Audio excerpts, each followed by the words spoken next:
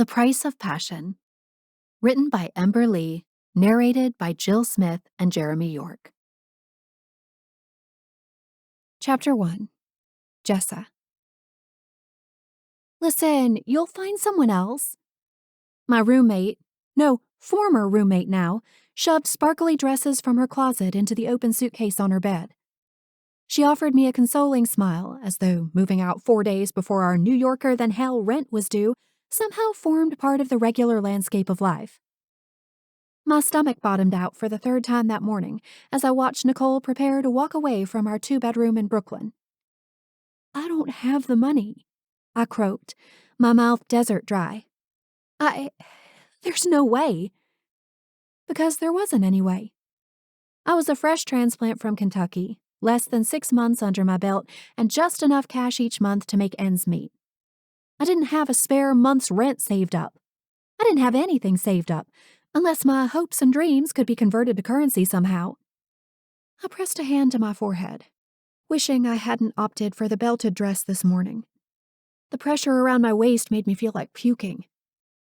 Jessa, trust me, Nicole called out after me as I stumbled down the hallway in search of fresh air or a hidden stack of money. You'll find something. People always do in New York. What the hell do you think I'm going to find? I shouted as I gripped the edges of the sink in our too-small bathroom. My Kentucky twang sounded louder than ever as I stared at my reflection in the mirror. A job as a stripper? Nicole, I'm too big for stripping. Nicole sighed loudly. What are you talking about? Anybody can be a stripper these days. All I'm saying is put your ear to the ground. Make a post or two on social. At this price, you'll have a replacement for me in 12 hours. A serial killer replacement, maybe, I shot back, studying the familiar contours of my face as a way to ground myself. I'd calmed myself the same way as a teen, when my mom got too loud with her boyfriend of the week in the living room, or the partying threatened to spill over and ruin my chill. I traced my hairline with my eyes, imagining a lead pencil tip following the curves.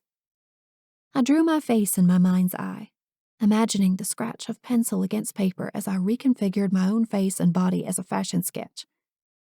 Drawing out my fantasy, via the perfect body, the perfect clothes, the perfect runway, was one of my tried and true methods of calming the anxious thrum in my chest. But I could only hold off the anxiety for so long. Rent was due in 4 mother-clucking days. You are underestimating the power of Manhattan, Nicole said in a sing-song voice as she continued to pack up her life and leave me in the lurch. I squeezed my eyes shut and let out a sigh. Pretty sure I'm not, I muttered to myself. If anything, I underestimated the power of life to throw me curveballs right when I was on the verge of achieving anything. I wasn't in New York just for funsies. I was here to start putting together the puzzle pieces of my future. The puzzle I'd let others convince me I couldn't ever solve. The puzzle I'd even convinced myself I shouldn't solve. I was here to get my fashion design certificate and finally make a go of my deepest and longest-held secret dream. Become a fashion designer for plus-size women, with a special focus on dresses that looked amazing. My phone vibrated in the secret pocket I'd sewn into the side of my dress. I fumbled to extract it from its position against my thigh. The screen read, Jeremy. Hello? I tried to keep my voice level. Jeremy would know something was up at the slightest waver. As a very good and perpetually concerned big brother, he was excellent at sniffing out trouble. Jessa? Jeremy's familiar baritone was calming, but the pause on the other end told me he was already on to me. Everything okay? I gulped. Sure. Why do you ask? From down the hall, Nicole loudly zipped her suitcase. I looked back at my reflection in the mirror and imagined the pencil lines. You sound like something's wrong, he said. Well, this is just me. My voice came out unnaturally bright, slightly psychotic even. Just, being myself. Jessa, it's time.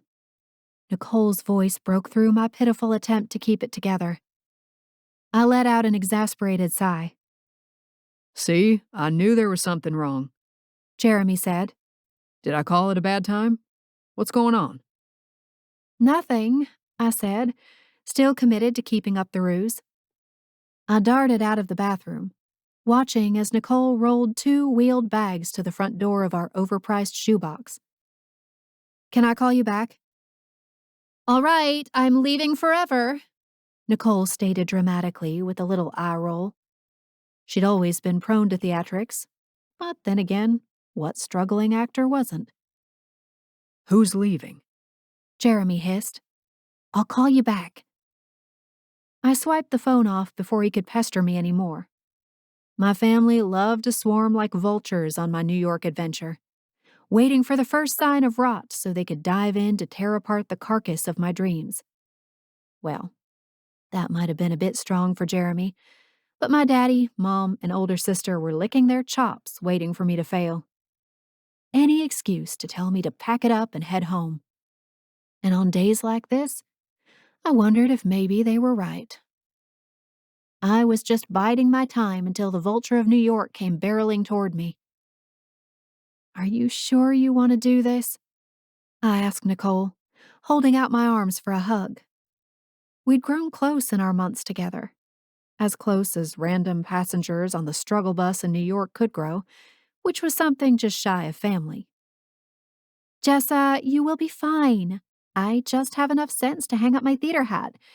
You, on the other hand, you have too many designs you should hang up, literally, on a clothing rack in the best boutiques in Midtown. I belong in Peoria. Peoria? I spat. Yeah, Peoria, Illinois. I'll pay a third of what I paid here and still be able to afford cocktails on the weekend. I'll get a job serving tables. Lord knows I've gotten lots of experience with that here. Even though I hated her for leaving me, I also understood that this was the constant churn of the Big Apple, a churn that I could soon be victim to. Good luck, I guess. We hugged tightly, but briefly. When we parted, she offered me a sad smile. You'll be fine, she repeated, tucking her blonde hair behind her ear as though the motion guaranteed it. Then she rolled her things out of my life forever. Once the door shut behind her, anxiety drilled down into my gut like an oil-seeking expedition. I pressed a hand to my forehead. This felt like a 4-alarm emergency. Jeremy called again, just as I thought maybe I'd pass out. Can you talk now? He asked in lieu of a greeting. My roommate just moved out, I said past dry lips. Oh, shit bricks. Jeremy offered. She was nice, wasn't she? Very nice, I confirmed, until that whole last-minute decision to move out of our apartment thing. Where's she moving? Peoria? Peoria? It's in Illinois, I said, as though I hadn't just learned it 30 seconds ago. Well, look at you, Miss Geography. What's in that weird-sounding city? Lower rent, I guess, I grumbled. I know a place that has real low rent, Jeremy said, extending his drawl in the way that told me a fatherly lesson was around the corner. Oh, Jeremy, don't. It's called Oakville. You heard of it? I heaved the most annoyed little sister sigh I could muster. I do not need your sass right now, Rents are so low they're free, little sister. he went on, oblivious to my pleas. You've got a nice twin bed with your name on it at my house. Besides, Louisville ain't too far from Oakville. It's an easy commute, and you can get plenty of that city culture you like so much. He was referring to the bed in his spare room I'd used briefly after breaking up with my ex-boyfriend Tommy. It had seemed safe until Tommy started showing up in the bushes of Jeremy's front landscaping nightly, tapping on my window with the rim of his bush light and begging me to forgive him. One of the downfalls of crashing with your brother in your hometown. Not only does everyone know your name and your history, they also know which window to peep through when harassing an ex-girlfriend. But forgiveness was not in order after I discovered Tommy's lies and manipulation throughout the end of our relationship. That twin bed isn't a refuge anymore, I reminded him. Way too close to Tommy for my comfort. Tommy has moved on. Jeremy said on the heels of a sigh. Has he? I doubted very much that my ex-nightmare, who spent 6 months lightweight stalking me after I broke things off with him, would fully move on from any woman who had spurned him. If anything, he was spinning more complex yarns about why I was the bitch, or even the butch. He'd love to accuse me of being a lesbian when I wasn't in the mood. Great guy, Tommy. 0 out of 10, did not recommend. All I'm saying is that if things fall through in New York, you can always come home. Jeremy had said this to me no fewer than 50 times since I'd moved to the Big Apple, which equated to roughly 2 times a week. I appreciated the sentiment. It was at least better than what I heard from my big sister Tara, which usually sounded like, "We know you can't hack it there, so why don't you just give up now?" Thank you, Jeremy, I muttered. But let me at least exhaust my options before I tuck my tail between my legs, okay? What are your other options? I, I don't know yet, I spluttered, but I'll think of them. Nicole reminded me that stripping is always an option. Jessa Walton. I didn't dare mess with Jeremy when he used his dad voice. I'm just saying. Shrieks on the other end of the phone interrupted me, which brought a smile to my face. I knew those girlish squeals. The girls are home? Jeremy sighed. Some sort of teacher and service day, I don't know. Had to call off work to pick them up. Why didn't Chelsea go get them? I thought she worked swing shift. I welcomed the digression from my own problems. She's been going into work early lately, Jeremy said. Well, tell Izzy and Hannah I said hello and that I'm not turning to stripping, so don't worry. My older brother let out a long, exasperated groan. How much do you have left in your savings? I swallowed hard. There had barely been a savings to begin with. I'd arrived in New York on fumes from my minimum wage job as a welding company's office assistant. As soon as I could escape, I did. All my accumulated funds had gone toward paying for fashion school and the triple rent, first month, last month, and a security deposit, required to get into my apartment. That was it. There was no wiggle room. I have... What was the least frightening way to say absolutely nothing? Enough to get by. So you have rent covered for next month. That was a hard no. Well... Jesus, Mary and Joseph. You know what, Jessa? If you won't come home, I'm sending help. I'm calling Damian. His words landed like a lead blanket. My hand shot out in front of me to put a stop to this suggestion, even though he wasn't here to see. Hang on. What? You can't do that, I said, my lips dry for an entirely different reason now. We don't need to get the Fairchilds involved. Why wouldn't I? They're the best friends I've got, and they're 2 miles from where you're sitting. Jessa, you know they'd help you in a heartbeat. Why can't I call them? My chest began a slow throb that indicated a pending heart attack. Because the suggestion betrayed a truth so unsavory, I'd rather fling myself on a spear than face it head on. Not only was Damian Fairchild my older brother's friend, he was my high school crush. The guy had stalked my fantasies and stained my attempts to date anyone else in high school, lest Damian secretly be in love with me and take my dating to mean that I didn't truly love him, which I did. And sure, I was a 27-year-old woman with enough curves to make a select group of grown men weep. But when it came to Damian, I'd always be the goofy, overweight little sophomore he'd never more than glanced at. Well? Jeremy prompted. My shocked silence must have worried him. Please don't call him, I said feebly, though I knew it would do no good. It's so humiliating. I'm broke and struggling. He's rich and wildly successful. He probably doesn't even remember me. Besides, Jessa, how could he forget you? He spent the entirety of his senior year at our house, sitting on the same couch as you. everything inside me deflated. I hated how much I still enjoyed those memories of Damian and I watching The Big Bang Theory while Jeremy dicked off somewhere else. Sometimes our elbows would brush. and I'd spend the entire weekend wondering what it might feel like to go to second base with him. I just don't want to be a charity case, I said slowly. You aren't a charity case. Jeremy said, a certain glee punctuating his words. Your family. I couldn't deny it. He'd found his angle, the rationale that would puncture any attempt I made to deflect his help. I hated him for it as much as I loved him for it. Jeremy wouldn't let me flounder. I had to acknowledge that. Even though everyone in my family wanted me to skulk back to Kentucky like an unsuccessful raccoon after rummaging through empty trash cans, Jeremy would make moves to help me see this New York thing through. And his reaching out to Damian was technically help, even though the mere thought of it made me want to shrivel up and die of embarrassment. I'm going to call him now, Jeremy announced. Hang tight.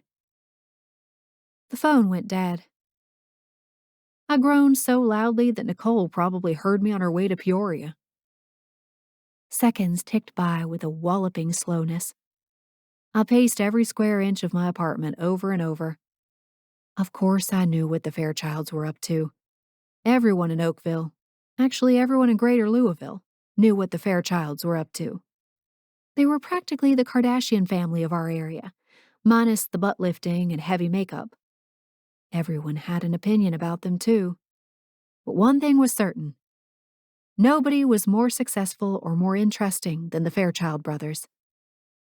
My lowly little broke ass did not fit in their new world, and I did not want Jeremy to shoehorn me in there. He called me back 23 minutes after we hung up, not that I had been counting. I could hear the smile in his voice. Jessa, I've got great news. I grimaced, preparing myself for whatever came next. Yes? They've got a job waiting for you. I slapped my palm against my forehead. Do they? And guess who needs a confidential secretary? Please let it be anyone other than Damian. Who? Damian. I nodded, my gaze stuck to the curling edge of the linoleum in the kitchen. This was just my luck. Trace couldn't need me. Not even Axel. It had to be Damian. The one guy I'd barely been able to speak in front of as a 16-year-old. Sure, I'd grown and matured since then, but he'd outstripped me 10 to 1 in every department imaginable. If I'd been the meek and unnoticeable sophomore back then, now I was even tinier in Damian's long shadow of accomplishment and world experience. From what I'd heard, the man had a private chef, and I couldn't even afford a bagel. Great. Even I could hear how devoid of enthusiasm I was. You said they've been looking for a new full-time hire. Jessa, you're going to get benefits and everything, I bet. He said you can go on over today. Can you get to their building by 3? I told him how your roommate just up and left, so he said he could fit you in last minute. Isn't that nice? My stomach cinched into knots. Full-time hire. Fuck. So incredibly nice. Jessa, this is going to work out great. We should have called him as soon as you got into town. But no, you insisted on doing things your way. Jessa's got to do what Jessa's got to do.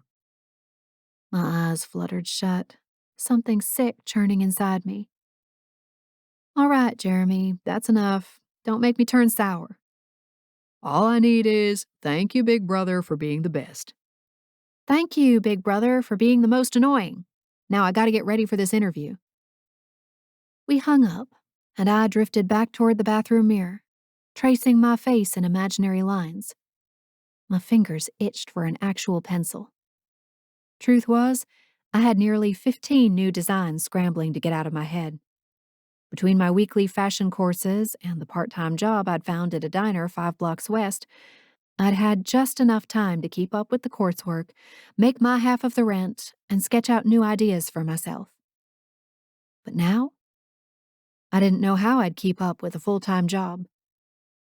I'd come here specifically and solely for the fashion course so that I could launch my dream of becoming a fashion designer, but I couldn't get the certificate if I couldn't pay rent. Frustration swallowed me whole, and I spent the rest of my afternoon mentally preparing to reacquaint myself with the Fairchilds.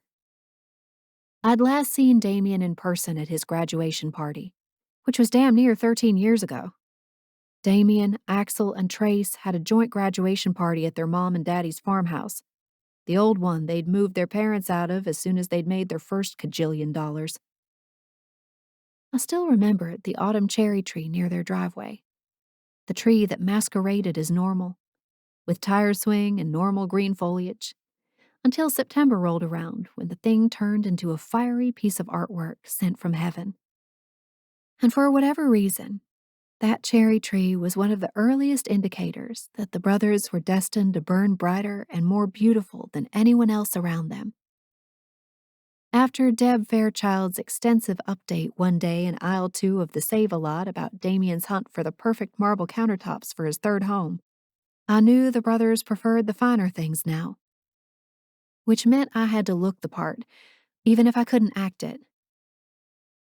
I thumbed through the dresses hanging on the rolling rack in my bedroom, sifting through the best thrifted dresses I had, as well as some of my own designs.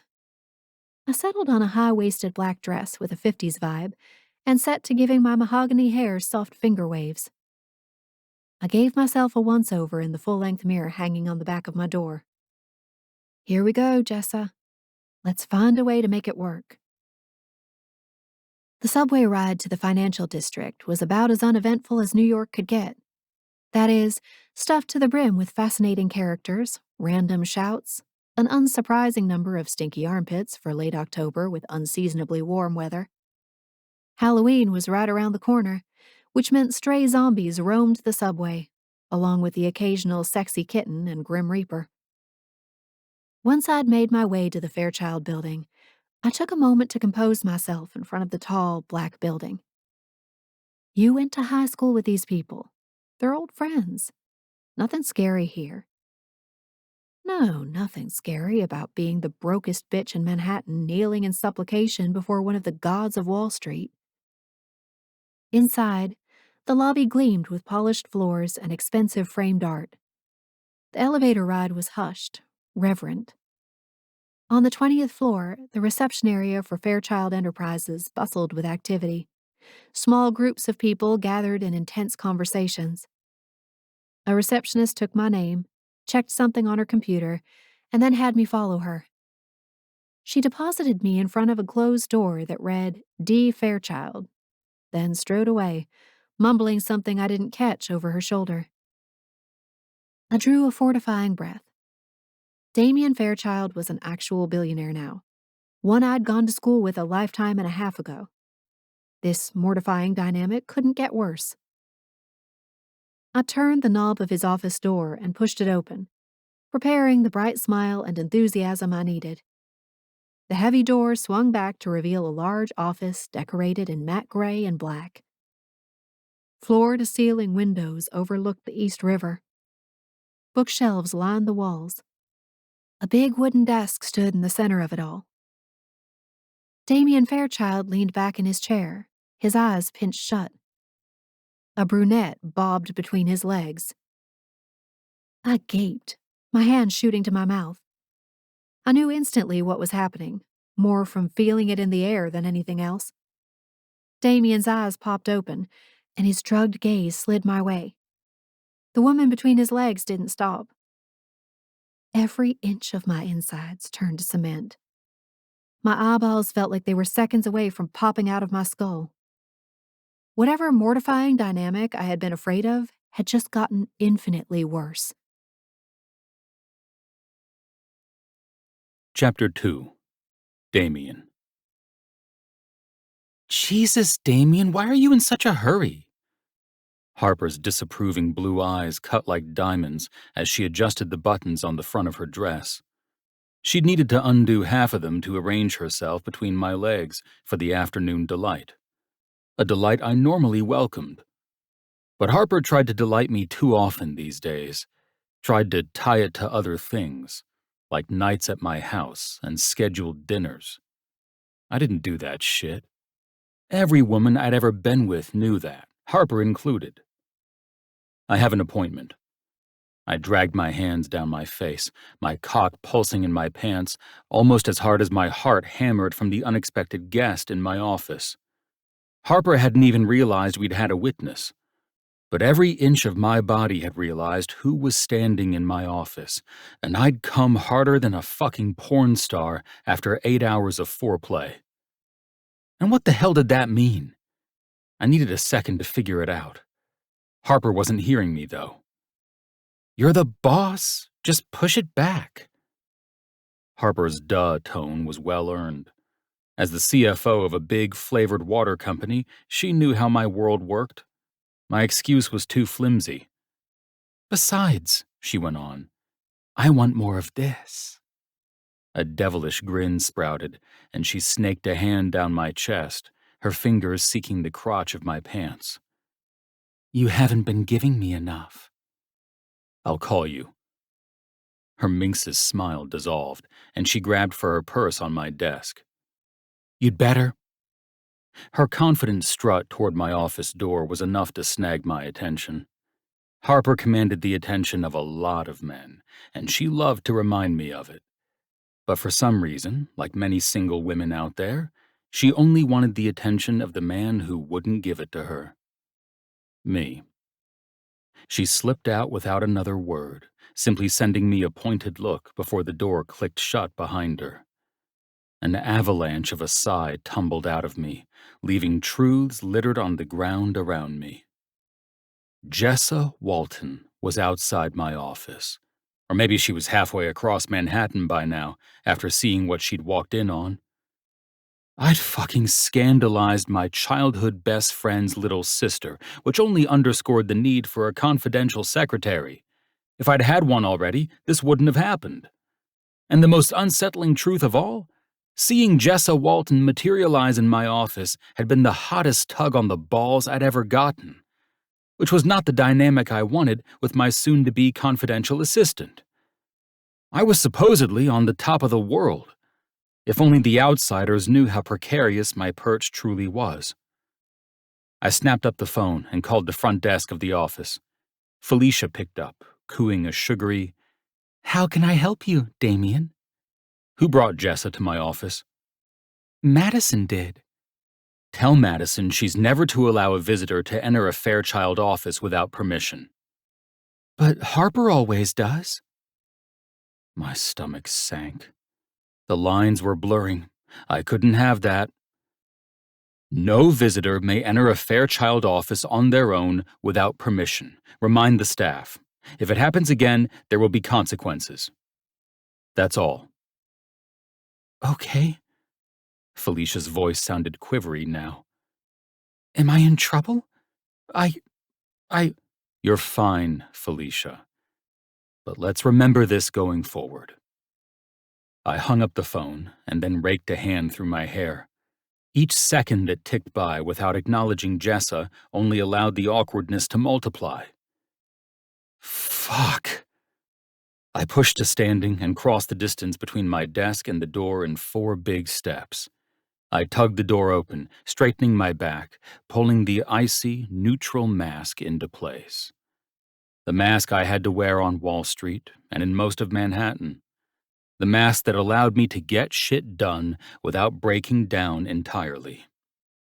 Even though I was on top of the world, I sure didn't feel like it. Nobody had ever warned me it would be so miserable up here. So utterly uninspiring and stressful. Who could blame me for a midday blowjob to help me make it through? Jessa sat in the guest chair in what should be my secretary's office, gnawing on the inside of her lip as her gaze bounced around the space. "Jessa?" She jolted and looked up at me, and then glanced away. Hi." Right, so this was going to be awkward as fuck. "You ready to come in?" "I don't know, are you?" I bit back a grin. We hadn't seen each other in more than 12 years, but familiar energy thrummed between us. Jeremy Walton and I were ride or dies. We didn't talk nearly as much as we used to, but we had each other's backs for life. That's just how it was, which meant I'd do whatever he asked when it came to his family, including hiring his little sister, who I'd been infatuated with during high school. But I'd also been too scared to ever make a move. 13 years later, I was even less inclined to make a move, even though every single thing about Jessa had gotten better with age. She surged to her feet, facing me with a straight back and the crystal silver blue eyes that had snagged me as a 17-year-old horn dog, and again as a slightly more mature 32-year-old horn dog. "Come on in. We can chat," I said, ripping my gaze from her figure. The black dress and 50s vibe she had going on worked a little too well. She was a pinup model in the flesh, with curves in all the right places. I'd fantasized only a million times back in high school about what it might be like to seduce Jessa Walton, but not wanting to cross the line with Jeremy had always held me back. The air buzzed between us as she followed me into the office. I headed for my desk, rubbing at the back of my neck. "So, listen." She cleared her throat, sitting primly in the visitor's chair. I came around behind my desk and leaned on it, pressing my palms against the surface. I dared myself to look her in the eye. Her crystal blues were waiting for me, the blush of her high cheekbones serving as a strange knife to my chest. Looking at her this close after so long produced something far too warm and sinuous inside of me. Dangerous. She was a mahogany-haired danger wrapped up in the most beautiful and voluptuous package. "Sorry for what you walked in on," I said, needing to get that shit out of the way first. Probably made my case for why I need a confidential secretary so bad, huh?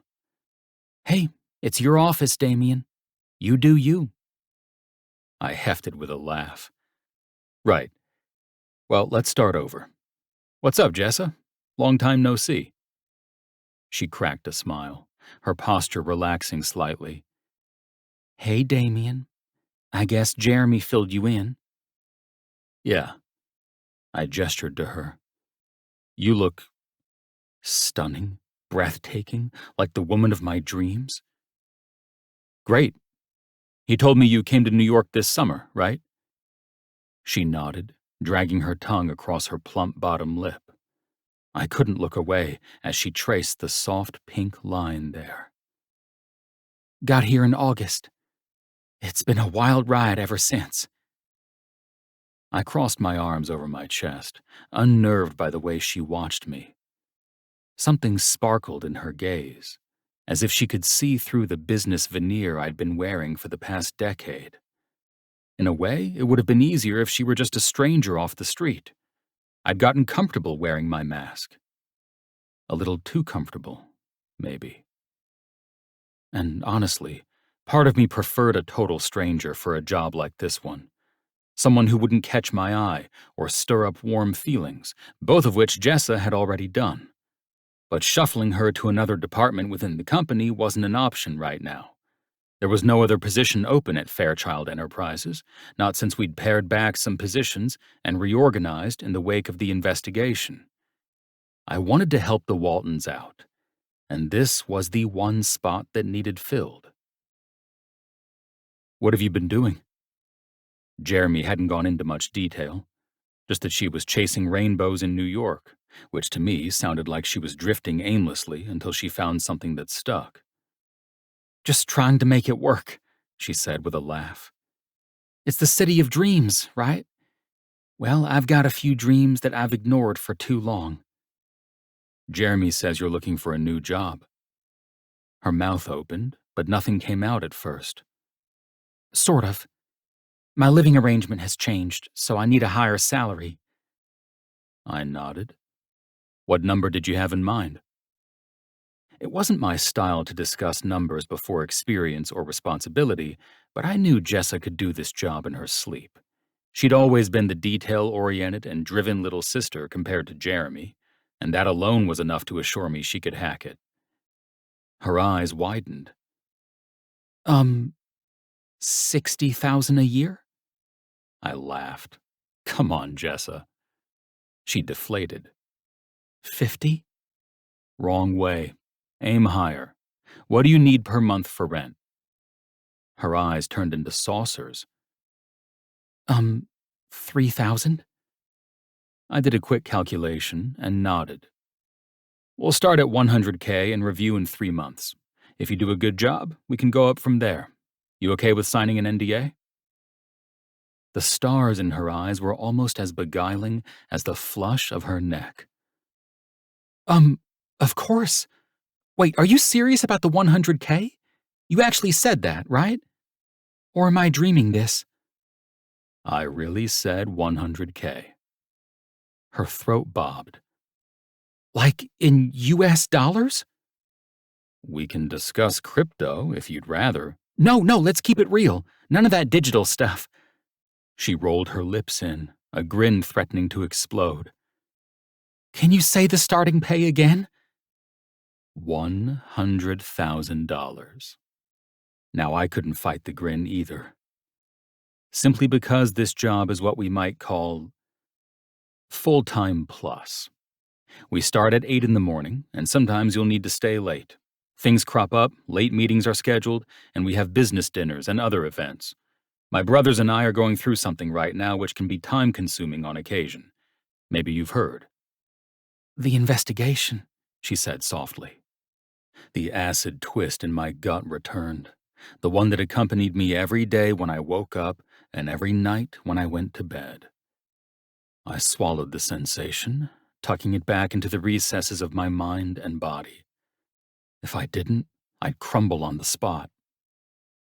The U.S. Securities and Exchange Commission's fraud investigation was one of the most devastating turns of my life. The only thing that surpassed it was losing my biological parents at age 7, and then losing my younger sisters to the foster system, and then sex trafficking during my late teens. Bad always followed the good. The universe had massive pitfalls in store for me, which meant I needed to tread carefully. That included keeping romance at a solid 0. Because that feeling when you met someone and your heart skipped a beat, that was called arrhythmia. That shit would kill you. It was better to stay away from all potential threats. It's brought its own sort of workload to our lives, I said. But beyond that, you'll mostly be responsible for my direct schedule, sitting in on meetings, preparing reports, running errands as needed. So basically you're bitch. A laugh rocketed out of me. That's not the technical term, but sure. For 100K a year, I will be your bitch, Damian Fairchild. Her coy smile, paired with the husky lilt of her voice, had my cock stiffening in my pants. I squelched the curiosity that sprouted to life inside me, the urge to toy with this thread. Great. Now, being my bitch does have rules, I went on. It might not seem like it after what you saw, but we run a tight ship here when it comes to our staff. We're fair, but we like things a certain way. I know we go way back, but here, you're just part of the Fairchild team. That's how it has to be. She nodded effusively. So what you're saying is I need to keep it a secret from the rest of the staff that you and Jeremy came in last place in flag football every year during middle school, right? No need to go sharing my middle school dirt, Jessa. Besides, if you start that, you don't want me to retaliate, I teased. But as soon as the words came out of my mouth, I wish I hadn't said them. The warm grin that blossomed on her lips was a hard yank into the past, and I didn't have time for a distraction like that. Fine. We keep all Lipscomb Public Schools incidents to ourselves, and nobody gets hurt. Deal. I caught her silver crystal gaze for a moment before reminding myself to barrel forward. The clock was ticking. I had too many things on my to-do list, and too many thoughts about Jessa that I wanted to ignore. We needed to wrap this up and move forward under a new dynamic, distant and professional, employer and employee. A soft rap at my door had me looking up. Trace's tall, boxy frame entered the office a moment later. "Wow," Jessa Walton, is that really you? Trace's good-natured baritone didn't betray an ounce of the tension that we Fairchild brothers had been living with for the past few months. And to be honest, I still wasn't sure how deep I planned to let Jessa get into the family bullshit. She'd be my confidential secretary, but that didn't mean she needed to know everything. "It's me. Good to see you again, Trace. How are things?" "Oh," he said, tapping a rolled-up sheet of paper against his closed fist. "It's going. I'm sure you've heard about everything." "I've heard about some of it, for sure, but I want to help you guys however I can." "I appreciate that, Jessa. How are Jeremy and Tara and your folks?" Jessa shrugged. "Everyone's the same, for better or worse." I knew through Jeremy that their mom had gone into rehab for heroin again this year, a habit she'd started when Jessa hit freshman year of high school, which meant her mom would be over on the worse end of the spectrum. "We should get Jeremy up here sometime," Trace said. "You can show him around. We'll wine and dine him. It'll be great." Jessa snorted. "Good luck. I think that man is allergic to crossing the Kentucky state line." "I could get him up here," I blurted. "Trust me, with how much Jeremy loves pizza, I'd get him here." Jessa giggled, covering her mouth with her hand. "You might be right about that." "Let's pencil in a Jeremy kidnapping then," Trace said, unrolling the paper in his hand. He came up to my desk and passed it to me. I scanned it while he continued speaking. "Meanwhile, you should look into this, Damian. Fundraiser for Teens for Tech. We should probably get our names behind a big donation here."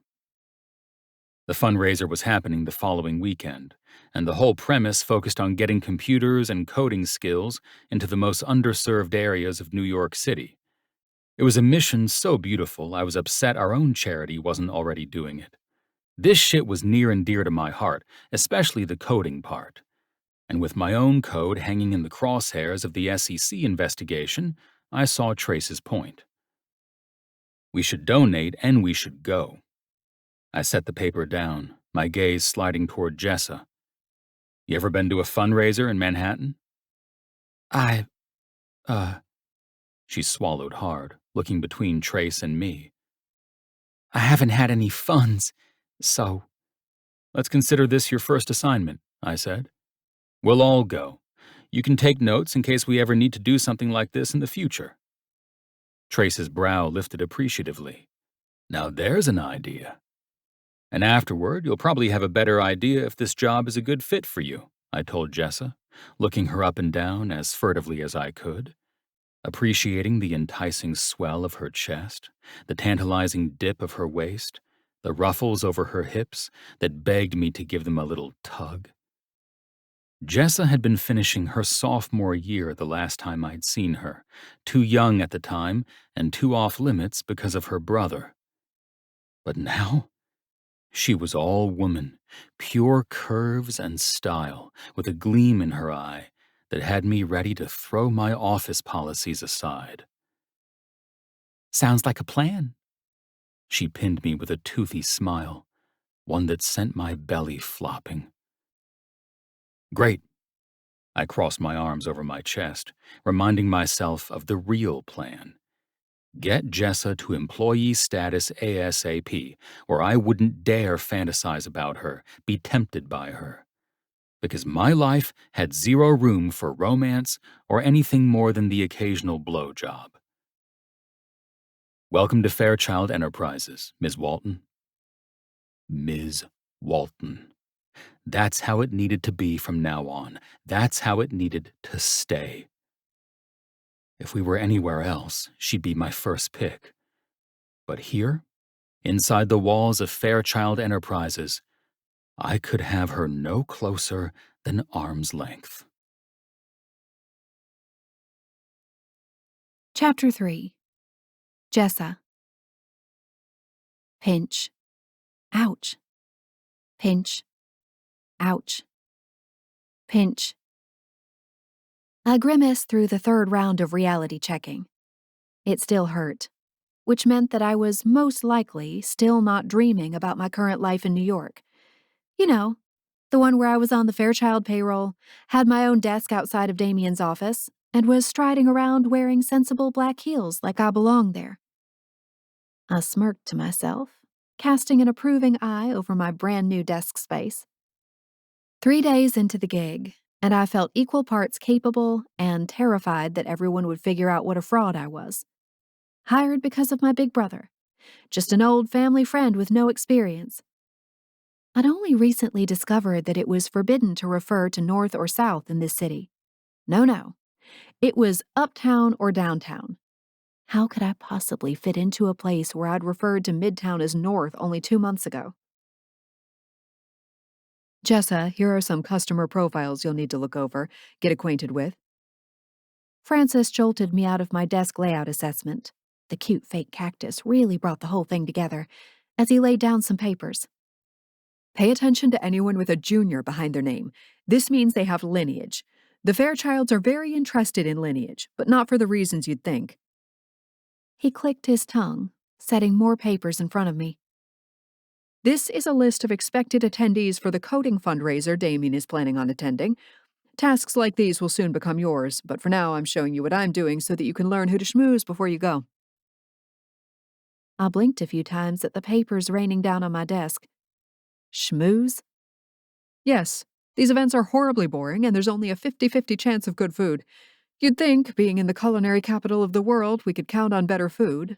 But alas, even some scallops taste fishy in New York City. That sounds so profound, I murmured. It is, Francis concluded, dropping another set of pages in front of me.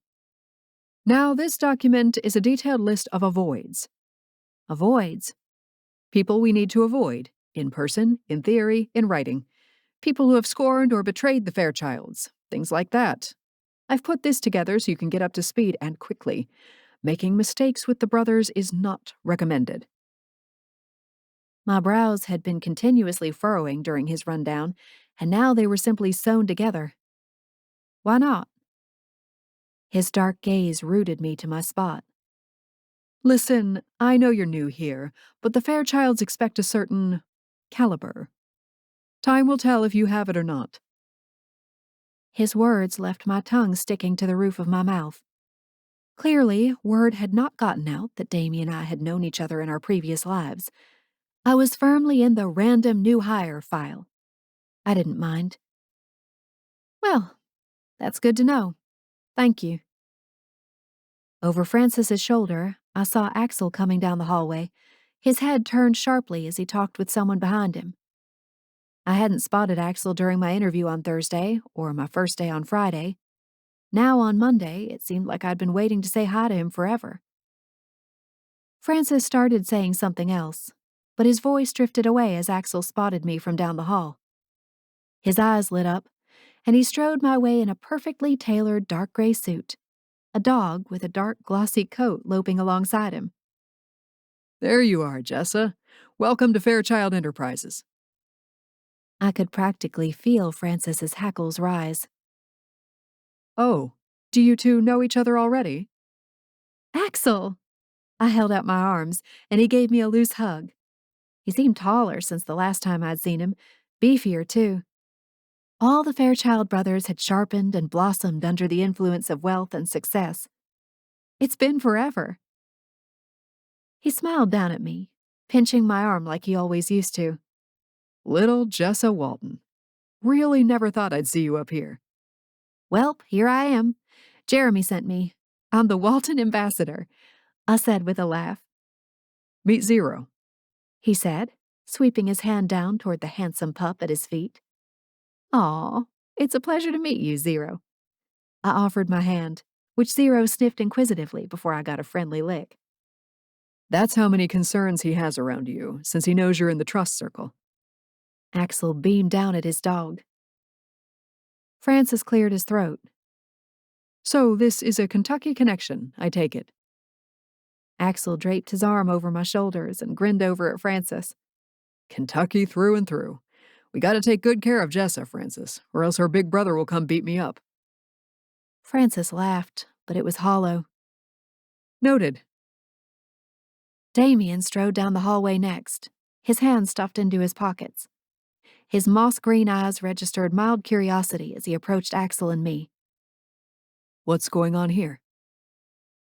I swallowed hard as I took him in. The 16-year-old in me still fangirled every time I saw Damian, especially now that he'd lost the glasses he'd always worn during high school. Dark stubble lined his jawline, and above his lip, elegant scruff. His big, plump lips were the stuff of fantasies, mine specifically. I had wondered no fewer than 18,000 times what it might feel like to touch those lips with my own. He dragged his tongue across his bottom lip as though he could hear my thoughts, which sent heat to my core like a lightning rod. Just saying hello to our old friend Jessa. Axel said. She needs to get back to work, Damian said curtly. Then his gaze dropped to 0. Hey there, buddy. He leaned forward to smooth his hand over Zero's head. Axel sent me a look that said, Get a load of this guy, and removed his arm. Fine. But Jessa, if you need anything, especially a break from this guy. He jerked his thumb in the direction of Damian. You know where to find me. My office is right down the hall. And you'll be meeting my girlfriend Cora soon. I have a feeling you two are going to get along great. I smiled at him, basking in the warmth from his greeting. That's what I had expected from the Fairchilds. It wasn't at all what I had gotten from Damian. But it was fine. He'd made the employer-employee boundary clear. No big deal. Well, okay, maybe just a tiny deal. Axel waved and headed away. Damian slipped into his office, the door clicking shut behind him, leaving only his delicious cologne lingering in the air. Something woodsy and refined and feral all at the same time. And Francis's heavy stare. So, how long have you known the Fairchilds? I swallowed. This felt like a trick question. So much for starting with a blank slate here. Since middle school, I guess. He surveyed some of the sheets on the desk again, his jaw flexing. Wasn't aware of that history. They're practically like brothers, I said. Francis fixed me with an inscrutable look. I couldn't tell if this was a good or bad piece of information to share. Just be aware that whatever you think you know about them from back home, it's different here on Wall Street. I nodded, not entirely sure what he meant. Yeah, that makes sense, I think. Get settled in. I'll keep you up to date. He offered a brief smile and flitted away, the sheen of his dress pants snagging my attention in the bright light of the hallway. I looked around at the quiet reception area outside Damian's office. There weren't too many people who came down this short, dead-end hallway, beyond Francis or the brothers. I liked that aspect of it. There wasn't a ton of foot traffic. It could just be me and Damian, tucked into our own little corner. I listened for some sign of life beyond Damian's door. Everything was cool, calm, and collected here. But more than that, it was fancy. There were espresso machines in practically every office pod. The break room featured only the most expensive brand of bottled water, the kind I had very specifically never purchased because who pays that much for water? The carpets lining the hallway looked like they came from some sort of fanciest Rugs R Us custom-order magazine, all silver-threaded and patterned. This was 10 leagues above the last job I'd had. The dinner gig I'd quit Thursday evening after an excessive amount of apologizing to my former manager. I couldn't deny it. I was thrilled to be here. But a small part of me tugged at my metaphorical arm, saying, "But wait, this isn't what you came here to do." I tried to push the thoughts away as I clicked through screens on my new company laptop. The keys were nearly silent as I typed out a quick email to Francis, acknowledging I'd gotten the avoids addendum. My desk phone rang. I knew it was Damian because of the red light that signified which line the call came from.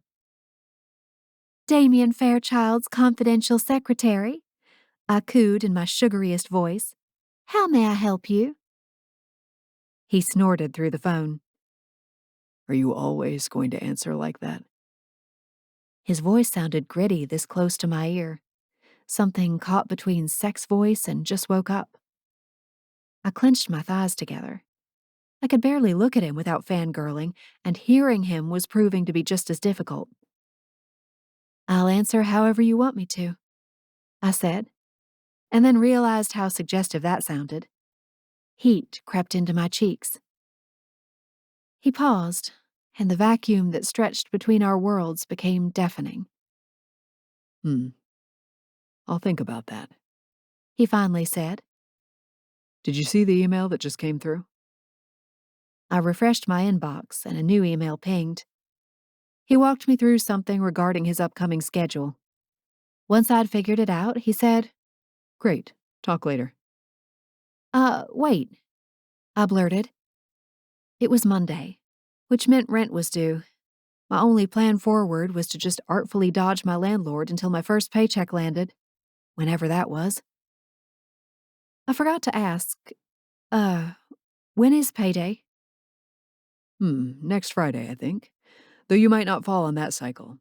I can find out for sure. Anxiety spiked inside me. I couldn't dodge paying rent for another 2 weeks.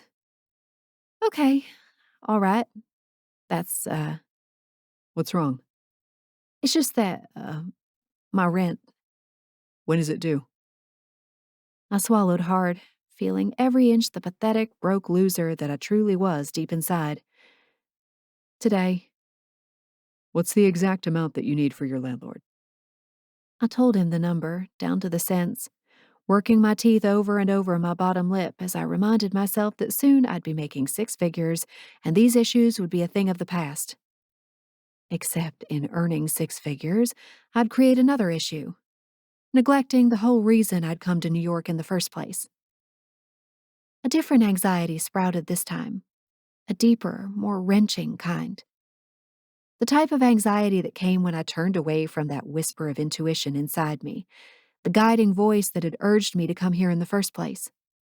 The voice I'd ignored for my 5 years at Tommy's side, withstanding his gaslighting and abuse, telling myself that staying with him, staying in Louisville, was the best thing for everyone. I was halfway through my fashion certificate course. I had to finish, which just meant I'd do whatever it took to both work this job and finish my certification. Damian cleared his throat. Send me your landlord's information when you get a chance. What? His number or Cash App account, whatever you use. You're going to pay it? I stammered. Sure. Just until you get on your feet. Warmth spread through me, and tears pricked my eyes. First a 6-figure job, and now this. Damian, you are too kind. It's nothing, I promise. Consider it a hiring bonus. And speaking of company perks, the fundraiser gala this weekend. Yes? Excitement prickled to life inside me. I was itching for a chance to see a real-life New York City soiree. Do you have anything to wear to a black tie event? At home, I had 3 finished dresses that would be perfect, and one that I was halfway finished designing. The chance to premiere any of them in an upper-class setting would be a dream come true. If even one well-connected woman asked me where I'd gotten my dress, this was the sort of thing I dreamt about with each stitch. Actually, I do. I have a few different dresses I'm thinking about. Well, I'll give you some money in case you need anything else. Remember, this is a highly formal affair. Don't be shy about buying what you need. I couldn't think of a single thing I needed as it related to this formal affair. The only thing I needed had to do with this man and my naked body. The image of that brunette buried between his legs sizzled through my mind. Truthfully, that image was branded there. It might never disappear. I needed me to be the one between his legs. Heat scorched through me again as I felt the blush make its way to my cheeks. Thank God Damian couldn't see me having naughty thoughts about him. I won't, I finally said. Great. The line disconnected, and I slowly hung up the phone. This felt like an alternate dimension. I pinched my forearm again. Ouch. Still painful. Still probably not a dream. Damian's door opened a moment later, and before I could even suck in a fortifying breath, his sturdy frame was at the side of my desk, sliding a credit card across the surface. Here. He rumbled. his mossy green gaze sliding over my face like a caress. And then he winked. No spending limit.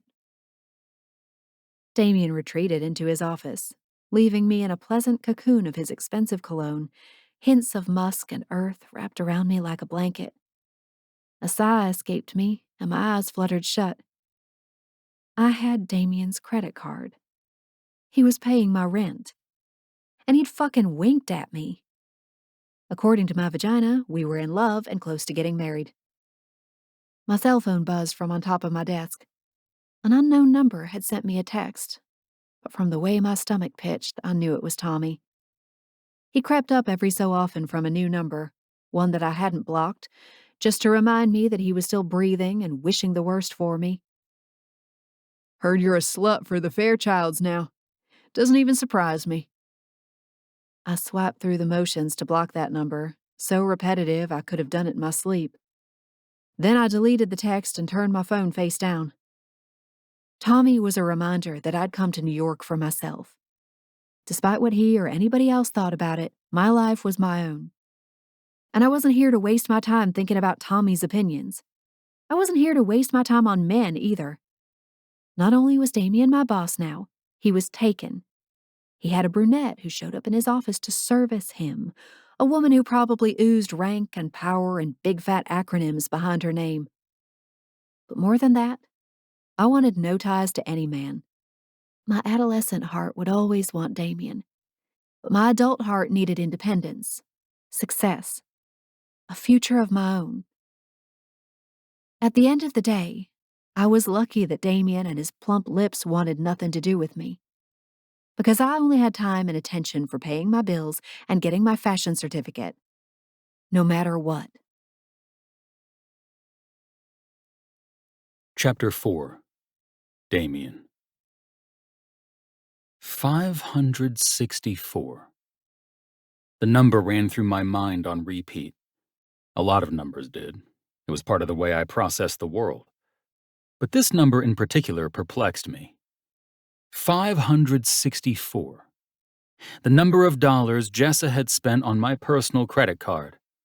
In other words, absolutely nothing. It was chump change. It was laughable.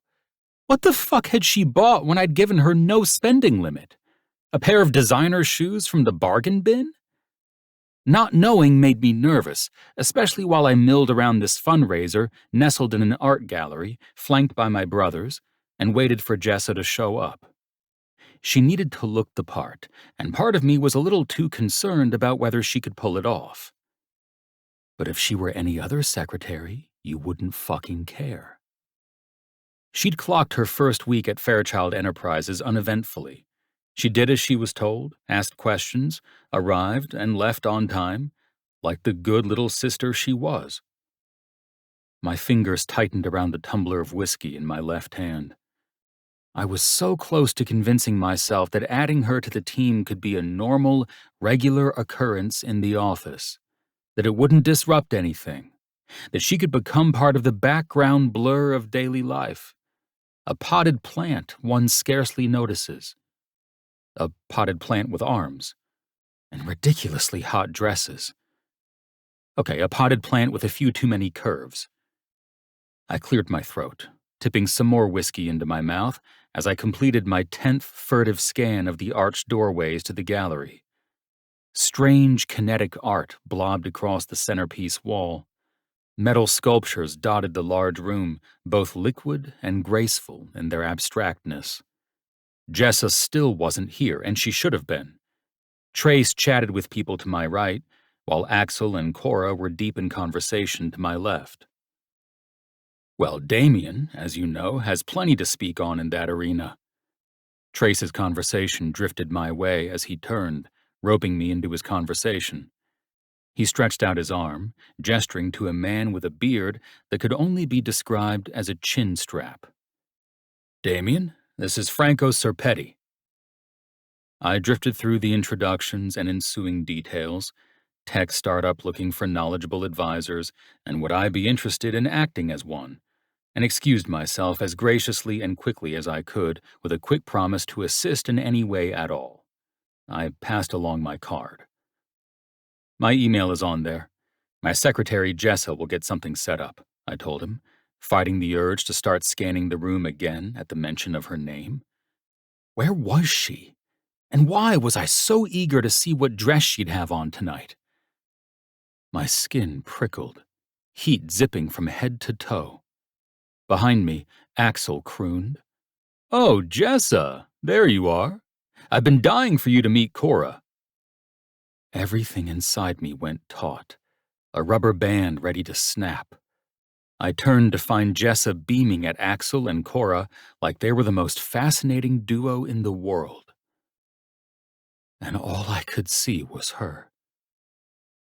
Jessa. She became the focal point of the room, sucking up every ounce of my attention and available oxygen in a form-fitting, off-the-shoulder, black lace gown. Big pearl earrings dotted her earlobes, her glossy auburn hair framing her face in soft, elegant waves. My hands balled into fists as I drifted closer to her without even deciding to. Her work performance might have been routine, but her presence hardly was. When Jessa was around, the air buzzed, which did not seem remotely sane or normal. The other thing that did not seem sane or normal was how much I fucking wanted her. Was this some sort of high school attraction gone awry? Maybe I'd truly lost my mind amid all the stress of the past couple years. Whatever it was, I didn't want it in my life. I could control this. Cora's been out at the Hamptons' house this past week, Axel was saying as I stepped closer. Cora grasped Jessa's hands in her own, leaning forward for a fake kiss on the cheek. The delight in Jessa's face was impossible to miss. Jessa was meant for this, these ballrooms, the ritual of fundraising, all of it. "It's such a pleasure to meet you," Cora gushed. "And can I add, you look stunning. Where did you get this dress?" Jessa's cheeks went pink. Her throat bobbed. I made it myself." This was news to me. Impossible news. I sipped my whiskey, pretending to look around the room, feigning focus on anything that wasn't this conversation I wasn't a part of. Axel slung his arm around my shoulders, bringing my head close to his mouth. "Are you going to pick your jaw up off the floor, or should I?" His cocksure smile was begging for someone to slap it off. I'd happily volunteer. "Fuck off." "Just curious, because if you don't plan to, Jessa might get the wrong idea about her new boss." I elbowed him in the ribcage. Hard. "There are no ideas for her to get. Can you stop harassing me? You are the last person to talk about workplace ethics." Axel's grin turned devilish. "Listen, just because I'm enacting a hostile takeover of Margulis Realty doesn't mean I don't have workplace ethics. Are you going to tell Jessa that you used to be in love with her in high school, or should I do that too?" I sent him the most lethal look I could muster. It only made his grin spread wider. "The way you're looking at me tells me I'm going to have to." "Shut the fuck up," I warned him. "If this is your definition of stress relief, it's fucking annoying already." Cora suddenly turned toward us, reaching for Axel. Her mulberry grin jostled us out of our quiet argument. "Axel, can you get one of my cards out of your pocket for me? I don't have any left in my handbag." "Of course, sweet cheeks." His face was pure mischief as he rummaged through his inside breast pocket. "What were you guys talking about?" Cora inquired. "Just some unresolved issues from Lipscomb High." Axel winked at Cora and Jess. I delivered a stealthy punch to his lower back, which made him cough abruptly. He produced the business card a moment later. "I'm gonna fucking kidnap you and send you on a helicopter to the Bermuda Triangle," I warned him once Cora and Jessa were wrapped up in conversation again. "You are being the ultimate douche scraper." "Tell me," Axel said, "is douche scraper an implement one uses to remove douchery, or is it a sky-high building of douchery?" "It's a sky-high building of douchery," I clarified for him, practically hissing into his ear. "One of the ultra-tall ones. You know, the buildings that only get approved because of the shady-ass contractor. Axel nodded sagely, while Trace sent both of us a judgmental arched eyebrow. What are you guys bitching about? Nothing, I told him. Trace, tell our brother how many times we caught him staring at Jessa like a lovesick fool our senior year of high school. 52 times, Trace reported. An average of once a week during the calendar year. I rolled my eyes. You guys clearly have nothing better to do than flip through our old yearbook and make up stories. If there was any doubt that I needed no one else in my life beyond my brothers, here was my proof. Between Axel and Trace, I had my hands more than full. I had the essentials, my closest family, the mingling of work and pleasure on the weekends, and the knowledge that I was doing good for people. My work was my atonement for my past failures. I was helping kids, even though I hadn't been able to help my own little sisters. A painful wrench in my chest left me gulping for air. Hey, you need another drink? Axel asked me. I don't think we're getting our ladies back anytime soon. He tipped his head toward Cora and Jessa, who were currently fawning over the details of Jessa's dress. Our ladies. That was a joke.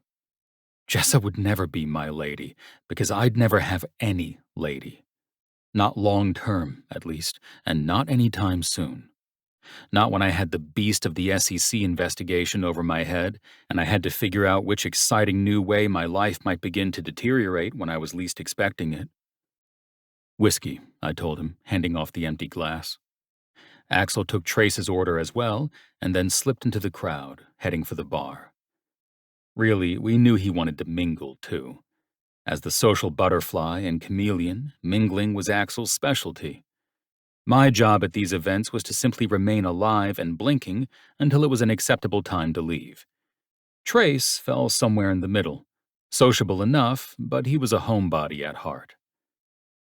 Gosh, I haven't even made it over here to say hello! Jessa's sweet voice wrenched at my insides again, my thighs tensing. I tipped my head in her direction. Welcome, Jessa. Trace leaned in and gave her a loose hug. Her cheeks flushed as she looked over at me. My palms itched, wanting to extend the same, but I couldn't. Not with the line I'd drawn in the sand. She and I were to remain boss and employee. That's the only way that made sense. This place sure is fancy, she said, smoothing her hands down the front of her dress. So many fantastic outfits here tonight. A handbag dangled from one wrist, something simple and silver. When her eyes swung my way again, I caught the same glint of silver in her eyes. Are they carrying around shrimp on a tray? The appetizers are good tonight, Trace said. How much do they cost? She nibbled at her bottom lip, looking around the room. A waiter approached, a tray balanced on his palm. Nothing, I told her. The food is included in the cost of the ticket. Have at it. I can just take one? They aren't orders? All for you, I reassured her, unable to fight a grin. Relief flooded her face, and she pressed a hand to her cleavage as she intersected the nearest waiter. Excuse me, sir, could I bother you for a sample? The black tie waiter paused in his rounds as Jessa plucked a cocktail napkin and one perfect, recently shelled shrimp off the tray. Her eyes were wide as saucers. This looks fresh, she said. Not at all like the little pink things you get from the Save-A-Lot. Those are bona fide Gulf shrimp, I told her, unable to pry my eyes off her as she nibbled at it. She licked her lips a moment later. Oh my God, the sauce is spicy. My mouth is on fire already. I signaled for another waiter, grabbing whatever drink was on his tray. A champagne flute. I lifted it in her direction. We have this on standby if it gets too hot. She giggled, took another bite, some of the sauce smearing on her lip. I'm ruining the fancy event 10 minutes in, aren't I? She had no idea how cute she looked, dolled up to perfection, delighted by one spicy shrimp. I couldn't help but crack a grin. Luckily, you're allowed to eat at these things. Jessa took the last bite, moaning appreciatively. That wasn't what I usually heard at events like this. I flexed my jaw, watching as her tongue swiped out over her juicy pink lip, lapping up the orange sauce. "Okay, I think I'm ready for that drink now," she said with a laugh. I handed it over to her, gobbling up the display as she daintily lifted the rim to her lips, pinky in the air, and sipped. "You're a natural," I commented, finally able to rip my gaze off her face. She'd always been too easy to look at, to get lost in. I could have spent the next 2 weeks watching her lick orange sauce off her damn lips. "You ready for work now, or do you need some more shrimp?" She wilted ever so slightly. "I shouldn't. If I eat another, I'll eat 30 more. And then I'd still need dessert on top of that. Damian, I'm in New York City. I need to eat like a supermodel." "It's not as glamorous as it might sound," I told her. "It's mostly celery." She huffed. "I can't do celery. It's like biting water with hair in it. So yeah, I better get another shrimp." She swooped toward the nearest waiter, plucking another shrimp from the platter, more confident and experienced than the first time around. "So much for the supermodel diet. That idea lasted 5 seconds. I watched as she polished off the next shrimp with an appreciative moan. I hated how much I enjoyed this. "You ready?" "Never. Not when there are so many tempting appetizers around me." I bit my lip, fighting the smile that threatened to overtake me. Jessa rummaged through her handbag, producing a sleek tablet. I surveyed the room, discreetly waving over another waiter. His tray held stuffed mushrooms, and I suspected Jessa would enjoy those too. "All right, let me just get out my brand new tablet so I can take notes," she murmured as she turned it on, swiping through screens. "My new boss just got it for me. Ain't he a peach?" "He's some type of fruit," I returned, "but not sure he's a peach." "Oh, is he a fruit?" Genuine curiosity swarmed in her eyes as she looked up at me. "I didn't take you for the fruit-picking kind." "Maybe a tomato," I offered, seeing where she was going with it and wanting to steer it back to clarity, even though it shouldn't matter to me if she got the wrong idea. In fact, it would be better if she got the wrong idea. Acidic, powerful, the base of whatever dish you're putting together. She blinked a couple times, nodding. "That sounds about right." The waiter approached with his tray of stuffed mushrooms. I nodded toward Jessa. "What about these?" Her eyes lit up, and she plucked one off the tray. "Damian Fairchild, are you trying to distract me? It's my 2nd week on the job, and I still need to prove myself. My tomato of a boss might fire me if I don't." I couldn't contain the grin this time. It was too easy with her, with the back and forth, the jokes, the whimsical way we could sit here and say nothing and everything all at once.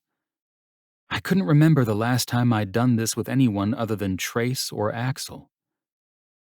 I plucked a mushroom off the tray for myself. Our gazes met, and we popped them into our mouths at the same time, watching each other as we chewed. I hadn't seen this woman in over a decade until last week, but now it felt like no time had passed at all. Even though there was a ravine the size of Kentucky between us, filled with unknown life events and experiences, I still felt like I knew her. The familiarity made my skin prickle. I didn't like it. Couldn't have it. Not when I'd spent the last decade of my life keeping to the shadows. Things were safe there, unattached and lukewarm. No new people. No new love. I had enough love in my life, and I didn't have room for more. I cleared my throat, straightening my back as I set my sights on the nearest person of importance. It didn't matter who. I just needed to direct the conversation away from anything that threatened to tug at the armor that protected the softest parts of me. "You'll probably be hearing from that guy over there." Who? The one standing next to the most phenomenally beaded dress I have ever seen in real life? That must be so heavy. I wonder how they fastened the beadwork. I cracked a grin and pointed out the man Trace spoke with earlier, giving her an uninspired rundown of my interaction with him earlier. After that, I pointed out all the biggest names in the room, some of which made her gasp, particularly the well-known names like Spike Lee and Tina Fey. "There are so many celebrities here," she murmured, a hand pressed to her chin. "I should have worn something designer." I blinked a few times, glancing down at her dress. Her cleavage was the first thing I noticed. Luscious, pearlescent, completely fucking biteable, damn it. But I yanked my gaze away before my thoughts could careen too far. "Did you really make this dress?" She nodded with a sad sigh. "I should have gone with Givenchy, though." "It's a nice dress." "Nice? See, you gave me your credit card, and I was coming to this function, and—" She sighed again, returning her focus to the tablet in her hands. "I'm breathing the same air as Tina Fey. That's all that matters." My fingers tightened around the tumbler of whiskey. I had more questions about the dress, and a lot more words to describe the dress, all of which were much stronger than nice. But I wouldn't give in to them. I focused on the clamor of the room around us, the din of voices and far-off champagne bottles popping open. I took a deep breath to clear my head. It was hard to stay focused around Jessa. She was far too warm and inviting. "Hey, I made the donation."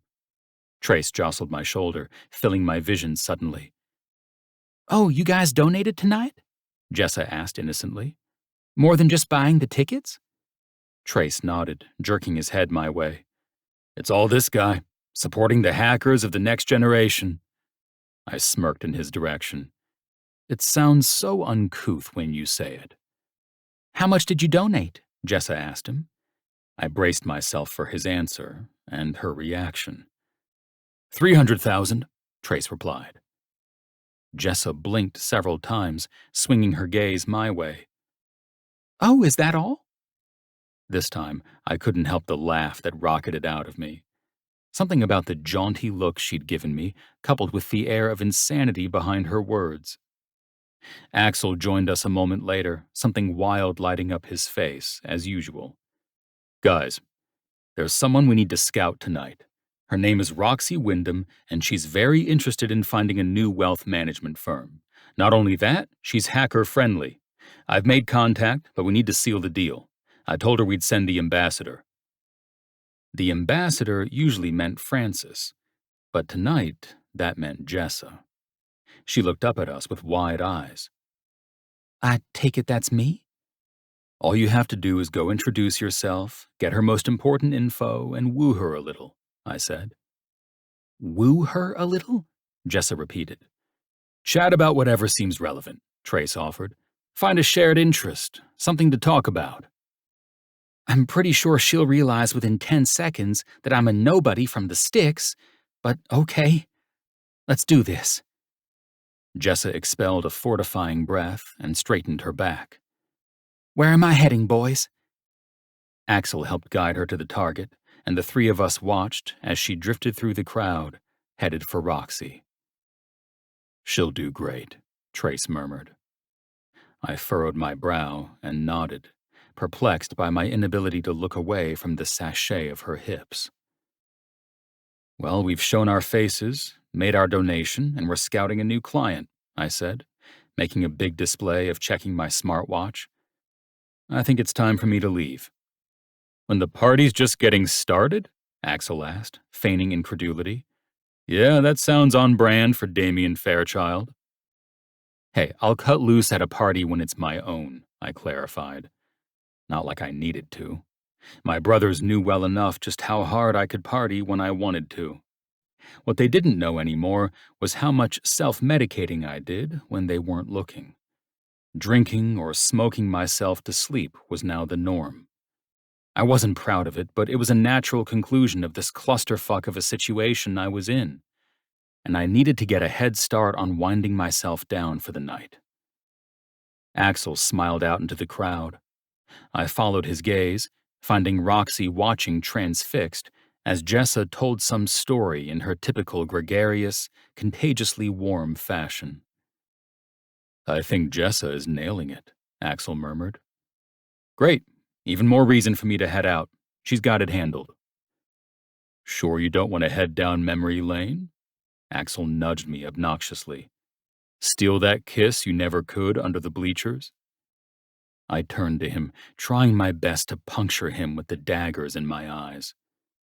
"Remember what I said about the Bermuda Triangle?" And I was serious. I'd hire the cartographer necessary to deposit his ass there and have him never return. I hated their ribbing about Jessa only because there was a kernel of truth to it, which they knew. They were my fucking brothers, after all. The whole thing was aggravating. The only thing I knew to do was walk away. Deep down, a part of me wanted to snag Jessa and run far away from the party, take her someplace where we could just sit, catch up, see what happened. And I couldn't afford to give that part of me a chance to act. A third had joined Jessa and Roxy across the room, a well-dressed oil exec who came to all these things, tall, dark hair, and a winning grin beaming down at Jessa. She touched her chest as he said something that prompted a blush to bloom. The knot in my gut cinched tighter. The worst thing about having Jessa in my orbit was knowing that she'd be scooped up in a heartbeat. And it could never be me doing the scooping. I downed my whiskey, handing the empty glass to the nearest waiter. "I'm out. Tell Jessa if she asks." "Go tell her yourself," Axel shot back. I narrowed my eyes at him again. "Bye, douche scraper." He laughed, pulling me into a hug. "I love you, you freak. You know that, right?" I hugged him tight, slapping my younger brother's back. "Love you too." It was me, Axel, and Trace against the world. That's how it had been since my teenage years. And that's how it was going to stay. Introducing, or taking away, anyone else would disrupt everything, and God knew I couldn't handle that. The only way to keep everything together was by making sure nothing changed. Chapter 5. Jessa. My eyes burned as I sat on the subway Monday morning. The dark features of the subway tunnel flashed past the windows at a startling pace, far too quickly for my uncaffeinated state. Most of my morning commute was underground, but occasionally, when the train came up for air, I'd see fascinating snippets of life. Brownstones and park chess games, clusters of school kids and cerulean backpacks, best friends with heads tossed back in laughter, cigarettes tight between fingertips. I blinked rapidly, trying to conjure some bit of clarity at 7 a.m., but nothing came. It was too early. The sun was too bright, the stench was too real. The sound of the wheels on the tracks threatened to lull me back to sleep as we clickety-clacked our way through Brooklyn, headed for the financial district. Another week was beginning at Fairchild Enterprises, which meant another week of hanging on for dear life to my fashion course. A yawn burst past my lips, unsanctioned. I capped my mouth with a hand. I'd spent every bit of Saturday and Sunday catching up on my coursework, preparing things for the week, catching up on designs. I was determined not to fall behind, which meant I'd work 100 hours a week between my two obligations if I had to. As long as I could make it to my classes on Monday and Wednesday evenings without giving Damian any reason to suspect I wasn't giving him $100,000 worth of dedication, I'd be fine. That was all that mattered. My phone buzzed with notifications from social media. I'd kept them turned on ever since leaving Tommy because he loved to surprise me, post-breakup, by sharing embarrassing photos with the world. Like that, "Oopsie, didn't mean to post and tag you in that" intimate picture that I'd shared with him and him alone. Even years later, I was always on high alert. I scrolled through my feed. I'd been tagged in a photo from the event on Friday evening. My heart swelled as I took in the scene. Trace had posted it, a candid photo of the sprawling party. In the picture, I was mid-sentence, gesturing toward Damian, who watched me with his trademark serious look, plump lips on display. I melted for the 100th time as I took in that broad-shouldered man in his perfect black suit, his chestnut and dark blonde hair swept back in the perfect mix of formal and loose enough to fist. Not that I would ever be fisting his hair, of course. Damian had made it plenty clear that anything beyond business interactions was a laughable impossibility. My gaze drifted to Axel in the picture, who was leaning toward Cora. Gorgeous people crowded all around them. Between the beautiful gallery and the black tie affair, it looked like I was living the dream in New York. The smile I wore made my cheeks hurt as I drank in the photo. I wasn't sure if this was the technical definition of success, but it was sure something. It at least looked successful, even if some things looked more perfect than they really were. For example, this picture didn't hint at the patterning mistake I'd made that meant my dress swished too much against the floor on only one side of the dress, a total design error that I couldn't wait to tell my professor about. And the other thing this picture didn't hint at? The fact that Damian had ghosted me within a half hour of my arrival. No, he wasn't obligated to stay at my side all night, or hunt down yummy snacks like the stuffed mushrooms, or hold my champagne while I ate spicy foods. Those were just the things I wanted him to do while I pretended he was my date, even though he'd never be caught dead linked romantically with someone like me. But what had I really expected? Damian could be icier than Antarctica, a trait he didn't hesitate to reveal as time went on. I basked in the surreal fanciness of the photo for the rest of my trip. By the time I'd stepped onto the platform and breezed my way through the subway station, it was 7:50 a.m. Perfect timing. I wasn't fully caffeinated, but the adrenaline from seeing my first near-debutante outing featured on social media and making it to work on time after slaving away on fashion all weekend was a close second place to a shot of espresso. And wasn't I just living the New York life? I couldn't fight the grin. I'd never felt so giddy. My life had changed dramatically, thanks to Damian. Even if he would never press those pouty lips against mine, I could at least admire him from afar for the rest of my time at his company.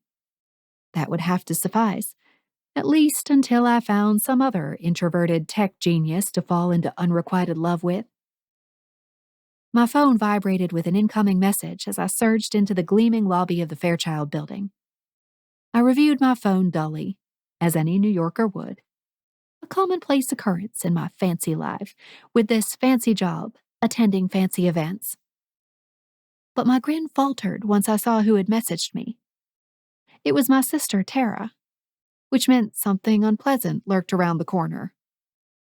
My stomach knotted in anticipation. Tara. Wow, just saw the party pics from your wild weekend in NYC. The grin fell further, lead weights at the corners of my lips. Jessa. It was a work event, mostly boring. A total lie. I'd been enchanted by every moment of that evening from start to finish.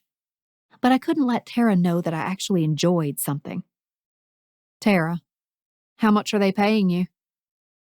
I didn't want to answer the question. I didn't even want to be asked the question. I'd confided in Jeremy about my new salary out of sheer excitement after I'd started, but he knew better than to share that with Tara. Didn't he? I swallowed hard, pocketing my phone as I reoriented myself. I'd missed the elevator going up, thanks to Tara. Shit. I headed for another door, hitting the button, as more people gathered in the waiting area. I tapped out a reply as the numbers of a different elevator ticked downward. Jessa. Standard salary for this type of position in the city, nothing crazy. Except going from roughly $22,000 per year to 6 figures was fucking crazy. Even I couldn't fully believe it. Tara. So what are you making with the Fairchilds? $20 an hour or something? My stomach didn't just pitch downward. It got on a high-speed elevator to hell. I made more than double that. My average hourly wage was a number that would make Tara choke. but everything about New York made regular people choke. The traffic, the salaries, the sky-high rents, the sheer number of hot dog stands. Tara couldn't understand. She'd never even left northern Kentucky. I ignored my phone and boarded the next elevator that opened. It was 8:02 already. I was officially late. Nervousness wrenched my stomach as I stared at the ascending numbers tucked behind 10 other people. When the doors opened at the Fairchild Enterprises level, I strode purposefully to my desk at the back of the building. I spotted Trace heading down the hallway to the conference room, and he jerked his head into a nod. "Morning, Trace," I sang out. "I'm late today. Don't tell my boss, okay?" He cracked a grin. He's late too. What a coincidence. His words hinted at something I only wished could be true, that we were both late because of the other one. But that wasn't true, and would never be true. Not when Damian kept me at an arm's length and had perfect cheekboned Harper in the wings. I'd planned to ask him where she'd been that night at the fundraiser, but he'd disappeared before I could probe even slightly, which just seemed like confirmation that he'd been rushing off to meet her somewhere. At my desk, I drew a deep, cleansing breath as I set my purse down and surveyed the quiet area. Damian's door was closed, though maybe he was already in the conference room. The air felt crisp and inspiring inside Fairchild Enterprises, somehow, though maybe that was just an extension of how I felt about the brothers. From day one, they'd always seemed destined for greatness, possessing some otherworldly essence about them. Sure, that might have been my unrepentant schoolgirl crush lending them some of that celebrity status. But the truth was plain to see. All these years later, they were the ones on top of the world. Nobody else from Lipscomb schools, nobody in Oakville itself, had gone even half as far. And as far as I could tell, Damian lived and breathed helping people, including lost dreamers like me. I drew another deep breath. No more daydreaming about Damian. It was time to work. Tara, question mark, question mark, question mark, question mark, question mark. Forget how to text? I frowned down at my phone. No more of this conversation with my sister either. At least not during work hours. I unpacked my lunch, my essentials bag, my sketchbooks for downtime, and put everything in its rightful place, which also included the phone going into my desk drawer. But before I hid it away, I fired off a quick response. Jessa, at work now, can't chat. Tara, must make a lot if you can afford new dresses and shit. Jessa, I didn't buy that dress. Tara, so you're just gonna leave Mom to rot, huh? My eyes drifted shut, guilt taking an insidious lap inside me. Our mother was in rehab for the third time. Third time was the charm, she'd promised. Tara expected me to be waiting at the exit, open arms and a smile at the ready. Because according to her, and most of my family, my rightful place was in Kentucky, with family. As the youngest child, with no children or husband, it was my duty to pick up the pieces of my mother's life without fail, without complaint. Tara fucking hated that I'd moved to New York instead. So much for stowing my phone at work. Jessa. She's not rotting. She's getting the help she needs. Tara. So where's your money for this month? Jessa. I already sent it to you. Tara. If you're making $20 an hour, you should pay more. This shit ain't cheap. You got 3 kids to raise too, or is that just me? Tears crept into my eyes, blurring the edges of my vision. It was always the same old cycle. I wanted out, but I couldn't find the escape hatch. Jessa, I'll send what I can after my next paycheck. Tara, pretty sure the woman who gave you life needs the help more than your wardrobe. Act right, Jessa. Her words landed with the finality of an axe blow, and I shoved the phone into my desk drawer, chin trembling. One tear escaped, and I swiped it away before anyone could see, or even feel, that I was crying at my desk. I drew a shaky breath, staring at my computer screen but seeing nothing. It wasn't fair. None of it felt fair. But Tara's words brought the guilt crashing back over me, a sticky, sour avalanche of fears and doubts. Who was I to deserve this life? What right did I have trying to do better, do something new, when the rest of my family struggled so badly? Maybe her words were just a reminder to pack up this silly fantasy and go back to where I was needed. New York didn't need me, but Kentucky did. I could feel the perma-frown on my face as I scrolled through my inbox. All I could do was get lost in my to-do list. If nothing else, I needed to earn this six-figure job, and I intended to at least make the money I and my family required. I waited until I could see past the tears once more, and then I got to work answering emails, checking appointments, researching clients. By 9:30, there was still no peep from Damian. That's when I remembered to check his calendar. Ugh, anxiety always derailed my common sense, and realized he was in a meeting until 10 with his brothers and Francis. When the admin tasks failed to keep the tears at bay, I pushed away from my desk and strode down the hallway. I wasn't entirely sure where I was going, only that I needed to go somewhere. As I passed the open door of the break lounge, I spotted a head of glossy dark hair. Cora Margulis, Axel's absolutely wonderful girlfriend who I'd met and fallen in love with Friday night. I stared at her through the doorway, wondering if our friendliness from the fundraiser would carry over into the office. She'd mentioned being in town sporadically from her perch in the Hamptons, which made me think this was more of a social call than a bona fide work appearance. "Hi, Cora." My voice sounded unnaturally chipper. Whatever cool points I'd collected for making my own dress withered in the air between us as she slowly turned, eyes widening. "Jessa." Whew, at least she'd remembered my name. Cora came toward me, her arms outstretched. It took me a moment to realize she was angling for a hug. I surged forward and we embraced like the oldest of gal pals. My heart thumped as her fruity perfume wafted over me. "So good to see you," I gushed. "You too." She stepped back, looking me up and down. "Tell me, is this another one of your creations?" I swallowed the last bit of my sadness from Tara's guilt trip and looked down at my dress, smoothing the front of it. It was a simple A-line cream and black design that I'd made at the start of the course. It sure is. One of my favorites. I didn't intend it for workwear, but it seems like it's up for the job.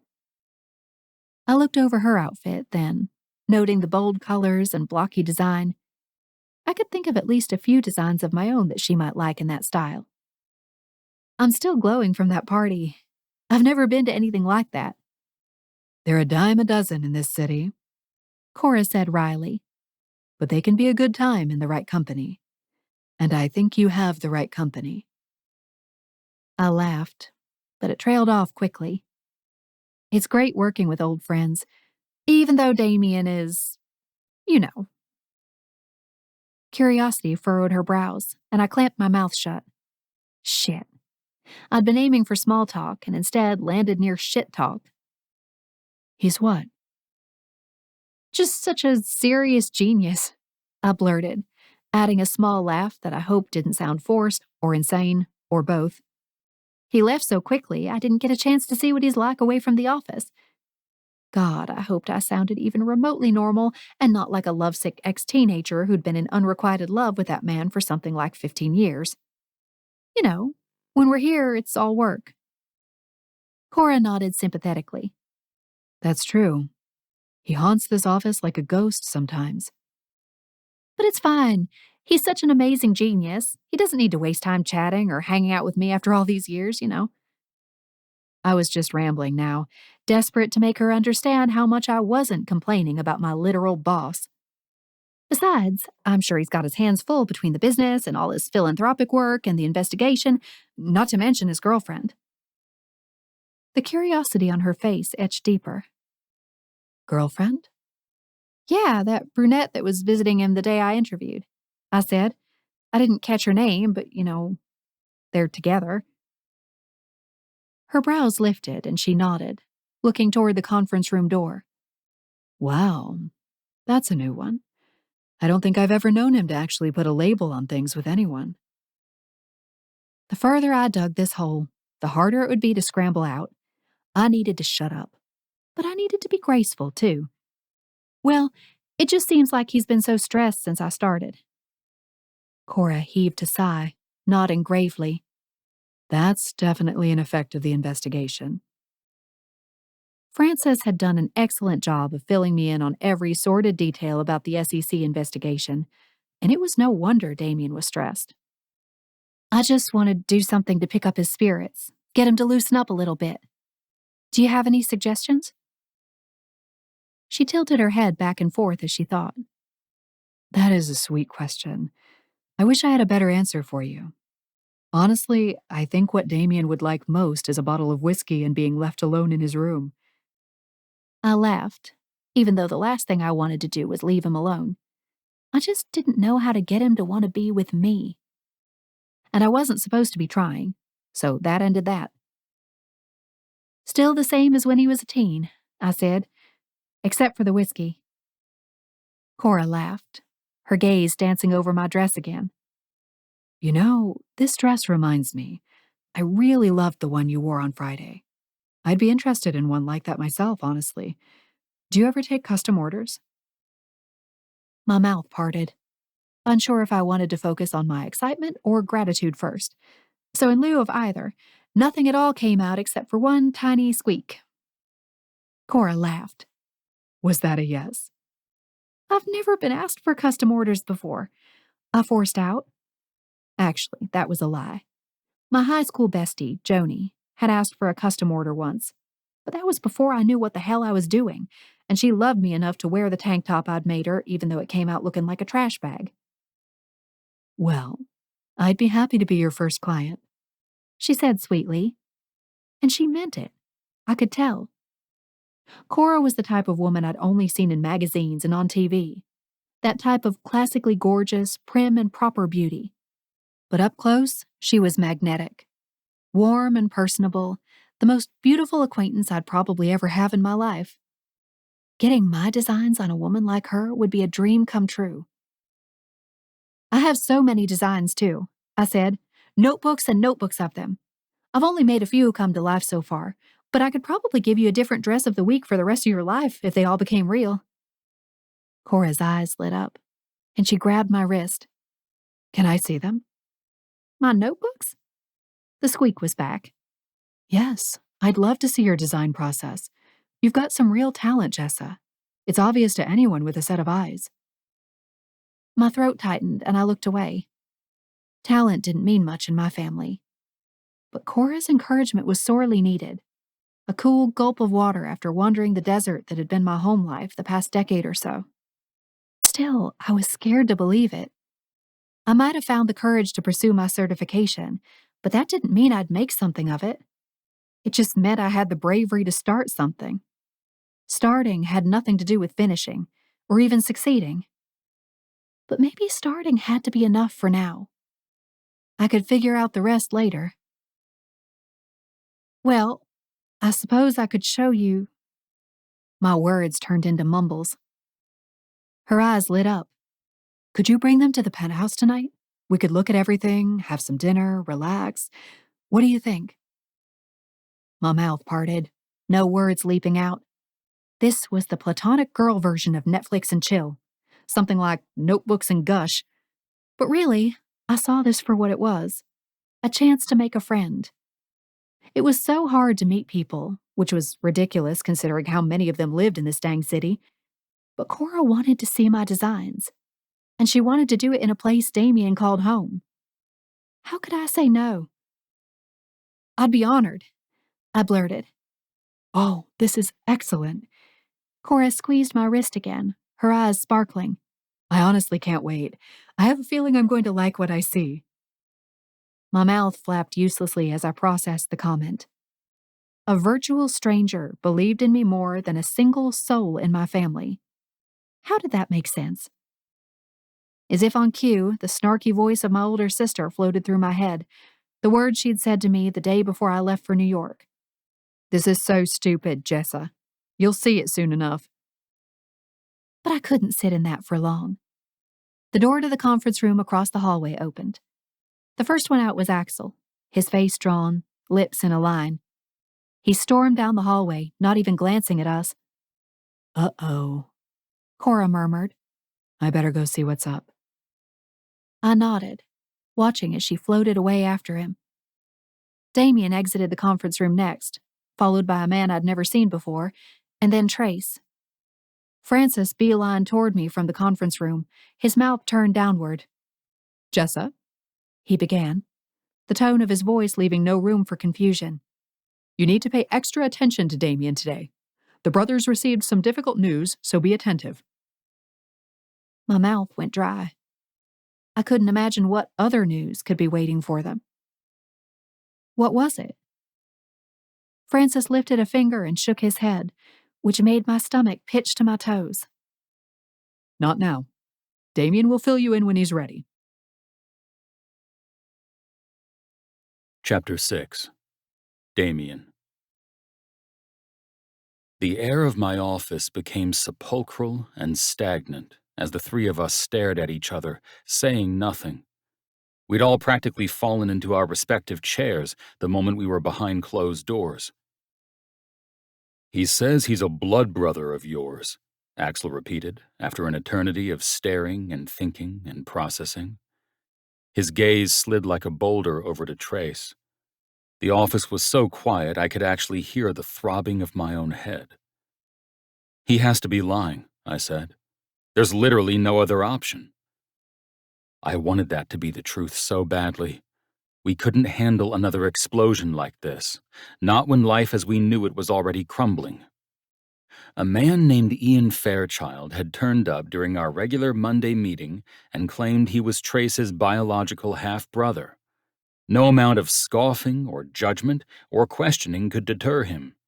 He'd been completely fucking convinced, which only made this whole thing weirder, more curdling, more uncomfortable. Silence descended once more. Trace's eyes flitted between me and Axel. Right, Trace? Axel pinned Trace with a stare.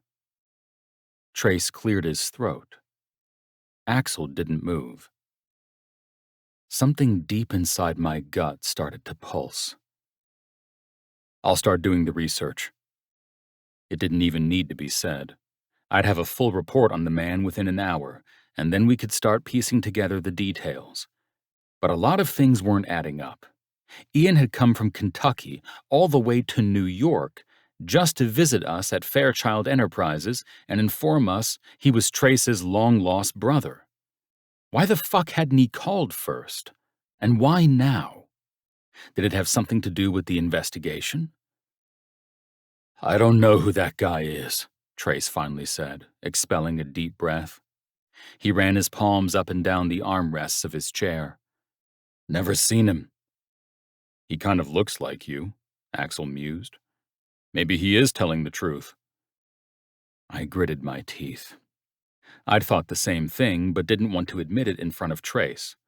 They had the same gray-blue eyes as our adoptive father, Gary, which was probably just a coincidence. Because there was no fucking way Trace had a secret biological brother. Sounds like we've got our first extortionist, I said loudly, trying to drown out the anxieties screeching inside my head.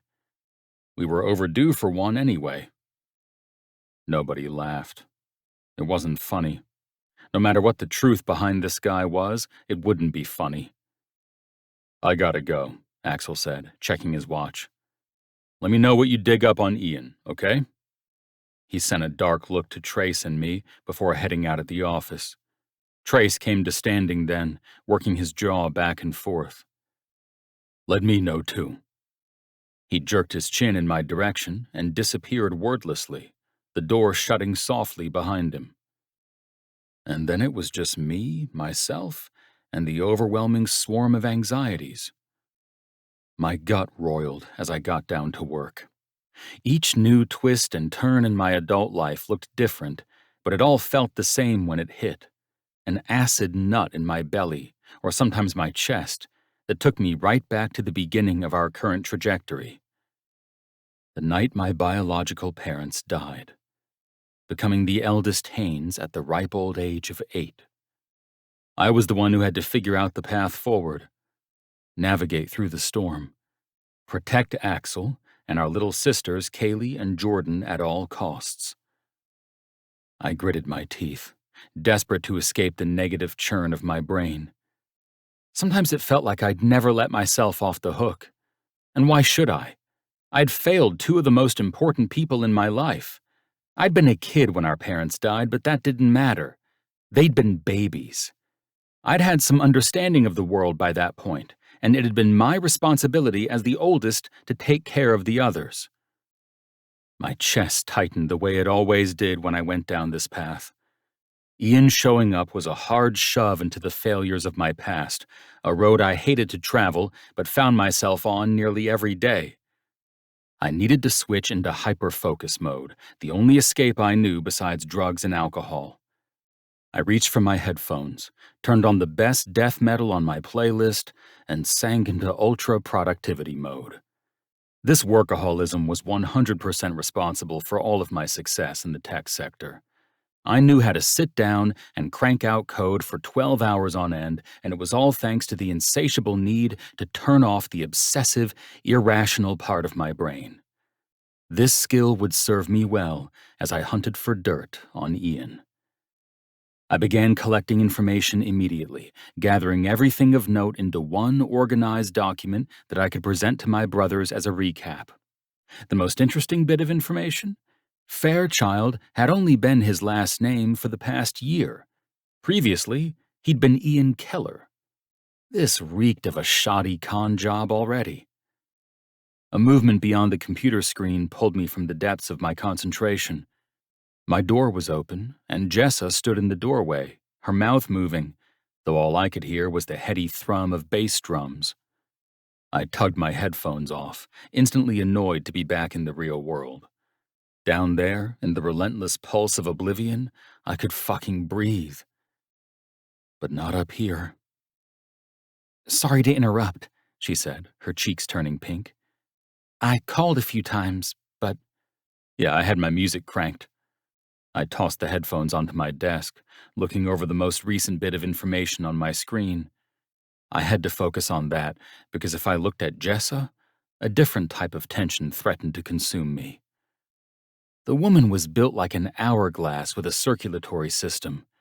She apparently only knew how to select dresses that accentuated every luscious curve.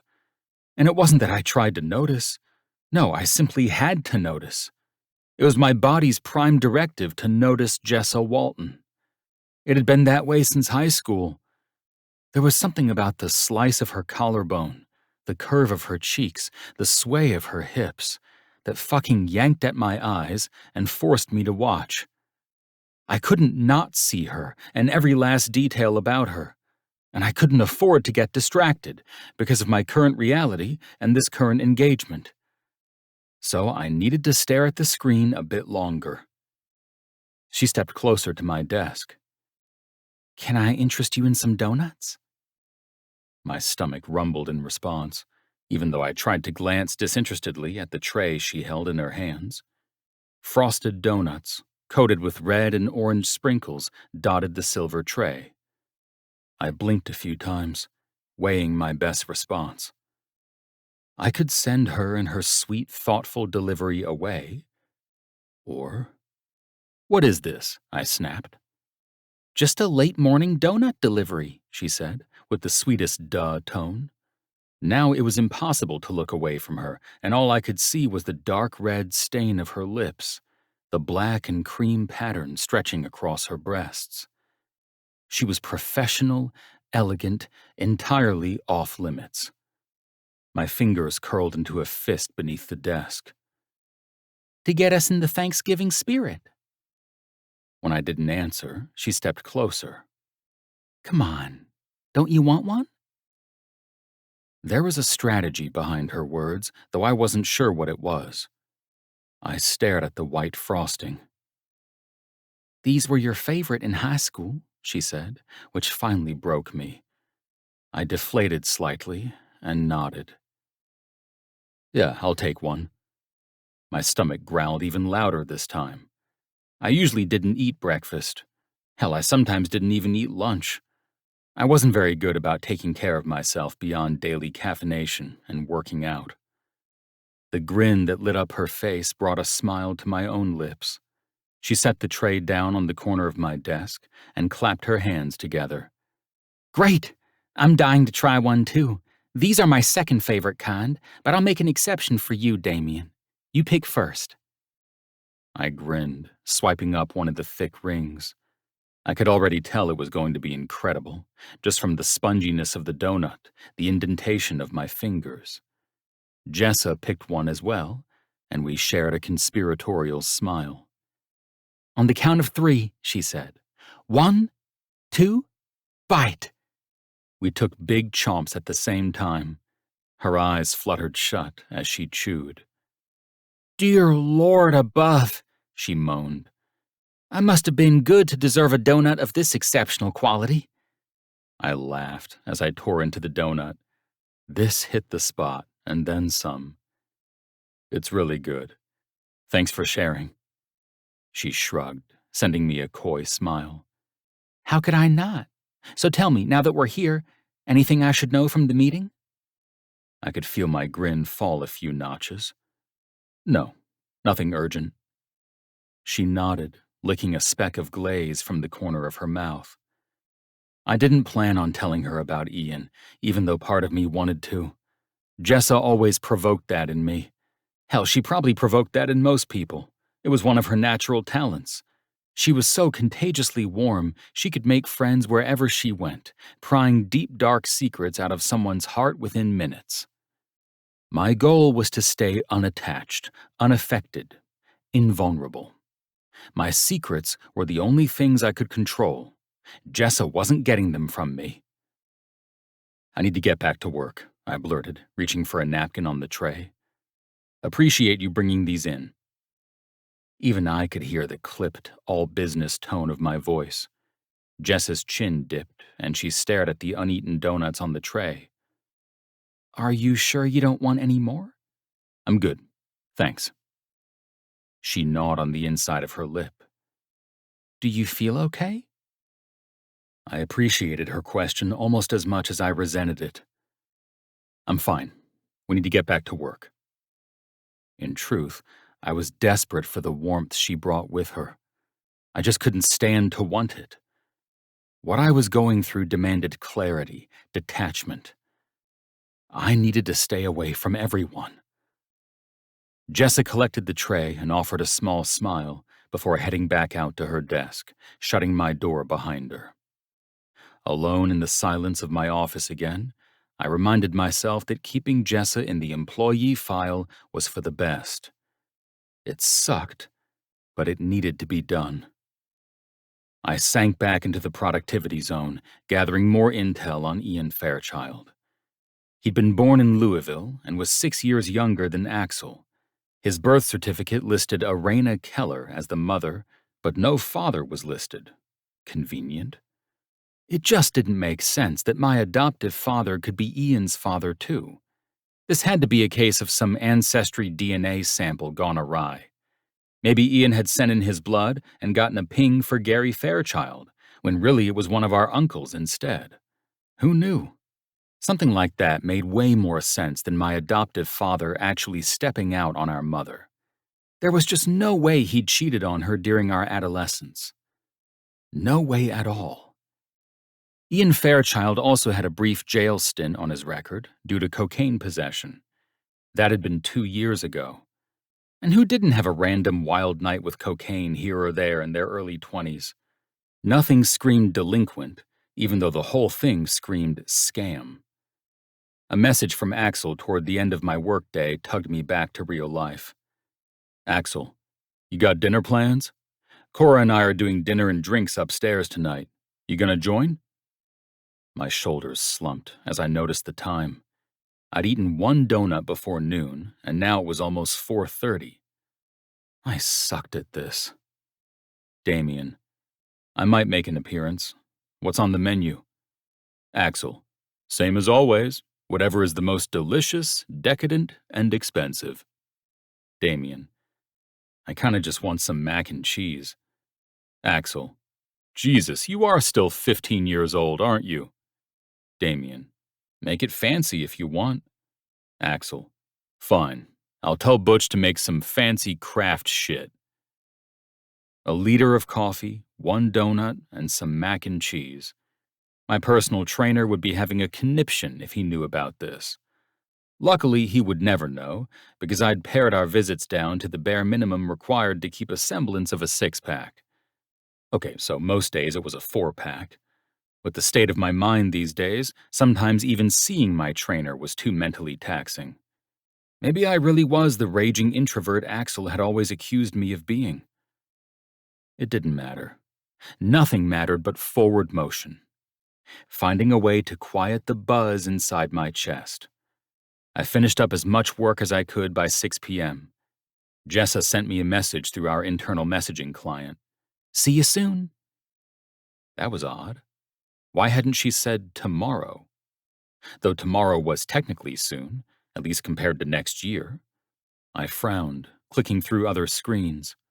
I wanted to see her soon, as much as I wanted to see her in every possible way, most of which were not sanctioned or allowed by the brick fortress of my heart.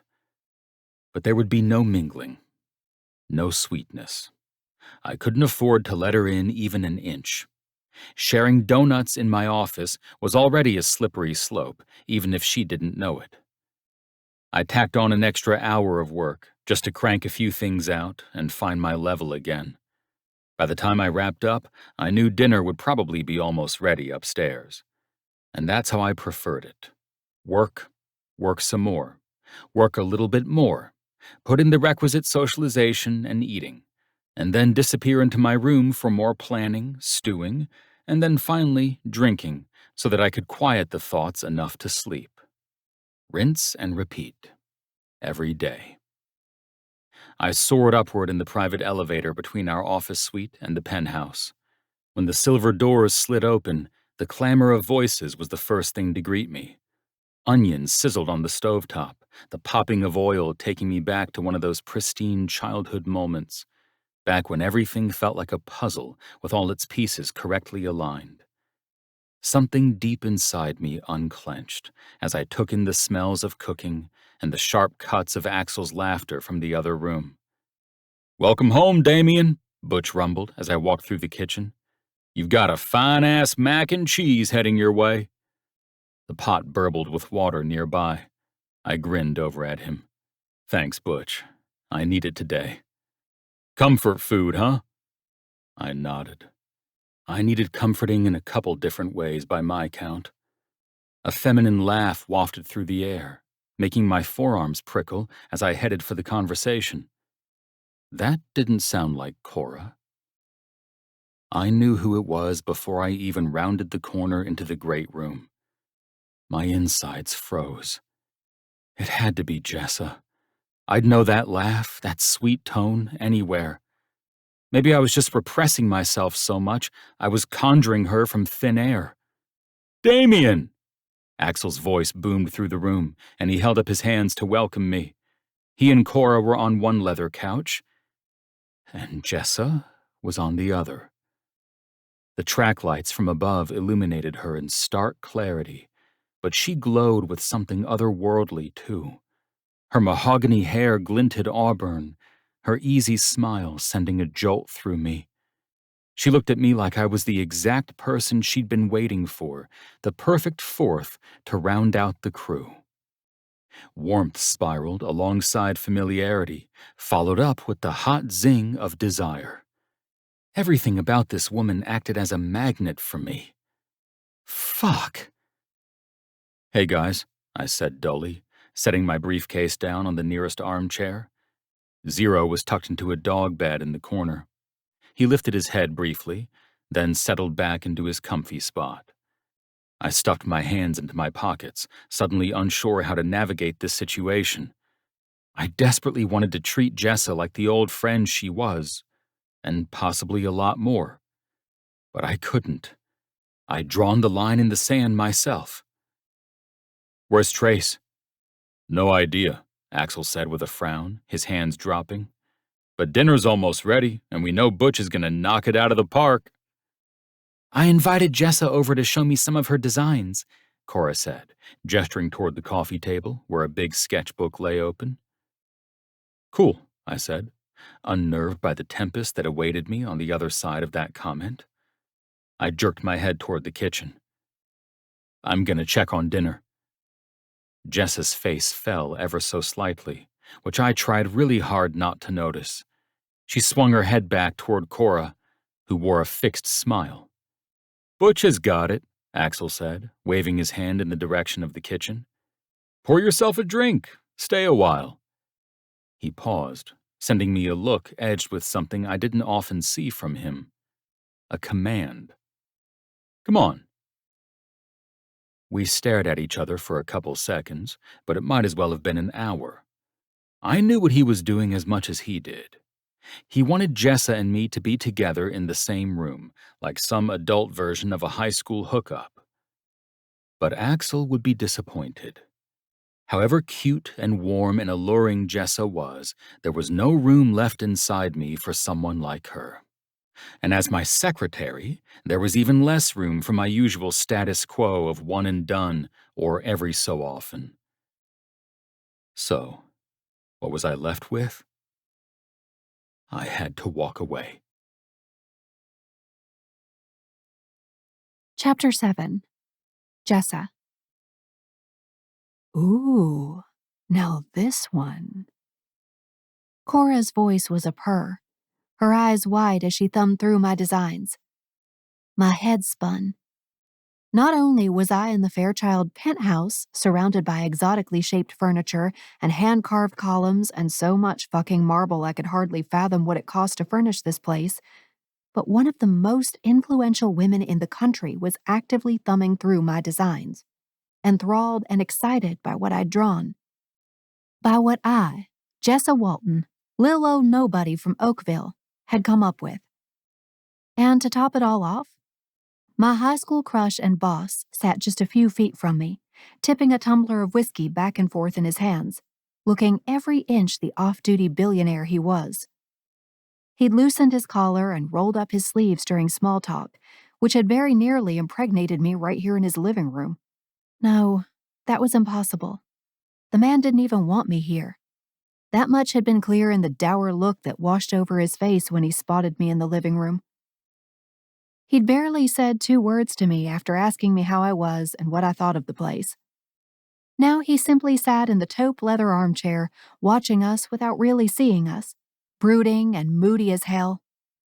Which was also sort of hot, in its own annoying way. Because I would have given anything to know what was roiling behind those moss-green eyes. Jessa, you need another? Axel asked me, popping to his feet. Cora and I sipped on white wine, and I drained my glass. Whatever they had seemed expensive because I was buzzed off a single glass. Usually, the $6 bargain bin wine took at least 3 glasses to get me good and warm. I nodded happily, eager for more of whatever they had to offer. This penthouse experience, this companionship, this luxurious slice of life. Thanks, Axel, I called out as he took our glasses to the wet bar near the huge windows overlooking Manhattan. Damian sipped from his tumbler, his gaze flitting to meet mine only briefly.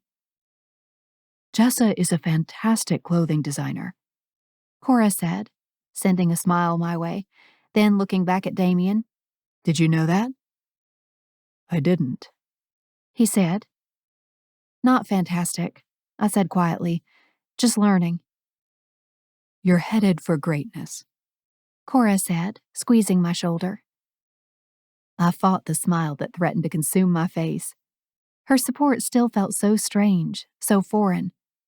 My design work was a secret I'd barely admitted even to my closest loved ones. Now she was outing me, with pride. She had no idea how much it meant to me. My throat tightened, and I surged forward, wrapping her in a quick hug. Thank you, I whispered, for believing in me. A laugh fluttered out of her, and she rubbed my back. I sat back in my seat, pressing a hand to my heart. It means a lot to me, is all. Aw, would you look at that? Axel returned with our glasses, shimmering with freshly poured white wine. I received mine with a big smile. Now that we've been refreshed, I think we should keep looking, Cora said with a big grin. She dove back into my designs, making comments about the small details along the way. I loved the conversation and her attention to my craft, but Damian's presence sizzled on the periphery. My entire body prickled with awareness, though I was sure I had to be imagining his attention. Axel approached Damian, and the two started their own conversation in hushed tones. I tried so hard to be a part of both conversations, but I couldn't. Cora was too excited about the lace details on the dress I'd worn to the fundraiser last week. She flipped another page. I looked behind me. Damian shook his head at Axel, the two clearly in the middle of some brotherly battle. And then he stood. Zero perked to life, trotting over to stand by Axel. Oh, so you're just going to walk away? Axel goaded Damian. I was too curious not to watch. Damian flipped off his brother and headed for the kitchen. Axel cackled as he absent-mindedly pet Zero's head. Come on, come back. I'm busy, Damian called over his shoulder. You can come with me if you want.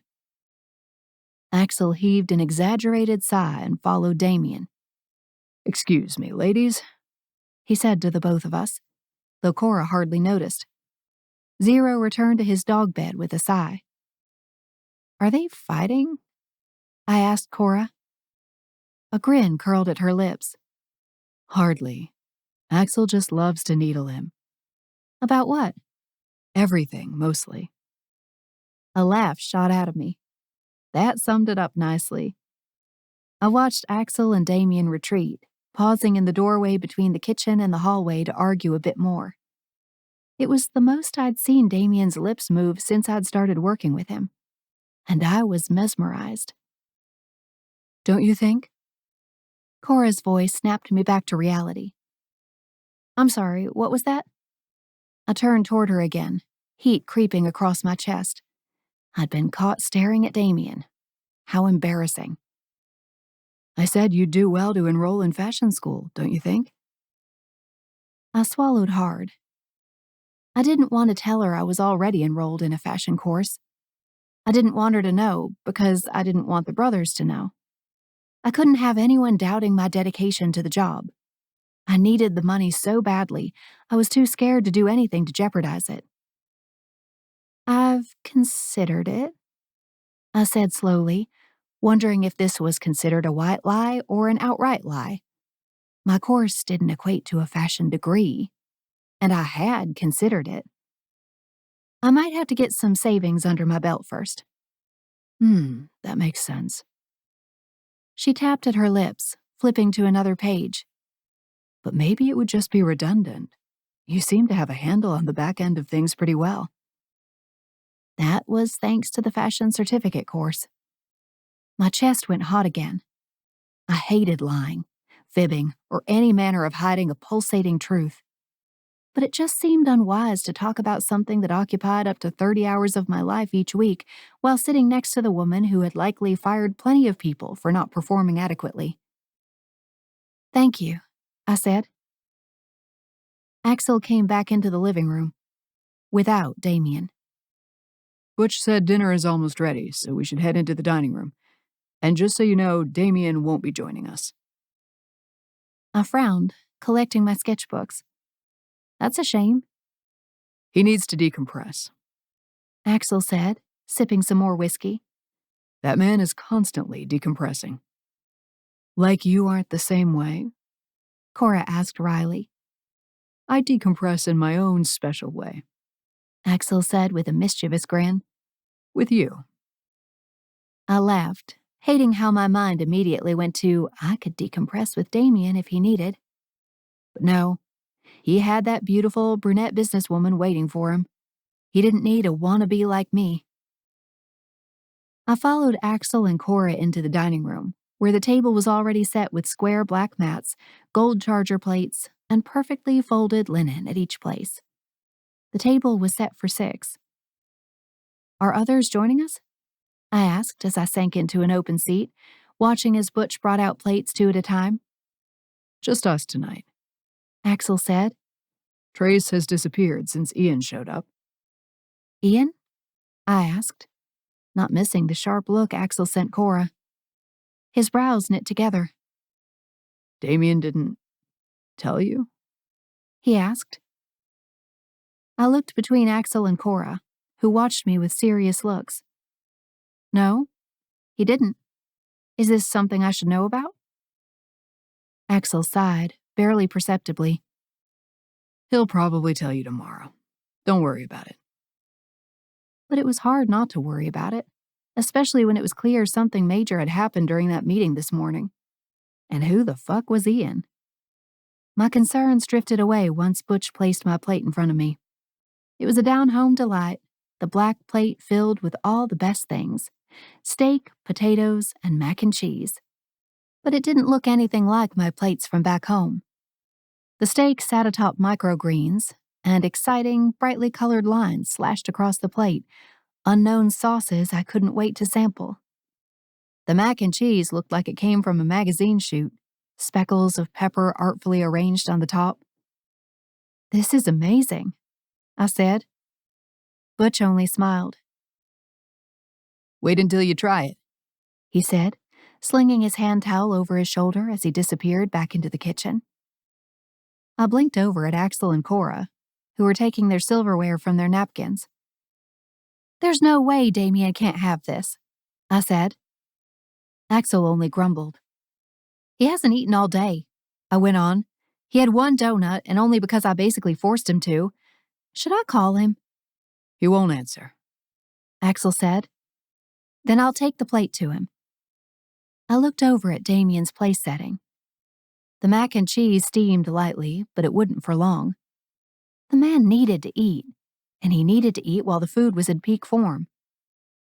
Where did he go? I don't mind. Cora's smile was somewhere between pitying and sweet.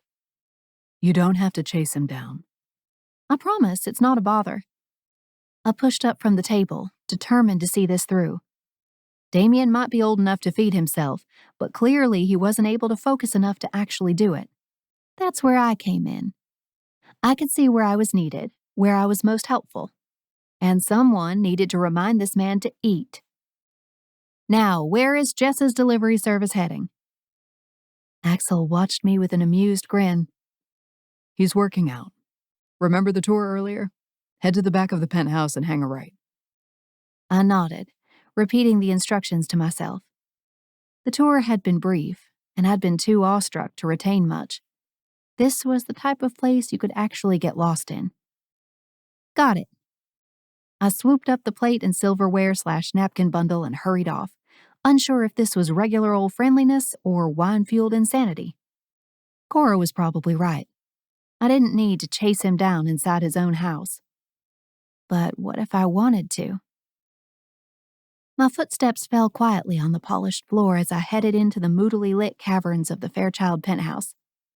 Lounge furniture lined the hallway, facing the floor-to-ceiling windows. One thing I'd noticed about this place was that you could pause nearly anywhere and just take in the view. Maybe that had been one of the most important things for them. Lord knew this view was worth whatever price tag they'd paid. At almost 7 p.m., Manhattan was already wrapped in the soft blanket of another autumn night. The endless sparkling lights and skyscrapers beyond the thick panes of glass stole my focus. I stumbled, nearly pitching forward. I gasped, steadying myself, staring at the plate of food.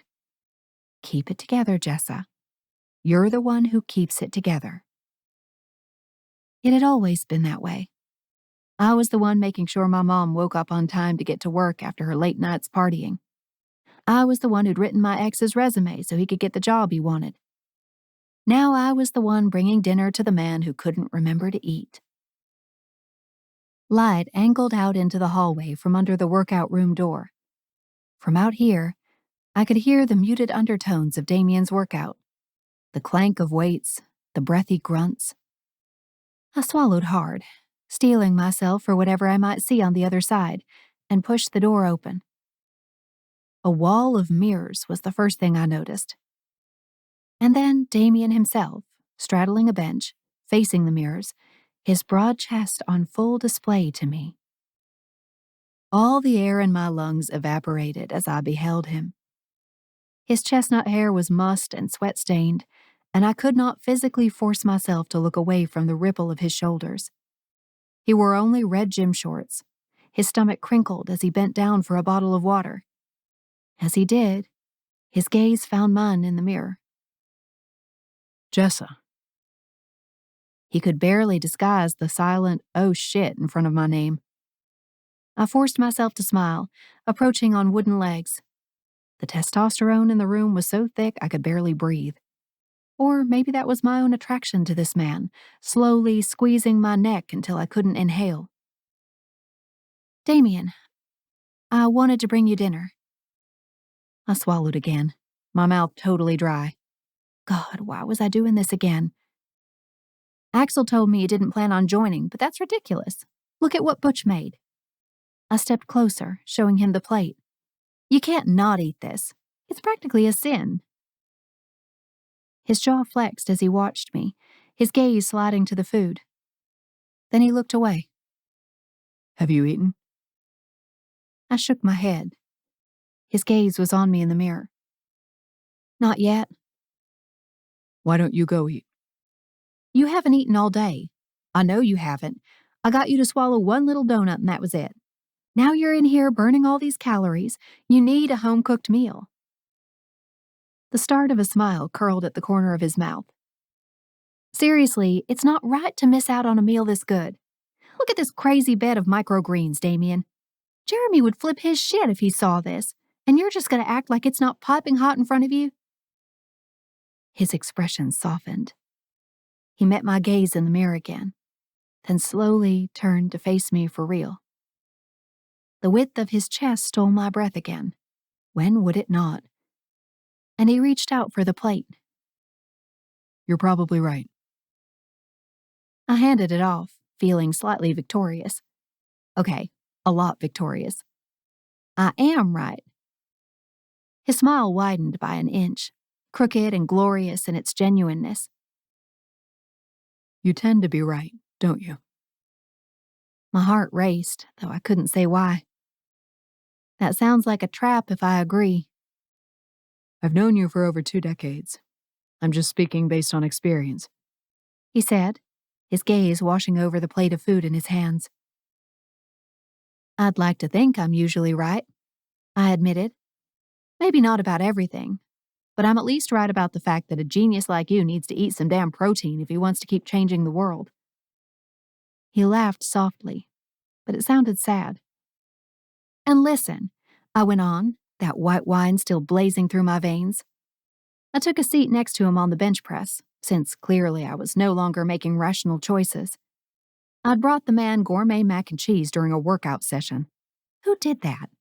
Drunk women who needed any excuse to see their personal hottest man in the universe, that's who.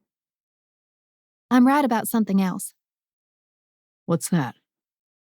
His gritty voice scraped over me, and when he tilted his head to look at me, heat shot to my core.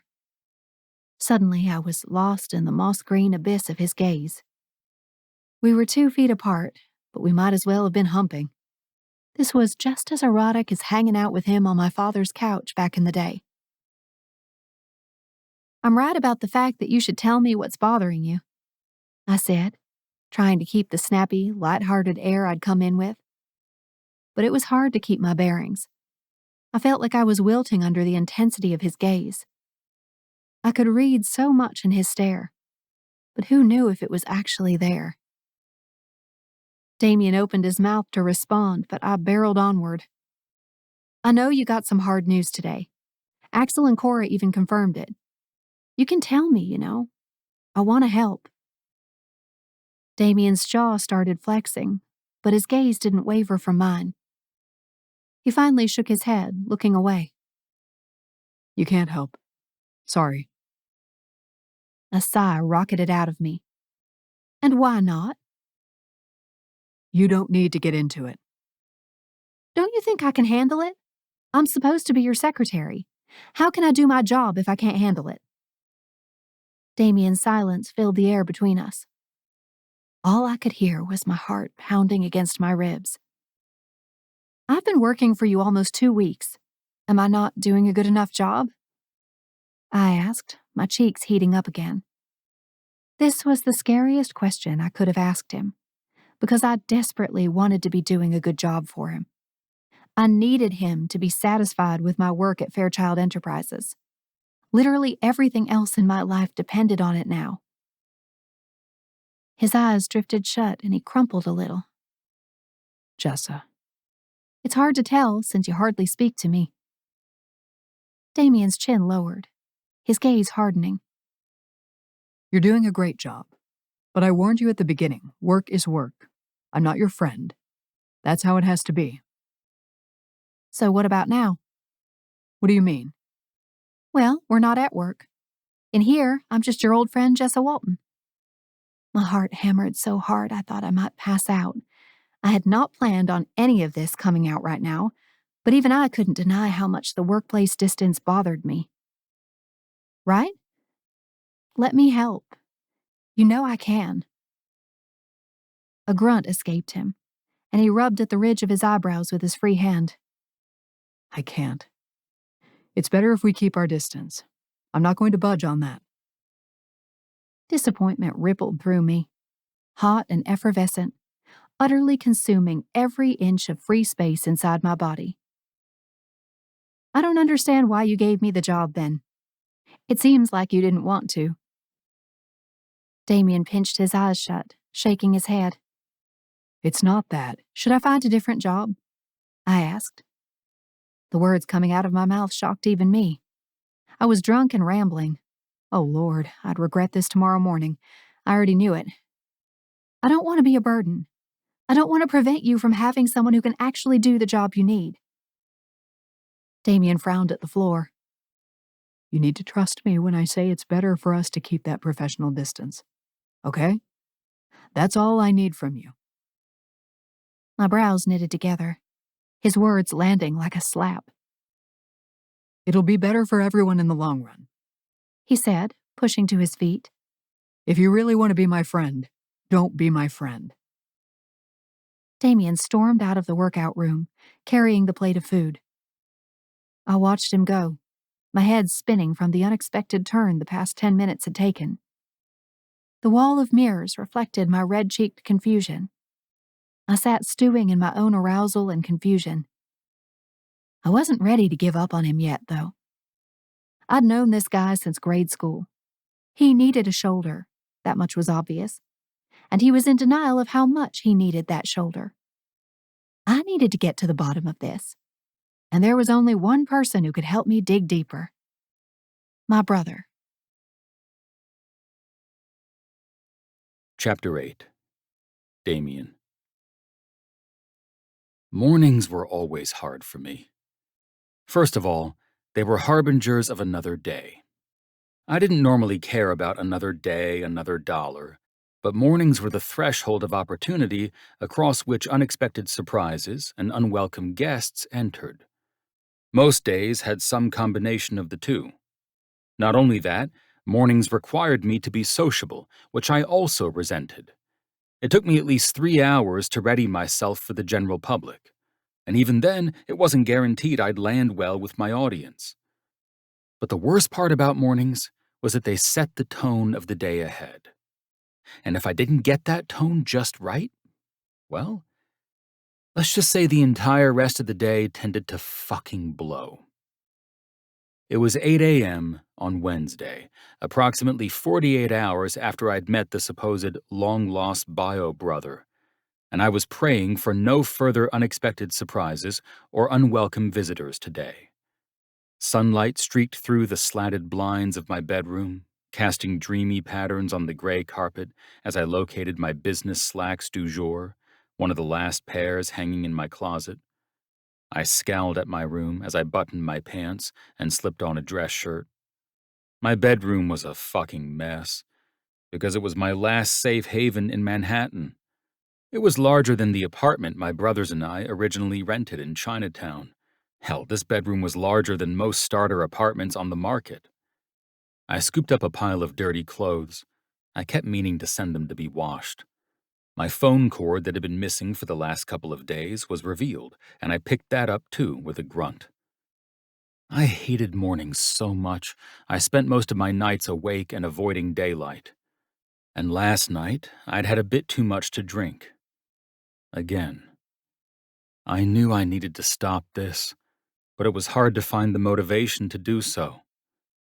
Not when I had so much to stress over. My phone vibrated in the pocket of my dress pants. I heaved a sigh, steeling myself for whatever was about to start my day. Please don't be an explosion. Please don't be some other new secret relative. I grabbed my phone and looked at the screen. Jeremy. Not what I'd expected. I swiped to answer, curiosity pumping through me. Hello? Hey, buddy, how you doing? I tucked the phone between my ear and shoulder and continued my quick cleanup session of the room. I like to think I wasn't a slob, but this floor begged to differ. Just heading into work. What about you? Jeremy laughed. Another day in paradise, right? I'd imagined paradise a hell of a lot different from this, which was ironic because plenty of people saw my life from the outside and probably assumed I was living in paradise. Hey, listen, he went on. I don't want to hold you up. I just wanted to check on Jessa. I want to make sure she's working out for you. My gut started the slow squeeze. This wasn't boding well for setting a good tone for the day. Why do you ask? Jeremy sighed.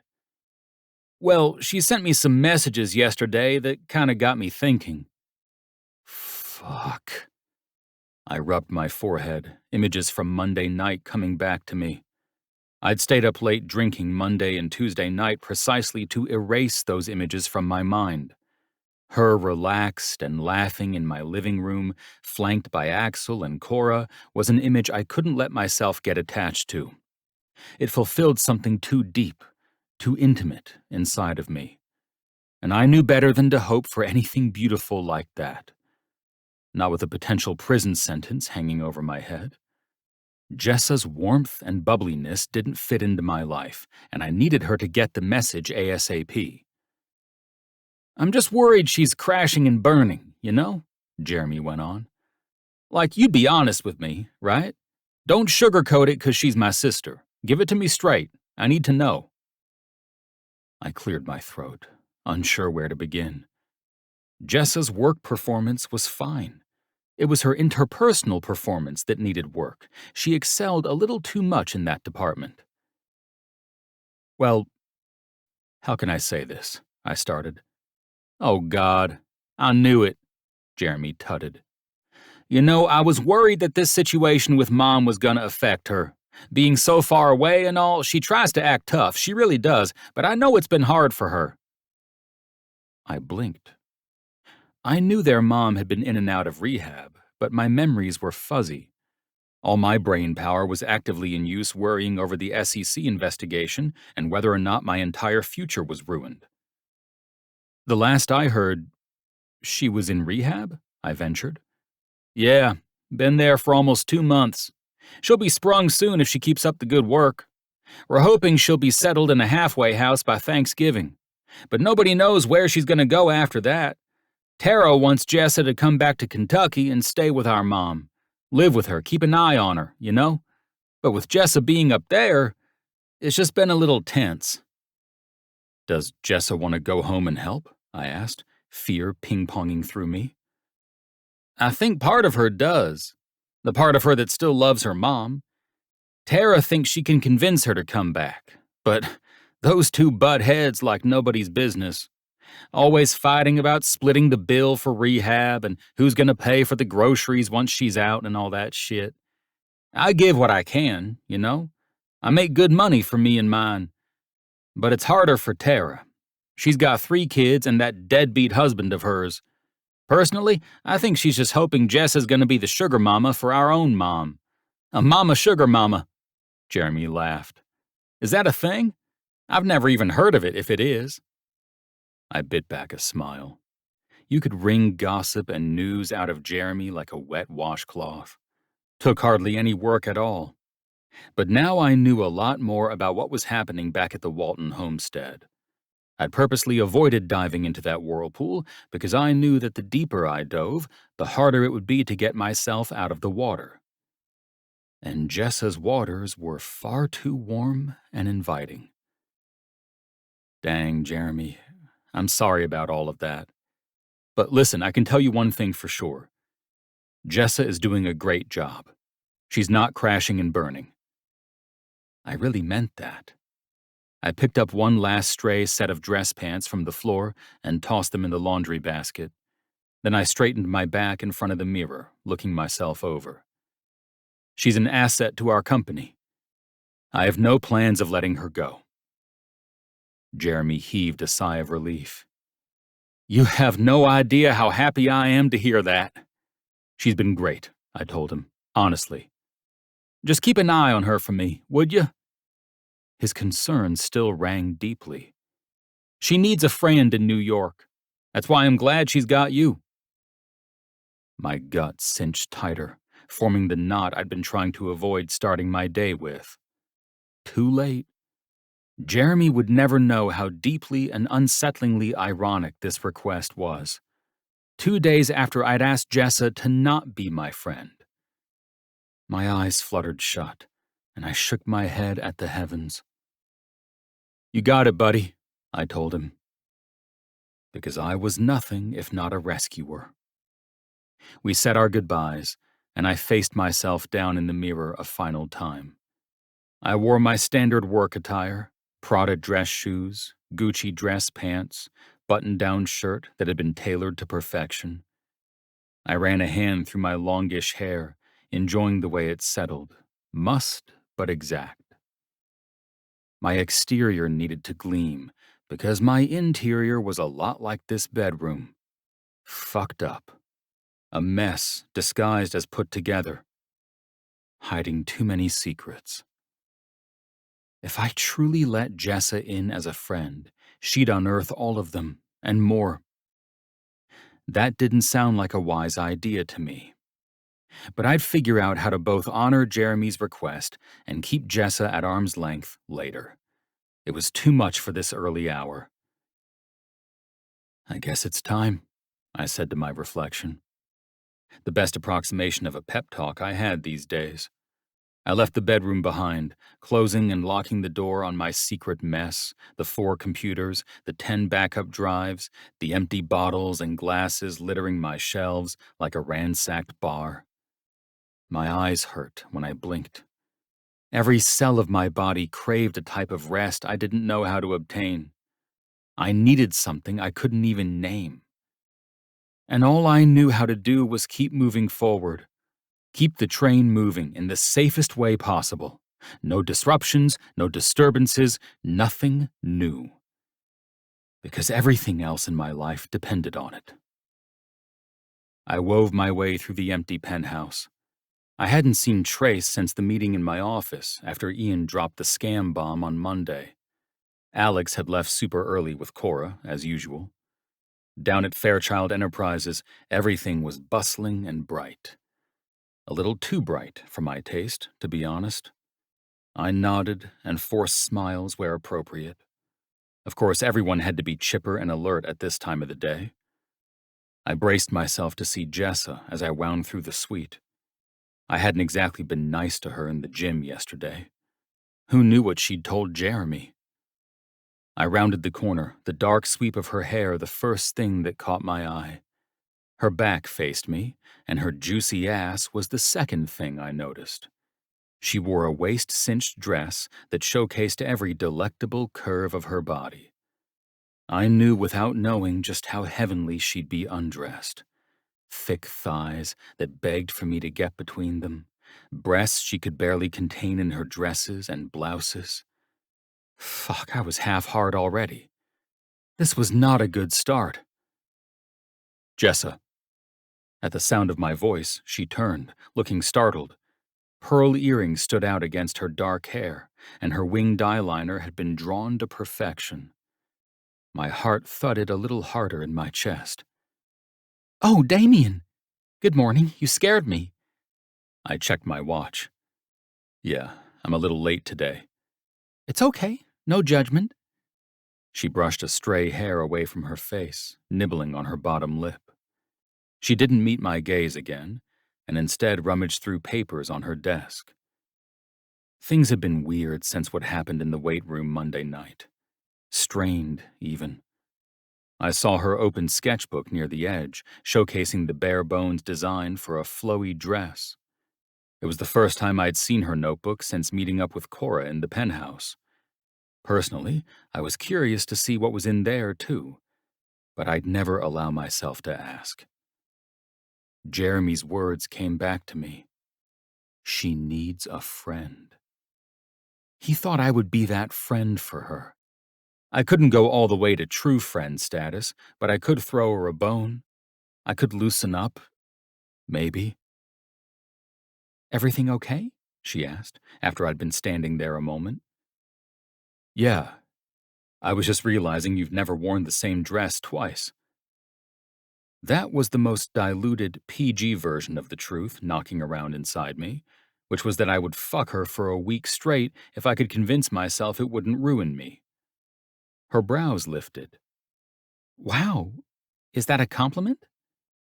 Just an observation, though your dresses are wonderful. Even more wonderful would be taking them off her body.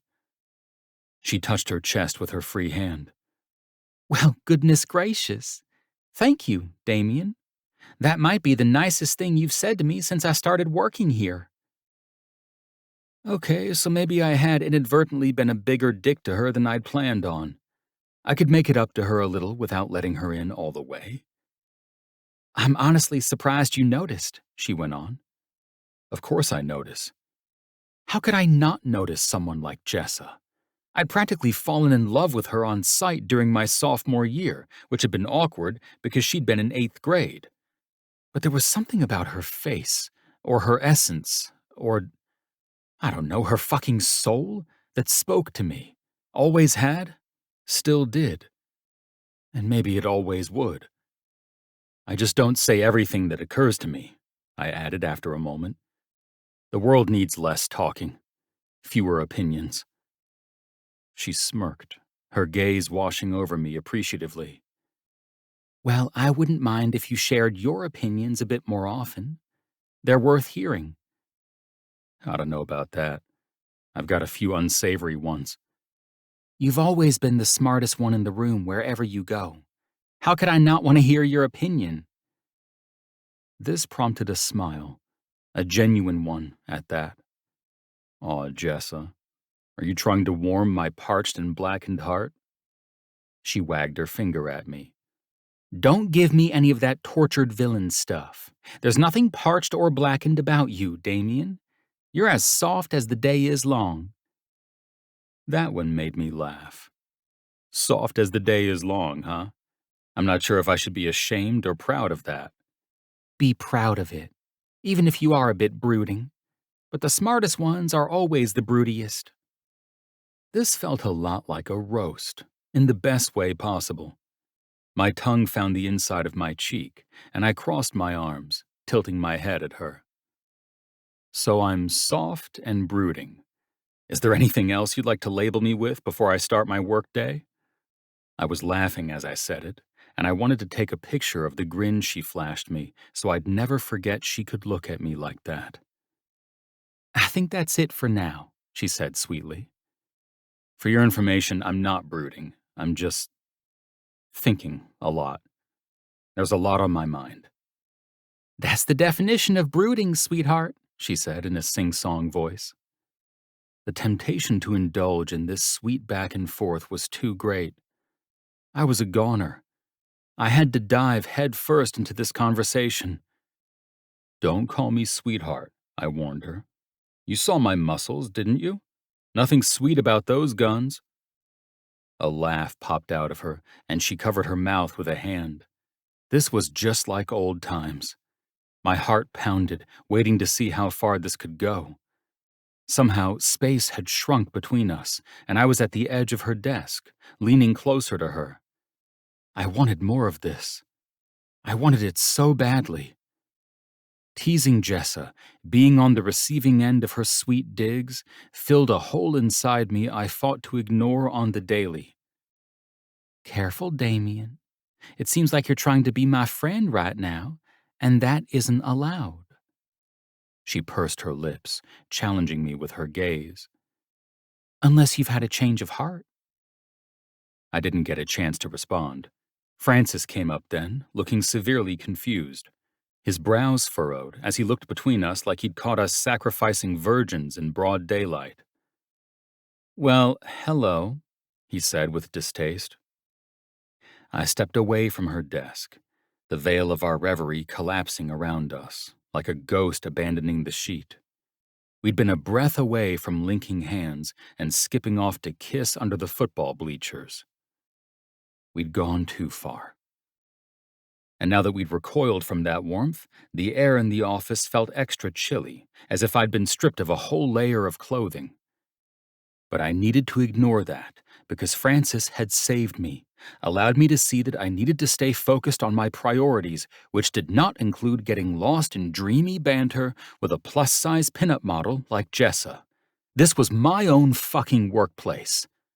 What in the fuck was wrong with me? What's up, Francis? I crossed my arms over my chest, trying to clear the haze. I told myself he hadn't seen us flirting because we hadn't been flirting.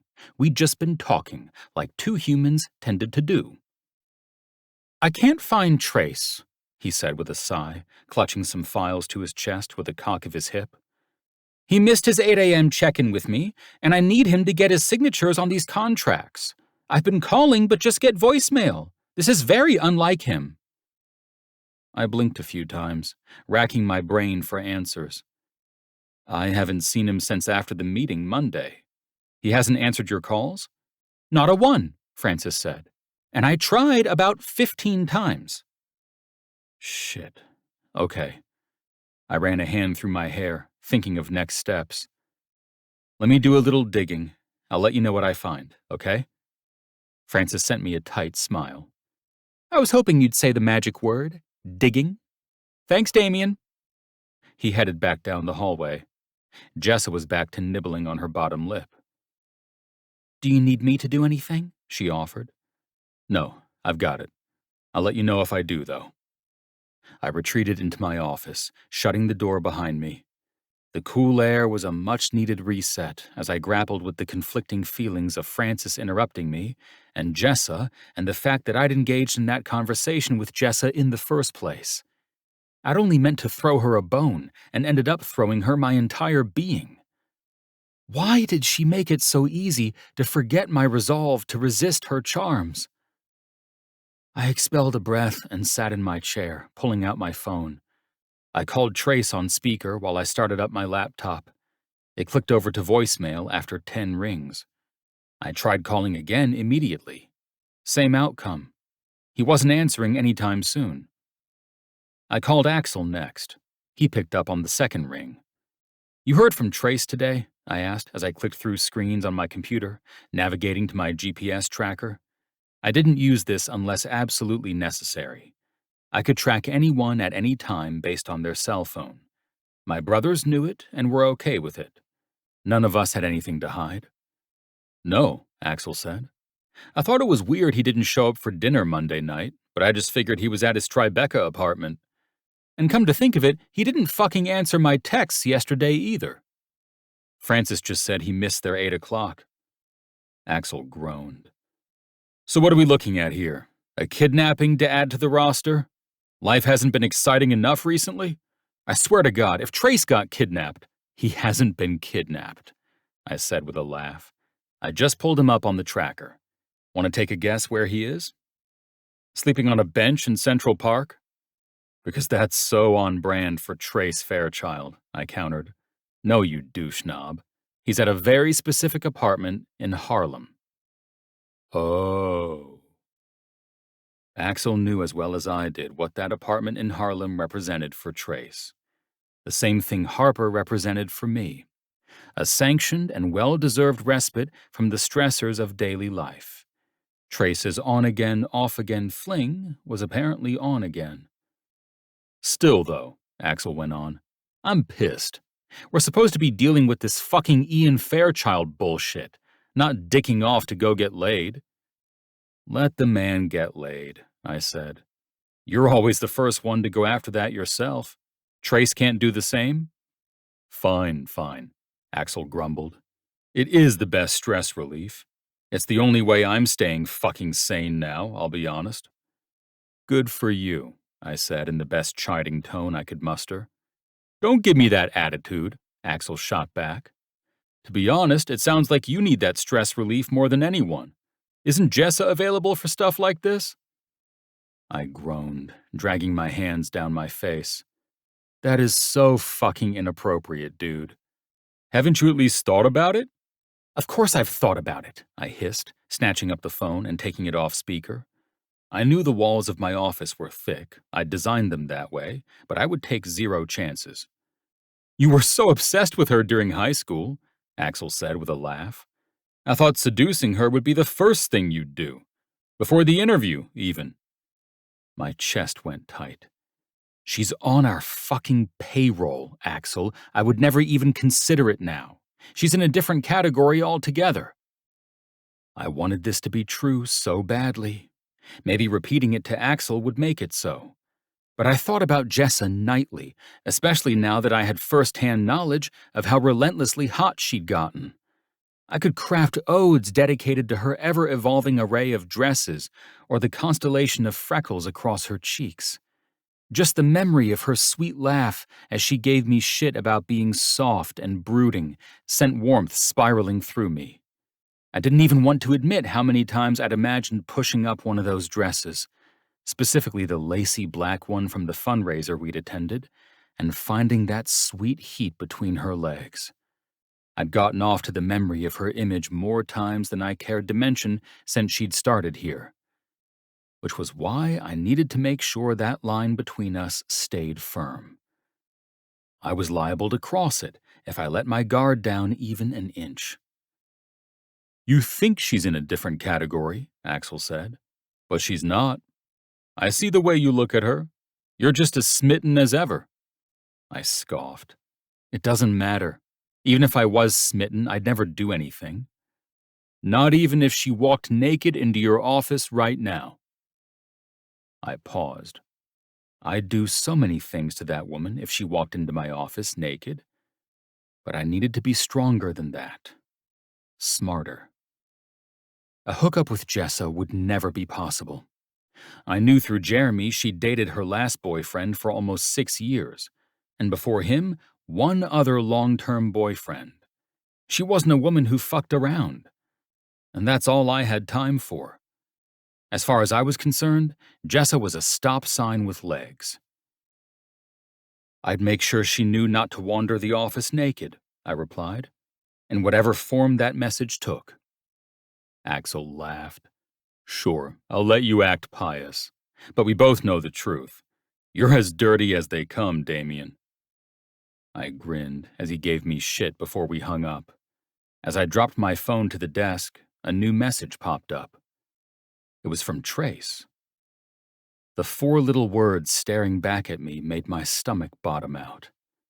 And if there had been any tone set for the morning, this message blew it to smithereens. We need to talk. Chapter 9. Jessa. Oh, shit bricks. Shit bricks. I wove through the dense crowd, clutching my tote bags dangling from each shoulder as I ran. The doors of my train were about to close, and I could not miss this ride. Everything inside me tensed. This was the outcome of leaving work 15 minutes late. Missing this train would make me miss half of tonight's class. With a yell, I launched myself through the crowd. The doors had just started to close as I slipped between them. Sweat dotted my temples, and I stood with my chest heaving, looking out at the platform with winded victory. You made it, Someone at my side said dully. Yes! I pumped my fist, grabbing one of the poles as the subway lurched into motion. I might sweat the entire way to the garment district, but I'd been victorious. I now had a shot at making my class on time. I smiled to myself the whole ride, buzzing with satisfaction. Not only had I clocked another successful and productive day at Fairchild Enterprises, now I was slated to clock a productive evening making strides toward my fashion certificate. It was hard, but I was making it work, even if I slacked on my coursework a little. My phone vibrated from inside one of my tote bags as the train approached my stop. I fished it out once I'd crossed the platform and was heading up the stairs to the street. Damian. Hey, have you left the office? I frowned down at the message. This was odd. I waited until my feet hit the sidewalk before I typed out my response. Jessa. Yeah? What's up? When Damian didn't text back immediately, thoughts of his message vacated my brain space altogether.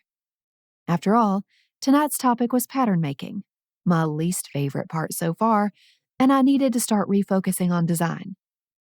That's what I was here to do, after all. I hated that I had to remind myself of it after getting caught in the captivating Fairchild web. Anxiety thrummed under my skin as I spotted the deli I normally stopped at.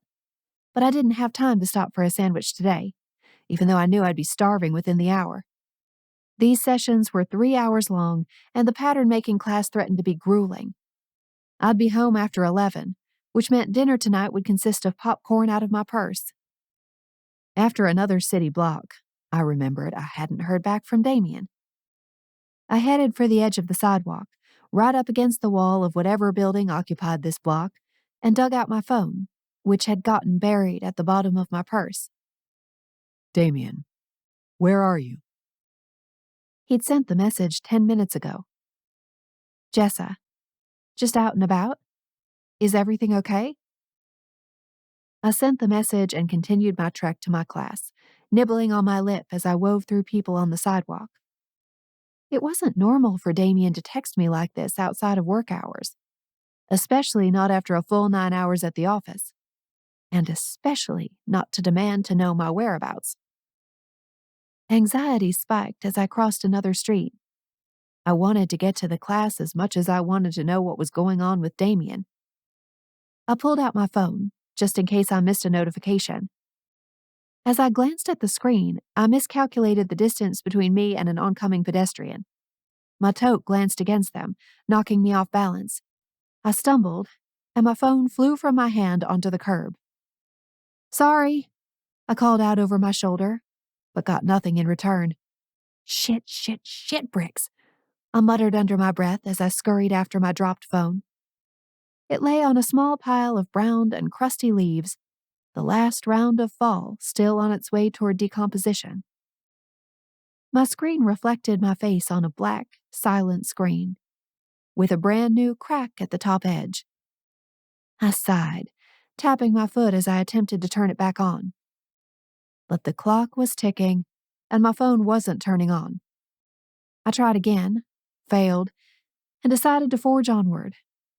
The hustle and bustle of hoisting my totes, arranging my dress, trying to revive my phone, and making sure I hadn't forgotten anything consumed the rest of my trip, until suddenly I was a half block from my class. When my phone began vibrating in my bag, I realized it must have come back to life somewhere along the way. Hello? I pressed the phone to my ear as well as I could with the 10 pounds of sewing paraphernalia dangling from my arms. Did you get my messages? Damian demanded, something foreign and twisted in his tone. Yeah? Well, no. My flat slipped off my foot as I crested the curb, and I swore softly, pausing on top of sewer grates to wriggle my foot back into it. People flowed around me like water bypassing an enormous rock in the river. I was about to check again. I lost signal. Listen, I need you at the office. I swallowed hard, looking up at the big block letters that spelled out the name of the building this class was in. Richards. Class started in 10 minutes. I was here, and I needed to go to class. Is everything okay? I asked, lingering by the front doors. A few classmates I recognized glided into the building, sending me smiles. What's going on? I'm calling an emergency meeting, Damian said, his tone leaving no room for disagreement. I already sent the car to your apartment. It's en route. I squeezed my eyes shut. Fuck. It wasn't that I didn't want Damian to know about this fashion certificate course, but, well, I didn't really want anyone to know about this fashion certificate course unless they absolutely needed to. Until I had some semblance of a future in fashion already secured, so I didn't seem like even more of an idealistic failure than I already was. Damian, I'm not home right now. Silence. Then he snapped, Then where the fuck are you? I'll reroute. I nibbled at my lip, glancing inside the doors. A few of my classmates had gathered there, admiring each other's clothing. I'm in the garment district. What are you doing there? It's like a night class. What? I sighed. I have a life, you know. He grunted. I'll have a car there in 20. Text me the address. I'll see you here. The line went dead. I frowned down at my phone. A few choice retorts balanced on the tip of my tongue, but I swallowed them. Something seemed to be seriously amiss, so I'd save the comebacks for later. But he'd hear about this, especially since I was 10 feet away from my classroom and desperate to not fall behind or fall out of grace with my professor. Damian had said 20 minutes. I at least had time to explain myself to the professor.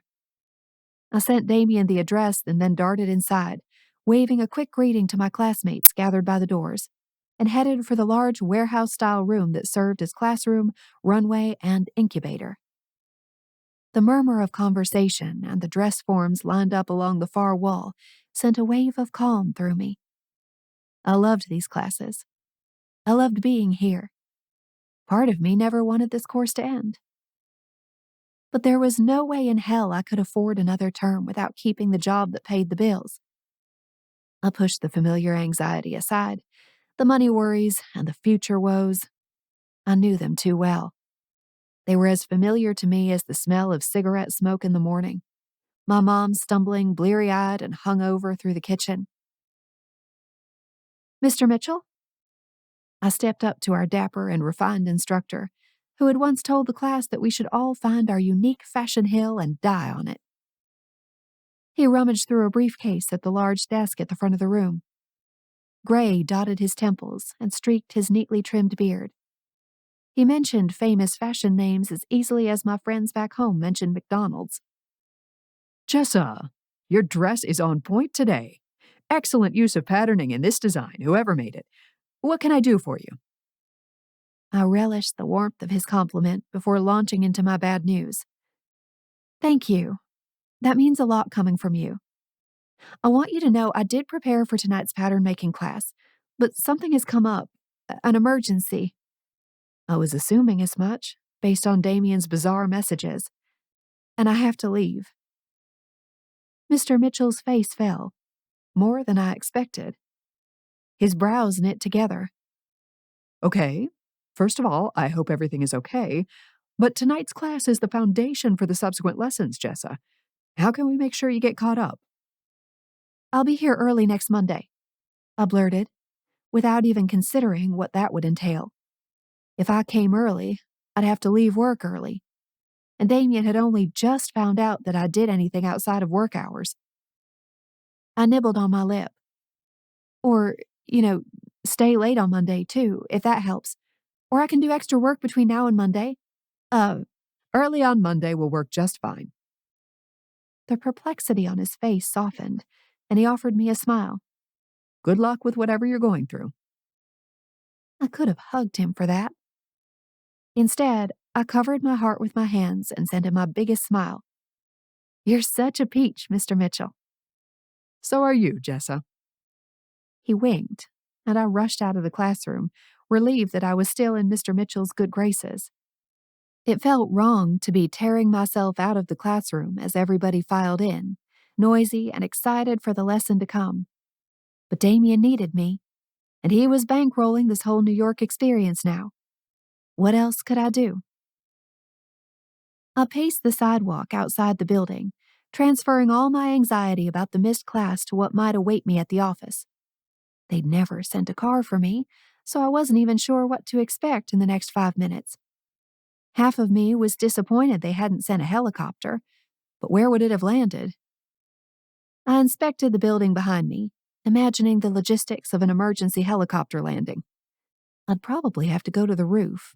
That made sense. Unless helicopters could land in traffic. While I was staring up at the building, a horn beeped behind me.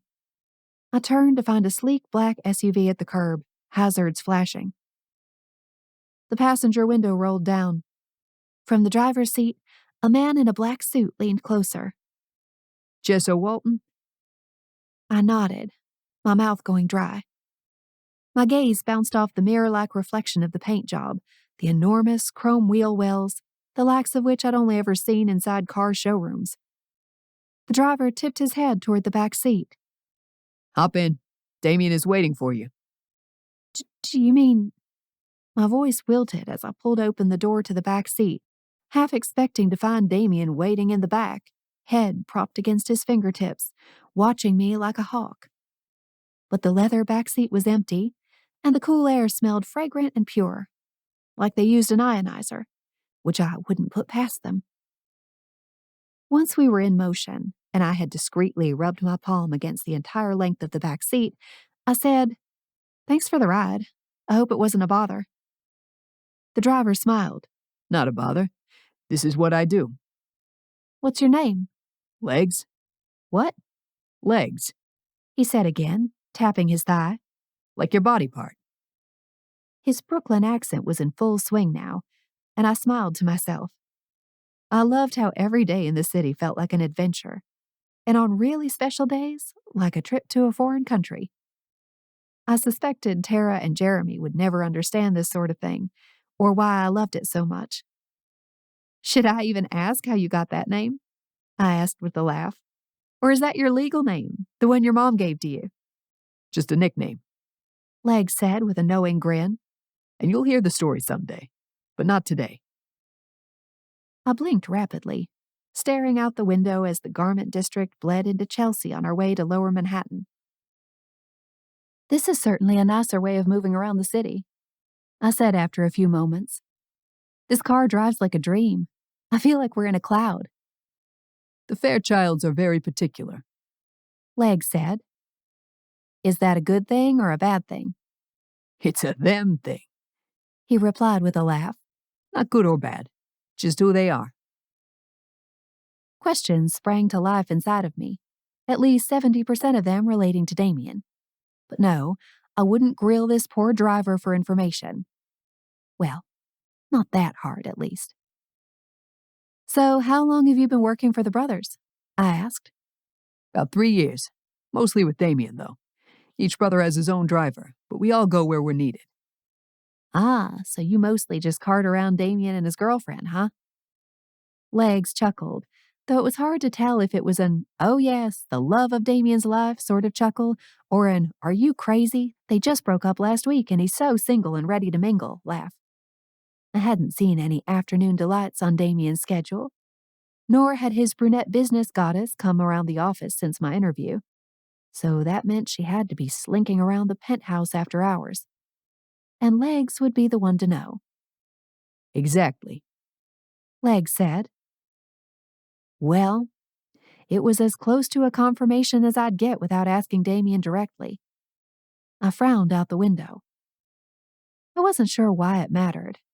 Damian wasn't interested in me, and I had no shot at a man like him.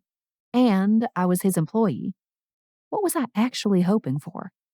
That my high school crush fantasies would suddenly come to life? I spent the rest of the car ride calculating how many years after Damian graduated I spent still thinking about him, imagining the ridges of his biceps and those cut-off shirts he'd always wear at the horse farm when I stopped by to drop something off for the family. That boy could wear the shit out of some blue jeans. He'd existed as the man of my dreams for so long after he left my daily life. His knowing smiles, the soft laughs, the way I could just sit at his side and feel accepted. Those qualities were mere bonuses on top of the facts that his green eyes were still my favorite shade of green, and his jawline paired with his plump, kissable lips were the stuff of cover models. By the time we reached Fairchild Enterprises, I was back to my natural state, which was hot and bothered for Damian. I took a deep, cleansing breath, thanked Legs for the ride, and hopped onto the sidewalk. The tantalizing scent of a grill greeted me. I sniffed, following the scent to the next building over. A gyro stand had popped up, and my rumbling stomach guided me toward the ordering window. "Hello, what a delicious-looking setup you've got here," I cooed as I looked over the big menu board. Lamb gyros with tzatziki sauce sounded perfect. After all, who knew how long this meetup would last? "I'll take your classic gyro, please." The squat woman behind the counter rang me up, which was just enough time for me to change my mind. Because what if Damian wanted one too? That man never ate. I needed to make sure he was clear-headed, but if Trace and Axel were up there too... "Actually, I'll take 4, please."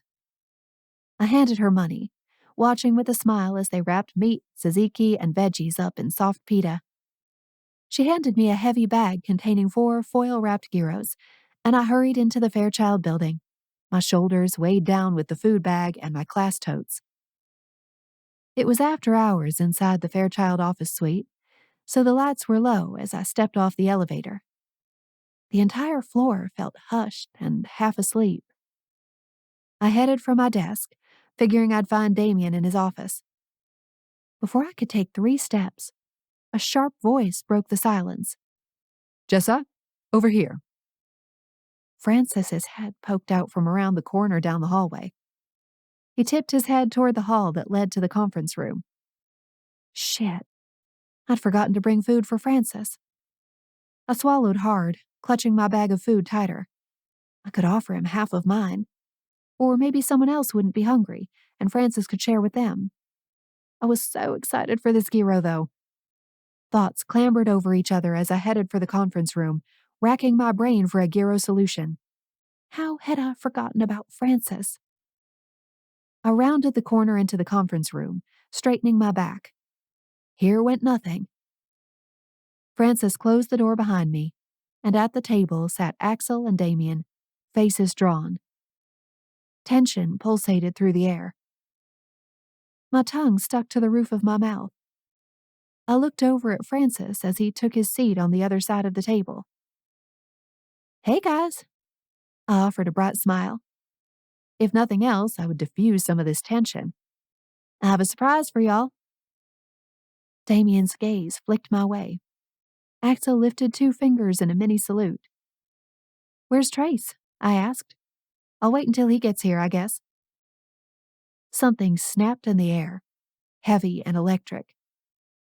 Damian dragged his hands across his cheeks, and Axel's frown turned into a scowl. "Trace won't be joining us," Axel said, in a sharp tone I'd never heard from him before. "He's no longer part of the family." Chapter 10. Damian. We'd gotten the news 4 hours ago. Once Trace had slunk out of his Harlem getaway and back to the office, Axel and I had known something was seriously wrong. Trace hadn't even been able to meet our gazes, his knee bouncing wildly as he told us what had kept him holed up in Harlem. He wasn't surprised by Ian's appearance. He'd been expecting the half-brother allegation. He'd known since senior year of high school that our dad had fucked around on Mom. He'd known since we were 17, and never said a damn thing. More than a decade of silence on something so important, so crucial, and I couldn't stop thinking, why? "Euros," Jessa said, dropping 2 big totes from her shoulder and then opening up a plastic bag on the table. "Food to fuel whatever is happening here." I was so preoccupied with my own thoughts I didn't react. But on the inside, somewhere deep down inside, I chuckled. "Francis, I have a euro for you, too," Jessa said, sending a pointed look at Francis. "So don't think I forgot about you." "I already ate," Francis said, but his eyes were on the foil wrap as she brought out 4 packets. Well, you are by no means obligated to eat, but if anyone is hungry, which— Her gaze found mine, warmth and understanding there. I suspect some of you are.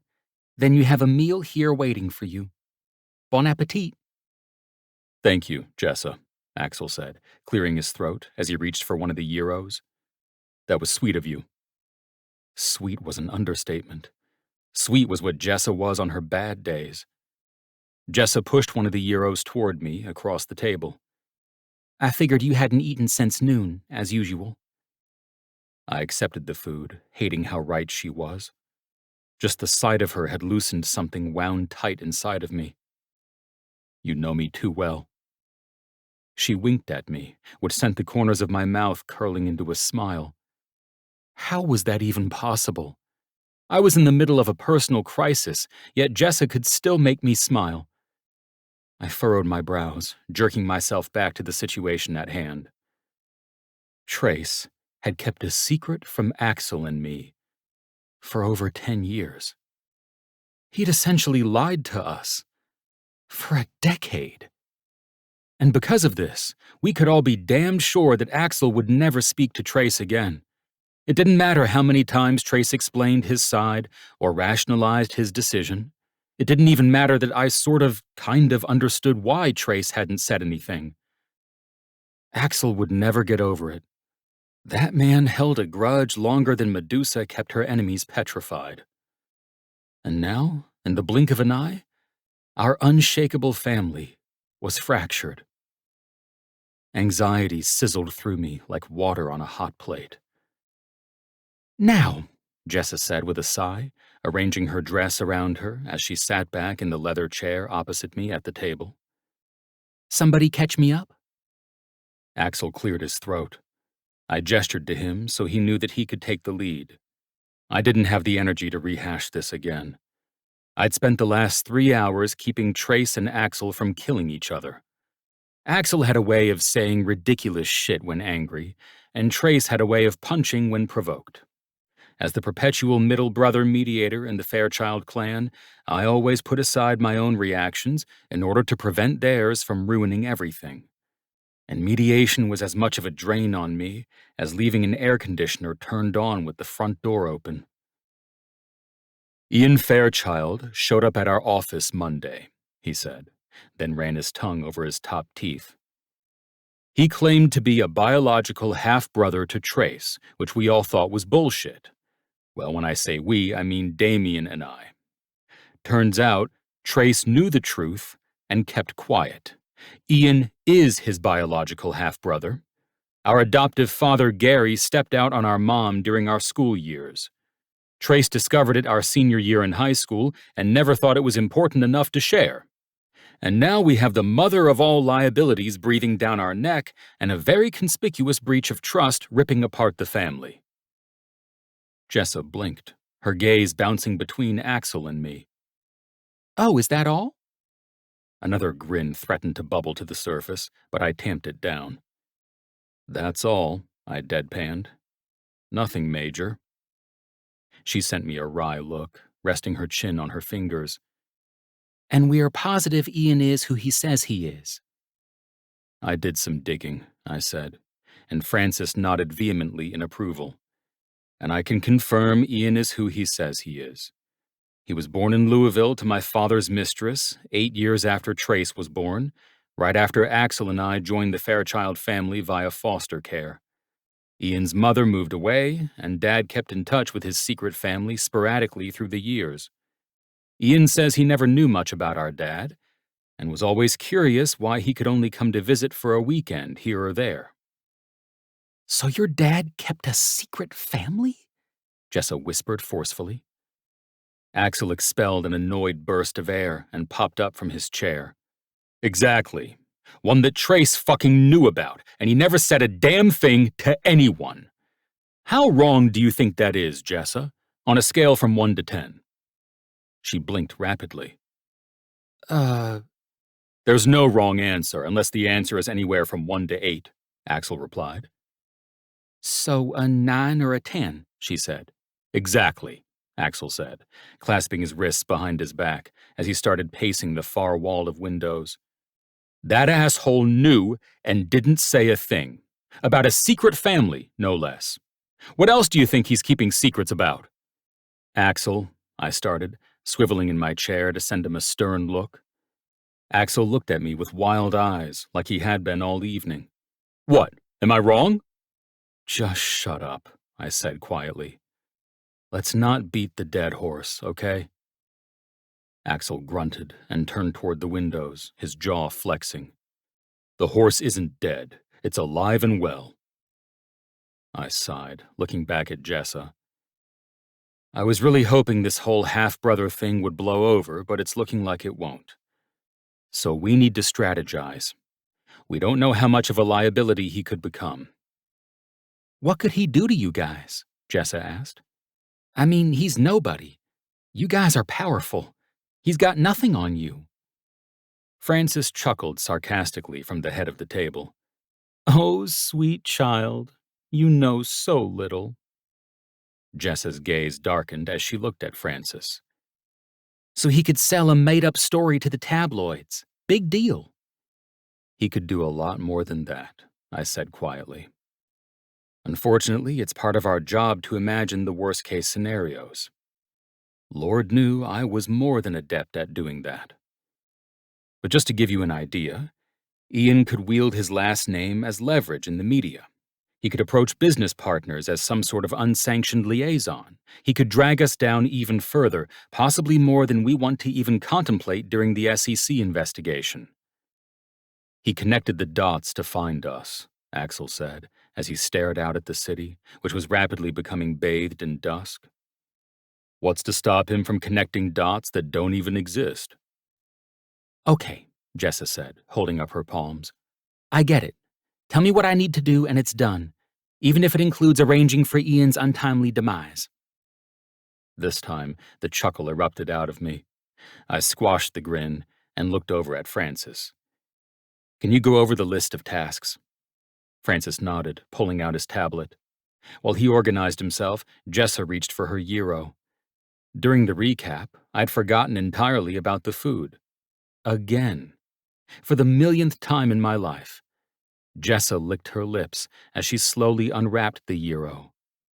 I couldn't stop watching her. Okay, Francis began, settling into his seat as he peered down at his tablet. It'll be best to start with a list of priority tasks. Jessa nodded, pausing to swipe open her own tablet before lifting the partially wrapped gyro to her lips. Admittedly, Francis went on, there are still some things that need to be figured out. For example, how public are we going with the secret family knowledge? He swiveled to look at me and Axel. Do we want to be the first to announce or keep it under wraps? Under wraps, Axel bit out. Our mother doesn't even know. Jessa gasped softly. Another wave of disappointment crashed through me. Every cell in my body wanted to do anything other than deal with this right now. Infidelity ripping apart a family. Now we had to figure out how to handle this suspicious half-brother and find a way to bring the topic up with our mom. If I'd had any spoons left in the emotional cupboard, this turn of events mangled them in the garbage disposal. I rubbed my forehead. I think the best path forward is keeping a tight lid on Ian until we either get a better picture of his potential connections or the SEC thing blows over. The chair creaked as I leaned back in it. Ian could be a real threat based on any number of potential links. What if someone working against us has planted seeds with Ian already? His gaining entry to our world could just be another way for someone else to hurt us. Jessa's mouth turned downwards. Someone would do that? Francis sighed again. Don't be so naive, it's not a good look. She glanced sharply at Francis. Excuse me? I looked between the two of them. The stress wasn't helping the situation, but Francis didn't need to be acting like this on Jessa's first brush with Wall Street drama. She's not naive, I promise you. But this is her first experience with some grade-A Wall Street shit, so cut her a break. Francis smirked, returning to his tablet. Shall we continue? Priority tasks, please. I steepled my fingers, focusing on my fingertips as Frances began reading down a list. I needed to focus on my fingertips because each flinch or sigh from Jessa across the table yanked at my attention. But it didn't quite matter what I did. My gaze slid back to Jessa, watching as she lifted the gyro to her mouth and took a bite. Her teeth sank into it, at the same time sauce squirted out, landing right on the front of her green and white dress. "Oh no," she moaned, setting the gyro on the table. "What is it now?" Francis asked, looking up from his list. "I'm sorry, I don't mean to interrupt. She sighed, dabbing at the spot with a napkin. "Can y'all excuse me? I've got to go try to keep this from staining." "Send it to the cleaners later," Francis said, the duh tone unmistakable. "I can't," Jessa corrected sharply. "I need this dress for Monday." "You're wearing it again so soon?" Francis asked, disgust tugging at his lips. "Not a good look. You're in Manhattan, dearie. You need to act like it." "No, it's just—" She sighed again.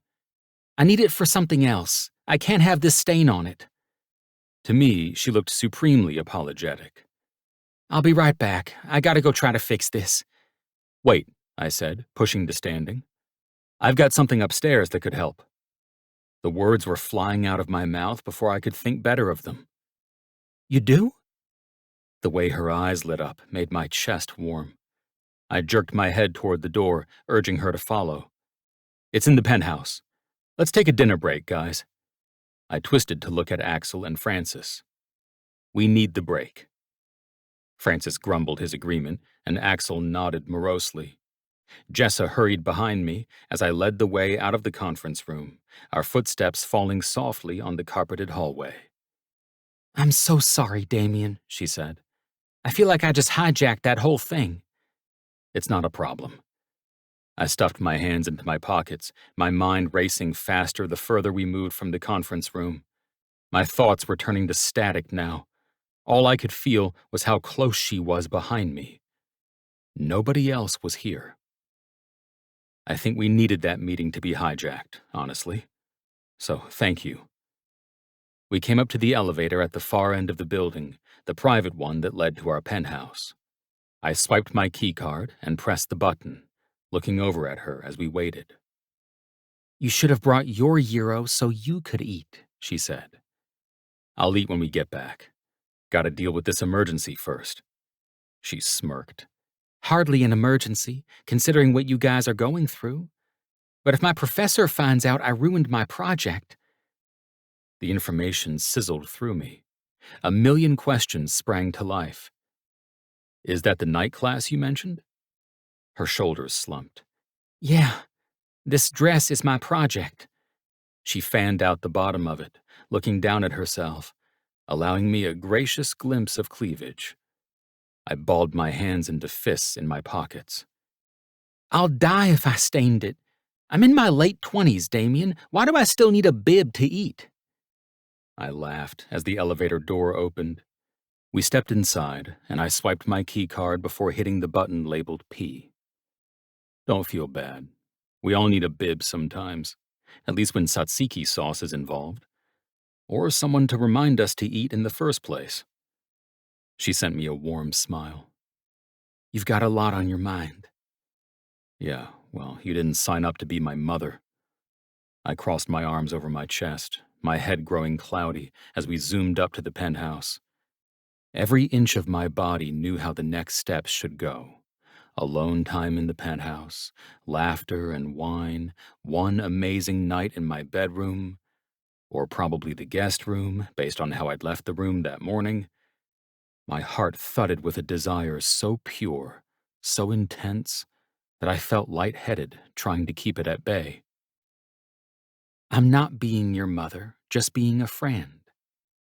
As soon as the words came out, she rolled her lips inward.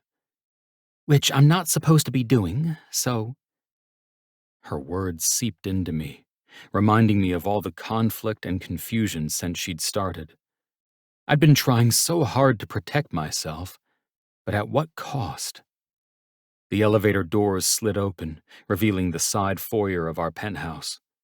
We stepped off the elevator. I know it's confusing, Jessa. I cleared my throat, unsure of what I was trying to say. I pinched the bridge of my nose, opting to drop the thread altogether. Follow me. I think we've got some top-notch shit in the laundry room. I strode down the hall, the half-finished conversation sizzling in the back of my mind. My forearms prickled from how close we'd been in the elevator, from how badly I wanted to make all the wrong decisions. Our laundry room was more like a hallway, a long, narrow room with multiple washers, dryers, racks, counters, and baskets. I headed for the closet right inside the door. "Wow," Jessa murmured. "I didn't see this part on the tour." "Welcome to the laundry tunnel," I cracked, rummaging through the boxes of crap I looked at maybe once a year. "Do you still do your own laundry?" she asked. "Sometimes." I found the spray bottle I'd been hunting for.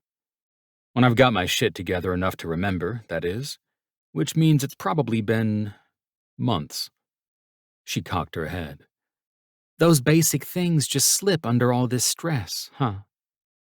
My shoulders slumped. Here she went again, with the damn insight and tenderness. The way she looked at me told me she saw me, like she was looking inside my body with an X-ray, reading all my innermost thoughts and worries. "To say the least," I replied, turning the bottle over in my hands. "Let's get this on before the stain sets." She looked down at her chest, then back up at me. The splotch sat right between her breasts. "I should get it, right?" My hand tightened around the bottle. "Do not suggest she take the dress off. That is unnecessary. You just want to see her naked. Stop it, Damian." I fought for a moment to remember how to form words as I stared at her breasts. I hoped it looked as though I was formulating a plan of action. "We can do this together." "Don't fall in," she cracked. Like that wasn't precisely what I wanted to do. Not just into her cleavage, but into all of her. I wanted to dive so deeply into Jessa, it scared the fuck out of me. I must have sent her a stern look because she bit her lip. "Sorry, I know that's too far into friend territory again." "Slide your hand underneath," I instructed her. "Then I'll spray it. And then I'll run far away from this situation." She did as I said, and I doused the stain in the spray. She nibbled on her lip as she watched. "You don't think it'll discolor it, right?" "It shouldn't. I've used this on fancy shirts before and never had a problem. We'll let it sit, then we'll wash it out." She nodded, pressing a hand to her forehead. "Sorry again." I was still standing so close to her, far closer than needed. But hell if I could pull myself away. My gaze washed over her, taking in all the spectacular details. The flecks of blue in her eyes, the wispy hairs lining her face, the lightest smattering of freckles across her cheeks, like she'd tried, and failed, to cover them up with makeup. I should be apologizing. I didn't know if it was the proximity or the stress or what, but I needed to get these words off my chest. "I'm the one who ripped you from class. You wouldn't have stained it if I hadn't brought you here. Just another thing I need to make up for now." She blinked, pulling back slightly. "Oh? What else do you have to make up for?" I narrowed my eyes. "Come on. Like you don't have a running tally by now." "I don't, Damian. I'd love to know what you think you have to make up for." I swallowed hard. I spent late nights cataloging all the ways in which I didn't stack up, the ways in which I'd failed. I had my running tally on Jessa's behalf, as well as a longer one for my entire life. "I know how much of a dick I can be." "Ah, so you do realize," she tutted, her grin nearly ear to ear. She leaned in again, the coyness emanating from her so alluring that I nearly fell head first into a kiss with her.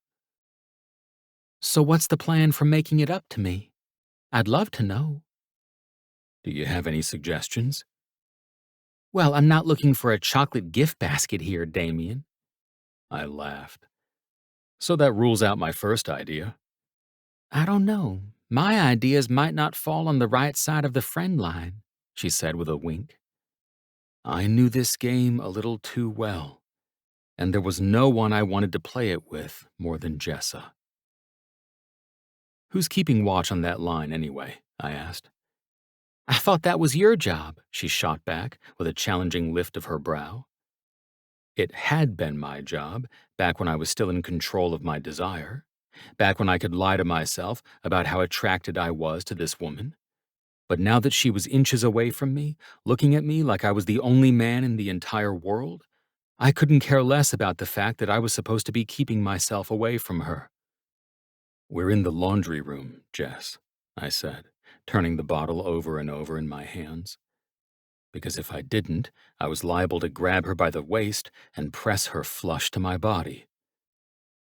The line only exists downstairs. And in the gym? She prompted. My heart rate picked up as I realized she'd probably been aware of my struggle to do the right thing since the beginning. I think the line has been totally erased in all areas of my penthouse. Now I'm really curious what your plan is to make it up to me. She cocked a hip, every part of her body challenging me. Luckily, I knew how to rise to the occasion. I'd have to take you off my payroll to answer that question, I said smoothly. Her eyes went wide, a blush coming to her cheek. I could have kissed it until it went away, or it grew even brighter. So, in order to have all my high school fantasies come to life, I'd have to quit, huh? Now I was the one to blink in surprise. A laugh escaped me. Wait, what? She clamped a hand over her mouth. Just kidding. High school fantasies?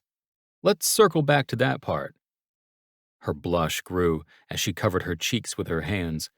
We don't need to circle back. Jessa, you're blushing. We need to circle back. I could have needled her like this all day, or at least until it finally led us into the bedroom. She groaned, looking up at the ceiling. I hate my cheeks. I'm a pretty big fan of them. I didn't even care anymore that I was officially crossing the line I myself had drawn. I reached for a different spray bottle. Let's rinse this stuff off while you tell me more about these high school fantasies. Damian, I'm so embarrassed, she said, fanning herself. I was such a geek back then, and You were fine, I assured her. Though you're lucky 17-year-old Damian didn't know about this.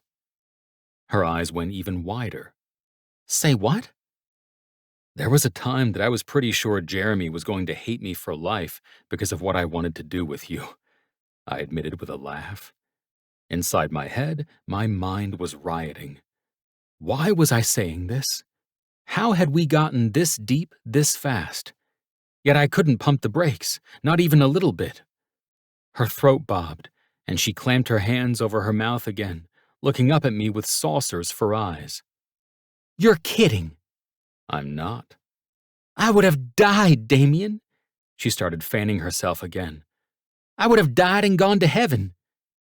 You were too young anyway. I lifted the bottle, and she slid her hand beneath the fabric again as I doused the spot. You were a sophomore. I was a senior. Then I went to college and became properly distracted. But that wasn't the whole truth. The distraction was temporary, and now that she was back in front of me, within arm's reach every day, I could barely control myself. She nodded, the blush fading, but her chest still rose and fell heavily, and I was inches away from cinching my arm around her waist and never letting go. Yeah, those high school crushes never last, huh? She said. I disagreed. My infatuation with her had lasted longer than any other romantic relationship in my life, much to my dismay. But I didn't want to admit that. It seemed somehow sad. After all these years, after so many people in and out of my life, why was my high school crush still the one that had sunk the deepest? Here, dry this off. I reached for a dry hand towel behind Jessa. I think you narrowly avoided a permanent stain. She clutched the hand towel to her chest, her gaze searching my face. We'd opened a can of worms here, and I knew better than to think we could stuff them back in, which meant I needed to retreat, because anything with Jessa, or anyone else for that matter, was a non-starter. Anything beautiful I had a chance at creating would surely end in flames. My entire life was proof of how misery followed on the heels of beauty. I'd lost 2 sisters. My passion project was probably going to send me to prison. What misery awaited me on the other side of a fulfilling relationship? I didn't want to find out. "Damian," she started, but rustling from the kitchen interrupted us. I tipped my head toward the door. "I'm going to go check that out. If you're ready, we can go back down." I took a gulp of air as I strode out of the laundry room, feeling like I'd both crossed multiple lines and saved myself from something perilous. How could one simple stain removal be both victory and failure? I crossed the threshold of the kitchen, finding Trace at the island, his palms pressed to the surface. "What are you doing?" Trace's dark brows were pinched toward the middle of his forehead. "Just deciding if I want to stress eat or stress drink." "I'd go with stress eat first," I said, followed by stress drinking. He hefted with a humorless laugh. "Thanks for the tip." I tapped my knuckles along the counter as I approached him. "Axel's down in the boardroom with Francis. We're crafting our strategy." Trace's jaw flexed as he stared at some unknowable point in the air. "Shouldn't I be a part of that?" "I don't think so," I forced out. "Not right now, at least." He swung his dark gaze my way. Brokenness shone back at me, a rawness that stole my breath. "What should I have done differently, Damian?" The question was a gut punch. Now, as we were all 30 or older, hindsight was more than picture perfect. "You should have told us then, when you found out." "Dad asked me not to," Trace bit out. "That was wrong of him," I said softly. "That was too much for a kid to keep quiet about, to carry alone." "But I did it," Trace said. "And after a while, it just didn't seem necessary to detonate everything over a little detail I wasn't even sure was true." A little detail. Now that was funny. This little detail had the potential to upend everything. Most importantly, our family. The one thing I'd thought was rock solid and unshakable. Yet again, proof that good was always followed by bad. Even the surest bets in life were susceptible to complete and utter failure. When would I learn? "Hey, guys." Jessa's soft voice behind me caused me to twist around. The sight of her there, wringing her hands together, nibbling on her bottom lip as her gaze darted between us, that damp spot on her dress in full view, sent a shock wave of warmth and tenderness through me. I wanted to gather her into my arms and never let go. "Hey, Jessa." Trace waved, but it was tired. "Why don't you head back down without me?" I tipped my head toward Trace. "We need to talk about a few things." She nodded. "Of course. Do I need a key to operate your fancy elevator, or—" I cracked a grin, deciding to escort her to the elevator, even though it didn't need a key to go down. I pressed my hand to the small of her back without even thinking, guiding her out of the kitchen. "Let Axel know I'll be back soon, okay?" She nodded as we approached the private elevator. I pressed the button and the doors slid open. I searched her face for some sign that whatever threshold we'd crossed earlier in the laundry room wasn't going to make things weird.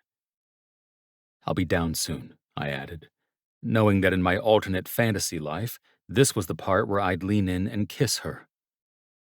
Kiss her. Kiss her. Kiss her. Jessa stepped into the elevator, lifting a brow. So I didn't need a key for the fancy elevator. I shook my head. Not to go down. The doors slid shut then, hiding her knowing smile from view until I was staring at my own reflection in the polished metal. I ignored the thumping of my heart and went back into the kitchen. What were you two doing up here? Trace asked. She had a tzatziki incident, I said. Is that a euphemism, or? I narrowed my eyes at him. No. And besides, what I'm doing up here with Jessa is the least of your concern, even though it was just stain removal. Trace looked like he didn't believe me. Sure. Now let's just cut the crap. Let me come down there and strategize with you guys. I really don't think that's a good idea. I'm part of the fucking business, he said forcefully, stepping closer. I'm part of the fucking family. I'm not trying to cut you out, I said, but I know how fucking mad Axel is right now. If you go down there, nothing is going to get better or advance. It will just grind to a halt, and you know it too. Trace grunted, flexing his hand into a fist repeatedly. He can't stay mad forever. You think? Trace, he might not ever talk to you again. Emotion pinched my throat unexpectedly, and I looked away. I'm not lying about that. He's angrier than I've ever seen him. Are you that mad at me too? His question caught me off guard. I was so used to being the mediator, I barely remembered that I had my own opinion. I swallowed hard. I am, but I also get it. So I don't know.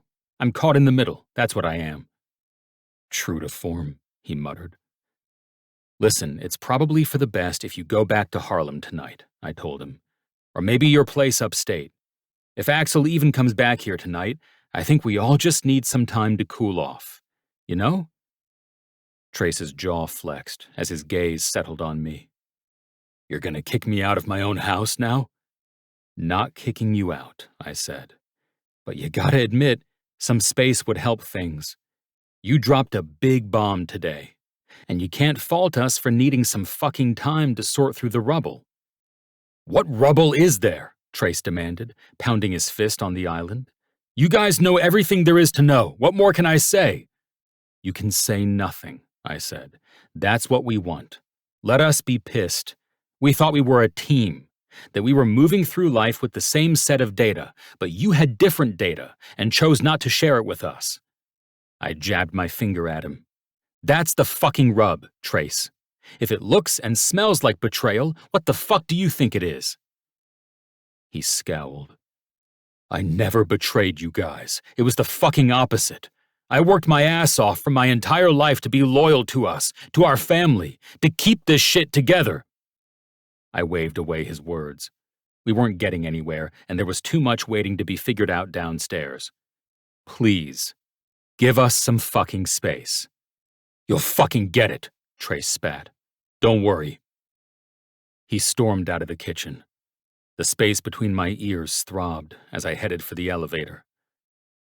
My entire life, my family had been a mountain, the landmark that guided my efforts and grounded me to the earth. First as a Haynes, then as a Fairchild. But now, my mountain had cracked. The rift had formed. And the last bit of solid foundation in my life had officially split in two. Chapter 11. Jessa. Priority tasks, action tasks, care tasks, personal tasks. I was drowning in a sea of tasks. Thank God I had a tablet, desktop, company phone, and my personal phone. Otherwise, I might not have been able to stay afloat with so much to do in the Fairchild world. I'd gotten to work early the next day, since our late-night meeting ended with approximately 127 new items on my to-do list. Priority items 1 through 78 included the rapid planning and execution of a brand new programmers' ball that the brothers wanted to host to begin repairing their post-investigation reputation via fundraising, donations, and transparency. It was a noble cause, one that I was eager to work on, but the date Axel and Damian had chosen for the event scared me. 1 month from now. It didn't leave much room for error, or anything else for that matter.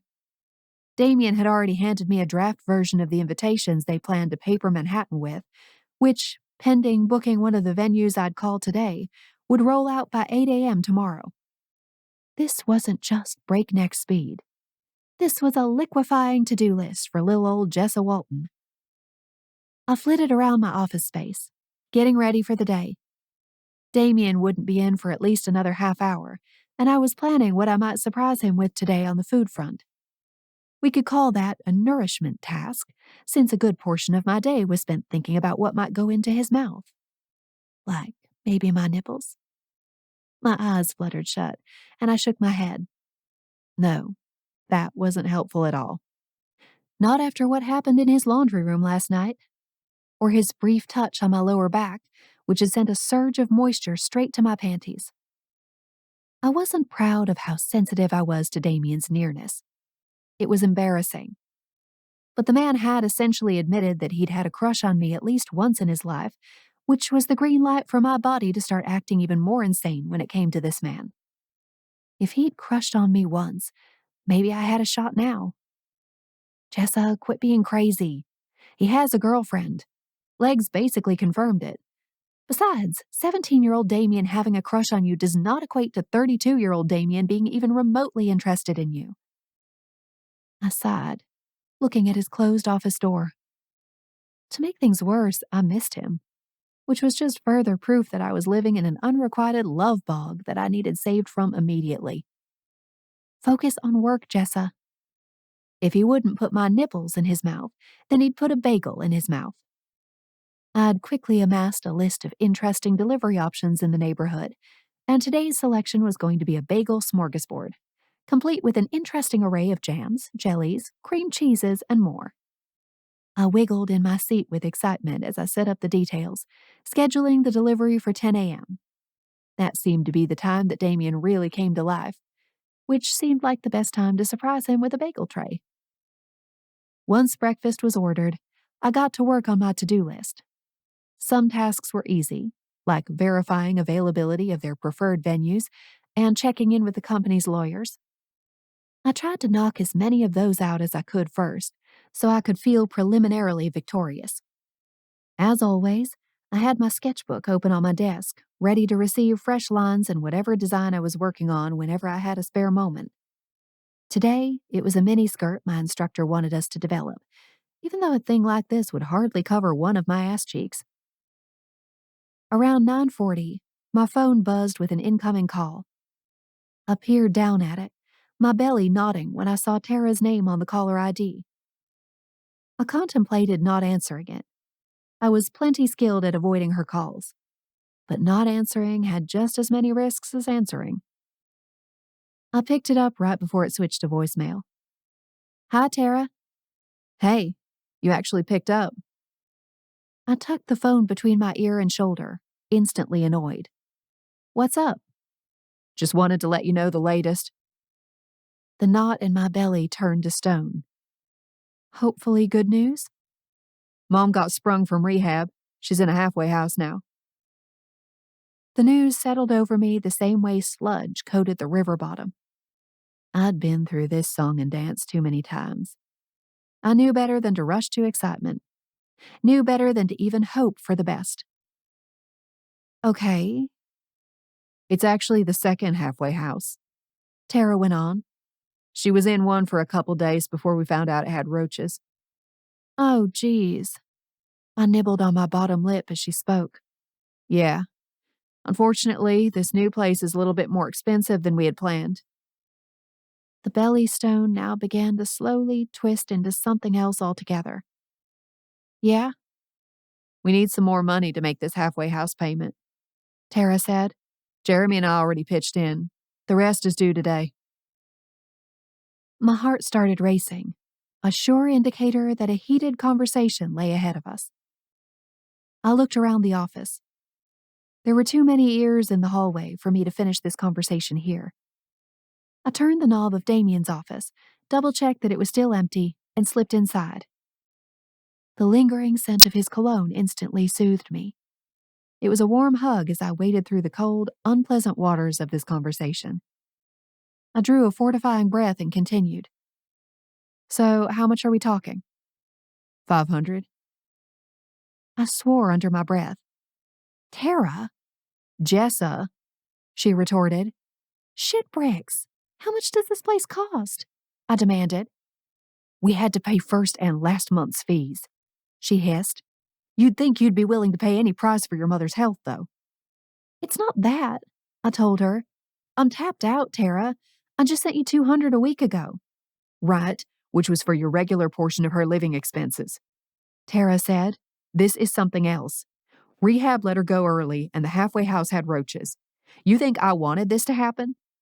No, I stammered, unable to quickly and articulately express how insane this was. Tara, I don't have it. How can you not have it? She demanded. You make the most of anyone in this family. What the fuck you spending your money on?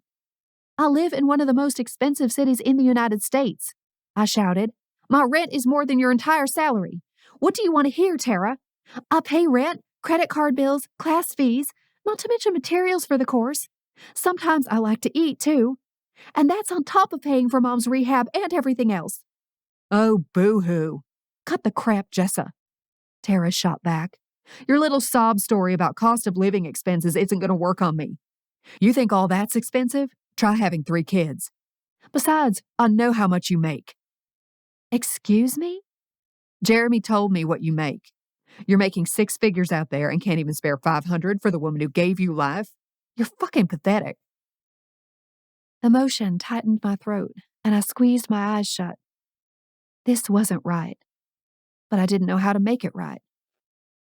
Don't say that, Tara. You're being a bitch. I'm the bitch? Her raucous laughter sent anxiety sparking under my skin. Yeah, I guess keeping our mother alive qualifies me as a bitch. Don't be such a goddamn martyr, I hissed through gritted teeth. I pay my dues for that woman. You can do what you want, but in the meantime, I need to wait until my next mother-clucking paycheck. Oh, your next paycheck, huh? Tara's laughter this time dripped with sarcasm. I sure wish I could tell my kids to just wait to eat until the next paycheck. Wouldn't that be so much easier? You're fucking swimming in cash, Jessa, and you have the balls to tell me to wait? Get a fucking clue, you self-centered brat.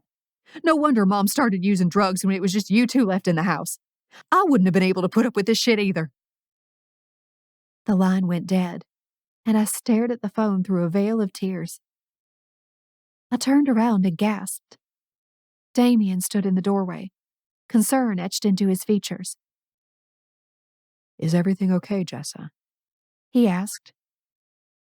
Something about his broad shoulders, the familiar lines of his face, or the way he was looking at me like he wanted to hug me, landed the final blow to my self-control. Whatever it was, the tears broke through the barrier. I covered my face with my hands. It's fine, I said, my chest hitching with a sob. Damian's arms were around me, wrapping me in his thick and deliciously warm embrace. I melted into him without even thinking about it, grabbing my own wrist behind his back and nestling into the most perfect and secure spot against his chest. The tears instantly vanished, but I had no intention of moving. Ever. Do you want to talk about it? His deep voice rumbled closer to my ear than it ever had before. Goosebumps flared over my entire body, head to toe. He had to notice. I shook my head. And then I thought better of it and nodded. His body shook with laughter. So, that's a yes and a no. I couldn't speak yet. Not when I was buried in his perfect embrace, wrapped up in the woodsy musk of his scent.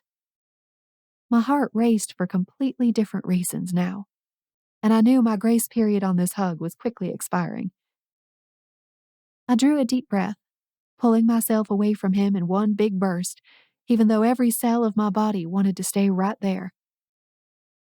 "I'm so sorry," I whispered, dabbing at my eyes. "I didn't mean to cry." It's okay. He shrugged. We're just passing the intense life moments baton. Today's your day. Yesterday was mine. Tara just told me that my mother started using drugs because of the stress of living with a selfish brat like me, I said quietly, my gaze dropping to the floor. She was angry because I can't send her $500 by the end of the day. My mom had to unexpectedly enter a new halfway house because reasons, and I threw my hands out to my sides. And here we are, as always, running in circles around my mother's addiction. She always makes me feel like every aspect of it is my fault.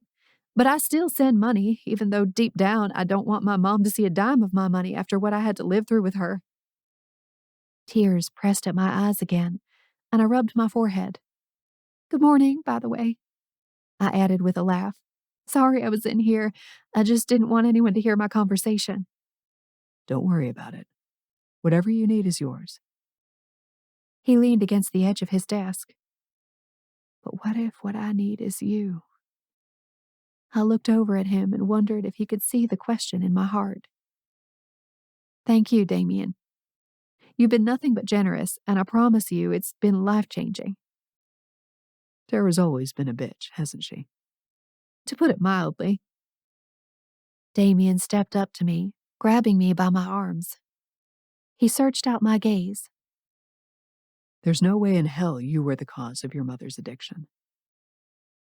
I nodded, getting lost in his mossy gaze. "Thank you." She says it because she knows it hurts me. That hadn't even been the worst part about what she'd said. Tara calling me a self-centered brat had been the worst. Because she knew what had happened under my mother's roof. She knew which one of Mom's exes had forced himself on me, and the ways I begged for things to change. But no, the do-gooder teenager was the brat, the one who'd forced the adult to use drugs. Sure. The whole thing made my blood boil. An alarm broke the comfortable silence between us. My phone. It was 10 o'clock. The bagels were here. Oh my God. I slapped my forehead, more than ready to shift gears for the day. "The delivery is here." What delivery? "Breakfast, silly." I winked at him. "Wait here. You're going to love what I got for us today." Damian looked genuinely amused as I headed out of his office. I beelined for the reception desk, where I found the delivery driver with my order. I returned to Damian's office with 3 large paper bags. "Okay, so this might be more than I was expecting," I said, heading for the long table to one side of his office, which I'd started using just for these occasions. I unpacked the brown paper bags, laying out all the elements as I discovered them. Everything bagels, plain bagels, cinnamon raisin bagels, cream cheese and smoked salmon, raspberry chia jam, sweet chili jam, lavender jelly. With each new item I revealed, my oohs and ahs grew louder. Hot damn, Jessa. Damian murmured once it was all laid out. "I think we need to invite a few more people to partake," I said with a laugh. Maybe I went overboard. Damian stood so close to me I could feel the heat pouring off him. I so badly wanted to reach out and grab his hand, or maybe have him touch the small of my back again. I glanced over at him, wondering if he suffered from even an ounce of the same lunacy. But he was entranced by the bagel spread.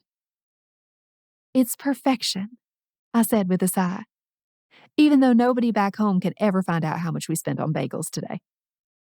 Damian laughed. Your secret is safe with me and my credit card. He reached for an everything bagel and then contemplated the cream cheese selections. You think she'll ever come around? Who? My sister? Never. I reached for the lavender jelly, wondering how that might pair with an everything bagel. She reminds me every week how I should be back in Kentucky taking care of Mom because I'm the unmarried and childless one who needs to repent for the sin of being alive. According to her, I'm doing nothing with my life. But to me, I'm saving my life. I was going to die if I stayed in Kentucky even another week. From boredom, from lack of fulfillment, from... My voice dried up. The ghosts of my past were real there.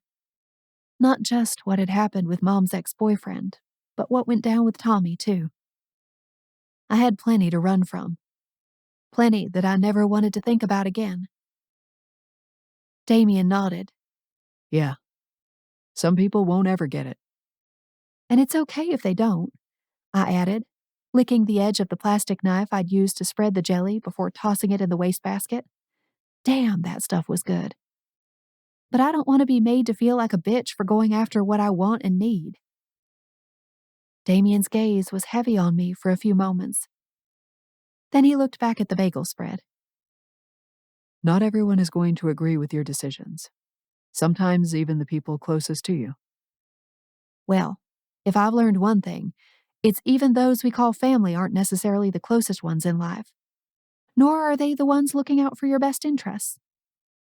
I took a bite of the impossibly soft bagel and moaned. And this bagel rights every wrong in the entire world. Damian's soft grin was the stuff of heartthrob posters.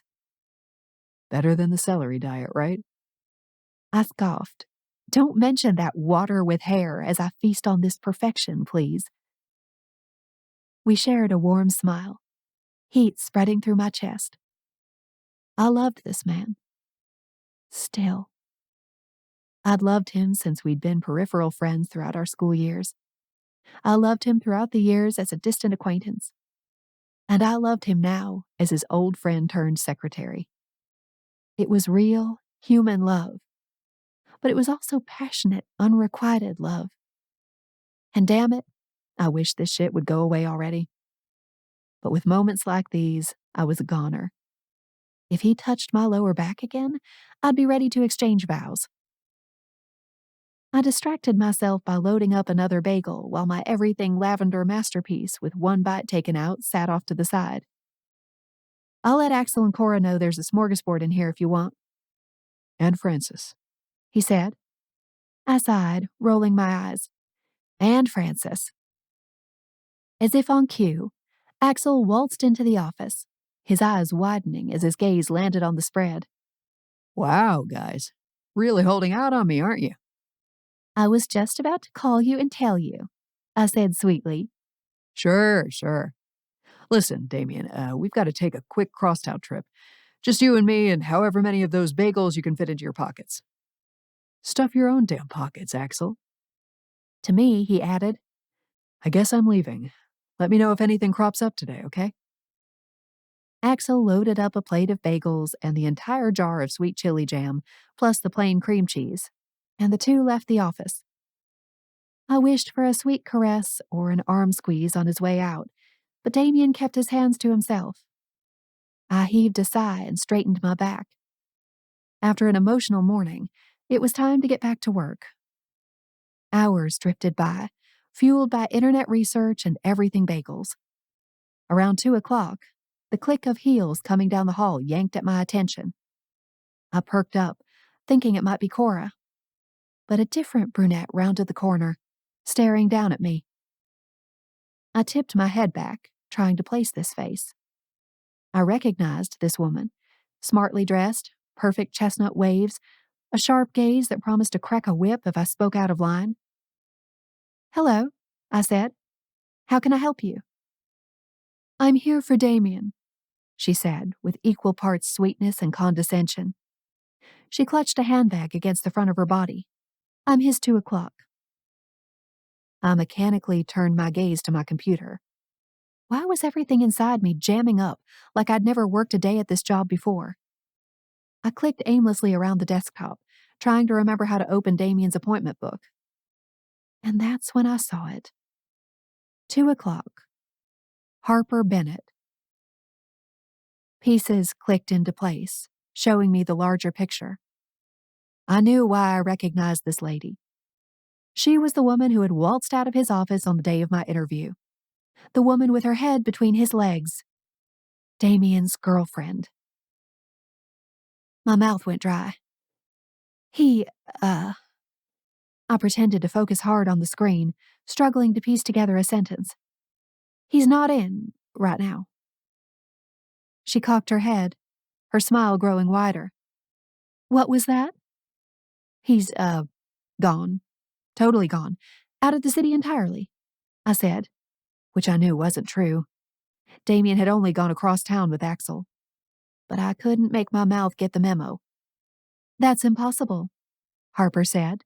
We had something on the books. He never cancels. I'm sorry. He's out of the office and I don't know when he'll be back. I offered my best approximation of a detached customer service smile. I can take a message for you, though, and I'll see if he's interested in rescheduling. He may have found your services no longer necessary, or... Judging by the confusion etching itself across Harper's face, I was crossing a line and needed to reel it in.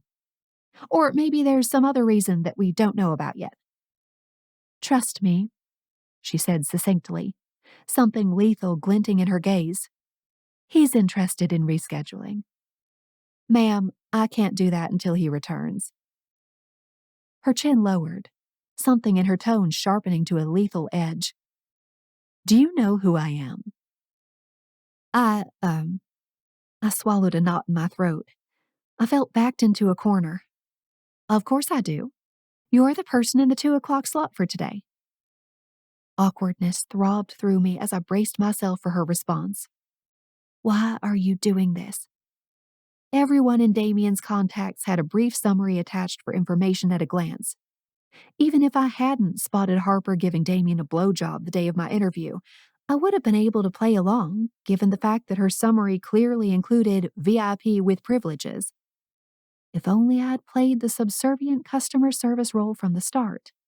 But no, I had to let my jealousy figure in. Ms. Bennett, she said sharply. You may call me Ms. Bennett. Ms. Bennett, I said slowly.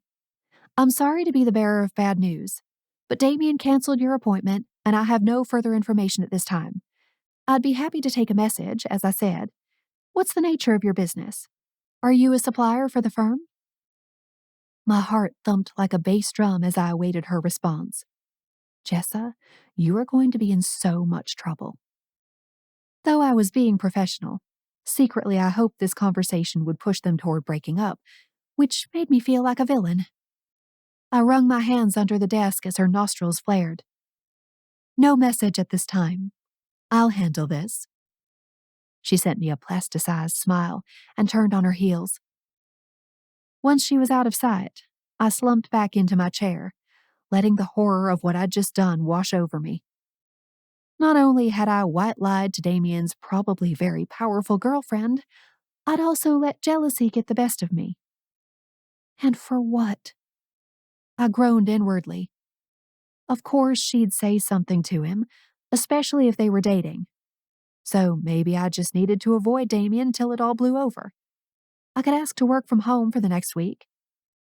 While I considered the logistics of such a request, Damian sent me a text that made my insides freeze up. Damian, there's a dinner tonight I want you to attend. Can you make it? There went my plans to avoid Damian for the next week. There was nothing I wanted more than to attend anything, at any time, with Damian. But that warred with my very real need to catch up on my homework, and my newer, more urgent need to not look Damian in the eye until I could assess the damage from lying to his girlfriend. I swallowed hard and typed out my response. Jessa, you know it. I'm there. Chapter 12. Damian. I checked my watch for the billionth time that evening. It was still 7:01 p.m., like it had been for the last hour. My knee bounced wildly beneath the table as I resigned myself to more waiting and scanning the crowd. Doing what I did best, searching the place for any sign of Jessa. You need another wine? Axel leaned closer to me, jerking his chin toward my drained glass. Carmenere, right? Sure. Actually, let's just get a bottle. Jessa will probably have some too. She would be here any minute. I could feel it. I told her to meet us at 7 at the Monaco Lounge, which didn't explain why I'd been searching for any glimpse of her for over 20 minutes. When she got here, I'd be able to relax. And hopefully, with some wine, she could relax too. And then maybe we both could relax together. Back at the penthouse. Francis checked his watch from across the round, white linen-covered table. "She's late," he said in a sing-song voice. "Give her a minute." I didn't love the rivalry that had cropped up between Francis and Jessa. I wasn't sure if I felt like the father they didn't want to share or the boyfriend they both laid claim to. At work, I had no favorites. But off the clock, I only thought, saw, and wanted Jessa. I hated how true this was becoming, how thoroughly she infiltrated my thoughts. I'd ignored Harper's text that afternoon because I didn't want to think about her yet, even though occasionally a new one arrived. My phone buzzed again, signaling yet another message. I peered at my phone, which I kept below the table. Harper. I thought we had something here? Was I wrong? Okay, that last text signaled something at the brink of explosion. I opened the thread, catching myself up on what I had been avoiding all day. Harper. Just stopped by your office for our afternoon delight, but you canceled on me? Or was your new secretary lying? Harper. She asked what the nature of my business was, which tells me you haven't even briefed her on what we have going on. Harper. Don't waste my time if you'd rather not see me. I don't have time for that shit, neither do you. So what gives? Harper. I thought we had something here. Was I wrong? I groaned out loud, pocketing my phone once more. I did not want to handle that right now. What's wrong? Axel asked. Just some texts from Harper. I raked through her messages in my head, specifically the one about canceling and the possibility of my secretary lying. That was interesting, to say the least, and it made me wonder if Jessa had embellished the truth somehow. Or maybe she recognized Harper and didn't want her around. This possibility scorched through me, acting as a breeze to the red embers of my desire. I'd been permanently half-hard since hugging her in my office that morning, and more than desperate to get her alone somewhere, somehow. Even though I knew I shouldn't, I wanted to dive back into her warmth. Seeing her in tears, in need of a hug, had broken down one of the last standing walls inside my mind and heart. I couldn't keep acting like she wasn't the gorgeous, sweet, inviting, hilarious, and genuine beauty that she was. But you should if you want to keep yourself safe. Harper was in today, Francis said, smiling up at the server as she brought the newest round of drinks. She didn't look very happy. Because I forgot about our meeting, I said, reaching for my new glass of wine. I started the scan for Jessa again. It was 7:04. Haven't seen her on the schedule much anymore, Axel murmured with a shit-eating grin on his face. She used to come at least once a week. Yeah, well, we've been busy, I said, sipping my wine. Harper is a catch, Francis said, sipping at his wine. You two are so cute together. Hey, y'all! A bright, feminine voice yanked at my attention, and I nearly broke my neck turning. It was Jessa. Lord Almighty, it was finally fucking Jessa. Sorry to keep you waiting. I went to the wrong restaurant. Her laughter was like a fresh breeze as she tugged off some black gloves that accented her dress. Even though it was the same one she'd worn at the office today, a deep slate blue piece with black buttons down the front, the new accessories made the look entirely different. She wore a floppy black hat, and a boxy handbag hung from the crook of her elbow.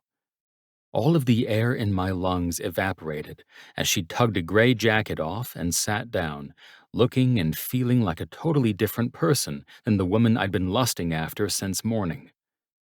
How is that possible? Francis asked. There's only one Monaco lounge. What can I say? Jessa shrugged, setting her handbag on the table before she eased into the seat between Francis and me. I'm a New York newbie. Plus, the front doors of the next place over are right under the Monaco Lounge sign. I like the hat, Jessa, Axel said. How was the rest of your day? Oh, it was great. Had a few too many bagels, though. The buttons on this dress are liable to pop off any second, so take cover, y'all. I ran my thumb along my bottom lip as she spoke, unable to focus on anything that wasn't Jessa. Her pink lips, her winged eyeliner, her easy smile, and the tiniest hint of those freckles. Her gaze finally swung my way, and something flashed in her eyes. Fear? Or maybe it was desire. Whatever it was, I intended to get to the bottom of it, along with a couple other things. I got you a glass of wine, I told her, gesturing to the Carmenere waiting for her. I lifted my glass, encouraging her to do the same. To excellent staff who can handle anything when the bosses are gone. Okay, maybe I'd said that on purpose. That same fear flashed through her eyes again, and her throat bobbed. The four of us clinked glasses. Jessa's worried gaze met mine as she sipped at her wine. Then she set it down, popping another bright smile on. So what's on the agenda tonight? We are simply thanking you both for a job well done, Axel said, gesturing at Francis and Jessa. We know how stressful things have been lately. We wanted to wine and dine you two. Make sure you don't slink away with all our secrets. Jessa laughed. The secrets I've learned so far haven't been that exciting. Axel recoiled in mock horror. Are you saying we're boring? Well, no. But I really thought you billionaires might have some crazy sex dungeons, or at least some very questionable art that the internet would love to pick apart. Axel sent me a smug look.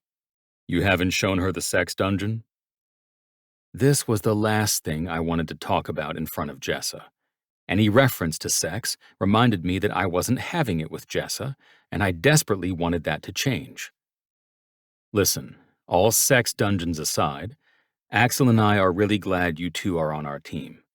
So, thanks. I lifted my glass again, something hot and urgent pulsing through my veins. The more alcohol I drank, the harder it was to keep it under wraps. Or maybe that was the goal? A surprise employee benefit night, Jessa said with a laugh. I'm always down for that. A server came a moment later to take our orders. I watched Jessa as she ran her finger down the board menu, mouthing words to herself. The things I wanted to do to her. I made a fist with my hand and pressed it to my mouth, trying to focus on anything that wasn't Jessa, or her spectacular style, or the curve of her breasts in literally every outfit she wore. I'd been fantasizing for weeks about spreading those luscious thighs open with my knee, filling the space between her legs with my shoulders, and then my head. I could only imagine how sweet she'd be down there. I'd make sure she was dripping wet before I did anything. I'd find her clit and pinch it so softly, and just watch what happened on her face. A shiver ran up my spine. Seeing Jessa dripping wet was my new life goal. Damian? Axel's voice cut through the dense fog of my desire. I looked over at him, trying to keep my face as neutral as possible. What? I asked if you saw that email from our attorney today. Oh, Fantasy images of my head buried between Jessa's legs flashed through my head again. I wasn't sure if I needed more or less wine at this point, though I suspected keeping my mind off Jessa for the rest of the night was a lost cause, regardless of how much wine I had. I missed it. Axel caught me up to speed while I sank back into my thoughts. Thank God Axel was the gregarious one, because it gave me the chance to sit back and observe.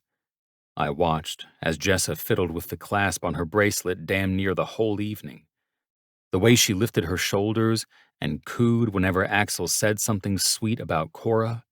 The way she'd glance over at me as if she was checking on me, searching out my gaze. A visual hand squeeze. Dinner came and went, though I could barely focus on the food. The pulsing between my ears, between my legs, actually, was getting more raucous by the hour. Just as our plates were cleared, Cora showed up, which resulted in big hugs from both Axel and Jessa. The five of us chatted amicably for a bit before Francis excused himself to go find the gays, as he put it. And then there were four. Wine arrived for Cora, and the women were instantly engaged in their own conversation. Axel smirked over at me, leaning back in his chair. "Everything okay? You barely said 10 words tonight." I shrugged. "I've got nothing to say." "I don't believe that." No, it wasn't the entire truth. I had plenty to say, but none of it was appropriate for dinner conversation. And I wasn't entirely sure it wouldn't scare Jessa off. Sure, she'd had high school fantasies about me, but that meant nothing about her fantasies now or whether I was included in them. I had a suspicion that her interaction with Harper told me everything I needed to know.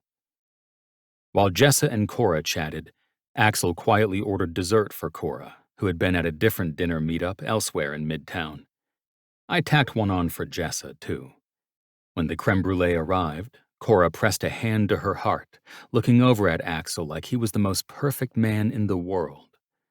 The smile on his face said it all. These two were so deeply in love, I was surprised they could still function. Jessa's mouth turned into an O as her creme brulee arrived next. She sent me a pointed look. "Is this for us?" And here we were. Two couples, at least seemingly.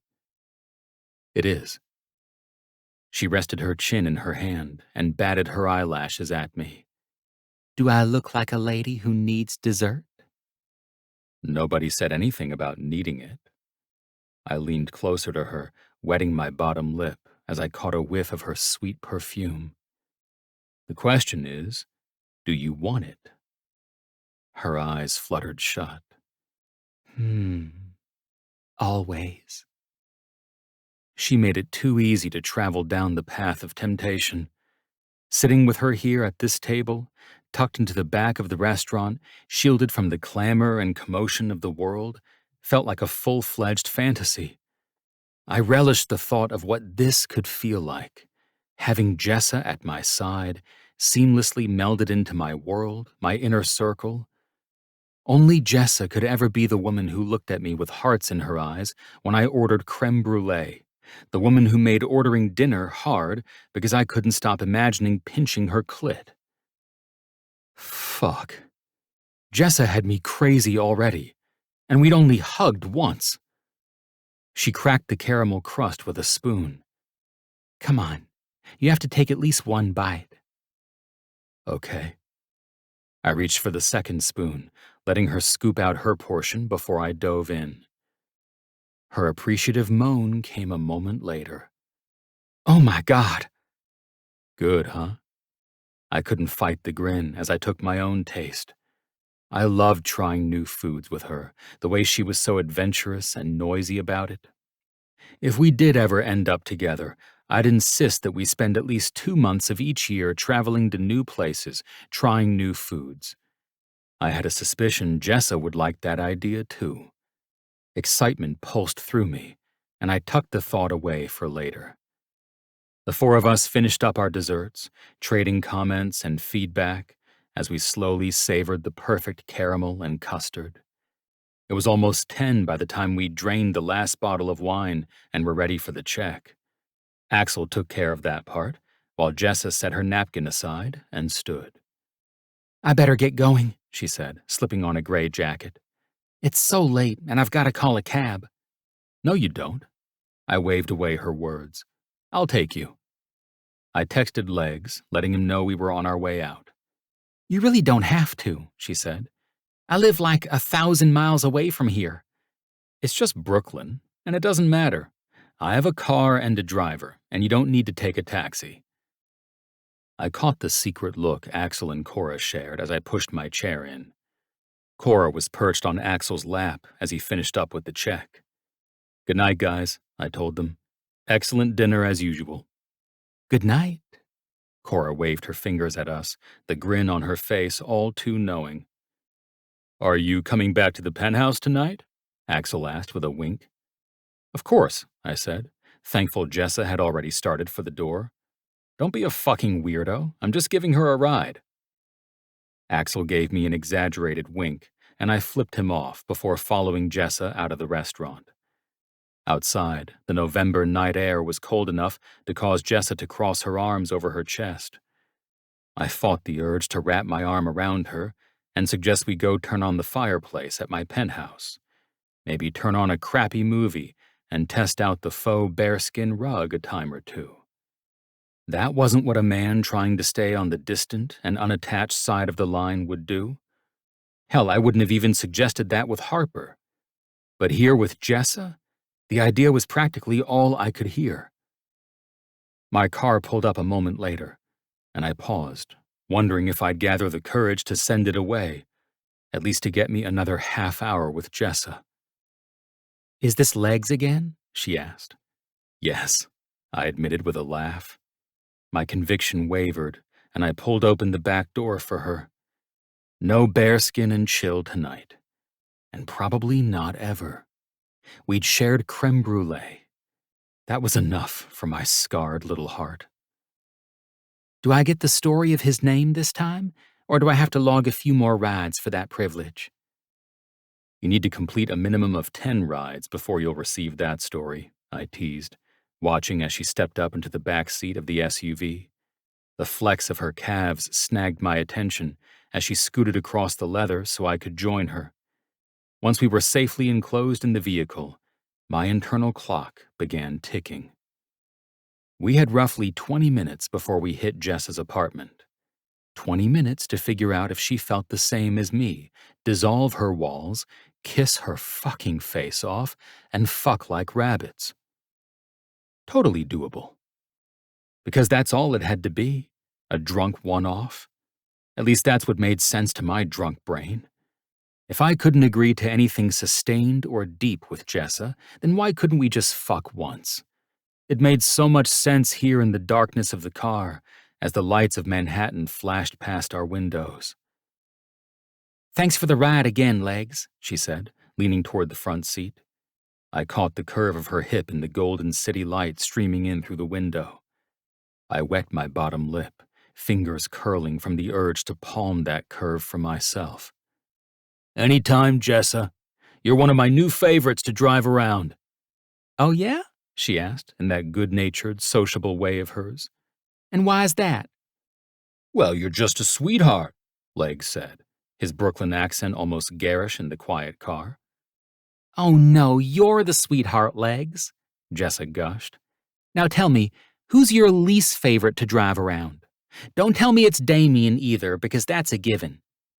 I laughed despite the dig. I'm not even mad, because you're probably right, Jessa. She reached back and swatted my knee. I caught the smile on her lips. Nah, I can't say that, Legs said. Okay, fine, don't tell us the worst ever, but just give me one person you didn't like driving around. Come on, I need the gossip to stay alive. I'm like a gossip vampire. Legs laughed, scrubbing at his chin as he thought. All right, I got one. That Harper lady. His words landed like a blow, though he couldn't have known how timely his comment was. I clenched my teeth as Jessa turned to me, nodding. I had an experience with Harper today for the first time, Jessa told Legs. She made it very clear that I was to only call her Ms. Bennett. Yeah, she pulled that same shit with me, too, Legs said with a laugh.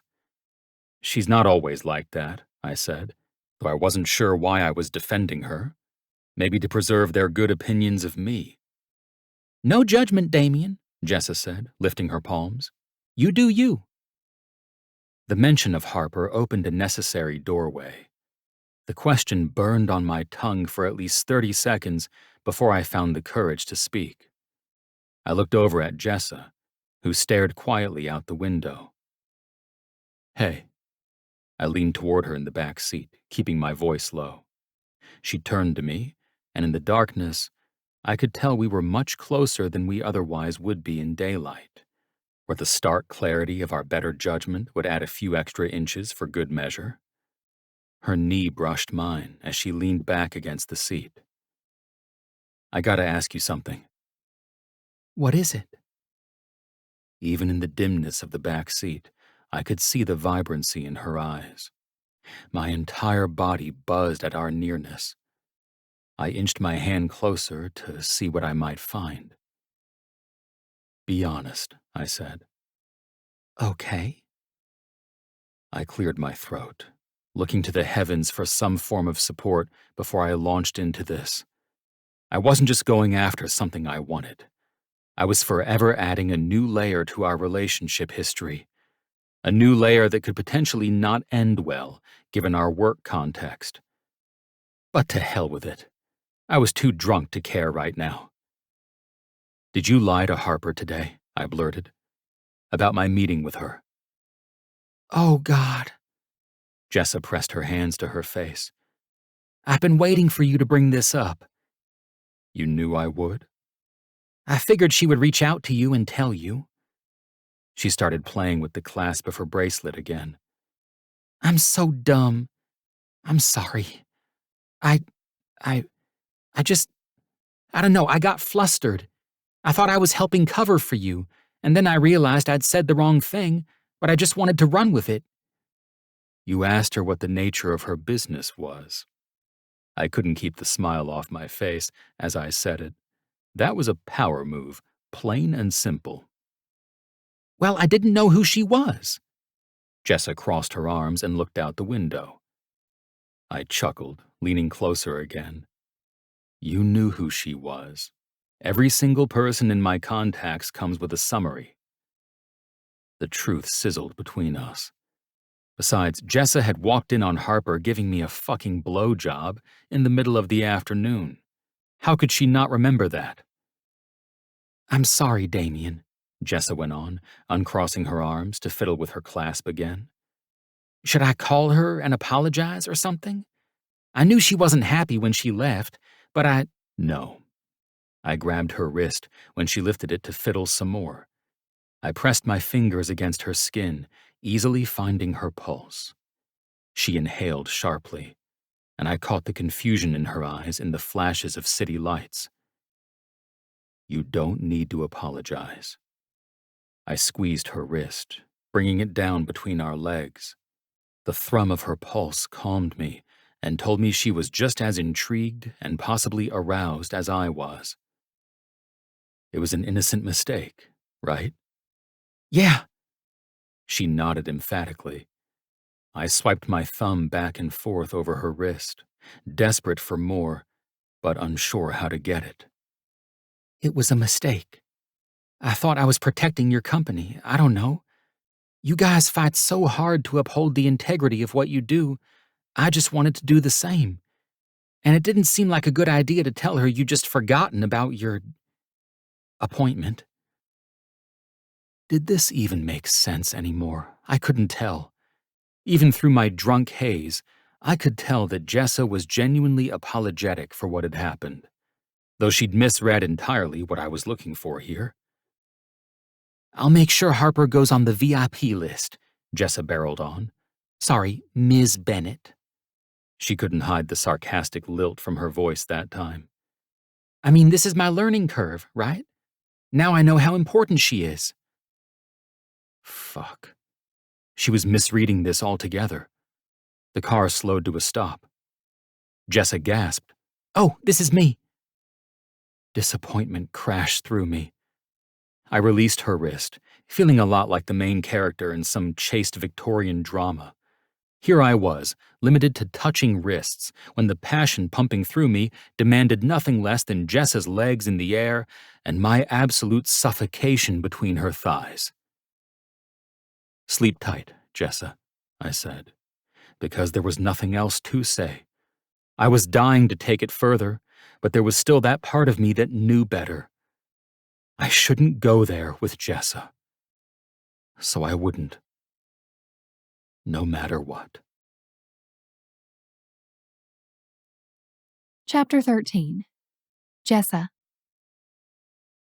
On Friday, Damian wasn't in the office.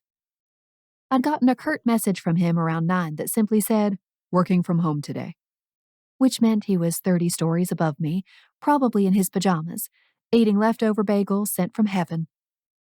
I was half tempted to ask if I could join him, but after what had happened the night before on the drive home, I also knew that I needed some more time. Like the length of the weekend, to be precise. That was the exact amount of time needed, 72 hours, to fully recover from his warm, passionate wrist grab. Only after all those days apart would I be able to think of things other than his lips covering various areas of my body come Monday morning. I'd even used his comforting hug in his office as masturbation material over the weekend. My desperation knew no limits. But on Monday, I got the same message from Damian. Working from home today. This seemed odd, but who was I to say anything? The man had earned the right to work nude from his bed if he wanted to. I just very much wanted to join him, even though I was positive Ms. Bennett would not approve. After what I'd learned from Legs and my encounter with Damian in the car, it was decided. He had something with Harper, and I needed to lay my childish fantasies to rest. Even though his surprise creme brulee had made me think we might be getting married, that was not the case. High school Jessa needed to lie down and go to sleep. Forever. I spent most of Monday switching between productive work mode and being mortified for being so asinine. Axel strolled up to my desk around 4:30, holding a sealed envelope in his hand. Hey, Jessa. Could you do me a favor? Of course, Axel. Take this up to the penthouse. Sure. I took the hefty envelope from him. But why can't you go? He sniffed, looking away. Trace is up there, and this needs to go to Damian. I nodded slowly, beginning to understand just how serious the rift had gotten between the brothers. Uneasiness spread through me. I'd only ever known the Fairchild brothers to be solid. This new development felt unnatural and bizarre, as if science had suddenly discovered that gravity wasn't real. Of course. I'm almost done for the day, so I'll just wrap up here and then take this up before I leave, if that's all right. Sure. And here, you'll need this in the elevator. He tossed me a key card with a wink. Just get it back to me another time, okay? I clutched the key card in my hand, nodding. Thanks, Axel. I appreciate it. And make sure Damian's okay while you're up there. He's been going through something the past couple of days. I think you'll be able to snap him out of it. Well, if that wasn't equal parts cryptic and intriguing, I didn't know what it was. I stuffed the card into one of the pockets I'd sewn into the folds of my dress and hurried to finish up at my desk. Now that I had the green light to visit Damian, I didn't want to delay another minute. We hadn't seen each other in almost 4 full days, which was too much. All I wanted to know was if Damian felt as desperate and insane as I did. 15 minutes later, I was packed up and heading for the penthouse elevator like I owned the place. Had Ms. Bennett ever used this elevator? I sure as cluck hoped not. I swiped the card just like I'd seen Damian do, then pressed the big P button. The elevator soared upward, smooth and silent, coming to a gentle rest 30 stories above. The doors slid open, a pair of male voices reaching me. Anxiety snaked through me, and I clutched the envelope to my chest. Even though Axel had asked me to do this, it didn't mean Damian was expecting me. I identified the rumble of Trace's voice. Luggage wheels clicked over the tile floor. I left my work bags near the elevator door and headed deeper into the penthouse, following the sounds of conversation. A moment later, I found Trace and Damian standing at opposite ends of the living room. Trace had 2 pieces of rolling luggage at his side, and Damian, in a sleeveless t-shirt and shorts, looked like he was carrying the weight of the world. Damian's gaze swung my way, and something inside him crumpled. I could see it.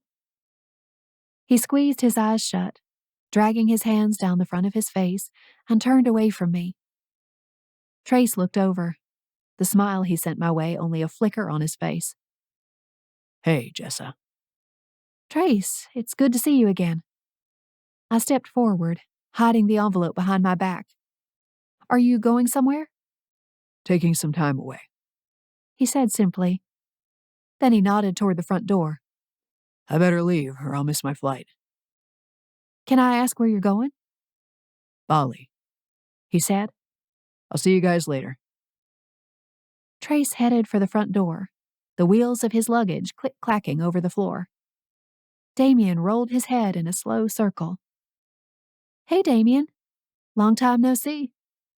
I glided his way, something deep inside me feeling better now that he was so close, like some final piece of a puzzle had clicked into place. Everything okay? He shook his head, avoiding my gaze. I don't know. I set the envelope down, assessing his posture. His shoulders looked bunched, like he'd been in full stress mode since our dinner last Thursday night. You're so tense, I murmured, reaching for him. As soon as my hand made contact with the heat seeping through his shirt, I realized my mistake. But despite my pounding heart and the moisture in my panties, I couldn't stop it. I ran my hand over his upper back. Do you want a massage? Damian turned to me head on, the full brunt of his masculinity washing over me. Normally, he was in tailored suits and dress shirts, but now he was every inch the brawny farm boy I'd fallen in love with during high school. His biceps bulged, freed from the constraints of his dress shirts. The scent of his cologne hit me harder today, or maybe it was just the intensity of his gaze. Something was different today. Way different. Do you really think that's a good idea? He stepped closer to me, something in his tone sounding dangerous, feral. He seemed to loom over me, gobbling me up with his gaze, his energy, his intentions. But I had to be imagining it. Sure, we'd crossed some kind of line that night in his laundry room, but it hadn't gone further because he had Ms. Bennett waiting for him. I think it would be a great idea for you, I said, nervousness pushing me to babble. You look really tense, so loosening up those shoulders would probably contribute to your overall well-being. Besides, you missed 2 days at the office, so something must be wrong. I brushed a stray hair from my face as I went on. Speaking of which, why weren't you in Friday or today? I was worried about you. Because I have to keep myself away from you, Jessa. He said, reaching for my hand. He picked it up gently, turning it palm up. The more I'm around you, the harder it is to convince myself not to proposition you. And I really don't want to proposition someone on my payroll, even though I've wanted to proposition you since I was 17. I blinked a few times, letting the meaning of his words sink into me. And then again. And then again. He traced lazy lines across my palm, watching me with the most deliciously destabilizing intensity. I started, as though I had any idea what to follow up with. Tell me I shouldn't, he said, stepping even closer. My fingers brushed his chest, and he pushed his thumb across my palm. Tell me I shouldn't, and I won't. I can't tell you that, I whispered, my voice nearly sticking to my throat. But you said it yourself. You can't proposition someone on your payroll. I blinked rapidly, trying to see or think or function at all with him this close to me. It didn't seem possible to continue living in a world where Damian's heat wasn't wrapped around me, where his skin wasn't touching mine. I mean, that's what you want, right? Past tense. Wanted. He growled, jerking me closer to him. His hand slid over the top of my ass, crushing me against him. My eyes fluttered shut as the hard expanse of his chest found my breasts. Oh, dear Lord. It felt better than I'd ever imagined to be pressed up against him. I mean, even if we both wanted to fuck each other senseless, we can't, right? Where I found the breath to speak, I didn't know. He dipped down, his breath hitting my earlobe. A million pinpricks of pleasure skated under my skin, and I almost died perfectly happy in that moment. You tell me. He breathed against my ear. Right, I whispered, forgetting entirely why any of this was a bad idea. Harper blinked through the back of my mind suddenly, reminding me Damian was taken, and I had no intention of mucking around inside someone else's mess. So I should go, I said, my voice barely working. Where are you going? Damian licked the tip of my earlobe, and I collapsed against him. It's was that his penis I felt pressed against my hip? My heart raced so quickly I thought I might pass out. This was every fantasy come true and then some. He still wasn't mine. Nor would he be when the haze cleared. Yes. Damian nuzzled the side of my face, and I tipped my head so he could do it again, more freely, possibly for eternity. What do you call it? The class? My eyes drifted shut as his stubble scraped against my cheek. I squeezed my legs together. The class that I'm in, or whatever. Oh, your fashion course? Mm-hmm. Damian rummaged around in the folds of my dress, lifting up the front portion of it. Then he wrapped his fist in it and tugged, pinning me against him. My panties were soaked. Are you off the clock? His voice was sex and grit. I nodded helplessly. Then there's no employer-employee issue in the way. Just give me half an hour. I will personally inspect this dress from head to toe for your class. Then I'll deliver you wherever you need to go. He cinched his fist even tighter in the fabric of my dress. Now can I fucking kiss you? All the air whooshed out of me in one breath, and I nodded, succumbing to my fate. I was powerless to stop whatever was happening. I didn't want it to stop, judging from the river flowing between my legs. Maybe I could have this one taste, this one try. I'd deal with whatever came after, including the Harper mess. Please, I croaked. Damian descended on me, capturing my lips in a kiss that froze time. Everything else around us ceased to exist, the world itself shuddering to a stop as I finally found out just how soft and perfect his plump lips were. I moaned, my legs feeling wobbly. He tightened his hold on my dress, diving in for another kiss, his tongue pressing at my lips. I opened my mouth to receive him, and our tongues tangled together. Damian loosened his fist and pushed his hand up over the curve of my hip, up the front of my dress, over the swell of my breasts. He left a permanent trail of goosebumps wherever he touched me, his hand stopping below the heavy curve of my left breast.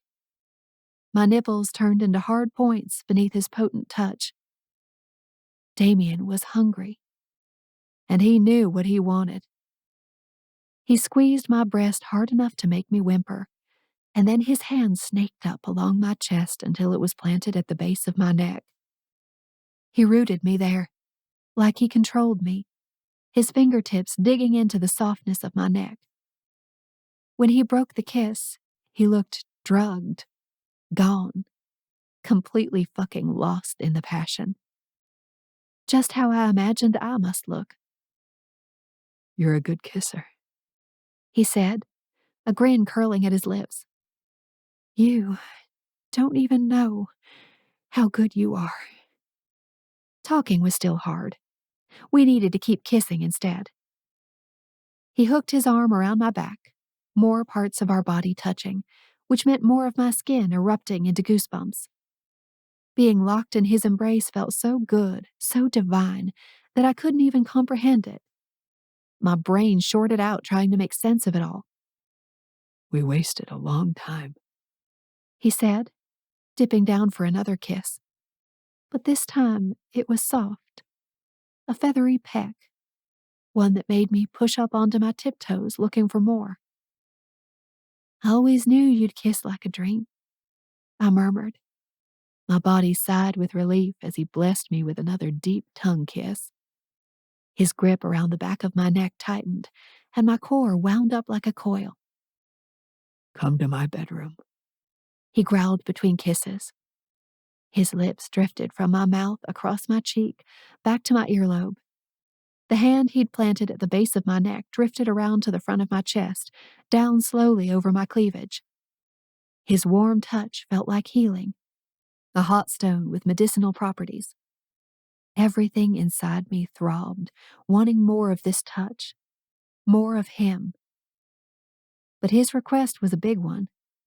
I'd only ever had sex with 2 men in my life. Damian could easily be the third. But not if I was the other woman.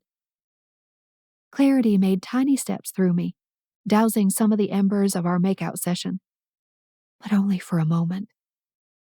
Once Damian's fingertips pushed underneath the fabric of my dress and drifted toward the edge of my bra, all reason flew out the window again.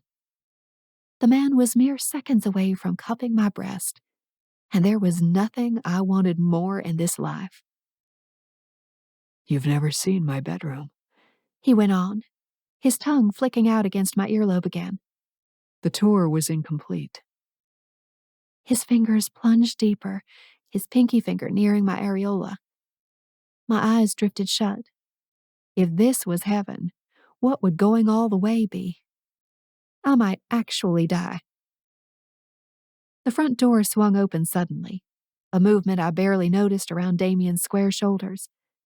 I gasped, stepping away from him, the intrusion feeling a lot like a bucket of water dumped over our steamy affair. Damian twisted to look toward the front door. Trace's voice boomed out a moment later. Don't mind me, just forgot a few things. He said, his footsteps scuffing across the tiled floor as he rolled his luggage back inside the house. I tore myself even further away from Damian and sat on the nearest armchair, covering my face with my hands. What are you doing? What have you done? Damian didn't bother to respond to Trace, who hurried through the living room and disappeared into the depths of the house. Damian watched his brother go and cleared his throat, adjusting his gym shorts. That's when I noticed the thick ridge of his arousal. My mouth parted, and I took another glorious glimpse before I buried my face in my hands. You're about to sleep with a man who is taken. Jessa Walton, what has New York done to you? Come on. Damian offered his hand, tipping his head toward the other end of the house. Let's go. Damian, I can't. My voice came out trembling and weak, no doubt a combination of the nearly fatal arousal pumping through my veins, combined with the stress of a one-night stand with my taken boss. Are you kidding me? You're with someone. Jessa. He started, his face crumpling. I don't care how perfect or sculpted or surprisingly possessive you are, I said, waving my hand at the complete package that he was. I don't care that it would be most definitely the best sex of my life. Not like there's much to compare it to, trust me.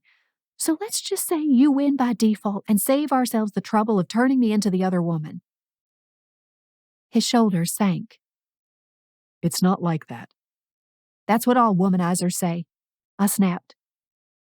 His gaze darkened, and he crossed his arms. I'm not womanizing, but you and I both know there's something here. Why not see where it goes? I pressed a finger to the center of my forehead, feeling like I could burst at any second. The problem with seeing where it went was that our endpoints were different. He wanted it to lead to the bedroom. I wanted it to lead to forever. And given how long I'd known this man, how strongly I'd felt about him throughout my life, there was no chance I wouldn't fall in love. Actually, scratch that. I already was in love. Hell. The realization spread through me like piss in a cold stream. I loved Damian Fairchild, and messing around with him would only break me in the long run. I don't have the energy to see where it goes, I finally said, daring to meet his gaze.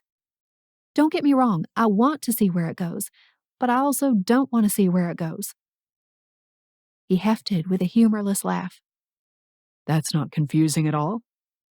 You have to understand, I said, making my voice lower as Trace emerged from the far hallway. He muttered something to himself and then disappeared into the house again. You have a situation here with Harper, and I am allergic to situations. His mouth formed a line, and he watched me heavily. I could see the wheels turning, the haze of arousal receding, the calculating clarity returning to his green eyes. Yeah, you're right. His voice sounded flat, and he nodded, looking past my shoulder. Silence fell between us. I swallowed hard, realizing that I needed to either leave or go back on my word and kiss the man until the sun came up. I'm gonna go, I said, more as a test. I took a few steps away, watching Damian carefully, checking to see if he'd fling himself at me again, or maybe he'd sink his fingers into my neck again. Goosebumps flared, but nothing happened. He stood watching me with his hands on his hips, standing a defiant distance away. Your envelope is over there, I said, pointing to it. Then I pointed to myself. My dress and I are leaving. A grin ghosted his lips. Bye, Jessa. I waved, and then I bolted. I needed to be smart. Being smart meant keeping myself out of sticky situations with active girlfriends. Being smart meant keeping my head down, doing my job, and getting my fashion certificate. That's what I'd come here to do. Nothing good could come from falling in love with, or messing around with, a man who was taken. Since I'd already failed on one of those fronts, I needed to hold the line on the other one. No matter how hard it would be to say no to those perfect, kissable lips. Chapter 14. Damian. Working from home today. I considered making that my new autoresponder so I didn't have to send the same message every morning to Jessa. Because as Tuesday came, and then Wednesday, I realized I was in a very uncomfortable predicament. I needed to keep myself away from Jessa as a precautionary measure, while every particle of my body craved her presence. But I wouldn't give in again. She'd found me in a moment of weakness. Her tenderness had split me in two, and I'd taken the bait. But not again. Aside from the text I'd sent her Tuesday morning that simply said, "I'm sorry," I only reached out for work matters. And I truly was sorry. I was sorry it hadn't gone further. I was sorry that I had every intention of kissing her again the next possible chance I had. Mostly I was sorry that I wasn't really sorry at all. But it was for the best. For the best. For the best. I had Harper on standby, and that arrangement made way more sense. Harper was the safe choice, the non-threatening one. Harper was the woman I could say no to, the woman I didn't crave, the woman who wouldn't upend my safety or stability. It was better that Jessa assumed Harper and I were more serious than we were. She didn't need to know I hadn't seen and had barely spoken to Harper since the day Jessa came in for her interview. I'd felt like a spinning top for the last 2 weeks. Partly, it was how my personal life continued to crumble with the secret brother and subsequent split with Trace. Jessa had a way of restoring calm amid an active hurricane. And realizing I had an extra shoulder to lean on, someone who wasn't Trace or Axel, was perhaps the most disorienting of all. My circle had accidentally grown bigger, and that scared the shit out of me.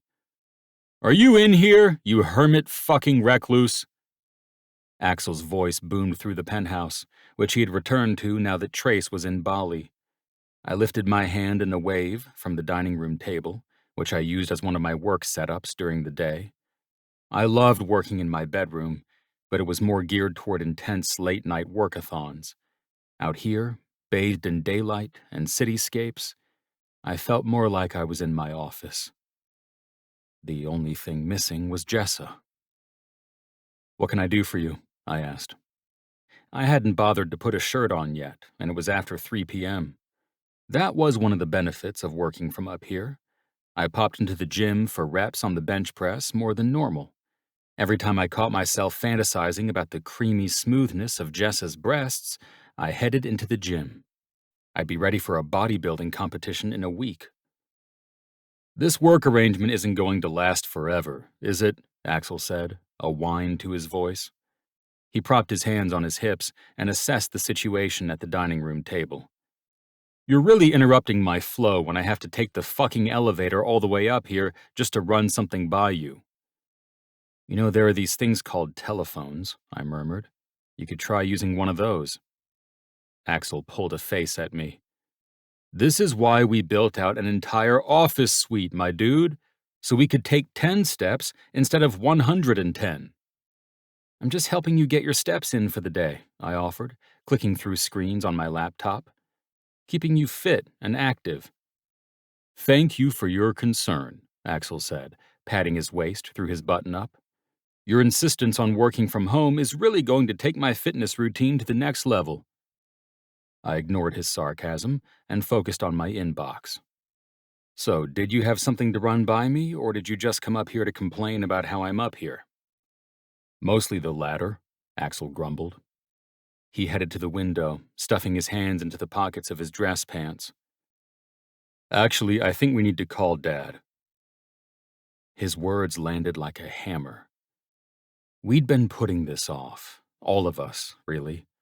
Trace had assured me that he wasn't going to talk to either of our parents until he was back from Bali, but that meant that Axel and I had some decisions to make, some awkward conversations to have, some possibly life-ruining words to spell out. I heaved a sigh, abandoning my work as I leaned back in my chair. You want to do it now? I want to get it over with, Axel clarified. So yeah, I think we should just do it now. What are we even going to say? I don't fucking know, but if we just accept the idea that it's going to be messy and not fun, then I think it's nowhere but up from here, he said. I think there's considerable room to go down from here, I pointed out. You're probably right, Axel conceded, but let's just do it. He clapped his hands, then brought out his cell phone. We ready? I smirked at the phone. Are you sure we should do this over the phone? What's the other option? Show up at our parents' house like a couple of merry messengers? With a singing telegram about our father's secret family? No, Damian, we're calling. It was hard to argue with Axel. Most times it was just easier to let him have his way. I nodded and readied myself for whatever the other side of this conversation had in store for us. Axel swiped through the phone and made the call on speakerphone. It started ringing a moment later. He sank into the chair next to me, and we both leaned closer, staring at the inert phone. Our father answered a moment later. Hello? Axel glanced my way, doubts crowding his blue eyes. Hey, Dad. It's me and Damian. You got a second? Course I do, sons. What's going on? The phone rustled on his end, and I could imagine him reclining on his favorite brown couch. He'd had that thing for way too long, and he even insisted on moving it after we built him and Mom a brand new house in the country. He'd rejected any number of offers to buy him a new recliner. He only wanted that ratty old thing. Hey, Dad, I said softly. You hear that Trace went to Bali? No, I didn't. Where on earth is that? It's in Indonesia, I said. Really close to the equator. Famous for the beaches and coral reefs and stuff. What'd he go there for? Other than probably to catch a bikini contest or two on the beach, Dad said with a gritty laugh. He needed some time to think, I said, knowing that Axel would rather not even mention Trace's name or his plans during this conversation. Something pretty wild happened recently, and we need to talk to you about it. Well, all right, Dad said in his slow drawl. Let's see if you can shock me. That's what he always wagered. See if you can shock me. Only when we told him we'd bought our first helicopter did he admit that he was surprised. Not even hearing that we'd met the President of the United States shocked him, since he'd claimed anyone could meet that old codger during a rally. This might finally be the thing to shock him. Someone named Ian Keller recently showed up at our office building, Dad. Axel glanced at me, his jaw flexing. He says he's our half-brother. The silence from the other end of the line stretched long and cavernous. "You there?" I ventured. "Yeah, I'm here," Dad said. "You know who Ian Keller is?" Axel asked. "Though he goes by Ian Fairchild now." "I do," Dad said. Axel's face crumpled, reflecting what I felt in my own body. Part of me had been hoping that it could still turn out to be a scam, even with Trace's confirmation, the secret he'd held for over a decade, and the fact that Ian's background checks had been rock solid. I'd still been foolish enough to hope for a miracle. "Is what he says true, Dad?" Axel pinched at the bridge of his nose, grimacing. "He says you're his father." A long, resigned sigh escaped our father, and then the phone rustled.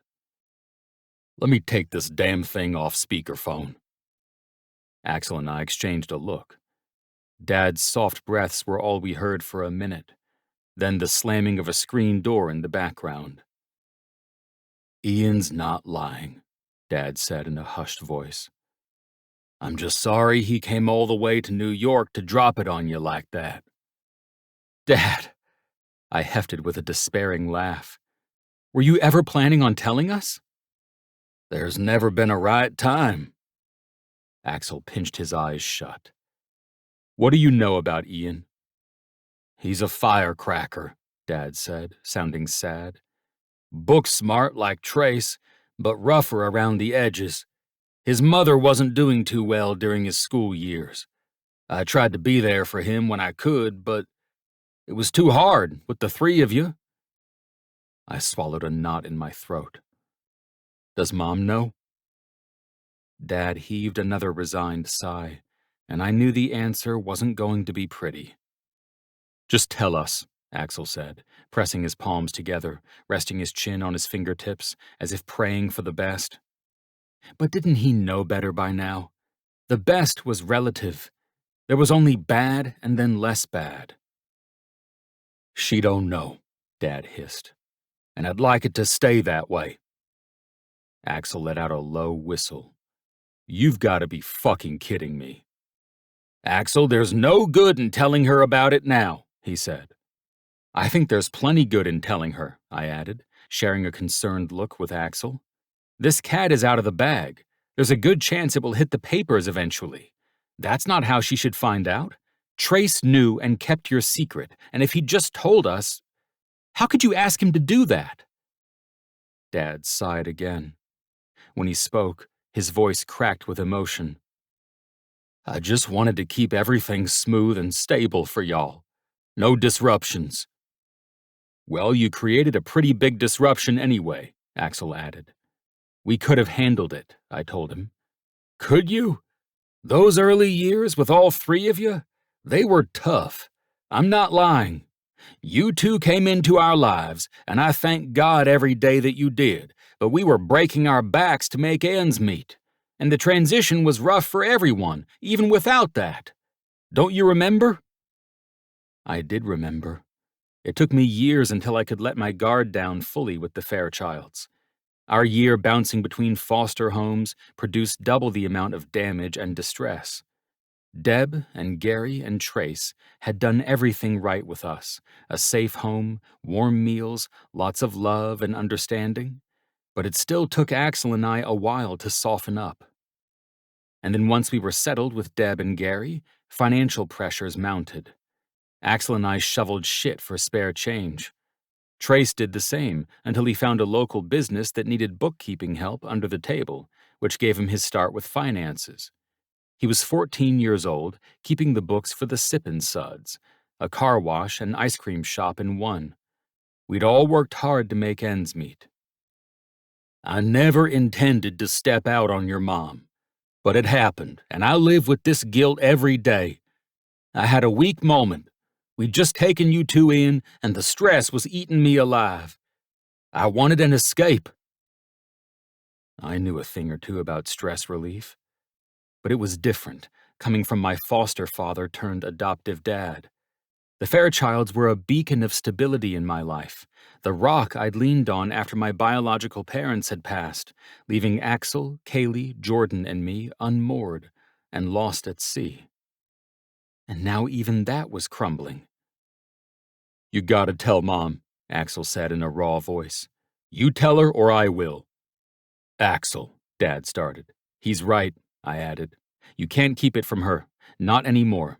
If Ian came all the way up here, what's to say he's not on his way to your house next?" There was some commotion in the background. It sounded like Mom talking. "Boys, I gotta go," Dad said suddenly. "We'll talk later." "Did we shock you?" Axel asked. "I'd say you did."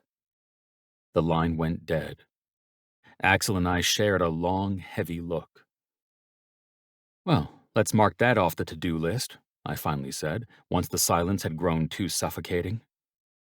"Clearly we were the ones who were raised right, back when we were Hayneses," Alex muttered, looking down at his hands. "Trace kept that secret for how many fucking years? Just like Gary." "Don't start," I said. "I'm starting," Axel warned. "You would have said worse shit about Cora 6 months ago, and look at how things change once you get the full story," I reminded him. "Do not start." Axel's frown turned into a scowl. "Don't rope Cora into this." "I'm just keeping perspective," I said. "You're so quick to throw Trace under the bus. He's all but moved out of the penthouse because of you. He's halfway across the world because you don't want to run the risk of running into him. But he lives and dies for us, Axel, just like Dad does, regardless of whatever you think about the fucking mess they made."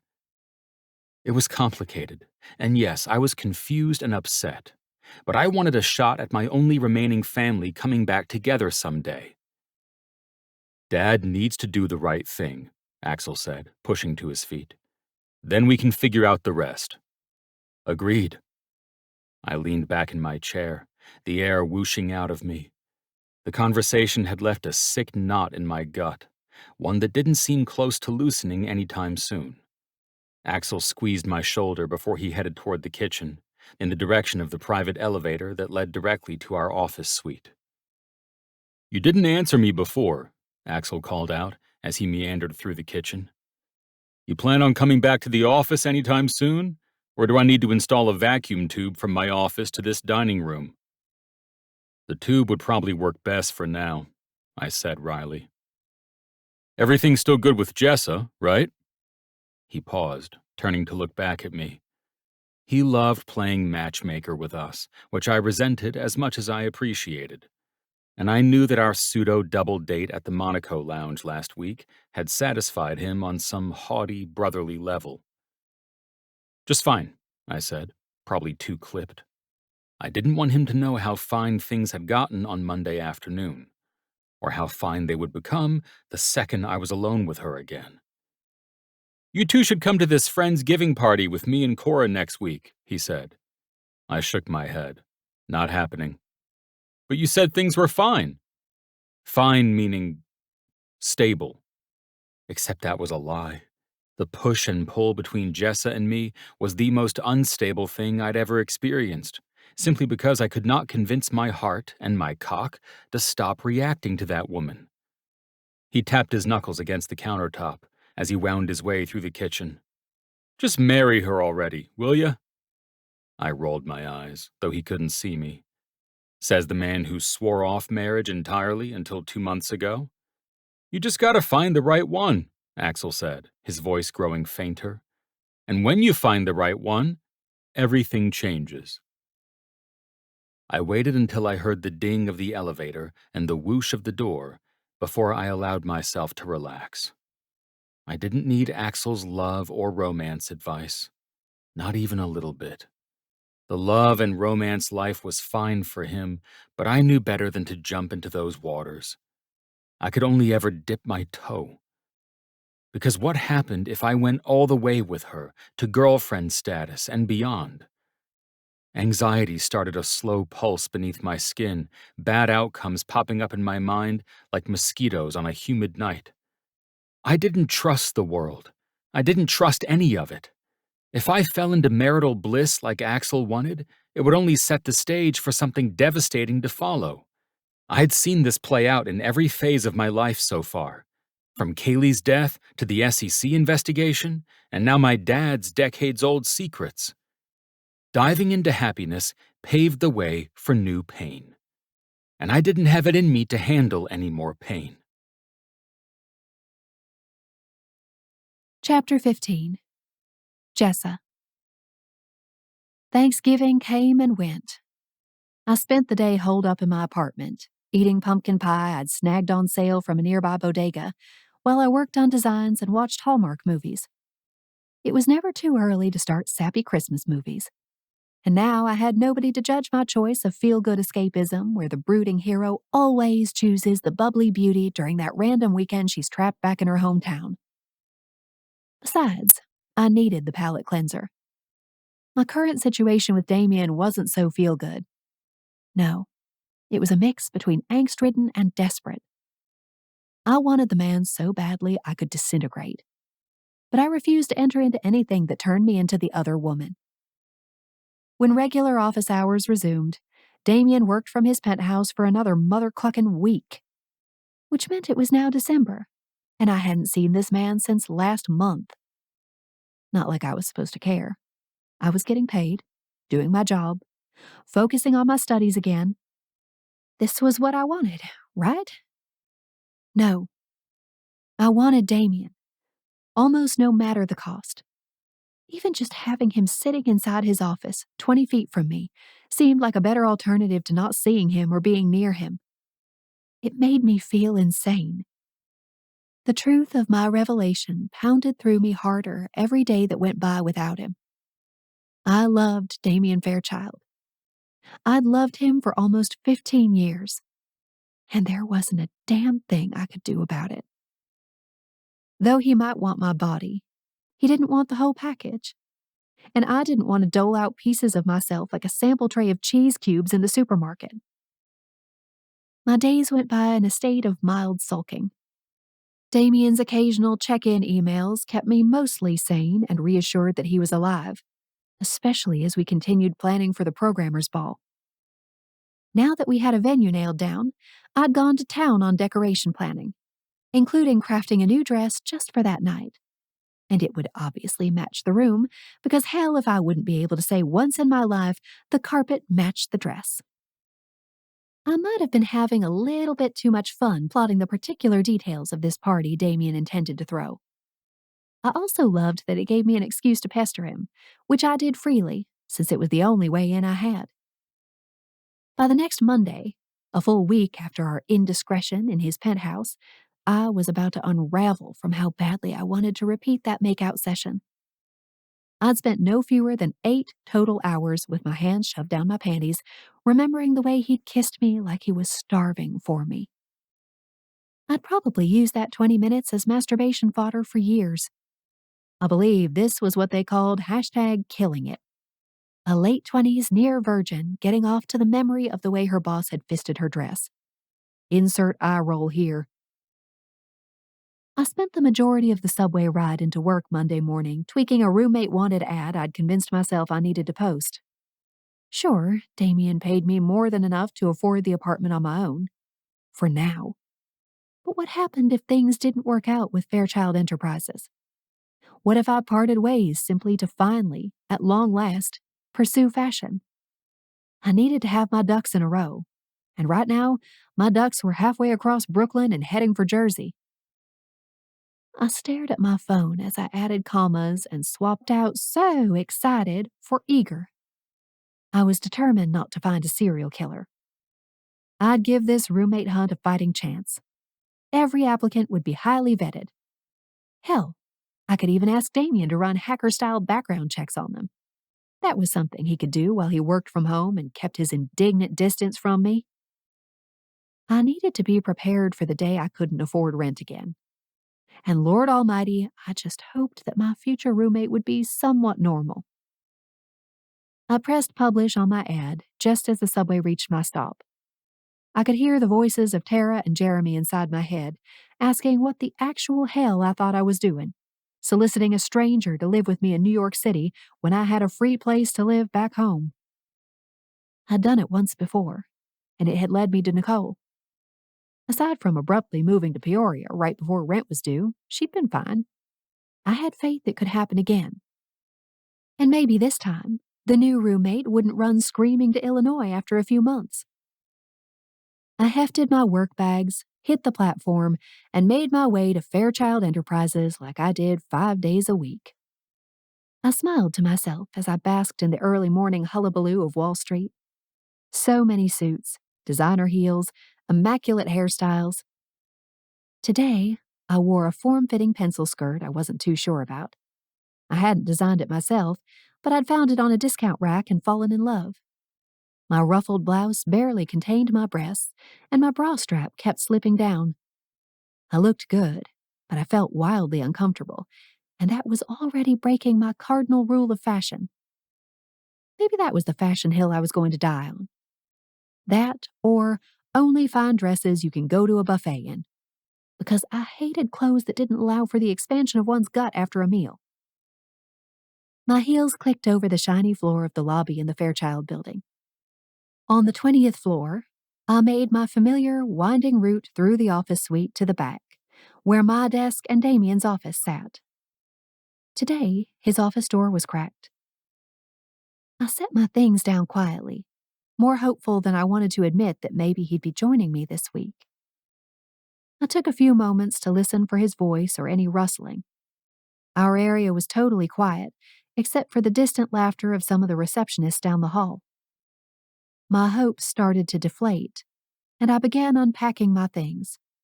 Today's lunch, my work tablet, my notebook, my design sketchbook. I adjusted my bra strap no fewer than 6 times during the first half hour of my workday, keeping vigilant watch over Damian's office. At just after 9:30, soft footsteps shuffled down the carpeted hallway. Damian strode into view, looking at some papers in his hand. I froze, suddenly unsure. Did I pretend last Monday hadn't happened? Did we continue as normal, boss and employee? Or maybe I should lead with a joke about our makeout session. Morning, Jessa. He jerked his chin in my direction, meeting my gaze for the briefest of moments. Then he slipped into his office, closing the door softly behind him. My breath whooshed out of me. That had been normal, casual, completely fine. I should have been okay with that. But I wasn't. I lasted 10 minutes before I picked up the phone to call Damian with the first genuine question I could think of. It was about the event, so I needed his opinion. Damian, I whispered into the phone, though I wasn't sure why. Like if I spoke too loudly, it would force him back to working in the penthouse. I need your input on something. He paused. What is it? Colors. Aren't you the color expert? Not when it comes to computers, I said. 10 seconds, that's all I need. The line went dead, and a moment later, his office door opened. He watched me suspiciously, like this might somehow turn out to be a prank. I swiveled in my chair to face him as he approached, giving him my sweetest smile. The difference in height put me at a very particular vantage point, which I tried not to notice as he stepped up. But it was hopeless. I'd spent most of the previous week imagining that thick ridge beneath his gym shorts and what I would have found if things had gone further last Monday. I might never be able to see Damian without thinking of that. The moment when I realized, without an inkling of doubt, that Damian wanted me, Jessa Walton, plus-size aspiring fashionista. A shiver raced up my spine, and I forced myself to refocus on the task at hand. I'm finalizing details for the programmer's ball, I said, gesturing toward my computer. And I need to make sure I'm not making a programmer faux pas. He narrowed his eyes. What do you mean? Well, you computer nerds have a world all your own, right? I wanted to do a white and Tiffany blue theme for the decorations. I pointed out the images of the centerpiece designs I had selected from a very upper-crust store. But I wanted to make sure the shade of blue is okay. Like maybe this blue means something in hacker world. Like how pink is for breast cancer? Or maybe it's the same shade as the blue screen of death I've heard about? I watched him innocently, hoping he wouldn't see through my very flimsy facade. He looked at the screen. Actually, aqua has a really specific meaning in binary code. I blinked. It does? He nodded gravely. It's related to the dark web. My eyes widened, and I gasped, looking back at the screen. Oh my God. And here I thought I was just inventing excuses to be at eye level with Damian's junk. You've got to change it. He shook his head, turning back to his office. Lives are at stake. Everything could crumble if you choose that blue. I narrowed my eyes at his retreating figure. Are you serious? I caught the flash of his shit-eating grin before he closed his door on me. Deadly. I bit back a smile as I swiveled back to my desk. Clearly, that had not worked as planned. Though what was I hoping for? That he'd pin me to my desk and press those soft lips to mine again? Actually, yes. That was exactly what I was hoping for. The whiff of a normal interaction with him felt like the warmest blanket after a frigid winter stroll. I drew a deep breath, noting my rapid heartbeat, the goosebumps on my forearms, the overwhelming relief that pooled inside me. I whiled away the rest of the morning, hanging on to that one thread of normalcy. Damian didn't emerge, and I could think of nothing else pressing enough to pester him about. When he opened his door before lunchtime, I popped to my feet, ready to somehow bump into him and coax something more from him.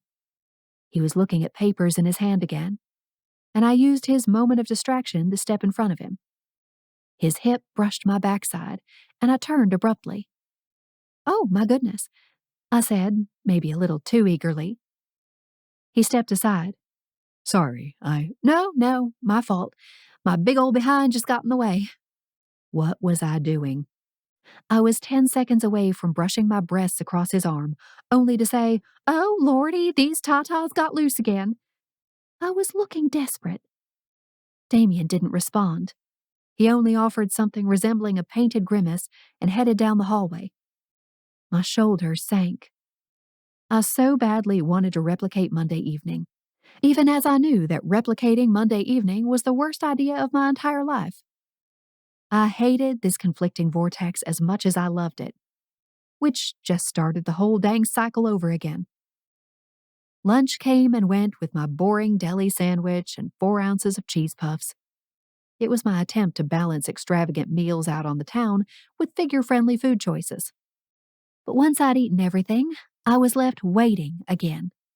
For some glimpse of Damian. For any acknowledgement that what had happened in his penthouse was real. For a sign that maybe he hadn't already moved on and forgotten about his brief attraction to me. It was driving me crazy, pushing me to new heights, or maybe depths, of desperation. When he finally waltzed back down the hallway later that afternoon, far too many hours after lunch, I had to look away. The way my heart seized just from seeing him felt like a warning.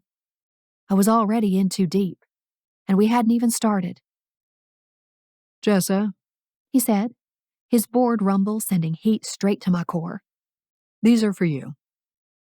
He had a folder in his hand, which I took from him, and promptly dropped. Oh, mother cluck it, I muttered. It's fine, He said, bending to pick them up just as I leaned forward. Our heads bumped, and a giggle erupted out of me. I wasn't even trying to be awkward. It just came so easily to me. Sorry. I rubbed at my head. He quickly collected the papers, sizing me up before he handed them over. Can you come into my office for a second? He asked. My heart rate picked up. What for? His jaw flexed. Just want to chat. Anxieties spiked as I nodded, following him into the office. He shut the door gently behind him. His gaze stuck to the floor. Is everything okay? I nearly whispered, afraid of what might be on the other end of this conversation. Maybe he'd had second thoughts, possibly third and fourth thoughts, about what had gone down in his penthouse. Maybe he'd be forcing me to put in my 2 weeks' notice right here and now. Oh, Lord. Was I facing termination because I'd run out of the penthouse? That didn't even seem possible. But given all the other surprise shit attacks in my life, I didn't feel confident. He still hadn't let go of the doorknob, seeming lost in thought. Then his green gaze traveled up my body, finally resting on my eyes. My heart flung itself at my ribcage, over and over again, intent on escaping. I just want to clear the air. He straightened his back, shoving his hands into his pockets. I made things weird, and I'm sorry. Relief flooded me, and I almost collapsed. I pressed a hand to my forehead.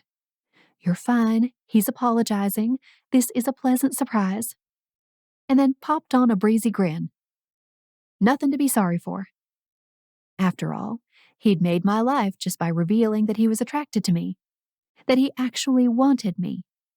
I felt like I could die happy now. Except I wanted so much more from him before that time came.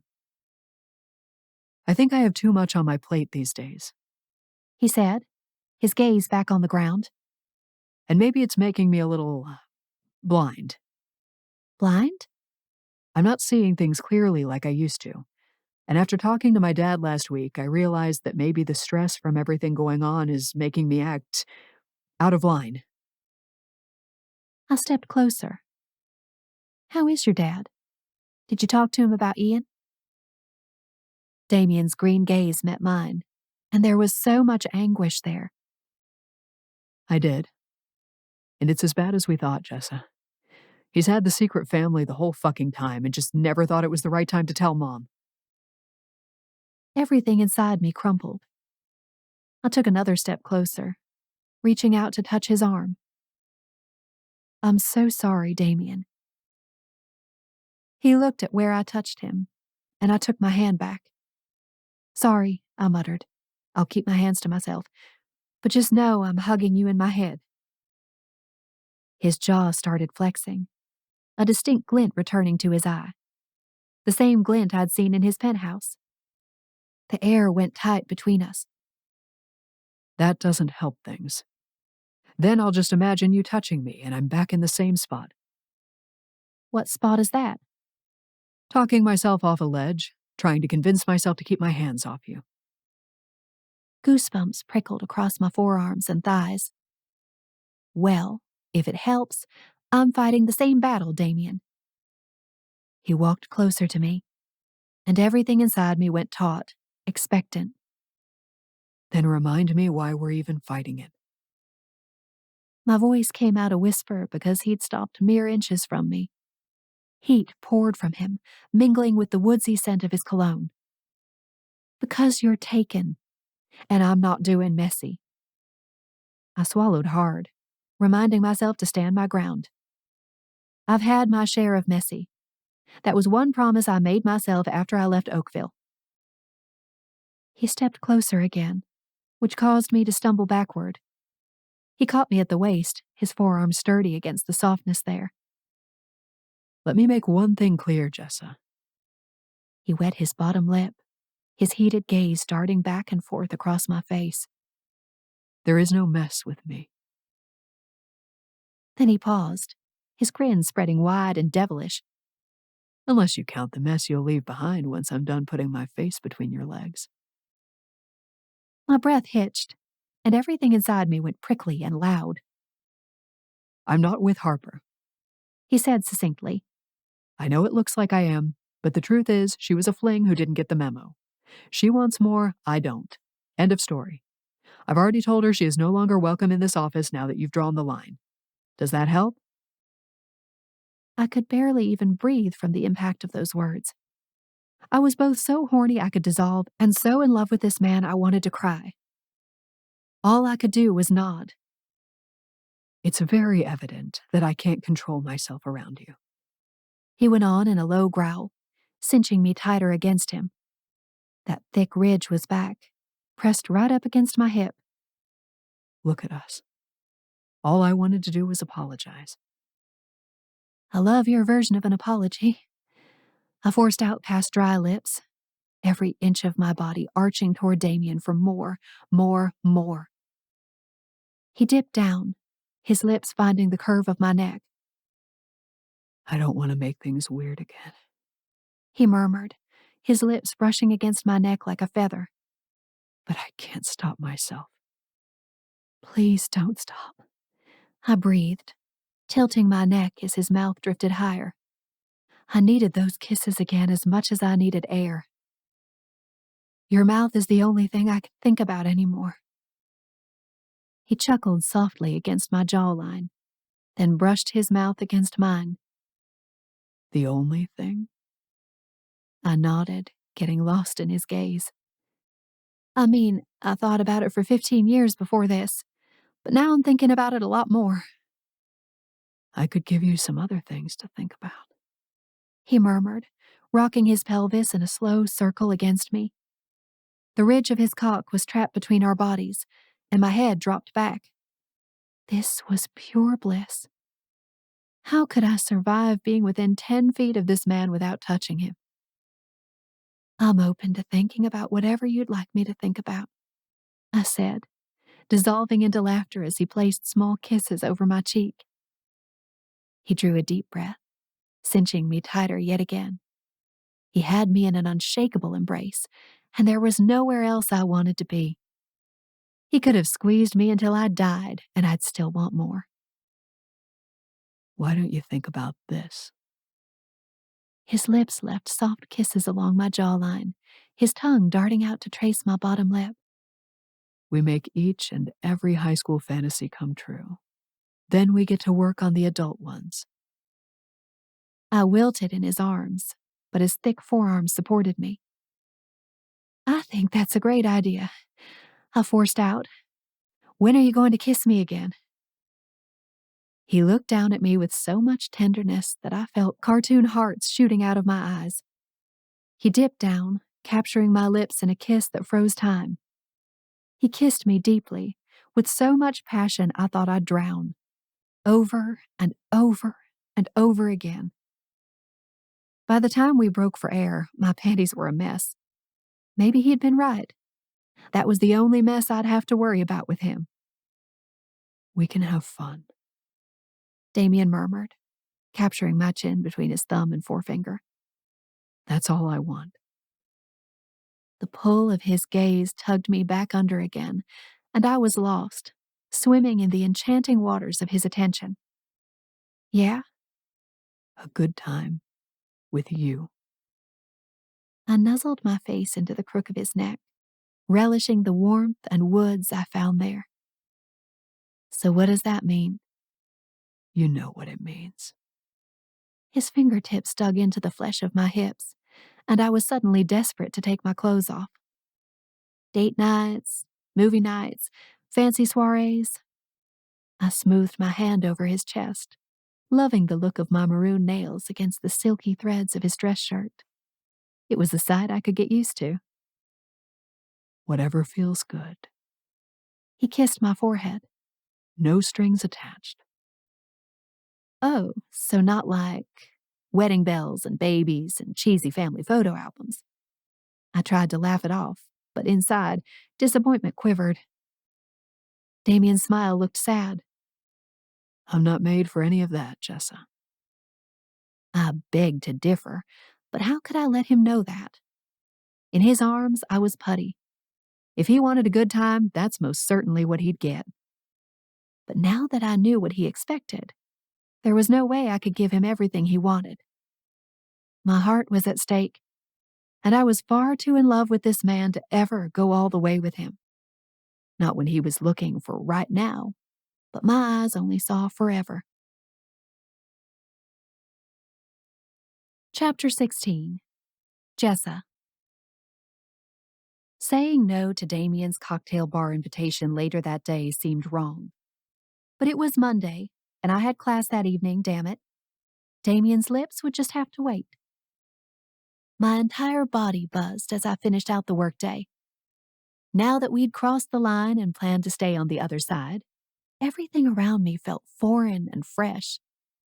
Every glance with Damian vibrated with intensity and depth. As I left for the day, I could feel his eyes on my backside until I rounded the corner at the end of the hallway. This certainly made the workday more fun. My phone vibrated with an incoming text moments later. Damian, so what about after class? Jessa, class goes until late. I don't even get home until 11 p.m. Damian, so you're saying you should come to the penthouse right after? I mulled over my response as I drifted along the busy sidewalks on Wall Street and all the way down to my subway station. I couldn't lie. I desperately wanted to go to the penthouse afterward. But doubts nagged at me, like small tugs on the corner of my dress. Look here. Don't forget about this. Listen, this is important. Going to the penthouse afterward would lead to sex. I knew it. He knew it. That's what we wanted. But I didn't want what came after that. I didn't want to become his next standby, the next Harper, the woman who wanted more from him and had missed the memo. The anxieties that slithered through me acted as cold water on the fire he'd stoked in his office earlier that day. While fucking Damian Fairchild was one of my lifelong dreams, I was terrified to actually do it. He'd ruin me. I didn't need to go any further to know it, because I was already halfway there. Jessa, let's plan for another night. Promise it'll be soon. I needed to buy time to figure out my approach. Fooling around with Damian on the sidelines was all fun and games, but we needed to be smart. We needed to protect our hearts. Well, mostly mine. It seemed like Damian didn't have to worry about protecting his. And I didn't want to become just another notch on his big city bedpost. So I added one more thing to my to-do list. Figure out how to tell my boss and longtime crush that I don't want to have sex with him because I'm in love with him, and sharing that with him without the promise of a relationship afterward will physically kill me. Easy peasy. I went through the motions of my evening on autopilot.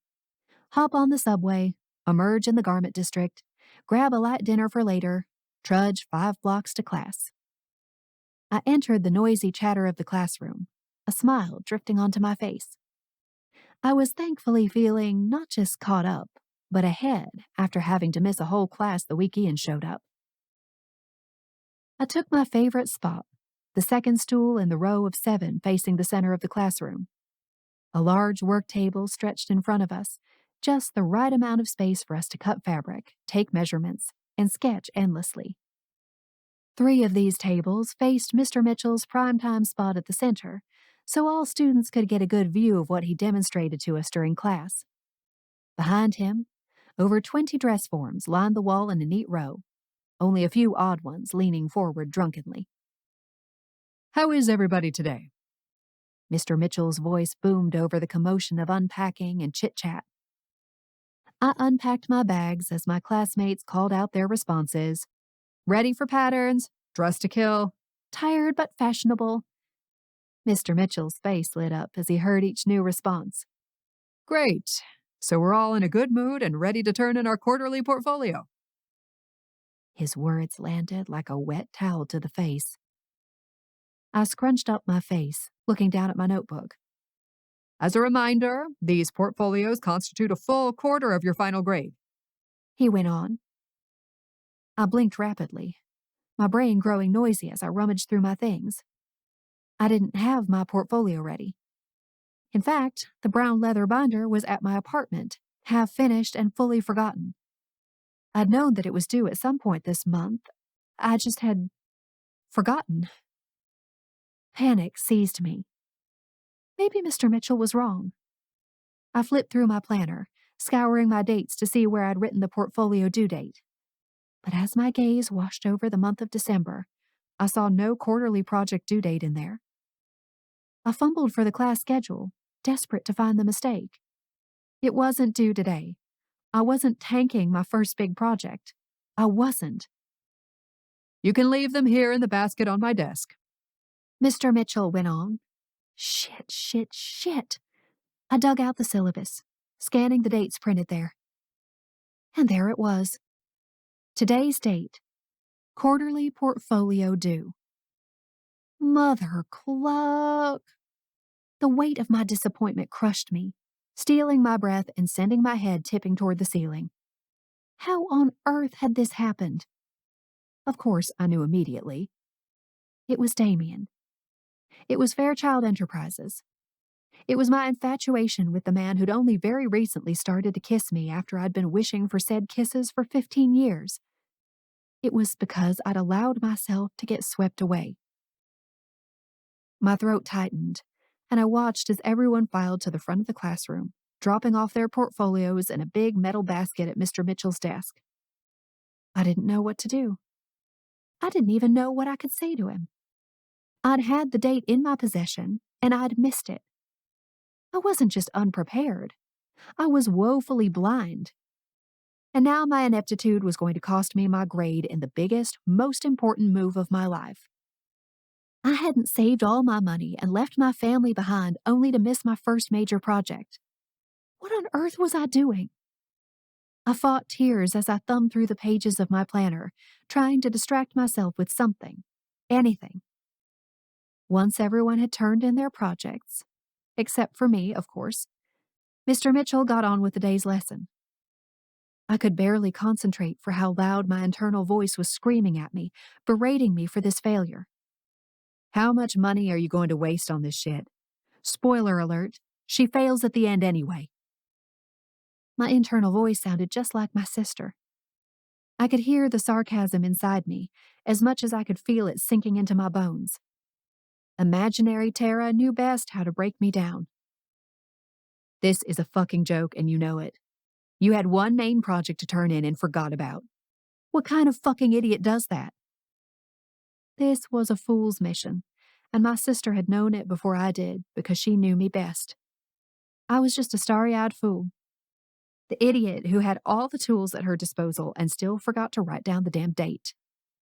You should have just stayed in Oakville. I beat myself into the ground as class went on, barely able to focus and keep the tears at bay. It was the longest hour and a half of my life before we took a break. I spent the entire 15-minute break crying in the bathroom stall, choking back my sobs so nobody would hear me. After freshening up, I returned to the classroom, still dejected and upset, but smiling to withstand the final hour and a half of class. I wasn't just stewing on my complete failure as a student and New York transplant. I was also figuring out what I was going to say to Mr. Mitchell after class. I needed to address this screw-up. I might be a small-town idiot out of her element in the ocean of New York City, but I was going to turn in my project and get these points, mother cluck it. By the time class ended, I no longer wanted to cry as much, so that was a plus. Students gathered their things around me and began heading for the door. Once I had my bags on my shoulders, I approached Mr. Mitchell's desk. Thank you for another amazing class. I started, popping on a bright smile. It's my pleasure, Mr. Mitchell said. I just wanted to mention that I paused, clearing my throat as my gaze dropped to the stack of portfolios on his desk. I actually didn't bring my portfolio today. I tried to remember all my practiced responses as Mr. Mitchell's brows knitted together. You didn't? I forgot it at home, I blurted, which was the condensed version of the eloquent and emotional speech I had planned during the second half of the class. I'm so sorry. He leaned back in his chair, crossing his arms. Is there any way you could drop it off tomorrow? I blinked.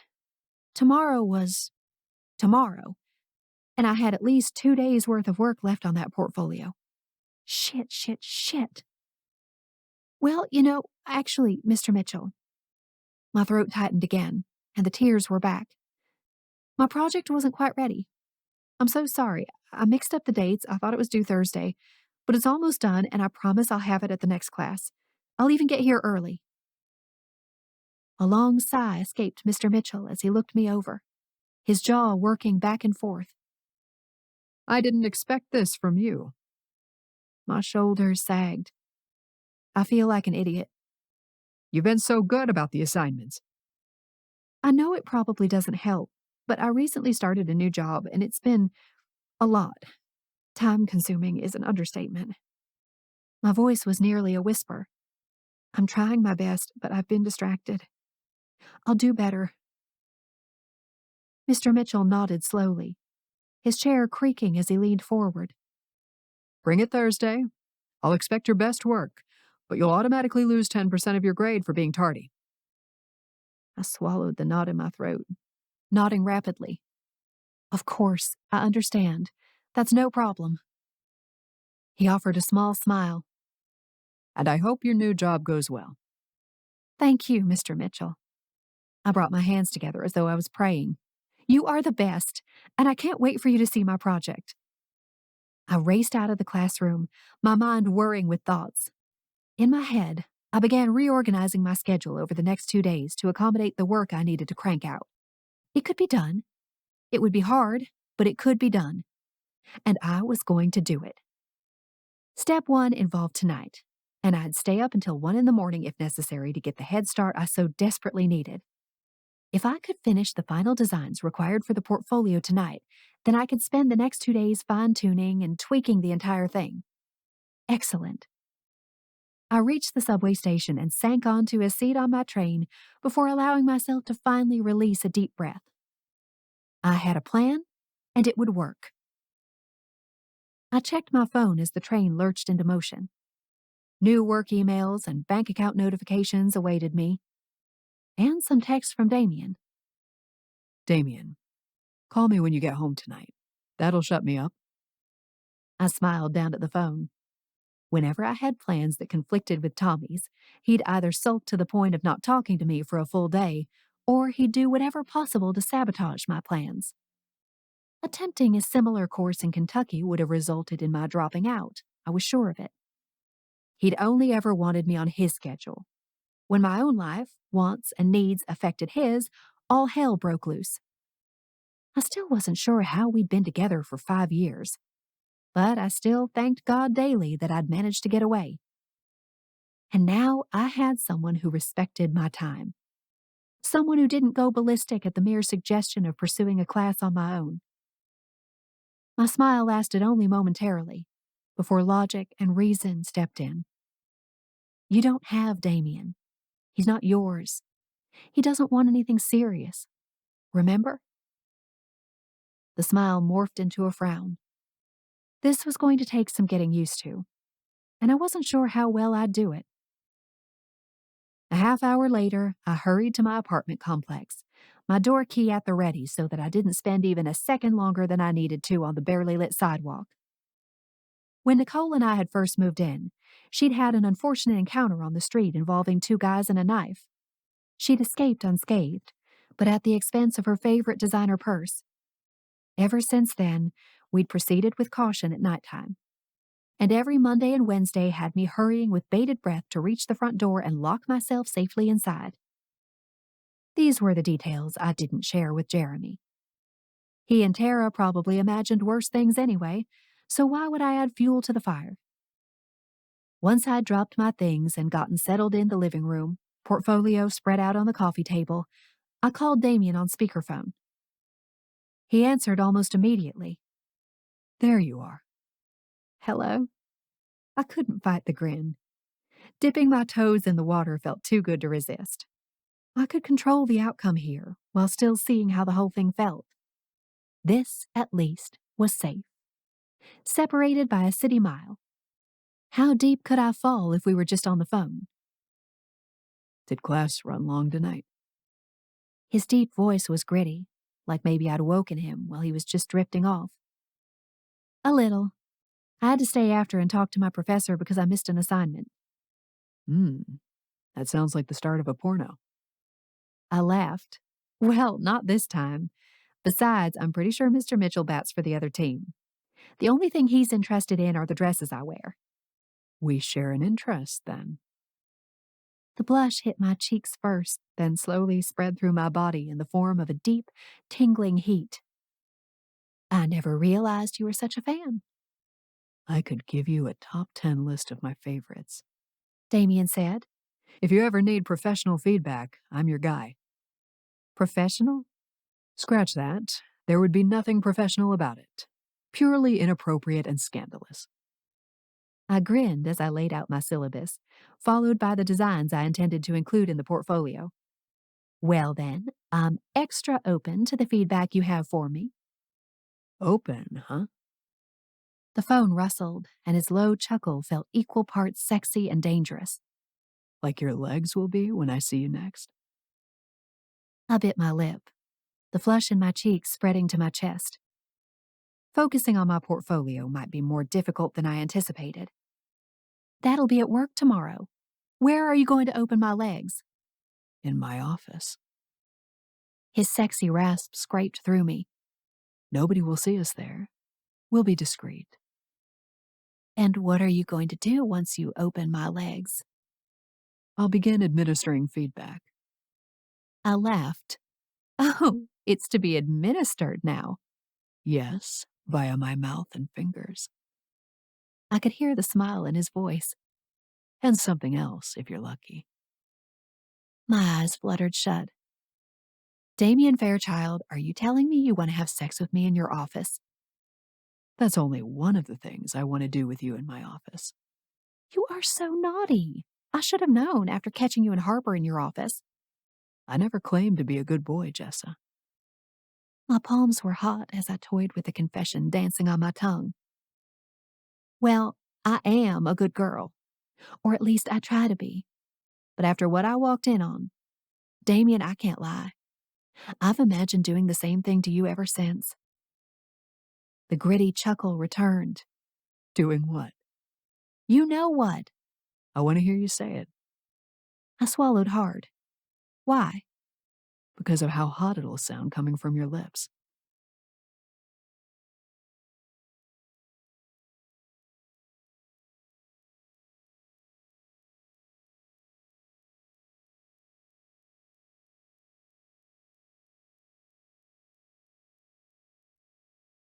We chatted for a few more minutes about nothing, about everything.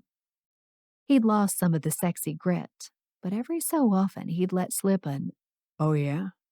that had my pussy clenching.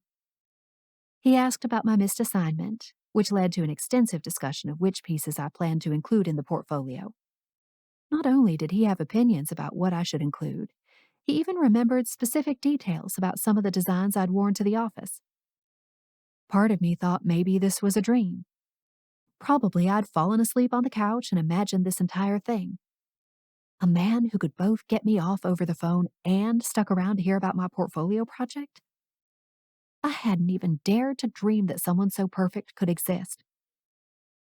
But when we finally hung up and I was left alone in my living room, dress still stained, heart still hammering, I realized that if we were standing at the mere beginning of this thing between us, I was already screwed. If I had any hope of saving myself from certain heartbreak, then this needed to be the end. Chapter 17. Damian.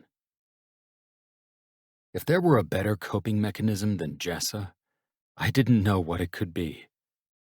All of my worries melted away as I basked in what was unfolding between us. Sure, I was breaking all my own damn rules, but I didn't care. Not now. The SEC investigation? An inconvenience I'd get through. Secret family discovery? Unfortunate, but surmountable. All of the unknown disasters that waited for me down the road? Well, I just have to wait and see when I got there. I was more jazzed about Jessa than I'd ever been about any hookup. Maybe it was because we'd known each other practically our whole lives. There was a closeness there I didn't often feel with anyone. Jessa had known me during high school, which is generally the low point for computer nerds growing up in the South, and still somehow had a crush on me back then. The woman deserved a medal. Scratch that. She deserved a never-ending fuckfest that I fully intended to give her. I could barely sleep that night, but not for the usual reasons. The merest recollection of her voice as she came for me was enough to send me spiraling into fantasy land again. I even got to work early the next day. That's how fucked up Jessa had me. But what could I say? I was a sucker for her curves, and I always had been. She was at her desk as I rounded the corner. Her crystal silver blue gaze snapped in my direction. a shy smile tugging at her lips as I approached. To be perfectly honest, she looked a little starstruck, and I was okay with that.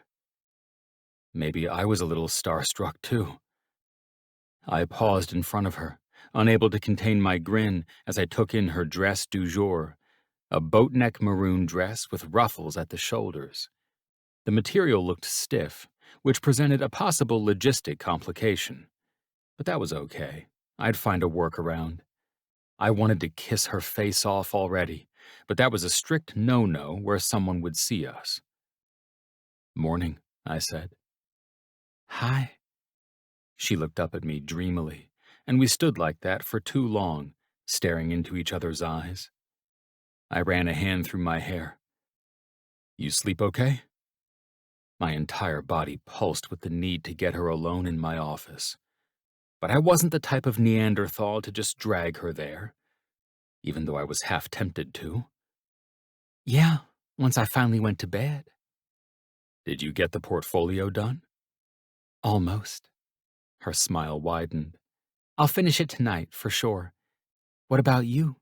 Did you sleep?" I shook my head. Not so good. Had a lot on my mind. "Oh yeah? Like what?" "I'll have to tell you in my office." I winked, and a delicious blush crept up her neck. I wanted to bite it. "Okay." She followed me when I started for my office. I pushed open the door, finding the cool, quiet space welcoming. The door snicked shut behind us, and I had her pinned to it a second later. "That was fast," she whispered. She was right. It wasn't even 9 o'clock yet, but there was no time to waste. Not fast enough for my taste. I dipped down and snagged the kiss I'd been dying for since yesterday. I could taste mint on her breath and a hint of her morning coffee. We made out fast and furious, knocking teeth, biting lips. I was hungrier than I'd ever been. My cock was hard and trapped against her hip. I traced the curves of her body through her dress, squeezing her thick hips, her juicy ass. I could have eaten her from head to toe. She moaned as I fucked her mouth with my tongue. "Damian," she gasped a moment later, clutching her heaving chest. "you're gonna give me a heart attack if you keep kissing me like that." "You want me to slow down?" I nuzzled her neck while I rocked my pelvis in a slow circle against her. "I can." She drew a shaky breath. Then she shook her head. "No, I'll assume the medical risk. The kisses are that good." I laughed through our kiss, gripping the sides of her face as our tongues met over and over. Now that she was here, in my arms, suctioned to my face, something deep inside me was satisfied. Calm, even. Having Jessa in my arms just seemed right, and I didn't want to let her go. When we broke for air, her silvery gaze looked drugged. Those kiss-bitten lips would be the star of my internal porno reels for years to come. Everything about Jessa was made from my greatest fantasies. She was my dream woman come to life. Which made it even harder to pace myself, keep things in check. "You are too much, Damian Fairchild." I tugged at the sides of her dress, slowly collecting the fabric in my hands as it bunched easily, higher and higher. "So you're saying I should slow down?" "No." She drew out the vowel, her gaze darting down between our bodies. "What is happening here?" "Just a little team morale booster," I said, unable to hide my grin. "To start the day off right." She lifted a brow. "Morale?" "Mm-hmm."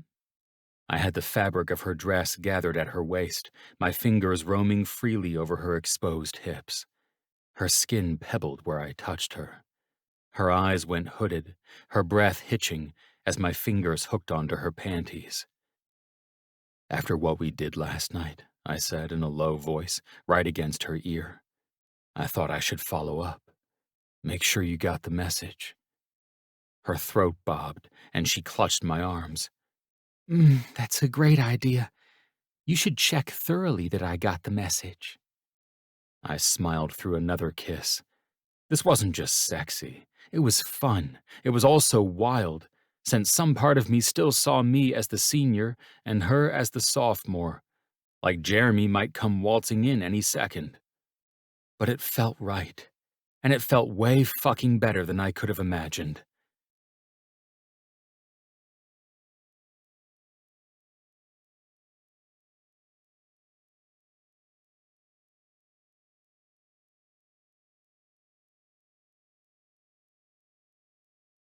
When she finally came back to Earth, her eyes looked drugged.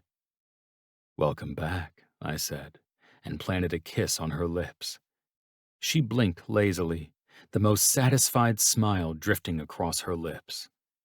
I wanted to see a lot more of that look. "You're incredible," she whispered.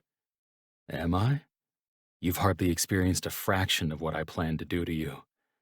She laughed softly. "I've never gotten off like that before." I blinked back my surprise, reminding myself that her ex was Tommy March. He'd never been the most attentive crayon in the box, which I was sure translated to disappointment when it came to small details like a woman's pleasure. "Really? No man has ever gotten you there like that?" I nuzzled her neck, placing soft kisses along her collarbone. She shook her head, a faint blush staining her cheek. "Actually, no guy has ever gotten me off, period." This time I couldn't contain my surprise. I pulled back to look her in the eye. "Seriously?" She laughed sheepishly. "So you win the award, Damian Fairchild. And it took place in my boss's office. On the clock, even." I grinned, diving back into that sweet corner of her neck I'd already come to prefer. What's better than getting paid and getting off at the same time? That's my motto, at least. She tilted her neck as my kisses drifted lower. Her hands ventured inward, between our bodies, traveling to find my thick erection trapped against her hip. "But what about you?" she asked. "I've a few ideas of what we could do." I tugged at her earlobe with my teeth. She nodded, doubts crowding her gaze. She opened her mouth to speak, but nothing came out. I could tell something was waiting there, vying for airtime. "What is it?" I asked. Her gaze dropped, and she started nibbling on her lip. It's nothing. Clearly there's something on your mind." She ran a finger down the front of my shirt, tracing the outline of each button before moving to the next. I don't know how to say it, I guess. I'm a little afraid of, sounding like a prude." I smirked, my hands drifting back over the exposed expanse of her hips. "I just finger-fucked you against my door. You're not a prude." She blinked rapidly, searching my face. When she spoke, her voice came out a whisper. "I don't think we can have sex." The words didn't make sense at first. I tipped my head, trying to understand what she was telling me. "What?" I, I, I just don't think I can," she blurted. "Like you don't want to?" Question marks piled on top of question marks. Had I completely misread this situation? Because I'm pretty sure physically everything checks out down there. She breathed out a small laugh and swallowed hard. "Physically, I would love to have sex with you, Damian. Don't get me wrong. I've only been dreaming of it for practically my entire life. But if I do, how can I say this? I'm not a girl who just has fun. I'm a girl who falls in love. And if we have sex..." She didn't need to finish her sentence for me to know what lay on the other side. Disappointment crashed through me as I absorbed her features, the anxiety slashed across her face, the way she struggled to hold my gaze.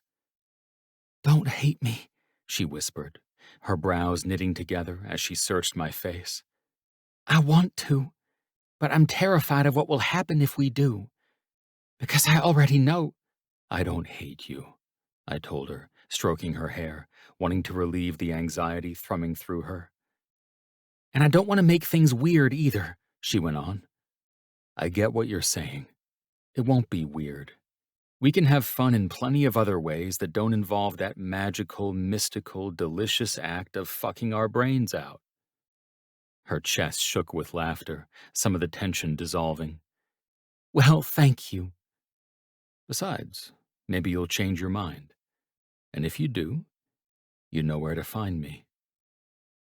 Truth was, the barbarian in me was rioting, slamming shit around, and demanding to know when he could fuck Jessa properly. But I'd play by her rules. If she wanted no sex, I'd give her no sex, while constantly reminding her just how fucking incredible sex with me could be. But she was right to be guarded, because there was no way in hell I could give her what she was looking for.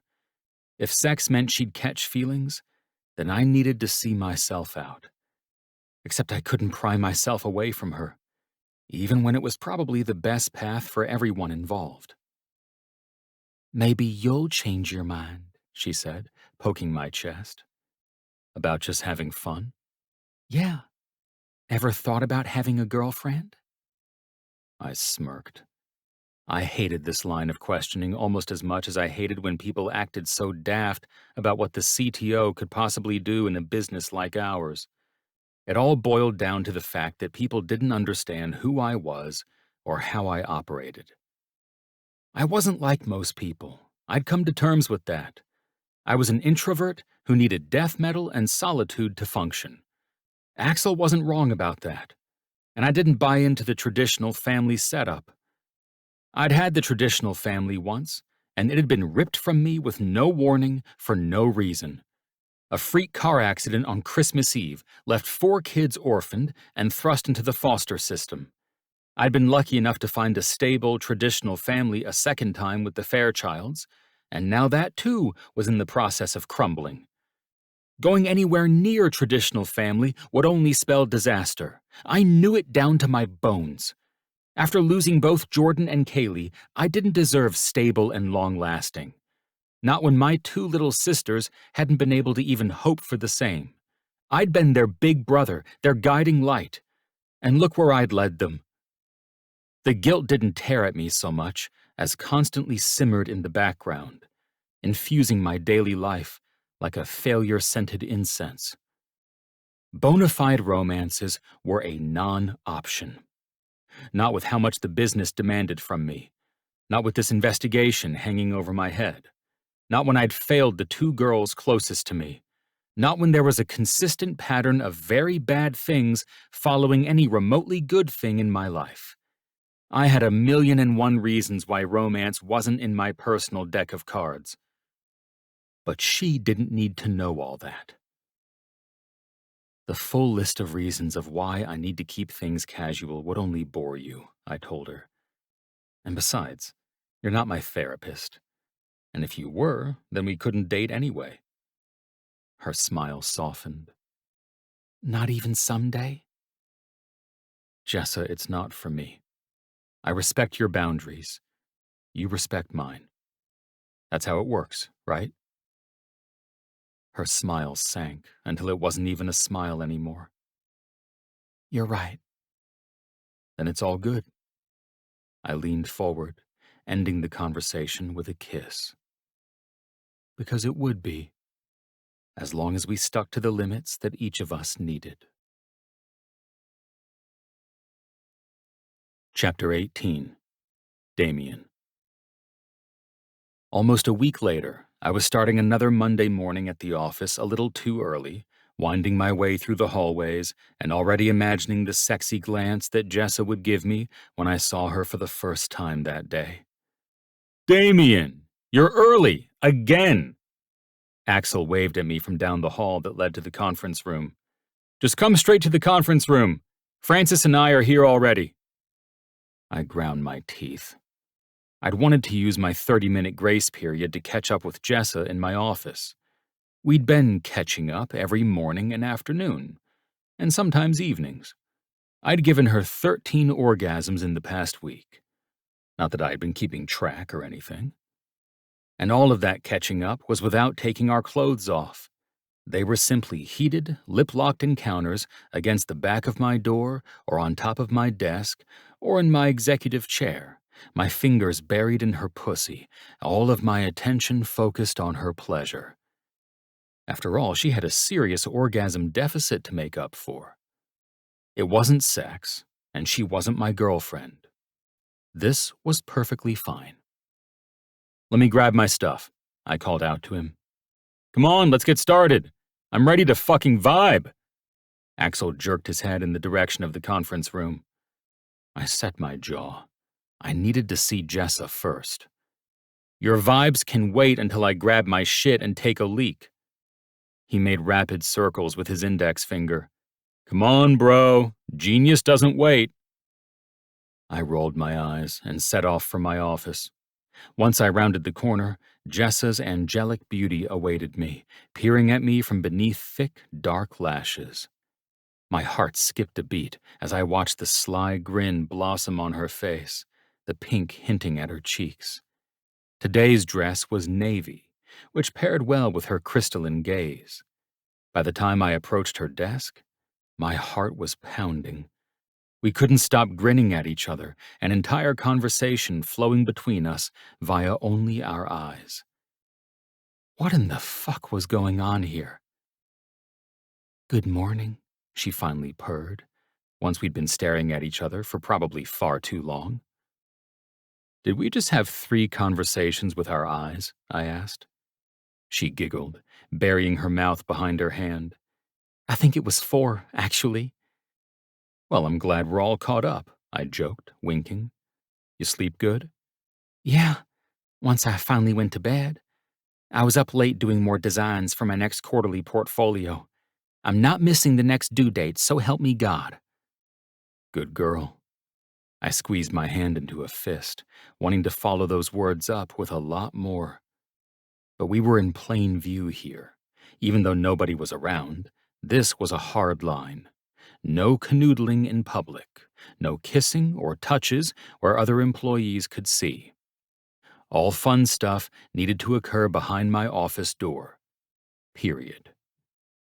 "Why'd you have to say it like that?" she said with a little laugh, that blush returning. "Like what?" "With your sexy voice," she whispered. "Like you're gonna eat me for lunch." I glanced behind me, down the hall. I dropped my voice. "Because that's exactly what I intend to do." Her blush flared brighter, and she peeked up at me from beneath those dark lashes. "Like those strawberries you told me about last night?" An honest-to-God belly laugh erupted from me. I'd confided in Jessa during our hour-long video call last night that I used to practice kissing strawberries as a teen. I'd never told anyone that, not even Axel or Trace. But she seemed to think it had something to do with how well I kissed her face off, so I couldn't even pretend to be embarrassed. I winked at her again. "Axel is riding my ass to get to the conference room. I'll catch up with you later."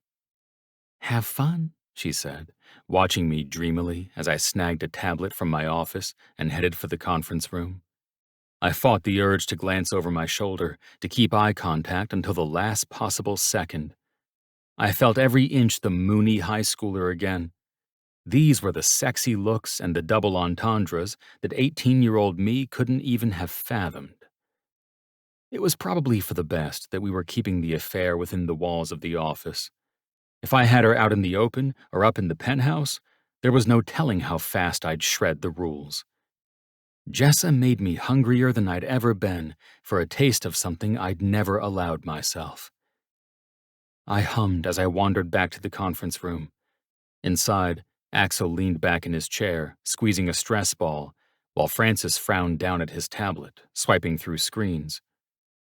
"All right, I'm here early, as requested." I took my seat across from Axel. Francis headed the table. I glanced at Trace's empty seat reflexively, my chest tightening as the truth washed over me again. Trace was on vacation indefinitely, and he and Axel hadn't spoken for weeks, and what had always been an unshakable trio was now missing our third. It still didn't feel right. "Coffee is en route," Francis murmured as he swiped and poked his device. I hummed to myself as I fished my phone out of my pocket. Axel sent me a sharp look. "What's wrong with you?" I silenced my phone and set it on the table. "What are you talking about?" "You're humming." "So?" Axel looked over at Francis, as though seeking confirmation, then swung his accusatory gaze my way again. "You're happy and shit. Borderline pleasant to be around. It's weird." I cleared my throat as I leaned back in my seat. I can't tell if that's meant to be a compliment or an insult. "The best lines are disguised as both, my brother." Axel sent me his most self-satisfied smile. "Well, I don't know what the problem is. Should I not be pleasant?" Axel narrowed his eyes. "I just want to know why. And I think I do." The door opened, and I turned to see our office assistant Felicia bringing in our coffee. I smiled up at her as she set the tray of steaming espresso cups on the table. "I'm always more pleasant after caffeine," I told Axel. "It's not that. I think you're—" He sent me a pointed look, widening his eyes, lifting his chin in my direction. "You know." He repeated the look. I knew what he was getting at, that I was getting some. But he was wrong. I wasn't fucking anyone right now. "What is that supposed to mean?" He glanced at Felicia, offering her a polite smile as she retreated from the conference room. When the door closed behind her, his smile dropped. "You know what it fucking means. You finally took my advice." "What advice?" He lowered his chin, giving me his best, deadly younger brother look. "Will you stop parroting everything back to me? It's so annoying when you parrot." "I'm not parroting. You just did it again." I turned to Francis. Was there something on the agenda that required me here, or did Axel just want me here early to hassle me? Francis looked like he was fighting laughter. "I'm not sure my contract allows me to answer that question." Axel leaned forward, pinning me with a look. "Don't act dense." He was so easy to needle. "I'm not being dense. I'm just looking for a little clarity on why you insisted on disrupting my morning routine." "Oh, your morning routine," says the man who would sleep until noon every day if he could. "See, that right there is all the proof I need. Something is different, and I know what it is." He crossed his arms triumphantly, leaning back in his chair. "You and Jessa finally hooked up." Francis sucked in a sharp breath, shock registering on his face. "You're kidding me." Neither of them needed to know what Jessa and I had going on. So I cleared my throat and turned toward my tablet. "Can we continue?" Axel huffed but relented. I sipped my coffee, avoiding both of their curious gazes. We somehow managed to get back to business, but my mind lingered on what Axel had thrust into the spotlight. He could tell something was different about me. Sure, I'd been enjoying my time with Jessa, and maybe that had translated into some overall behavioral shifts. But it didn't mean anything. It wasn't a big deal like Axel liked to pretend. I was still myself, the same nerd who stayed up too late trying to solve the world's problems via code, the same stressed-out Damian who knew better than to get wrapped up in romance or flings with Roots. Nothing had changed. I'd only added a few extra sexy video calls per week. And Jessa and I had only spent one of those 3 video calls accidentally chatting about life for hours instead of getting each other off. I hadn't even drunk any whiskey to fall asleep that night. Everything was fine. The top of the agenda was the programmers' ball that Saturday. "So listen." Axel steepled his fingers thoughtfully, staring off at a distant corner of the universe before he went on. "Cora and I are prepared to do whatever we can to help the image of the business, of course. I know you wanted us to open the event with a speech, but I wonder if you shouldn't make the speech yourself, Damian." Everything inside my body rejected this idea, but he had a point. He must have seen me ready to disagree because Axel held up a hand. "I know you don't like talking in front of crowds, But we want to repair our reputation, right? This is about transparency. What could be better than hearing it from the algorithm horse's mouth? You have a point. What about Trace? Axel's face dropped. What about him? If we are repairing reputations, then we need him there. No. I toyed with a pen on the table in front of me. Then what's our excuse going to be when he's not there? Urgent business. Axel shrugged. Unexpected flu. There are a million reasons he might have to miss an event. Francis will pick the most appropriate one. Speaking of which, Axel said, tipping his head toward Francis, keep an eye on the headlines. I do not want this surprise brother leaking anytime soon. If at all possible, we need to discredit any potential info dump Ian might be gearing up to offer the media. Deleting any hint of a possibility that there's a surprise Fairchild family member out there will go a long way. Francis nodded as he took notes on his tablet. Has anyone heard from Ian? I asked. Not since his visit, Axel said. I'm not sure if that's better or worse. And has your dad told your mom about Ian yet? Francis asked. As far as I can tell, no, I said. Every day I wake up and wait for that phone call from Mom, Axel said, dreading it. Axel and Francis and I switched gears then, returning to progress on the programmer's ball. RSVPs were rolling in, the keynote speaker had been scheduled, transparency stories were being printed and ready to hang at the event. Friday promised to be a stressful day, waiting to see how this transparency attempt landed, whether our reputation would implode or stabilize. If the SEC investigation cast a shadow over our methods, we'd work double time to shine a light onto our side mission of supporting future generations of coders even more than we already did. We whiled away almost 2 hours there, a surprise fruit platter arriving. Based on the sheer number of strawberries, I knew who had sent it without even asking. I ate strawberries with a smile, already planning the ways I'd thank Jessa later with my kissin' skills. But once we finished our meeting and dispersed to our respective corners, the energy of our session fizzling away, Axel's words returned to me. I was acting different, which meant this thing with Jessa was affecting me more than it should, more than I could handle. And the whole point of this was to have fun only as far as it wouldn't disrupt, destabilize, or deny me the fleeting grip I had on my life now. Maybe you need to take a step back. It would be the smart thing to do, the right thing.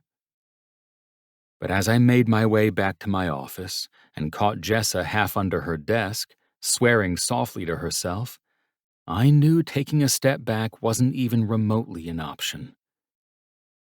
Hello, have you seen Jessa? I teased as I came up to her.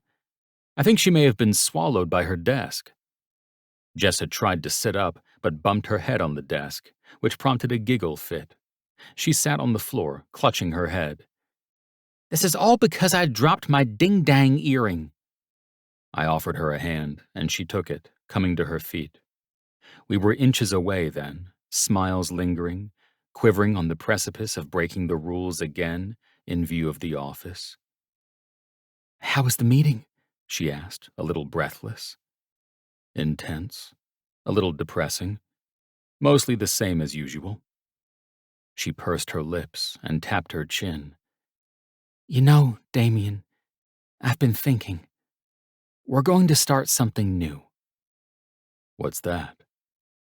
I drifted closer to her, unable to stop myself.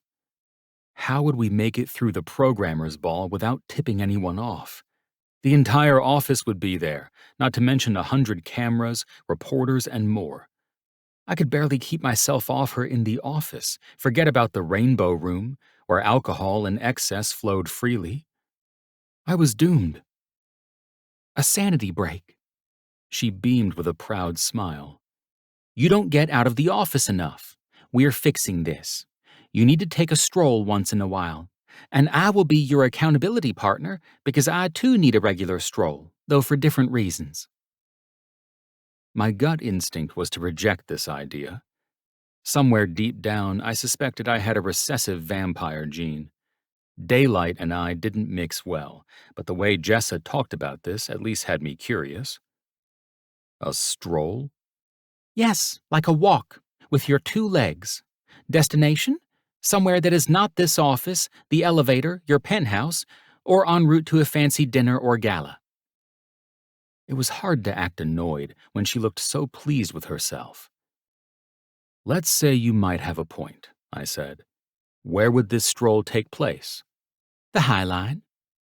The smile grew wider, which only made it harder for me to not kiss it off. That sounds like a good idea for someday. No, today. She cocked a hip. Check your calendar, Mr. Fairchild. It's already in there. Are you ready? We're almost late for your sanity break. My workaholic tendencies had me itching to craft a viable excuse. I just wanted to stay holed up in my office, mulling and stewing and stressing like I always did. But she was impossible to resist. Impossible to reject.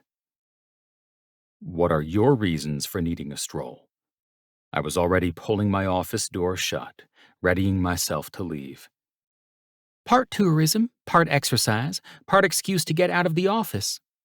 She sent me a wink, slinging a small but stylish backpack over her shoulders as she jerked her head toward the hallway. Plus, I saw in some pictures that they have some autumn cherry trees there, which are my personal favorite. Oh yeah? I smiled, recalling the autumn cherry tree in the driveway of the house where my parents used to live. My mom and dad Had one at their old house. she finished for me with a conspiratorial smile. I know. I've loved it for years. This seemed like important information to tuck away. What do you love about it? She shrugged, getting a wistful look in her eye. They're so beautiful. It's like a surprise. They spend the entire year blending into their surroundings, and then bam! Wild and crazy surprise out of nowhere. Reminds me of someone I know. Her mouth parted as understanding shivered across her face. We shared a sweet and meaningful look. Plus, they remind me of home. She said with a shrug, like shaking off the secret compliment I'd given her. We said goodbye under that cherry tree before you went to college. I'd have brought it to New York with me if I could. I love that autumn cherry tree. I loved how she talked about the whole thing, the nostalgia mixed with the warmth and the admiration. You make me want to go pack it up and bring it here just for you. Don't do that. I don't think the tree would like that much. I'll just go admire it someday when I get back around to Oakville in the fall. She sighed, clapping her hands together. Now, are you ready to maintain your sanity? Hell if I wouldn't snap up the chance to shift gears and get away with only Jessa. If we hadn't been in the office, I would have taken her fucking hand and kissed her the entire way out of the building.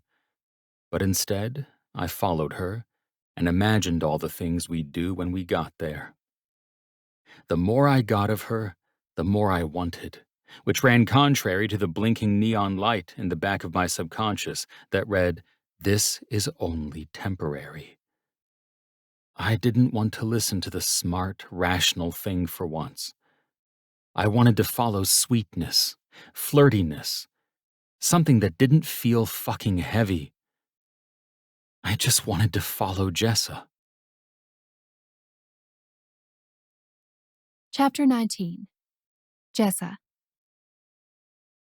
It was 3:59 p.m. on Saturday, and I was pacing my apartment so quickly I thought I might pass out. Actually, nearly everything made me almost pass out today. Whether it was pacing or bending or staring into space, it was a bit harder than usual to breathe. There were a few reasons. Primarily, it was the programmer's ball. The first ever gala I'd planned was a mere 2 hours from beginning, and my anxiety was on a roller coaster spiral inside me. I was also wearing my newest dress design. It had been created with this event in mind. My dress was absolutely going to match the drapes in a non-sexual sense. But more than that, it included Mr. Mitchell's latest challenge to us, which was to incorporate a corset. My breathing had become shallower. Was it anxiety? Was it the corset? It was likely both, and I fought to focus on anything other than the fact that I couldn't get a deep gulp of air, because that only made me want a deep gulp of air even more. Damn this corset.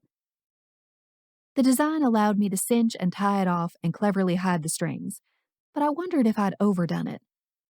But the more I paced and thought about it, I decided it was my anxiety getting the better of me, not the instrument of torture wrapped around my lungs. Besides, this dress was too delicate to fiddle with the corset strings anymore.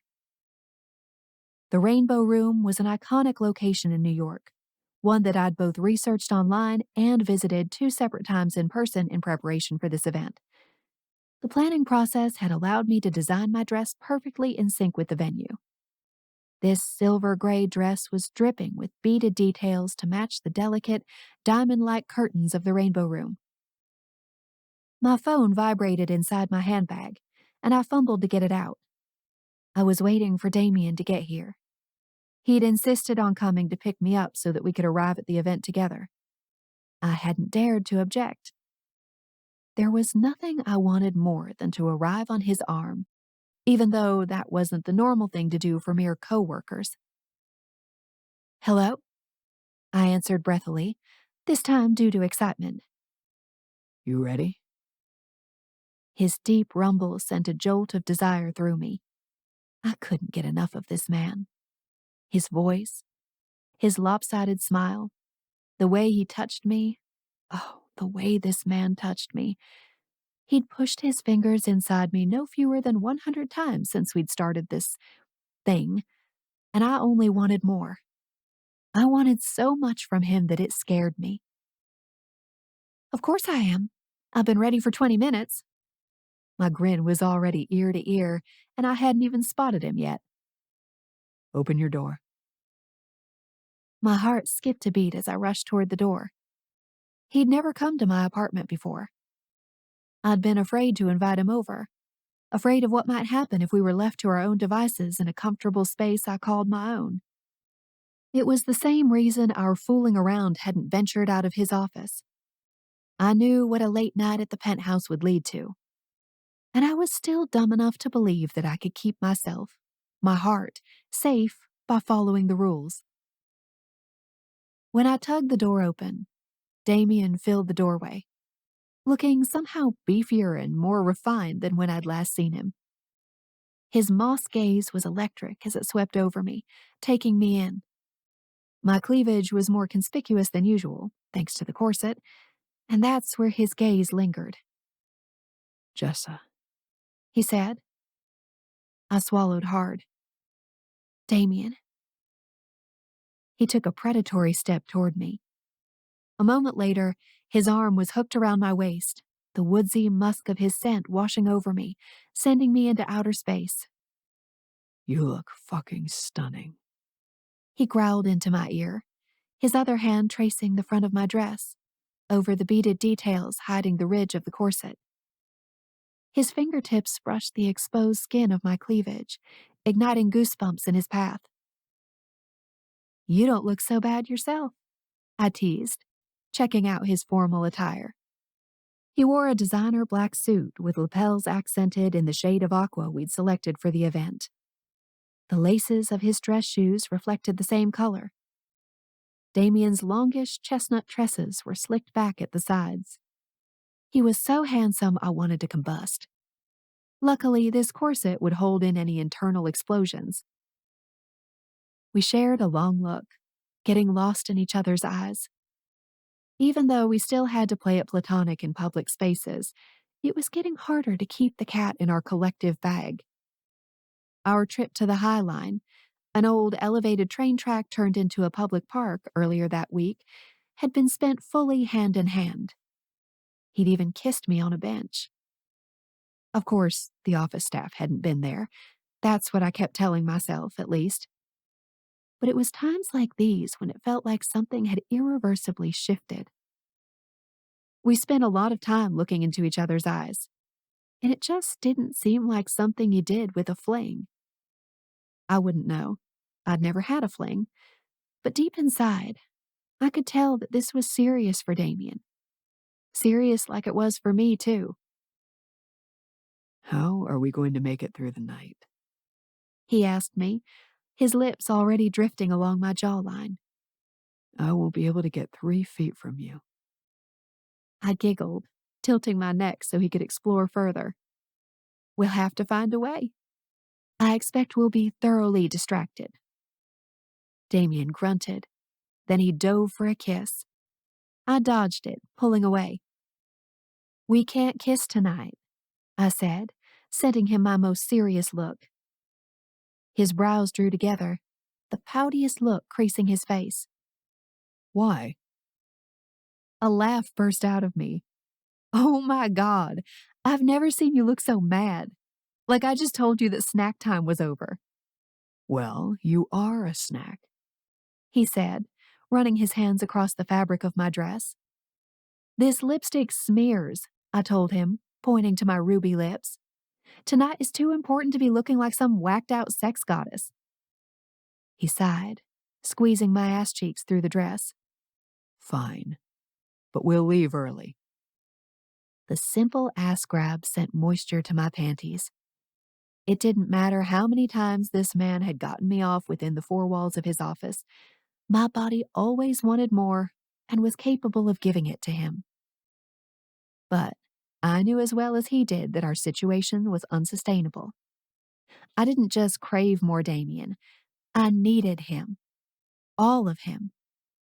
I needed him buried so deep inside me his dick would come out the other side. I wanted to choke on him. I wanted to let him bend, flip, and fold me however he saw fit.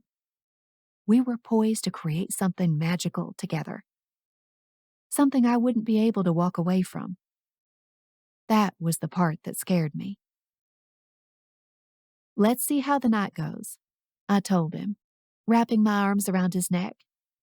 If you're busy making important connections and raising tons of money, we should stay as long as we can. He grunted, his gaze lingering on my cleavage. You're right. He leaned forward like he was going to kiss me. Then he caught himself. Fuck, this is going to be hard. As if on cue, I reached between his legs, seeking the hardness I assumed was already waiting for me. I found his half-hard dick and rubbed him through his dress pants. His eyes went hooded. Be careful tonight, Jessa. His voice had a warning note in it I hadn't heard before. I've done a really good job of sticking to the rules. But when you look like this, and we've been toying with each other like we have... He wet his bottom lip, leaning closer to me. There's only so much more a man can take before he completely fucking snaps. His words sent an electric chill through my body. I wanted him to snap. I wanted us both to break in two and rejoin as one, something altogether new. I won't distract you, I said sweetly. Impossible. You distract me when you do nothing. Well, that's a you problem, Damian. His eyes went hooded again. Let's just stay here. Come on, Jessa. We can have plenty of fun in your apartment. I laughed. Absolutely not. Now let's get out of here before I actually agree with you. I pushed him toward the door, my nipples like diamond points and my pussy screaming for attention as I shuffled out the door behind him. He wasn't wrong. We'd been existing in a little fantasy bubble at work, where the only acceptable activities were insanely hot makeout sessions and his fingers buried inside me. During our video chats, I'd watched him jack off, and he'd watched me finger myself, but we hadn't done it in person yet.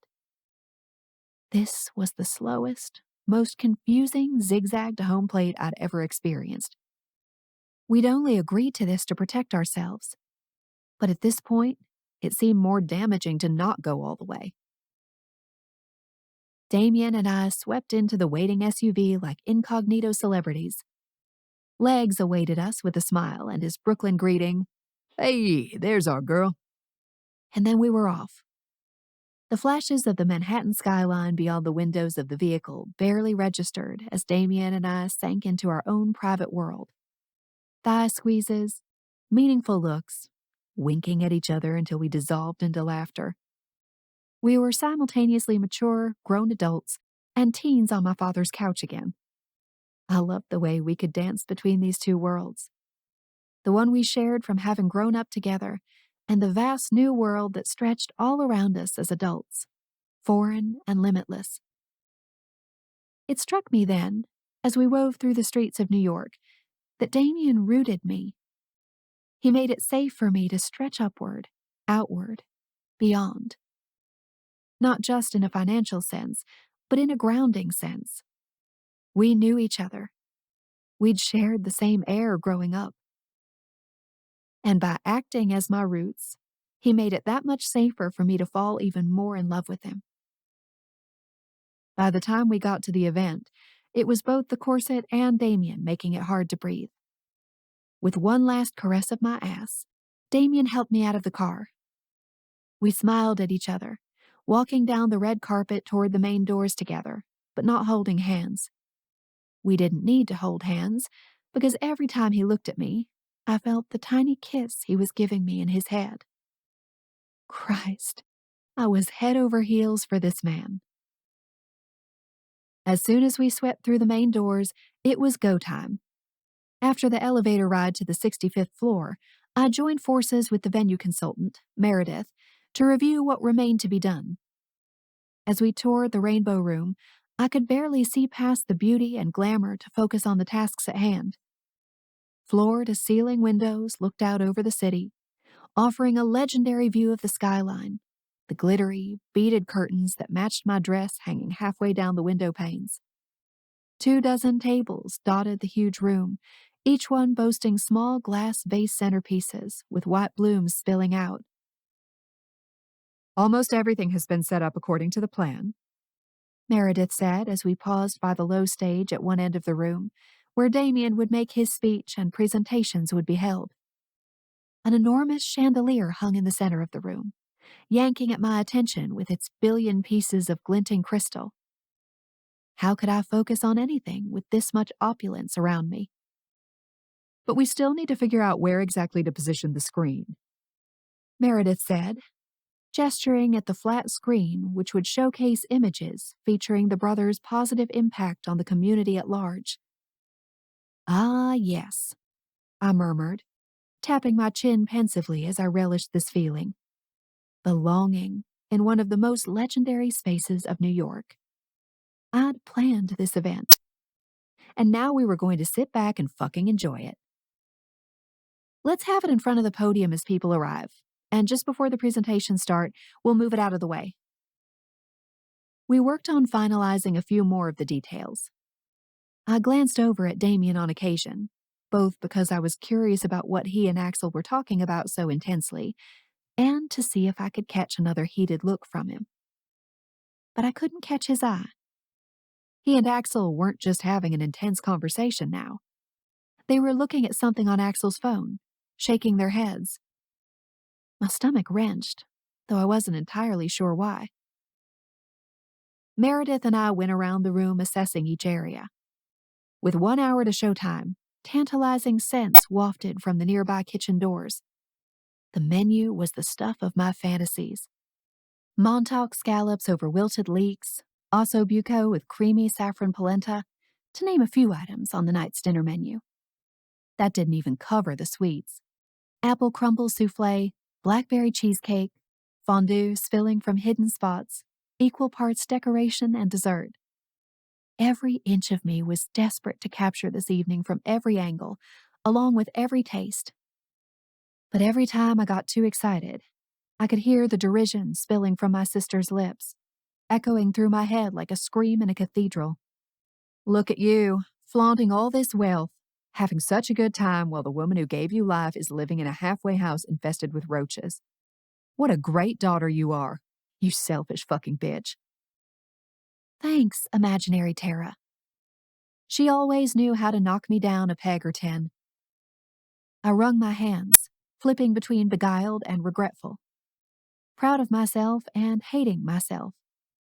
This old familiar cycle that I was so incredibly tired of.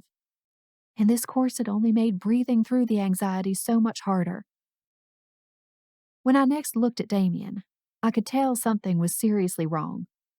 He and Axel were reacting to Something. Axel pointed downward forcefully. I excused myself from Meredith, hurrying over to them as though pulled there by forces beyond my control. Damian rubbed his cheek as I approached. He looked at me, something intense swirling in his gaze. "What's up, guys?" I asked suspiciously. "Are we ready to start this party?" No, Damian said with a frown. this party might not be starting at all. My stomach dropped to my feet. What? Why? Axel cleared his throat, his jaw flexing. A protest is forming at the main door. A protest against us? I squeaked out. Damian nodded while Axel sighed. It's some wacko Manhattan group. They've never targeted us before, but, well, now they have. The words still didn't make sense to me. But what are they even protesting? Damian and Axel shared a weary look. When Damian met my gaze, he looked haunted. There were rumors that our business supports sex trafficking. It's completely batshit, but it's based on the fact that a company we acquired not so long ago was associated with trafficking. We bought the company so we could put a stop to it. When I was unable to form a response, Axel spoke up. They think they're saving kids. They're not. And now we have to figure out a way to get rid of them. Damian looked sullen, the same stress lines eating at his face as when I'd started working at Fairchild Enterprises. There is no way to get rid of them, he muttered, swiping through his phone. Like hell there isn't, I told him. Can't we call the cops? I've got Francis on the line.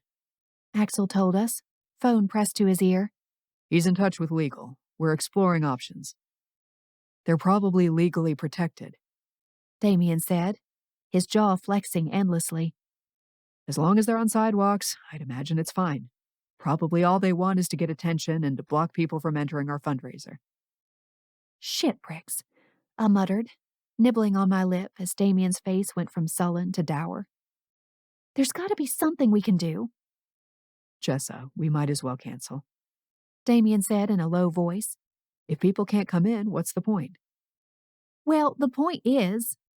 My gaze drifted around the room, over all the carefully curated opulence, the diamonds dripping from chandeliers, the fresh blooms tumbling from vases. This needed to be enjoyed. The Fairchilds needed to get the word out. The point is that this is a setback. It's not a deal breaker. We can get through it.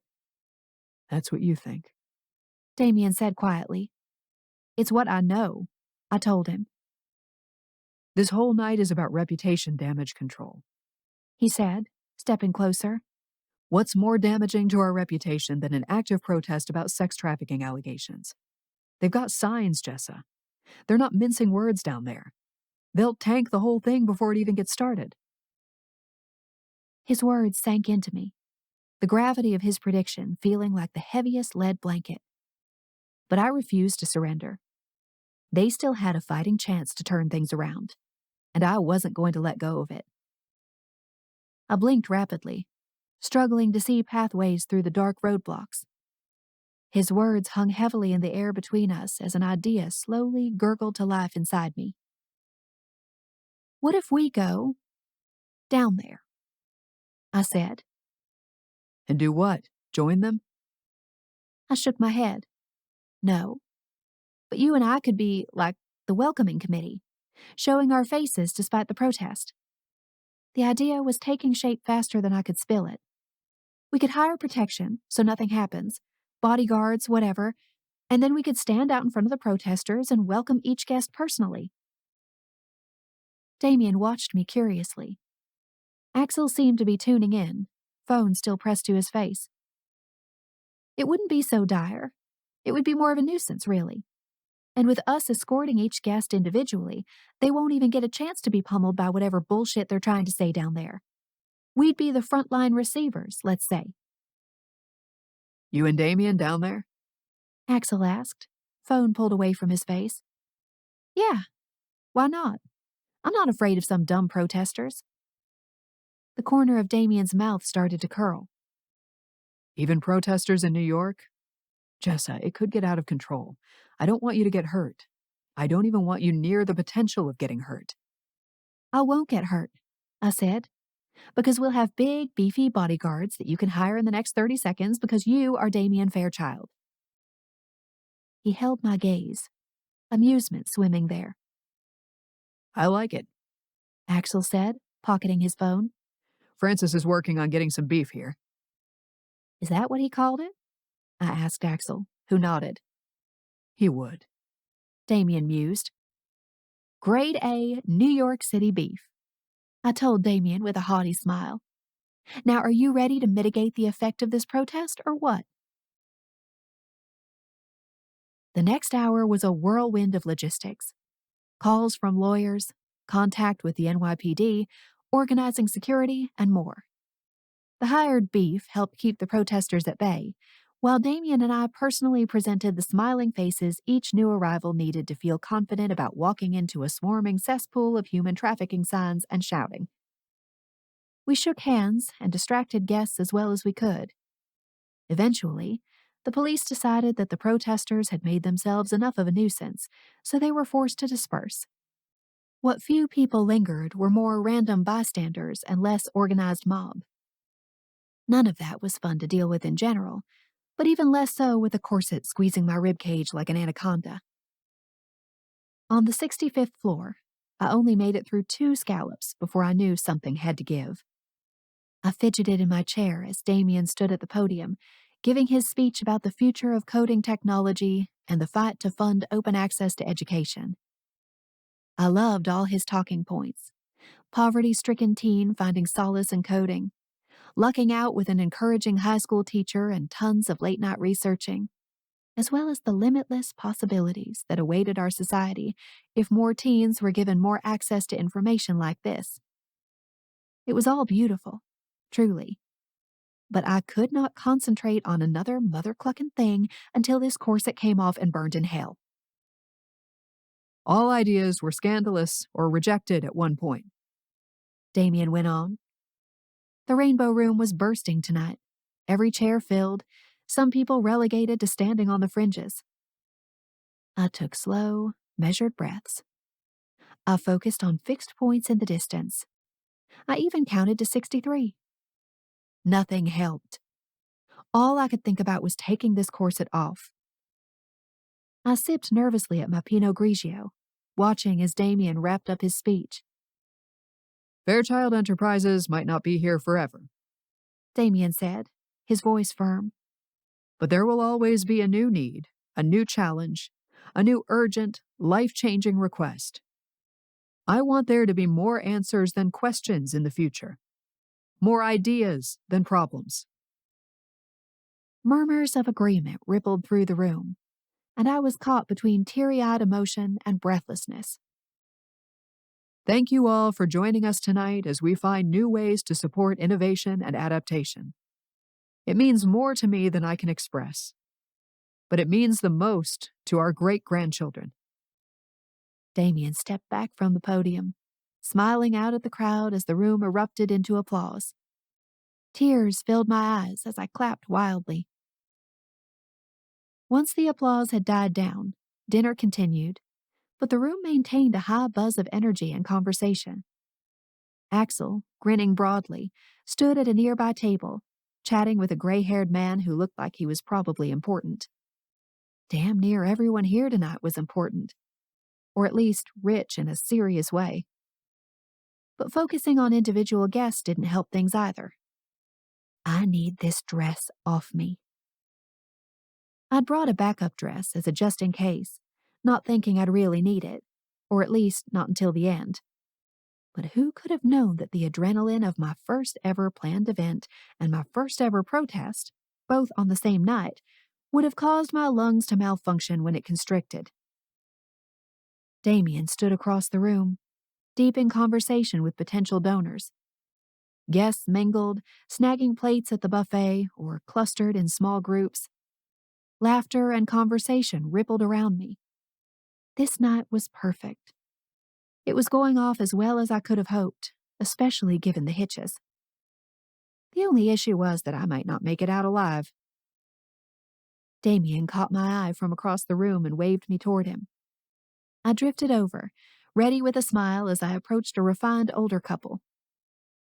I'd like you to meet the Bancrofts, Damian said. I eagerly shook their hands, gobbling up Mrs. Bancroft's elegance, the diamond brooch in her dark gray hair, the tasteful navy blue wraparound, the simple silver bracelets. They are what I'd consider angels in the flesh. Mrs. Bancroft laughed daintily, swatting away the comment. Damian, don't start with that again. I'll accept it, Mr. Bancroft said. I've always preferred a little air of the supernatural. Jessa has been working with us for the past month and a half, Damian said. She's the one who planned this whole thing. Mrs. Bancroft gasped, looking my way. You did an amazing job. I haven't been able to get over the details, and your dress looks as if it was made for this event. I couldn't stop beaming. I wasn't sure if Damian had meant to stroke my ego through meeting this couple, but I'd take it. Thank you very much, Mrs. Bancroft. I hope you're enjoying your evening. Jessa is also a fashion designer, Damian went on, his hand finding the small of my back. She did actually make this dress for tonight's party.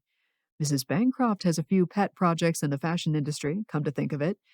You two might want to chat sometime. Mrs. Bancroft grabbed my wrist, searing me with a look. You made this dress? I did, I stammered. Incredible. I meet up with Anna about once a month.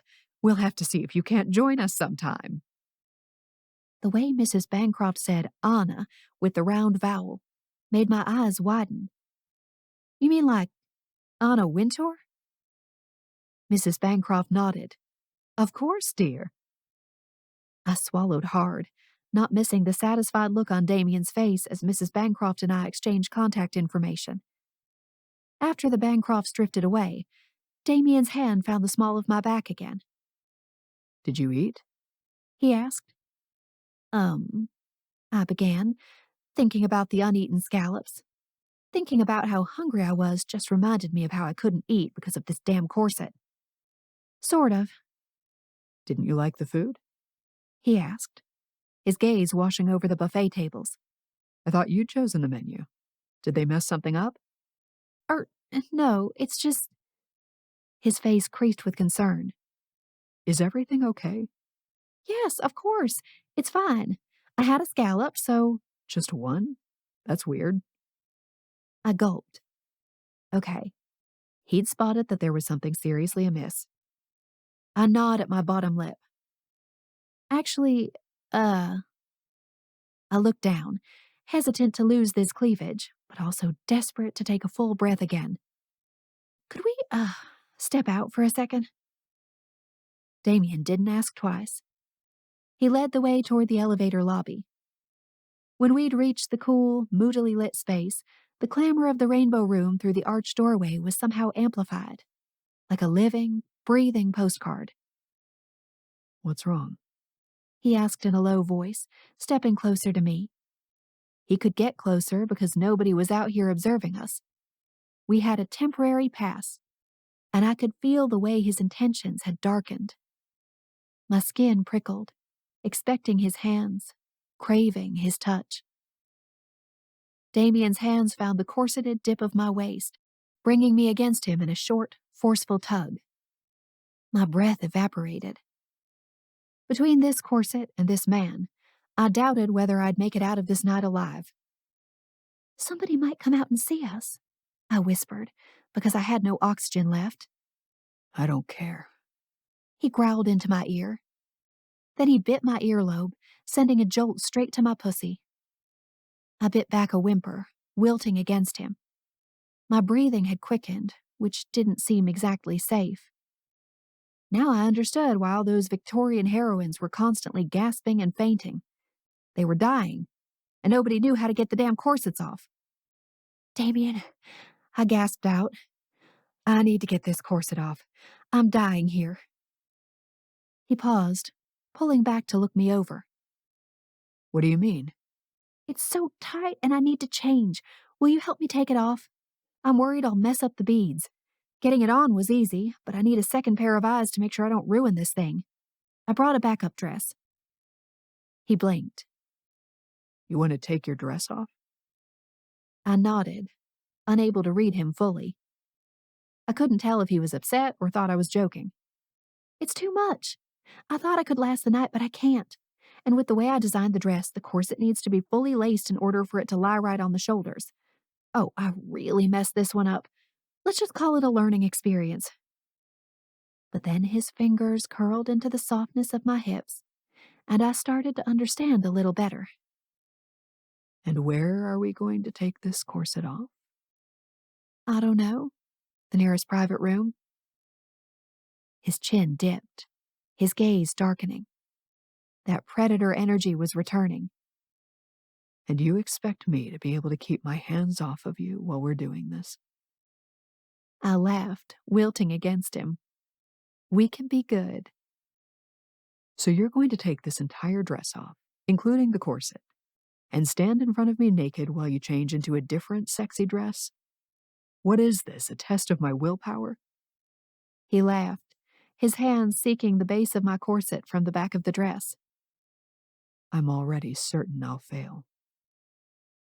His meaning zipped through me.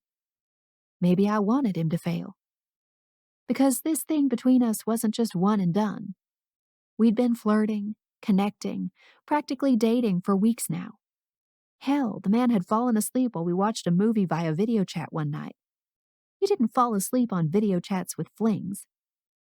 Maybe it was time to give in and let this relationship evolve to its next level. Come on, let's find the perfect little room in which to take your corset off and not fuck you senseless against the wall. He laughed, shaking his head as he kissed the top of my hand. You know what we're walking into, right? My heart rate picked up again. The evil, sexy glint in his eye promised so much. It promised everything. And I wanted all of it. We're just doing a costume change and then coming back to the party, I told him. But my words were more of a test to see how serious we were about not crossing the lines we'd drawn. I was ready to erase it altogether. Where's the backup dress? He asked me. I'll go get it so you don't have to exert yourself. I grinned so hard my cheeks hurt. Now that is the most gentlemanly offer I've ever heard. I can be a gentleman when I want to be, he said, squeezing my hand. As we came into full view of the party, he looked down at me, seeming reluctant to let go of me. It's in my bag at the table, I told him. He brushed a kiss to my forehead before he took off, his absence feeling like a gust of cold air as I measured my breaths and waited for him near the doorway. My gaze landed on Francis across the party, whose eyes darted between me and Damian. Shit. Had he seen us? The thought only prompted more stress, which made the corset feel even tighter. Abort corset. Abort corset. Damian returned a moment later with my bag, tenderness and fire in his gaze. We searched out closets, a green room, whatever made sense to snag some privacy while I completely disrobed. We finally stumbled upon a private bathroom with a padded bench and powder room inside. Excitement prickled through me as Damian shut the door and locked it with a soft click. Okay, Jessa.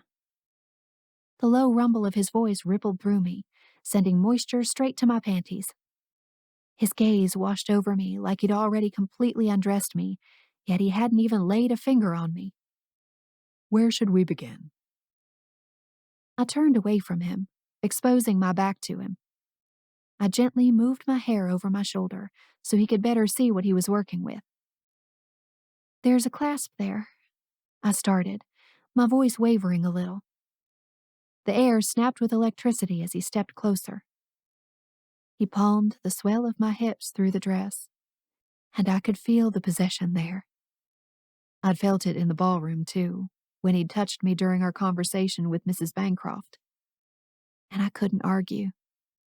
If he wanted me, he had me. I'd always been his. Mm-hmm. He pressed soft kisses along the top of my back. The clasp. My eyes drifted shut, relishing the feel of his lips against my skin. I'd missed his kisses in the short amount of time I'd had this lipstick on. Just be careful with it because I didn't sew it in super well, I told him, my voice sounding far away as his kisses drifted down my spine. I'll be careful, he promised. Once the top is open, I went on, then I can unlace it from up front. I just don't want to ruin my clasp or the stress. Mm-hmm. He dragged his tongue over the bumps of my spine. Goosebumps erupted everywhere. I'd never had anyone lick my spine before. But Damian showed me I barely knew anything about what true pleasure entailed. He'd given me more orgasms than I'd ever given myself, and we'd barely even begun exploring each other. The dress tightened around me briefly as he fumbled with the clasp. Then I felt it release, and he tugged down the material covering the corset. A moment later, he spun me around. The base of the corset came loose, and some of the pressure around my rib cage disappeared. A whoosh of air filled my lungs. Oh, Mother Clucker, I moaned. That feels like heaven. He loosened the rest of the corset, and the material spilled away from my breasts. They were unrestrained now, completely free. I held the front of the corset against me as Damian's mossy green gaze glinted with something feral. He pressed his forehead to mine, drawing a deep breath.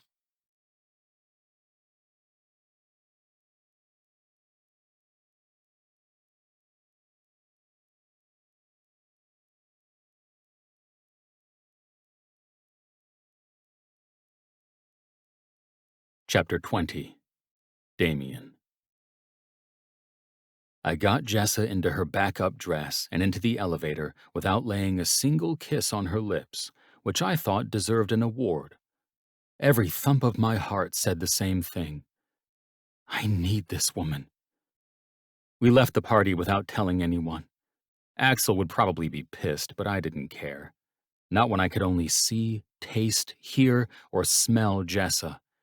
Besides, the matchmaker part of him would probably be happy that we were finally hooking up. So I planned to use that to my advantage if he got his feathers ruffled. I had a luxury room booked before our feet even hit the sidewalk. We stumbled 3 blocks, a mess of laughter and cheek kisses, drunk on nothing but this feeling of freedom and anticipation. Like we had everything ahead of us. Everything was within our grasp. I hadn't felt like this in an eternity. No, scratch that. I hadn't felt like this ever. We checked into the hotel, and I had Jessa pinned to the corner of the elevator as it soared toward the 20th floor, lavishing her neck with more kisses, grinding my cock against her, lest she forget what awaited her. We had nothing. No clothes but her abandoned corset dress, no overnight stuff, no nothing. But it didn't matter. All I needed was her. The door hadn't even shut behind us in the room before I had Jessa's face in my hands, kissing that fire engine red off her lips. She was right. It smeared. A lot. It was the least of my concerns. I kissed her lips until she looked drugged, backing her through the room neither of us had even noticed yet. The backs of her knees hit the bed, and she fell onto it, hair splaying out around her. I ran my hand down the swell of her breasts, down the middle of her dress. You're mine now, Jessa. My hand swirled over her mound, my thumb nicking the tight butt of her clit. She moaned, jerking her hips in my direction. We did a great job playing innocent for the past few weeks, but that ends tonight. She reached for me, tugging at my belt. Please, end it now.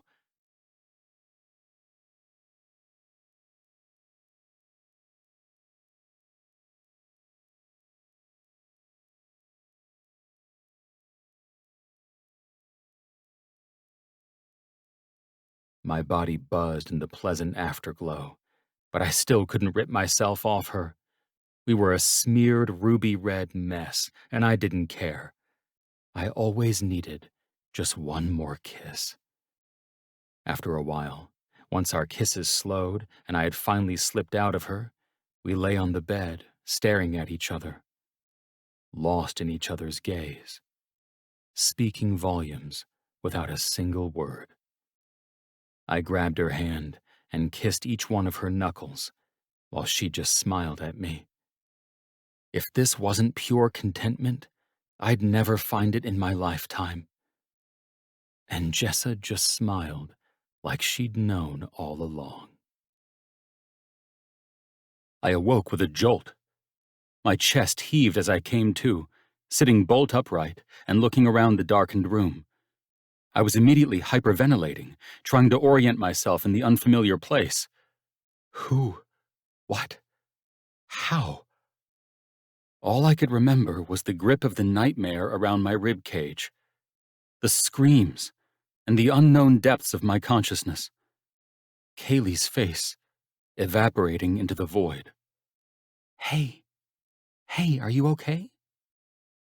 Jessa's soft voice beside me brought me back to earth. I drew a deep breath, our surroundings finally sinking in. We were in a hotel room. Jessa was beside me, and the clock at the bedside read 10 a.m. My face dropped into my hands and I could have cried. It was 10 motherfucking a.m., which meant I had slept a full night for the first time since the SEC investigation had started. Jessa's warm hand swished back and forth over my back. Did you have a nightmare? I nodded, unable to find my voice. I dragged my hands down my face and twisted to look at her. Her just-woke-up softness was enchanting. There was no other word. Her mussed mahogany hair, the sleepy yet sharp quality to her crystal silver blue eyes. My gut wrenched. Everything about this was perfect. Perfectly heartbreaking. Fuck. Sorry if I scared you. The sheets rustled as I lay down once more, welcoming her into my arms. My heart still pounded, but I needed to act like it didn't. I'd gone from unconscious to hyper-alert in 3 seconds. My nervous system couldn't keep up, and my mind ricocheted around like an out-of-control ping-pong ball. It's okay, she said, nuzzling into my bare chest. Did you sleep well until then? Yeah. Better than I have in an eternity. Because that's how long I'd been waiting to relax. That's how long my body had been desperate to unwind. And with Jessa at my side, I'd finally managed it. Just needed to add that to the list of things to unpack. For now, I'd ignore it. She cozied up to me again, a happy sigh spilling out of her. I kissed the top of her head. You sleep good too? Yeah, I woke up about an hour ago. So you've just been staring at me since then, huh? Only for a half hour, I swear. She laughed, tipping her head back to look at me. It's been nice to just lie in bed. Besides, when I thought about getting up and brushing my teeth, I remembered we don't have any toothbrushes. Oh shit, you're right. I twisted to grab my phone, firing off an SOS text to Legs. I'll have it delivered so we don't have to leave our cocoon any sooner than we're ready. The words from my own lips were surprising. Who the fuck was saying them? Damian Fairchild did not create cocoons. He created temporary sex dens that evaporated into thin air as soon as the orgasm hit. Jessa made it hard to want to evaporate, though. This is a pretty great way to spend a Sunday, she said.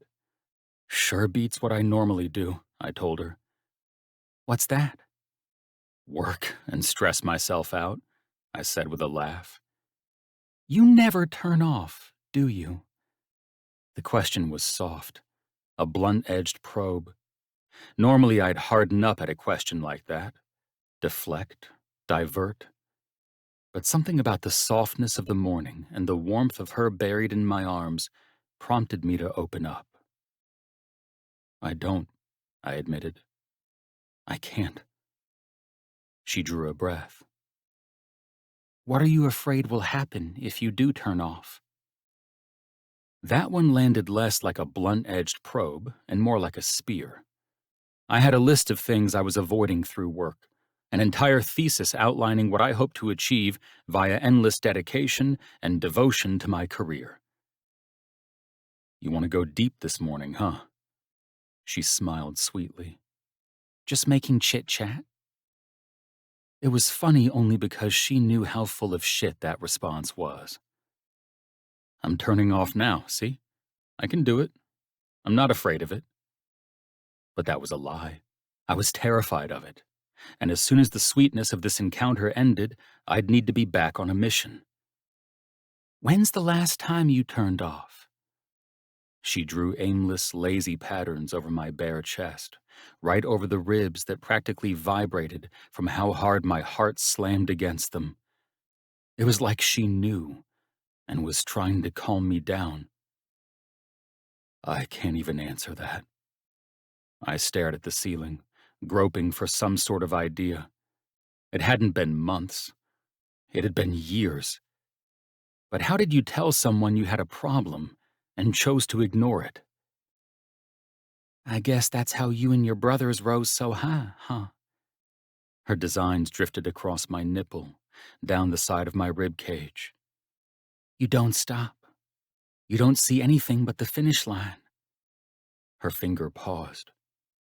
What is the finish line? I laughed again. Is this an interview or a counseling session? Sorry. She sounded sheepish. I'm just curious. They're good questions. I just try not to think about them too much. Why not? Because I know what the answers are and I don't like them. She tipped her head back, searching out my gaze. How could you not like the answers? You're on top of the world, Damian. You're one of the world's wealthiest, most powerful men. You have the power to do exactly what you want to in this world. You are doing it, regardless of what the finish line is. And despite all that, there are still the haters who will show up to shit all over my fundraiser. Still reporters out there desperate to find whatever dirt they can to trash my life. It's not the top of the world, Jessa. It's the bottom. Because the world is on my shoulders now, and it's a fucking burden. My words hung loudly in the air, echoing through my head over and over again. I'd never said it out loud before. Not to anyone, least of all a woman I'd hooked up with. But Jessa wasn't just a woman I was hooking up with. The truth was, all of it was a burden, and I fucking hated it. But I had to choose it. Over and over and over. Is that the double-edged sword of it? She asked quietly, after an eternity had crawled by. I guess. You could walk away from it. My body hefted with a humorless laugh, my heart rate picking up again. We drilled into the heart of my anxieties in no time at all. How had she known? It was like she had a magnifying glass and knew how to aim it at the darkest corners of my soul. No, I can't. It's hard to explain. But I'm obligated to do this. Obligated? Yes. I work as hard as I do, I aim as high as I do all the things I do because of Jordan and Kaylee. My voice cracked, and I dragged my hands down my face again. Fucking Jessa last night had shifted something, and I wasn't sure if I liked it yet. I stared at the ceiling for a moment, letting the words echo inside me first. They can't be here to live life, so I've got to do it for them. I owe them. I have to succeed for them. Jessa pressed up onto an arm so she could look down at me. I'd never seen her so tender, so soft, so cracked open. Something huge quivered between us. Something I wasn't sure I was ready to accept. Why do you say you owe them? Because I didn't save them. Devastation trickled down her face. Damian, you couldn't have. I could have done more. I could have called more people. I could have hounded the detectives, the police officers. I could have fucking canvassed the country until I found them myself. I pinched my eyes shut, the familiar waves of regret and pain swimming far closer to the surface this morning. Fuck. We needed to turn this around, and it was too early to drink an entire fifth of whiskey, which was my normal coping mechanism when the thoughts got too loud. Coulda, woulda, shoulda, she said softly. You were a kid yourself when your parents passed, and then you were just another teen in the foster system. There wasn't anything you could do. I wasn't just a kid the entire time, though. Axel and I were Fairchilds by the time we lost contact with Kaylee and Jordan, but I was still the head of the Haynes family. It fell on my shoulders as the oldest brother. I was 17, 18 when Kaylee started showing all those concerning signs. I could have done so much more. And now you carry the weight of the world for them, she said sadly, tears swimming in her eyes. When are you gonna put it down? I soaked in her pretty face, the tiny lines by her eyes, the sadness reflecting from me onto her. I shook my head, swiping my thumb across a spilt tear on her cheek. I can't, Jessa. It will all be in vain if I don't fucking accomplish something in this sad and stupid world. That's why I built the algorithm the way I did, to funnel money from the world's 1% into the poorest, most forgotten communities. It's why I raise all this money for kids and education. It's why we started the charity. It's why we do it all. There's no reason other than supporting the most vulnerable, the most forgotten. So no, I can't put it down. Her throat bobbed, and she studied something unknowable on my chest, nibbling on her bottom lip. When she met my gaze, the sheen of tears was still there. Have you ever thought that maybe the greatest way to repay them would be to just be happy? I shook my head, but she hurried to add more. What I mean is, all the good that you do is valuable. It means something. But what if the real reason we're here, the best way you could honor them, would be to just love your family and eat each other's cooking and say it was good? Now I had tears in my eyes. I pinched the bridge of my nose and shook my head. This was too deep, too much. And I'd reached my limit of fucking thinking. Nope, time's up. That concludes my therapy session. I had to switch gears, now. If you aren't careful, yours is next. She laughed. I've got a few skeletons in my own closet, don't worry. You aren't the only one. Can I end this conversation with the promise of breakfast? My heart was still pounding, but I was determined not to fall into my mental sinkhole like I did most mornings. Not when Jessa was here.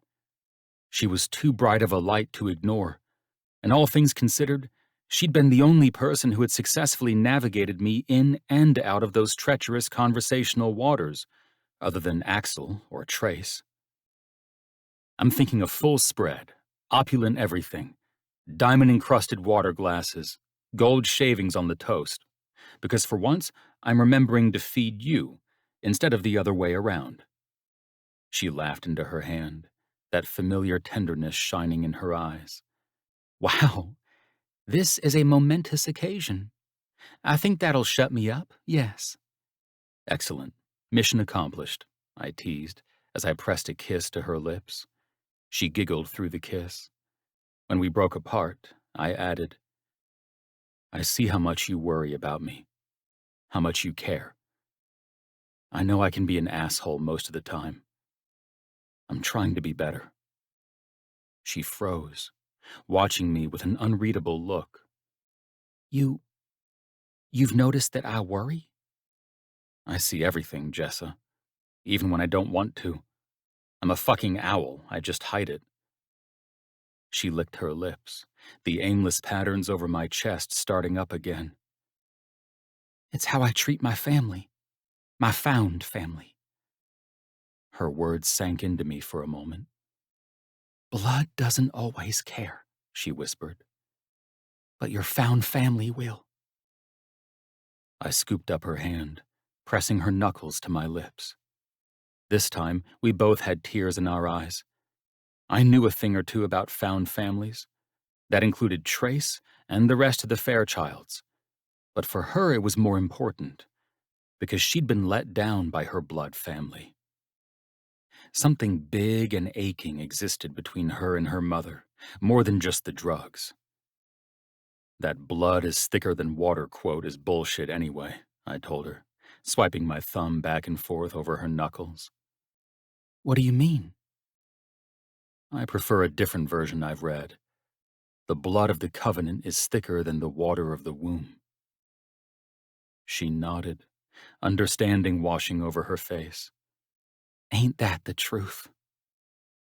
Her gaze drifted off, something fierce churning inside her. The water of the womb betrayed me, Damian. There's no covenant with that woman. She glanced at me. Does that make me a horrible person, to say that about my own mom? Addiction is hard, Jessa. I don't think it makes you a horrible person to say that, and I think you have your own reasons for saying it. Her throat bobbed again, and she nodded vehemently. Oh, I do. Addiction is one thing, but she... This time, she was the one to crack. The tears were back, and she dabbed at the corners of her eyes with a finger. I couldn't even explain what was happening, or how we'd arrived here. The only explanation was that we had to. We needed to, for reasons beyond my own understanding. Damian, I've never told you this, but when I was a junior in high school, one of her boyfriends pushed himself on me, she said, in a low, trembling voice. She made sure to avoid my gaze. He all but raped me. When I told my mom, she didn't believe me. Told me I needed a boob job so that my huge tits didn't distract him. And then she stayed with him for another year. My heart cracked. I gathered her into my arms, squeezing her as hard as I could. That wasn't your fault, Jessa. Thank you. She hugged me back just as hard, and when she lifted her head, that familiar determination shone in her eyes again. I know that now, but I just can't reconcile the betrayal. Tara knows what happened, but she doesn't care. Jeremy is the only one who went to bat for me. As far as I'm concerned, the only people in my family are you and Jeremy and your brothers. Hopefully you don't see me quite like a brother. She dissolved into laughter, a much-needed break in the high-stakes conversation we trekked through. No, not a brother, but definitely part of my found family, the one I chose. It's an honor to be included, I whispered, gathering her into my arms again. She clung to me, burying her face in my chest. I'd do anything for you, Damian, she said. It's always been like that. I knew how true those words were for her. But an even bigger truth rose above it all. I didn't deserve it. Just like I didn't deserve her. Chapter 21. Jessa. I didn't make it back to my apartment until 7 a.m. Monday morning. Damian and I hadn't been able to rip ourselves out of the hotel room until the last possible second, instead choosing to nest hardcore via endless movies, room service, and so much delicious, intense, meaningful sex. We were wrapped up in each other from head to toe, dreamy, floating, and oblivious to anything beyond our bubble. Leaving the SUV to return to my apartment that morning was actually hard, but I needed the day to myself. I'd requested a personal day to get caught up on schoolwork for that night's class. And more than that, after our invigorating getaway to our hotel, I was freshly motivated to finish my roommate hunt. Applications had been rolling in since I'd placed the ad, but with everything going on in Fairchild world, I hadn't been able to pay much attention. Now that the programmer's ball was behind me, I was ready to make my selection. Even though I was closer than ever to Damian now, I needed to have a plan that didn't rely on him. This whole boss-employee-lover thing could go wrong so quickly. I wanted to make my way in this city with my own 2 feet firmly on the ground. I didn't think Damian would undermine that, but I sure could easily get swept away with him. Besides, the truth bubbling inside was that while I loved working at Fairchild Enterprises, it wasn't where I wanted to stay. My heart was calling me in a different direction. I didn't know what the future looked like exactly, but I was slowly putting together the puzzle. And this roommate was one of the key pieces. I whiled away my morning with a pumpkin spice latte, one that Damian had delivered to my apartment, and schoolwork, interrupted only by sexy texts from Damian and back-and-forth emails with the final round of possible roomies. I was treating this roommate hunt like something just shy of a speed dating round. I needed to quickly and effectively vet these people, and what better way than back-to-back meetings in a public place so they couldn't serial kill me? In the huge pool of applicants, only 3 seemed remotely compatible. Despite asking for women roommates only, I'd received a shocking number of male applicants, which just further proved my suspicion that nobody actually read anything they found on the internet. By noon, I had a nearby coffee shop designated as the meetup point and 3 back-to-back speed roommate meetings beginning at 5 p.m. My entire body tingled as I awaited the evening. It put an extra pep in my step as I did my homework and worked on new designs. One of the most important takeaways from the weekend was the fact that corsets should be avoided at all costs, and that as a designer, I planned to never incorporate one into my pattern, no matter the amount of cleavage it provided. Maybe this was my fashion hill to die on. After almost dying because of the corset, I would gladly die on any adjacent hill that included condemning the corset to hell. Damian was on a roll Monday. Not only had he sent me a pumpkin spice latte, he also sent me lunch in the form of pho. The accompanying text read, Damian, I wish I could be there to watch you enjoy this. Hope it warms you up as much as the memories of our weekend together are warming me up right now. I didn't stop smiling for a full hour after that message.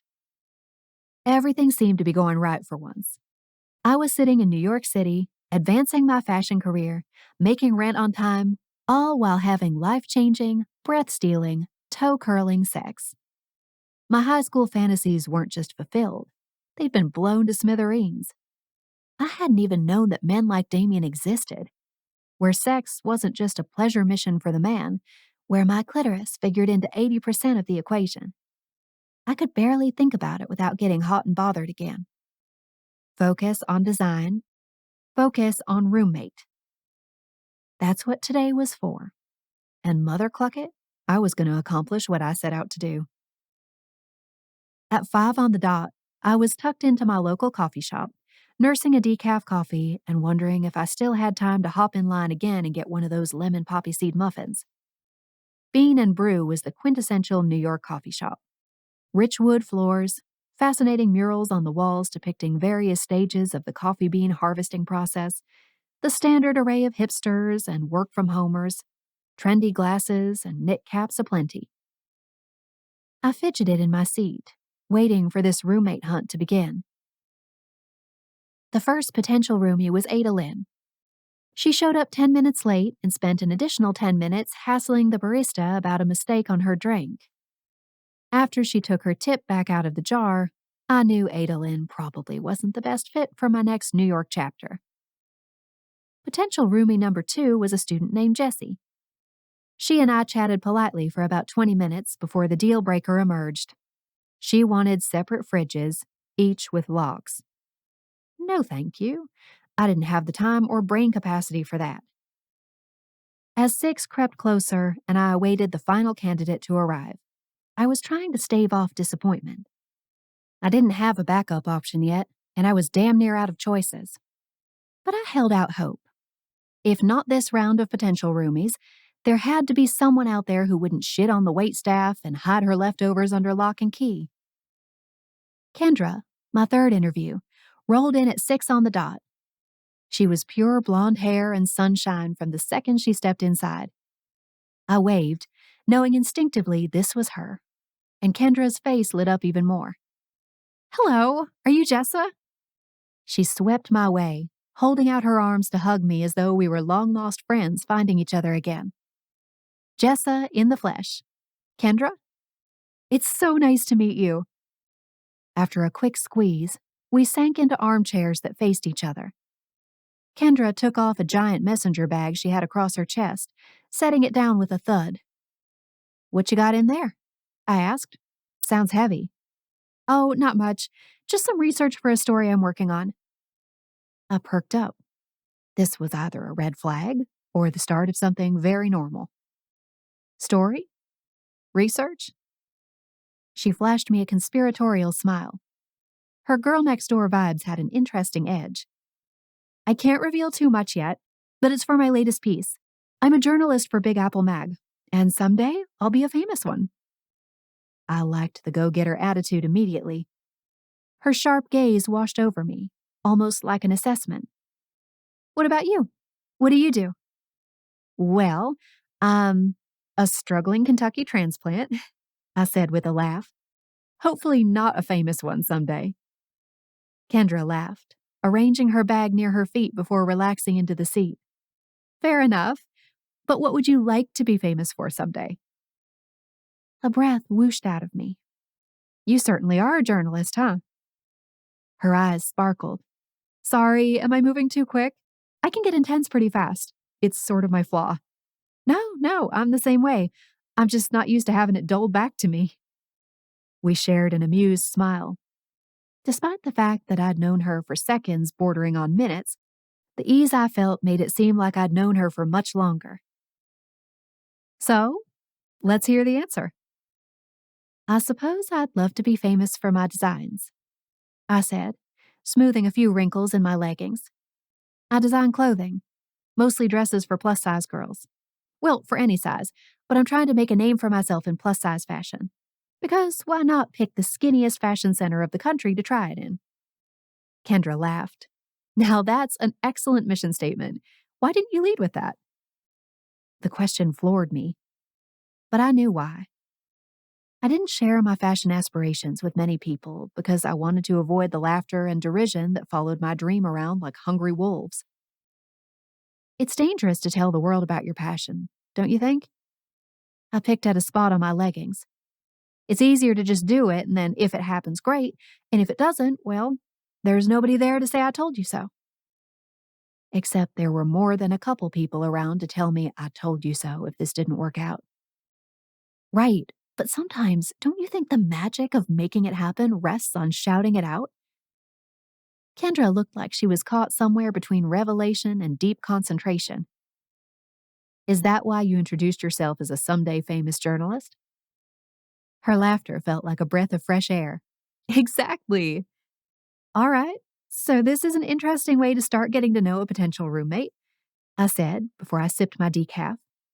Most people start with, what did you study in school, but not us. Oh, do you want anything to drink? I figured I should ask before we deep dive into another question.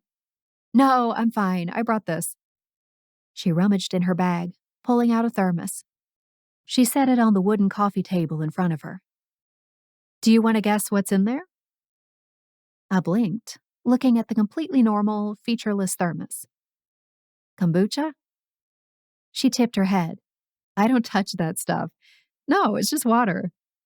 We shared a laugh, which led to more conversation, more laughter, more fascinating tidbits that blossomed into tangents that led deeper into conversation. 2 hours later, the coffee shop had transitioned into serving alcohol instead of caffeine. As the room grew more boisterous, and my stomach panged with hunger, I was ready to make the offer.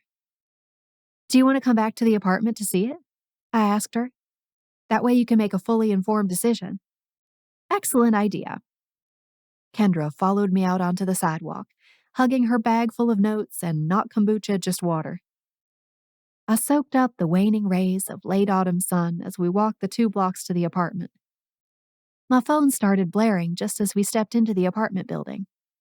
I fumbled with my purse to find it and silence it. Sorry, I muttered, pausing at the base of the stairs. It was Damian. I thought I had silenced it. It's just what was he to me now? My boss calling. Oh, where do you work? I fished my key out of my purse before leading Kendra up the staircase to my door. Fairchild Enterprises. I pushed the key into the lock and the door swung open. I walked inside, though Kendra didn't immediately follow me. She watched me with wide eyes from the hallway. For real? Yeah, why? She stepped inside the apartment, drawing a deep breath. Wow, I bet that's interesting, huh? Yeah, I'd say so, I said, laughing nervously as she shut the door behind her. I couldn't tell if that was a good, for real, or a bad one. They're interesting guys with interesting lives. So you know them personally? I swallowed, nodding. Yeah, I actually grew up with them. Now Kendra's eyes were the size of saucers. Awe shone from her. That is so cool. Wow, I just thought of like 200 questions I wanted to ask. Is that a good thing? I'm fascinated by them. I've been following all the news about them, of course, but I really love who they are, or who they seem to be, despite all the contentious shit going on. I don't know, they're kind of counterculture icons in a way. I respect what they're doing in the tech and finance worlds because they're representing the 99%. Not many people do that, you know? I nodded, emotion welling inside me. Yeah, I totally agree. And of course, it doesn't hurt that they're all like painfully hot. Kendra added with a laugh. Any chance you could hook me up with one of them? Trace might be single. The words reverberated strangely inside me.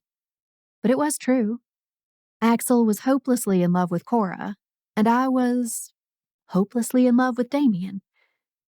I'll see what I can do. I showed Kendra around the apartment. It was a laughably quick tour, and by the end of it, I could tell she was ready to say yes. So, what do you think, famous journalist? I asked with a wink. I think you've got a new roomie, famous designer. She cocked finger guns. I've got to drop this stuff off at the police station, but I'll text you later and we can figure out details, okay? Kendra, what on earth is in that bag? She waved off my question, clunking over to the front door.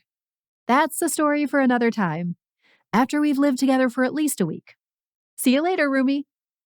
She sent me a bright smile before pulling the door shut behind her, leaving me in a pleasant cloud of accomplishment, mingled with the scent of her floral perfume. Kendra was fascinating and strong, just the kind of person I needed in my life. And I had a new roommate. My phone buzzed again. This time it was Jeremy. When I picked up, I could hear commotion in the background. Hey there, little lady. In the background, more shouts. Just your family calling to make sure you're still alive in the Big Apple. Of course I'm alive, Jeremy. Sheesh, don't you think the police would call you if they found my cold, dead corpse on the sidewalk? Jessa Walton, Jeremy hissed, and we were off to the races. I smothered my laughter as he started to officially pitch his fit. How could you even say something like that? What is wrong with you? You know, you might actually be speaking to my ghost right now, I said in a spooky voice. Good, because that means I can give you the ass whooping you deserve for saying the words cold, dead corpse. My Lord above, you're lucky the rest of them didn't hear that. I know better than to put you on speakerphone. My Lord. What's going on over there? Shrieks of laughter pealed in the background. Just having a little cookout at Pop's, since it's randomly 65 degrees today down here. He says hi. Tell him hi back. My dad wasn't one for talking, but when he talked, it was usually profound. He'd only called once, and that was the night I arrived in New York, just to make sure I hadn't been kidnapped en route. Jeremy was the official spokesperson for the family, in that sense. The only one who really communicated with me, outside of Tara's hateful messages and pleas for money. I told him we were probably calling you too early. Jeremy went on. But he wanted to check in. Are you at work? No, I had a personal day today, actually. I bit back a yawn as I spread out on the couch. It was a cracked leather couch that Nicole had bought and left, and it would be the first thing to go when I had a spare dollar to invest in updating furniture and decorations. A personal day, huh? What's that even mean? I just needed the day off, lame brain.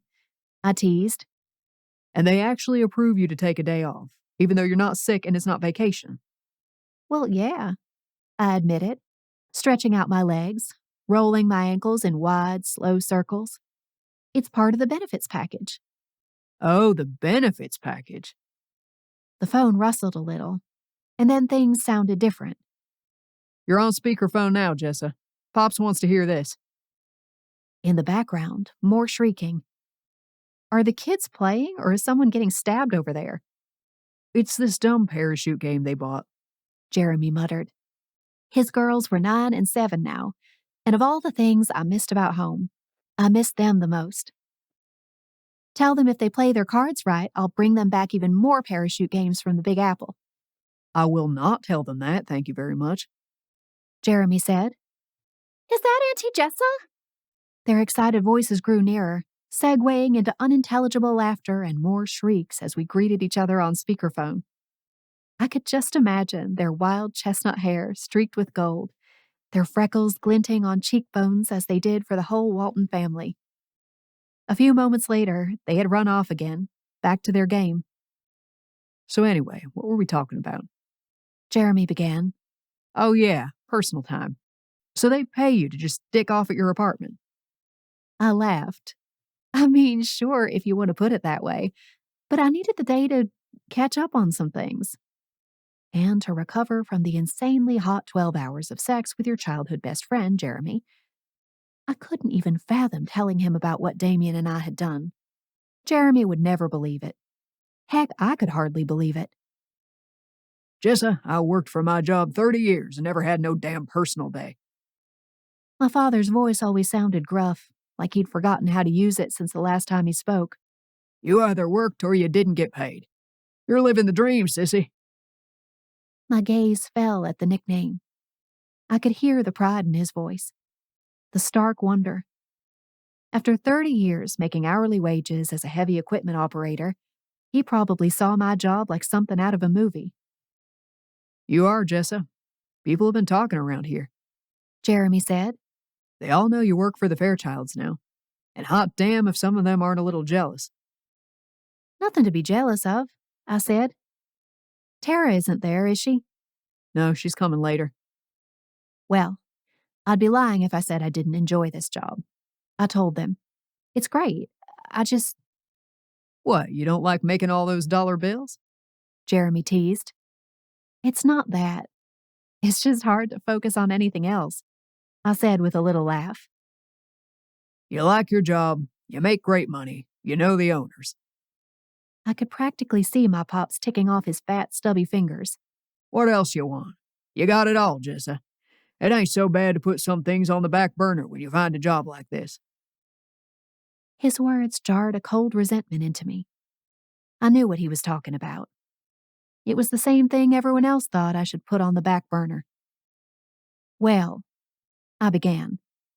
Nobody would blame you if your end goal changed while you were there.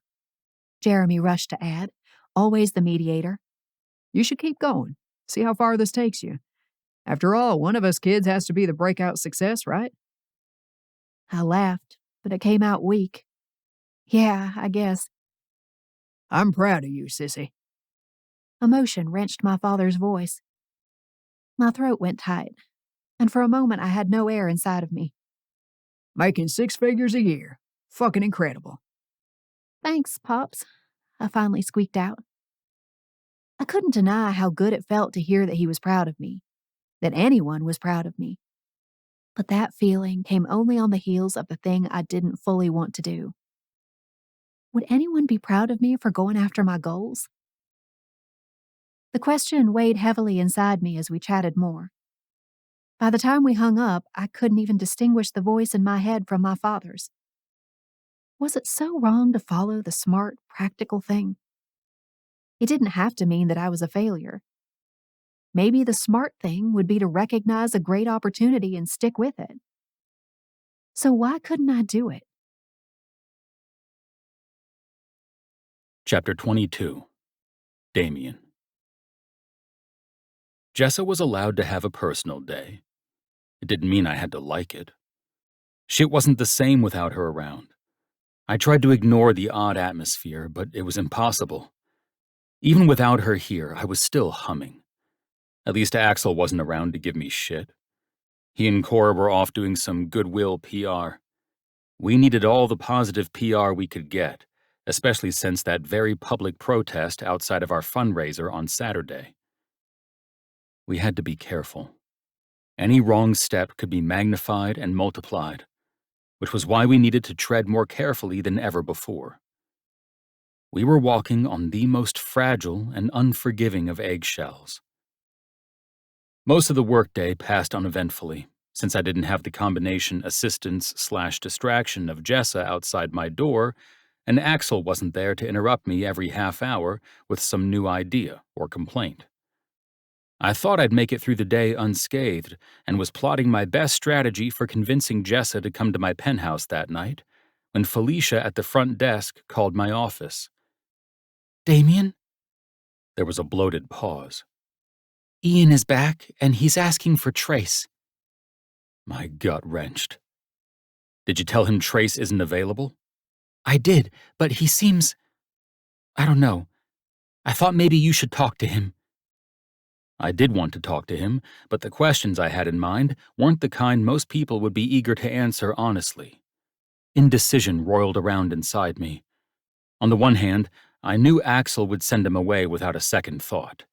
But something told me Trace would have reached out, started a dialogue. Show him in, I forced out.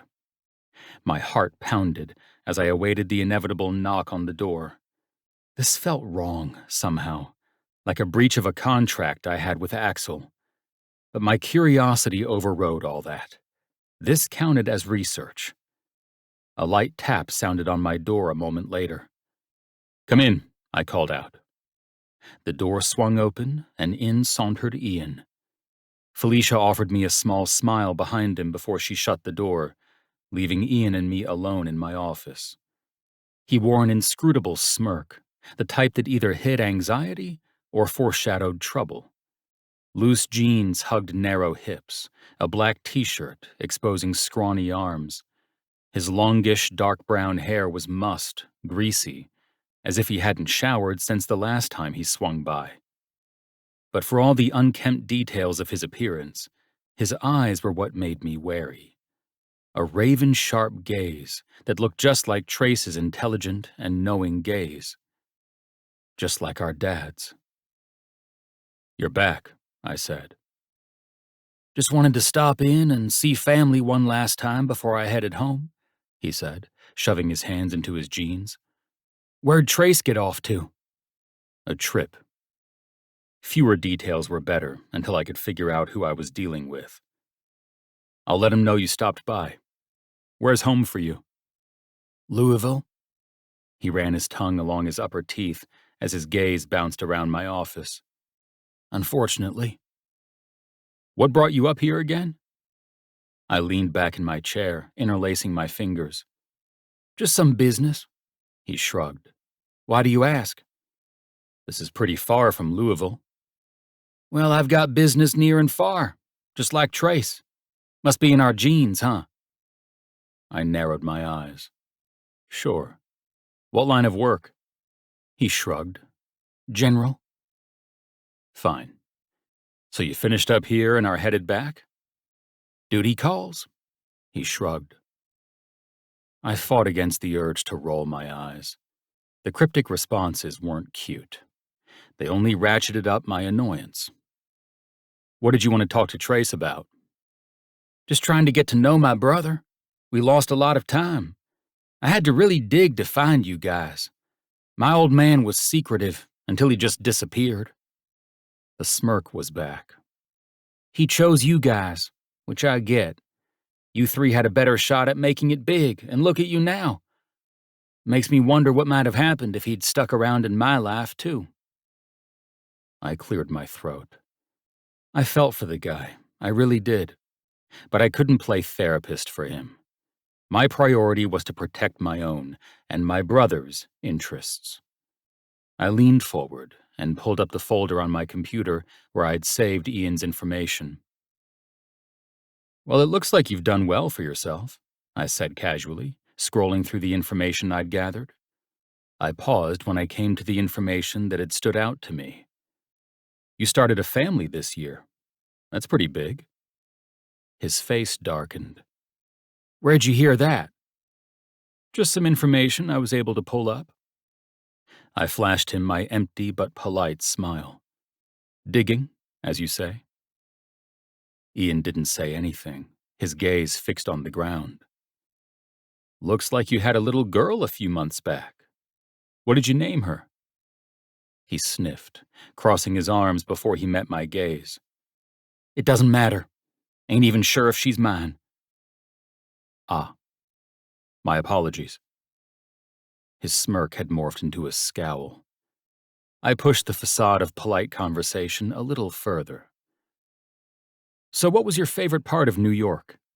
Meet any interesting people while you were here? His gaze returned to mine, right back to cocky. You could say that. There's all sorts of powerful, interesting people in this city. I had half a mind to take a job up here, run away from Kentucky for good. Maybe that's another thing in the Fairchild bloodline, huh? I shrugged. Could be. Or maybe it's just what a lot of kids from boring hometowns do. Nah, I think it's something I come by honestly.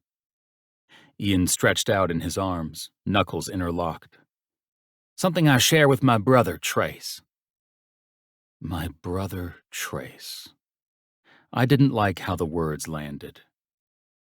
That makes you my brother, too, I told him. Not so much. We're, stepbrothers? If anything at all? Well, it's family, right? I'd never call this guy family, but I wondered if that's what his endgame was, a biological connection. If that was all he wanted, I might be able to rest easy. No, scratch that. There was no resting easy for me. There was only resting slightly less anxious. Your bio dad is my father, too. We're linked. He sniffed, his gaze sweeping back across my office. I'm mostly interested in getting to know Trace. Where is he at, anyway? I'm not opposed to meeting him there. Out of the country. You could send me there? The nonchalant way he delivered the words sent up a red flag. I got time if you got the plane. I don't think so. Besides, you said duty was calling you back to Louisville, I said. Nice try, though. What do you really want, Ian? I told you. We are very invested in a low-drama lifestyle, I said, lowering my chin. When you start getting to know Trace, he'll tell you the same. If you hope to maintain any type of relationship with your blood brother, you should be prepared for what low drama means. Ian scoffed. What, you think I'm here to stir up some shit? I don't know what to think. I don't have enough information either way, I told him, keeping my voice low and measured. Seems like you were able to find some information already, he muttered. I don't like to go in blind. I let the data tell the story. That was the truest thing about my life. I let data tell the story, which was how I'd arrived here, 20 stories up, analyzing cold, hard data, even when it led to less than savory conclusions. Well, here's some data for you, Ian said. I want to see Trace one last time before I head back to Kentucky. Brother to brother. You might have to wait for him to visit Kentucky, I told him. He goes there frequently. I'm sure you two can meet up soon enough. Ian's gaze grew dark in the same way Trace's did whenever he'd found a brick wall. Maybe that stubbornness was inherited. Maybe I won't be going back to Kentucky after all, Ian said with a sigh. I like it here in New York. It's busy, lots of opportunities. I might take an interview before I go, just to see what happens. They're looking for mail runners at this company nearby, Rossberg Aerospace. You heard of it? I schooled my reaction, making sure nothing leaked out. The mention of that name in my presence was one thing, and I thanked the Lord above that Axel wasn't here. If Axel had heard that name uttered inside this building, in this context, with this stranger claiming family connection, Ian would never be allowed back in. Actually, he might never make it out. Thankfully, I was the calmer type. "You'll have to let me know how that goes." I tipped my head, watching him intensely for any reaction. "I've heard the Fairchild name isn't too welcome in those parts, so you might have a bit of a hard time rising up the ranks. Now, I have an appointment in a few minutes. It's time for you to go." He sent me an inscrutable smirk again, coming to his feet. "Well, it was great talking to you, Damian. Maybe someday I'll call you brother, too." "We can only hope." I stood, my heart pounding, as I followed him to my office door. He waved before he sauntered away. I watched him disappear down the hallway, making sure he actually left before I shut my door. Rossberg Aerospace. Eli Rossberg's family business. Axel would have flown off the fucking handle if he'd heard that name dropped in our building. And while I'd been able to tamp down my reaction, it still left a distinct and disgusting taste in my mouth, like the tang of copper, warning me of a wound I had yet to discover.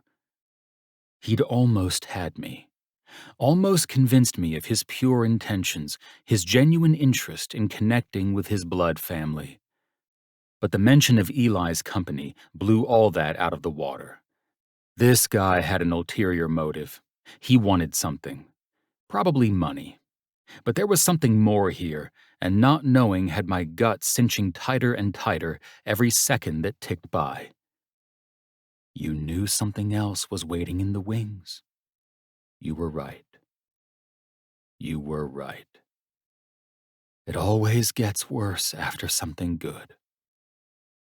If data ruled my life, then this was the proverb inscribed on the hallowed halls of my temple to data.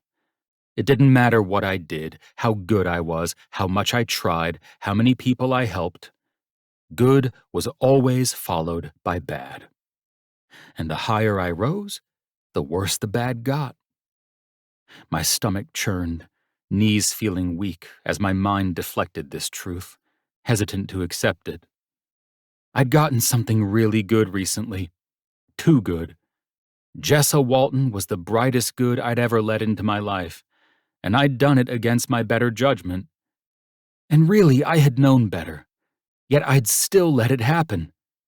My only recourse was to stem the flow before things ballooned too far in either direction, because they would balloon, that much was certain. Only time would tell how much worse things would get from here. Chapter 23. Damian. Backing off was the best recourse. But that needed to happen slowly. I couldn't rush into it. I needed to wean myself off Jessa, which meant inviting her over to the penthouse Tuesday night after work. She came to work that morning prepared with her overnight bag, and once most of the office had left for the day, we both took the private elevator up to the penthouse. I hadn't told anyone about Ian's visit, and I wasn't sure I wanted to. Axel would only get angrier at Trace, and I wanted to forget about the what-ifs and oh-nos. The best way to disconnect was through Jessa, and if I needed to be backing off soon, that meant my time limit with her was approaching rapidly. I needed to enjoy this while I could. Up in the penthouse, I had dinner waiting for us, a menu I'd put together for Butch to prepare. Jessa's eyes went wide as we moved through the kitchen where Butch was hard at work over steaming pots and crackling oil in sauté pans. "What is all this?" she breathed. "Dinner," I said, grabbing her hand and leading her to the sideboard. The shrimp cocktail awaited us, as I'd specified that morning when Butch and I went over the plan. "Here's our appetizer." I picked up the shrimp by its tail, winking at her. She gasped, bringing a hand to her chest. She'd worn a high-necked black dress with a 70s twist and big earrings to match. Yet another dress to add to my favorites list, though the list was near bursting by now. "Shrimp cocktail? Damian Fairchild, you dreamboat." "In honor of our first formal event together," I said, dipping the tail in cocktail sauce. When you were enamored by the shrimp being passed out by the waitstaff. She grew still, watching me with a look so tender it almost tore my heart in two. You remember that? I laughed, taking a bite of the shrimp. Of course I remember that. It was the cutest fucking thing I'd ever seen. She blinked rapidly. I didn't know you thought so much about me back then. You ghosted me that night. I dropped my chin, searching out her addictive gaze. When those crystal silver blues homed in on me, everything was right in the world. Like a jolt of calm. I had to. I was trying not to fuck my new hire, not to mention my childhood best friend's little sister. The coy smile on her lips had me ready to take her to the bedroom. I don't think Jeremy would be mad anymore. We're all adults. Maybe not mad, but it sure looks suspicious when a friend asks you to help out his sister and then you immediately start fucking her. That's a form of helping me, she said. It helped me a lot. I grinned, wrapping my arm around her waist, bringing her flush against my body. Oh yeah? I didn't realize you needed help so badly. Very badly, she whispered. All over my body. If it weren't for Butch, we would have fucked on the dining room table. Instead, we spent the evening trading inside jokes and bites of shrimp. Dinner came and went with appreciative moans, fantastic red wine, and all the accolades to Butch. But once plates were cleared and the bedroom eyes were out to play, we quickly saw ourselves out of the dining room. There was only one thing on both our minds, getting back to my bedroom to continue helping her. Because that, in turn, helped me. Helped me forget about my stress. Helped me forget about Ian. Helped me forget that this affair was supposed to be so much more casual and infrequent than it was. But I couldn't care about that now. Not when I had Jessa's pretty face and sunshine freckles in front of me, her entire being the lick of a spring breeze. When we were together like this, lip-locked and stumbling around, I felt like myself, the Damian I barely knew how to access anymore, who played video games on the weekends and got excited about the future and didn't fester in a sour pit of anxiety. In my bedroom, I had her dress unzipped before the door closed behind me. I helped her out of the gorgeous thing without breaking the kiss.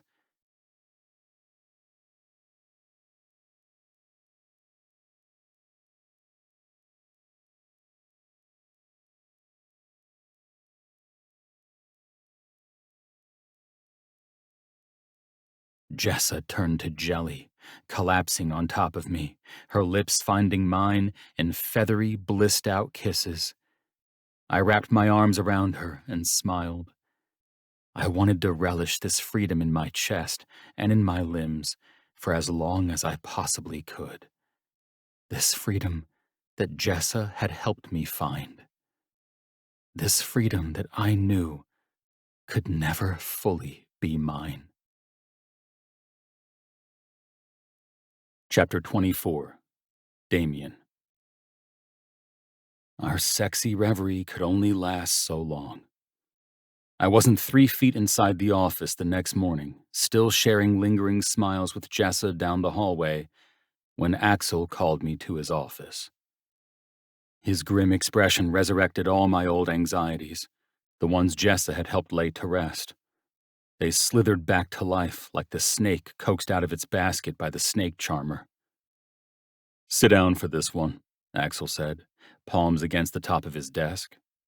I sat in the chair facing him, already too sick with worry to speak. "I didn't want to talk about this in your office," he said quietly. "I'm starting to wonder if there aren't spies on your side of the building." Spies? He sent me a heavy look, and then he pushed a copy of Big Apple Mag my way. The Fairchild Rift, a look into the infamous trio's growing tensions. I flipped to the feature article and read as quickly as I could. The article relied heavily on photos of Axel and me together, and then solo photos of Trace, most notably some snapshots of him in Bali recently. The article was equal parts unnerving and pure fluff. Great. My mouth went dry, and I dragged my gaze up to meet Axel's. How do you think it leaked? There's only one way, Axel said, looking grimmer than I'd seen him since the press conference we'd held to defend our name against the sex trafficking allegations over the summer. We explained Trace's absence at the fundraiser. He's been on vacation, and nobody would think twice about that. We haven't talked to anyone outside of our bubble about this. Someone in the office leaked it. I worked my jaw back and forth as I toyed with this idea. I didn't want to accept it. Not by a long shot. Who on staff would talk to the press? I asked him quietly. I don't know, he admitted. So you don't even have anyone in mind? No, he said with a huff. But the truth is that it could be anyone. Are you prepared to accept that? I don't think I have to, I told him. We vet everyone. They've all signed NDAs. This could simply be tabloid speculation. I so desperately wanted that to be true. And as I rode the coattails of my night with Jessa, I planned on believing it until it became true. They put two and two together all the time. What's so different about now? Axel's jaw flexed as he watched me. You think so? I don't have any data to the contrary, I told him. And until I do, I'd rather trust the staff that we so painstakingly selected. Axel nodded, his gaze dropping to the desk. I'm just skittish after the sex trafficking article. I don't want to have to hold another press conference about anything, especially not when they're right, for once. We'll let this one go, I told him, ignoring the wrench in my gut. It doesn't mean anything. But deep inside my body, coursing through my nervous system, hid the knowledge that it did mean something. I'd just played the role of the mediator, the calm one, the problem solver, for too long to know how to let any of those anxieties surface. If they surfaced, they'd kill me. So they needed to stay where they could cycle and fester and kill me more slowly. When Axel didn't look convinced, I added, They're just obsessed with us because we're newsworthy right now. So yeah, any little exposé they can get their hands on, they're going to run with. Axel nodded again. You're right. I wanted to be right. I fucking hoped I was right. So I needed to act like I was right. I tamped down the stress and the anxiety the only way I knew how. Master-level compartmentalization and intense focus on my computer screen. But just to be sure, I tasked Jessa with doing a little research. I asked her to comb through company call logs and highlight all instances of outgoing calls to all phone numbers associated with Big Apple Mag. It would probably lead to nothing, but it was part of the due diligence I needed to perform in order to relax even a fraction. I disappeared into my office for the rest of the workday. I needed to be productive, to make progress on digging ourselves out of this hole we kept getting pushed into. And I couldn't extricate the company from this quagmire if I didn't focus and work. The work week melted away in this fashion. By Friday, I could tell Jessa was getting worried. She checked in with me almost hourly, and I responded, but the gentle questions she asked and the prompts to eat, come out of my office, join her for lunch, all betrayed her worry. But this was the only way I knew to keep it together, focus on work at the expense of everything else, even my health. Friday after lunch, Jessa came into my office looking sheepish. Damian, are you still alive in here? I waved her in, tugging off the headphones I used to blast my death metal as I sank into my own world. Of course. What's up? Listen, I did a thing. She started nibbling on her bottom lip and put her hands behind her back. I hope you don't get upset, but I booked us a little getaway. I blinked, the words hardly making any sense. A getaway? She nodded. Just tonight, nothing crazy. But I had Axel help me set it up because I think it's pretty obvious that you need to, well, get away. I tapped one earpiece of my headphones as the idea rolled around inside me.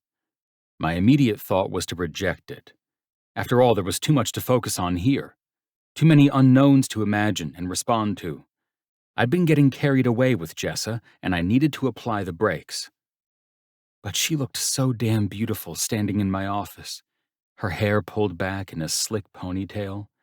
She wore black slacks and a black ruffled blouse today, one of the few times she hadn't worn a dress to work, and I loved the look all the same. I'd missed her in my 4 days of ultra focus, and realizing that made me more anxious. I shouldn't, I told her. I've been slacking recently. She sent me an unamused look. That's bullshit. I'm here with you every day, and you are perfectly on top of your to-do list. I would know if you weren't. I drew a deep breath, intent on disputing her words, but nothing made it past my lips. Just try it out, she said. We'll get out of the city. If you hate it, we'll come back. Simple as that. What's on the agenda? One night in the woods? I smirked. It wasn't my usual MO, but I'd do it if she wanted to. Electricity included, or no? Of course. I'm not trying to go full survival mode. Look at me. Do you think I packed anything remotely survivalist? I have heels in my suitcase, Damian. I hefted with a laugh. Okay, fine. Let's do it. She pumped her fist. Victory! And listen, we're driving ourselves, okay? I love legs and all, but this is a trip just for us. I held up my palms in defeat. Whatever you say. Jessa retreated with a big smile, and for a moment, things felt light again. After wrapping up a few things on my computer, I left my office to begin preparing for our getaway, whatever it would entail, and stopped by Jessa's desk. Her sketchbook was out, showcasing a half-finished design for what looked like a winter coat. She looked up at me as I approached. You heading to get packed? Yeah. Hey, do you have that list from the call logs I asked you for on Tuesday? She blinked a couple of times, then her eyes widened. Let me get back to you on that. After you go pack, okay? I nodded and headed to the penthouse, catching myself humming in the elevator. I made quick work of an overnight bag and slung it over my shoulder. On my way back to my office, I realized I was ready for a getaway. Jessa was right. I needed it. At her desk, Jessa worked on that bottom lip like it might try to escape. I'm ready. Good. She folded up her laptop and tucked it into her oversized purse, then grabbed a duffel bag from beneath the desk. Let's jet. Why are you bringing your laptop? She shrugged. Just in case I need to work on anything. This was odd, coming from the queen of the getaway, the enforcer of work breaks. Come on, she said, hurrying me along. I had legs bring your car around. We're ready to get the heck away. We exited the suite the requisite 3 feet apart, but from the way gazes lingered on us, I wondered if the entire office already knew we were together. After all, we'd canoodled in the hallway of the Rainbow Room. I'd given 0 fucks in the presence of her corset. Could anyone expect otherwise? And I had to grapple with the very real possibility that all of my employees knew that Jessa and I were an item. Did I care? Yes. Was I going to do anything about it? Doubtful. Because when I had Jessa's luscious body in front of me and all these curves begging to be touched, I had a hard time caring about anything that wasn't her. Even though the whole idea of being an item with someone drove me bonkers when it came to Jessa, I just never seemed to get around to setting the record straight. She felt too good. I wanted this reverie to last as long as it possibly could, until it inevitably came crashing down around me. Once we were tucked into the elevator, I wrapped my arm around her waist. This was a good idea, I told her. I know, she said sweetly. And we haven't even left the building yet. Just imagine what a good idea it'll be once we actually get there. In the elevator, we kissed. Outside the building, we kissed. And then once I was in the driver's seat and she was smiling over at me like we'd been doing this together for years, we kissed again. Jessa programmed the GPS and I drove. Within hours, we were cruising through the New York State forests, deep in conversation about New York seasons compared to Kentucky, the native residents who'd been forced off the land in both areas, whether or not the cinnamon toast of our childhoods qualified as adult dessert. That's what I loved about Jessa. She didn't mind meandering through the most winding conversations, and we were both delighted to see where they led. The hills and sides of the road were blanketed in the faintest layer of snow, providing a dreamy backdrop as we wound deeper into this unexpected Friday afternoon excursion up the Hudson Valley. I didn't drop Jess's hand in 100 miles, and didn't even think twice about it. Our getaway stretched on like this, effortless, laid back, completely fucking lovely. We checked into a log cabin that was equal parts rustic and luxurious, with bearskin rugs and enormous windows overlooking the sweeping hills of naked forests. We tried a new restaurant. We strolled hand in hand down cobblestone sidewalks, smiling red-cheeked at each other. We spent every minute inside our cabin wrapped up in each other, on the bed, against the wall, in the shower, and even draped across a chaise longue at one point. By the time we were heading back to the city the following day, I felt moderately refreshed. I'd enjoyed myself, that much was certain. But the to-do list was crushing me again as new emails rolled in during our trip back south. Because I was driving, I couldn't tend to them, which only stressed me more. Jessa read out the subject lines of our new emails as they came in. A forwarded email from Axel was one of the subject lines she read. Some solutions for the leak. Is that a penthouse water leak or another media leak? She asked. I laughed, but it dwindled quickly. Take a wild guess. Speaking of which, talk to me about the call logs you pulled up. I squeezed the steering wheel, prepping myself for the inevitable, disappointing news that she hadn't found what I'd been hoping was there. A burst of air escaped her. She rested her forehead in her palm. Shit bricks. I meant to tell you when you asked yesterday after lunch. What is it? Damian, I didn't get a chance to pull them. An annoyed burst of air escaped me. I didn't like any of those words, but especially sentences that started with, I didn't get a chance. Successful people made the chance. That's how it was in my world. When were you thinking of doing it? I asked her, trying to keep the annoyance out of my voice. But it was impossible. Annoyance vibrated from every cell in my body.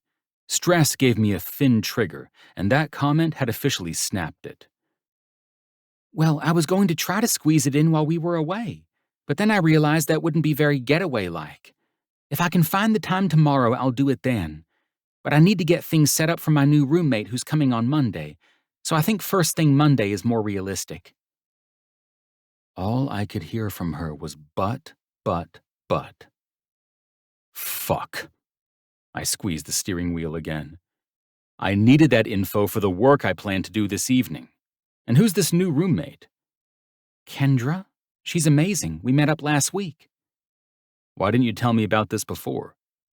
She blinked over at me. I didn't realize I had to update you about my living situation. You have a new person in your life that will be sharing your space with access to your phone, laptop, sensitive documents. I held out a hand, gesturing at how obvious this was. You don't think I should know about that? I was going to tell you. What's her full name? I snapped. Kendra Finneran, she said quietly. I swear I was going to tell you. I was excited for you to meet her. She's excited to meet you, too. So she knows that you work for us. Of course, she sputtered. An annoyed burst of air escaped me. All I could see was potential security issues. With this dark cloud swirling above me, everything looked like a threat. I'm sorry, Damian, Jessa said as she wrung her hands in her lap. I haven't shared anything with her that's personal or confidential, I swear.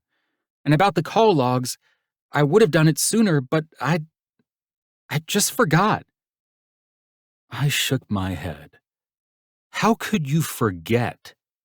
I don't know, I guess I was distracted when you mentioned it. You keep sending these high-priority tasks. There's just been a lot going on. I rolled my neck in a slow circle, the annoyance festering into something else altogether. Probably just sketching dresses like always, huh? A strange silence settled over the car. When I glanced over at Jessa, she watched me with a lethal look. What are you trying to say, Damian? Nothing. Doesn't feel like nothing. I want to focus on what's important, I said, squeezing the steering wheel for an entirely new reason now. That's always been the goal. And you think I don't focus on what's important? I didn't say that. Sure sounded like it. I think you focus on plenty, and maybe that's part of the problem. If you forget something urgent because your focus is too divided, that sounds like a sign. She sputtered. How could you say my focus is too divided? It's only on you. All I do is think about you, your business, your happiness, your everything.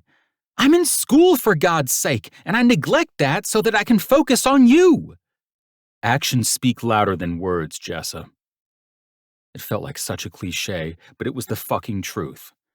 I asked you to do something important, something related to the shitstorm of my reality right now, and you didn't. That's on you. She stared out the window, her mouth a thin line. Yeah. Guess all those other things I didn't forget about just don't matter anymore. You knew this was a high-pressure job coming in, regardless of your school situation. We're dealing with something huge. I need those fucking call logs to figure out where the crack in my business is. You think I don't know that? She looked over at me so sharply, I could practically feel the implied slap on my cheek. I spend every day, morning to evening, assisting you, planning for you, looking out for you, feeding you. I've forgotten one task, and you treat me like this? I'm having a fucking conversation, I told her, grateful to see the city skyline in the distance. We were close, which meant an end to this discussion. This is important shit that needs to be talked about. This is literally all that matters in my life. Don't you get that? Yeah, I get that, Jessa said, sarcasm wrenching her tone. All you live for is work. I shook my head, squeezing the steering wheel again. What else should I live for? It keeps my life afloat. It pays my bills, donates millions to charity, plus supports over 100 other people, including you. Tell me again why I shouldn't live for this? That's not what I'm talking about, Damian, she hissed. Obviously you're doing good in the world. Your work is valuable. That's not the point. Then what is the point? You don't exist beyond work. The words came out on a shout, and we sat in the strange, echoing aftermath of her words for a moment before she continued. You don't even remember to eat most days because of how much you work. What happened to balance? I had to drag you out of the office to take this break. Do you ever go on vacation? Honestly, Jessa, you don't have to fucking worry about my vacation schedule. I don't even know what we're talking about anymore. You forgot to look at the call logs, and somehow I'm the bad guy for not going on vacation? She huffed, crossing her arms. That's not what I'm saying either. What I'm getting at is there should be some balance. The type of balance where you remember to eat and actually enjoy life. Going after what lights you up has to be part of the equation, right? That's why I scheduled this getaway for us. For you. I clenched and unclenched my teeth as I stared out at the road. Every day of my life is spent doing things that don't light me up, because I have to do them to keep everything afloat. Too many people count on me to let it go, and I need to succeed for the ones who aren't here. How is this even a question? She pressed her hands to the sides of her cheeks, staring out the windshield, like the answer might be written somewhere. It's not a question. It's just an idea. Work is crucial, Damian. Nobody is arguing that. But none of it matters if you don't enjoy life. She swung her head to look at me then, sincerity slashed across her face. Kaylee and Jordan wouldn't want you to work yourself to death just because they aren't here. I'm positive of that. I shook my head, emotion welling in my chest. But I was too good at tamping it down. I drew a slow, cleansing breath and stuffed it down into the recesses of myself where I could deal with it later. After hours, when I had a whiskey in my hand and a bedroom to myself. I enjoy life just fine, I told her. But even I could hear the hollowness in my words. I hadn't been enjoying life, not until Jessa came along. But now I was realizing she'd yanked me too far off course. All of this shit is a non-issue. I'm just asking you to focus alongside me so we can get shit done. Yeah. She nodded, staring blankly out at the road. You really seemed like you were enjoying life when I first started working for you. I don't need the fucking commentary, I bit out, frustration bubbling over inside me. I need someone who's on my side. Are you on my side, Jessa? She glowered at me. I can't believe you even have to ask. So I guess that's a yes. It's of course I am, numbskull. The question is insulting. I've been in love with you since 7th grade, and you're going to ask me if I'm on your side? Her words hammered through the air between us, and judging from the sharp intake of breath on her end, she hadn't intended to say them out loud. Just forget I said anything, she muttered, facing away from me. I white-knuckled the steering wheel, trying to control the waves of emotion coursing through me. She'd kicked up too much dust, and I was choking, struggling to reorient myself. We didn't talk the rest of the way home, but the interior of my mind was raucous with thoughts and shouts. She'd admitted she was in love with me. That added a whole different layer to the unfurling onion between us. Because maybe you're in love with her too. I couldn't go near the L word. Not with her, not with anyone. Just having the conversation was just a reminder that I'd gone way too fucking far. I should have realized it when I opted for an upstate getaway in lieu of making headway on the leak in my inner circle. I should have known when I stopped caring whether employees saw me holding her hand. Jessa is just a dangerous distraction. I'd gotten lost in the sweet-smelling and attractive bog of romance, lured by luscious tits and a shared childhood. This argument was all the proof I needed to remind myself that the tits and sentimental past meant nothing compared to the road I knew I needed to follow. Jessa and I were ill-matched. I needed someone who would leave me alone, not challenge me. Someone who would respect my need for work, respect my desire to hyper-focus on life as I knew it. I didn't need change. I needed unquestioning, silent support. No, scratch that. I didn't need that. I didn't need anyone at all. When had I forgotten that? Truth was, I needed to take a major step back. Starting yesterday. I'd been an idiot to begin anything with Jessa in the first place.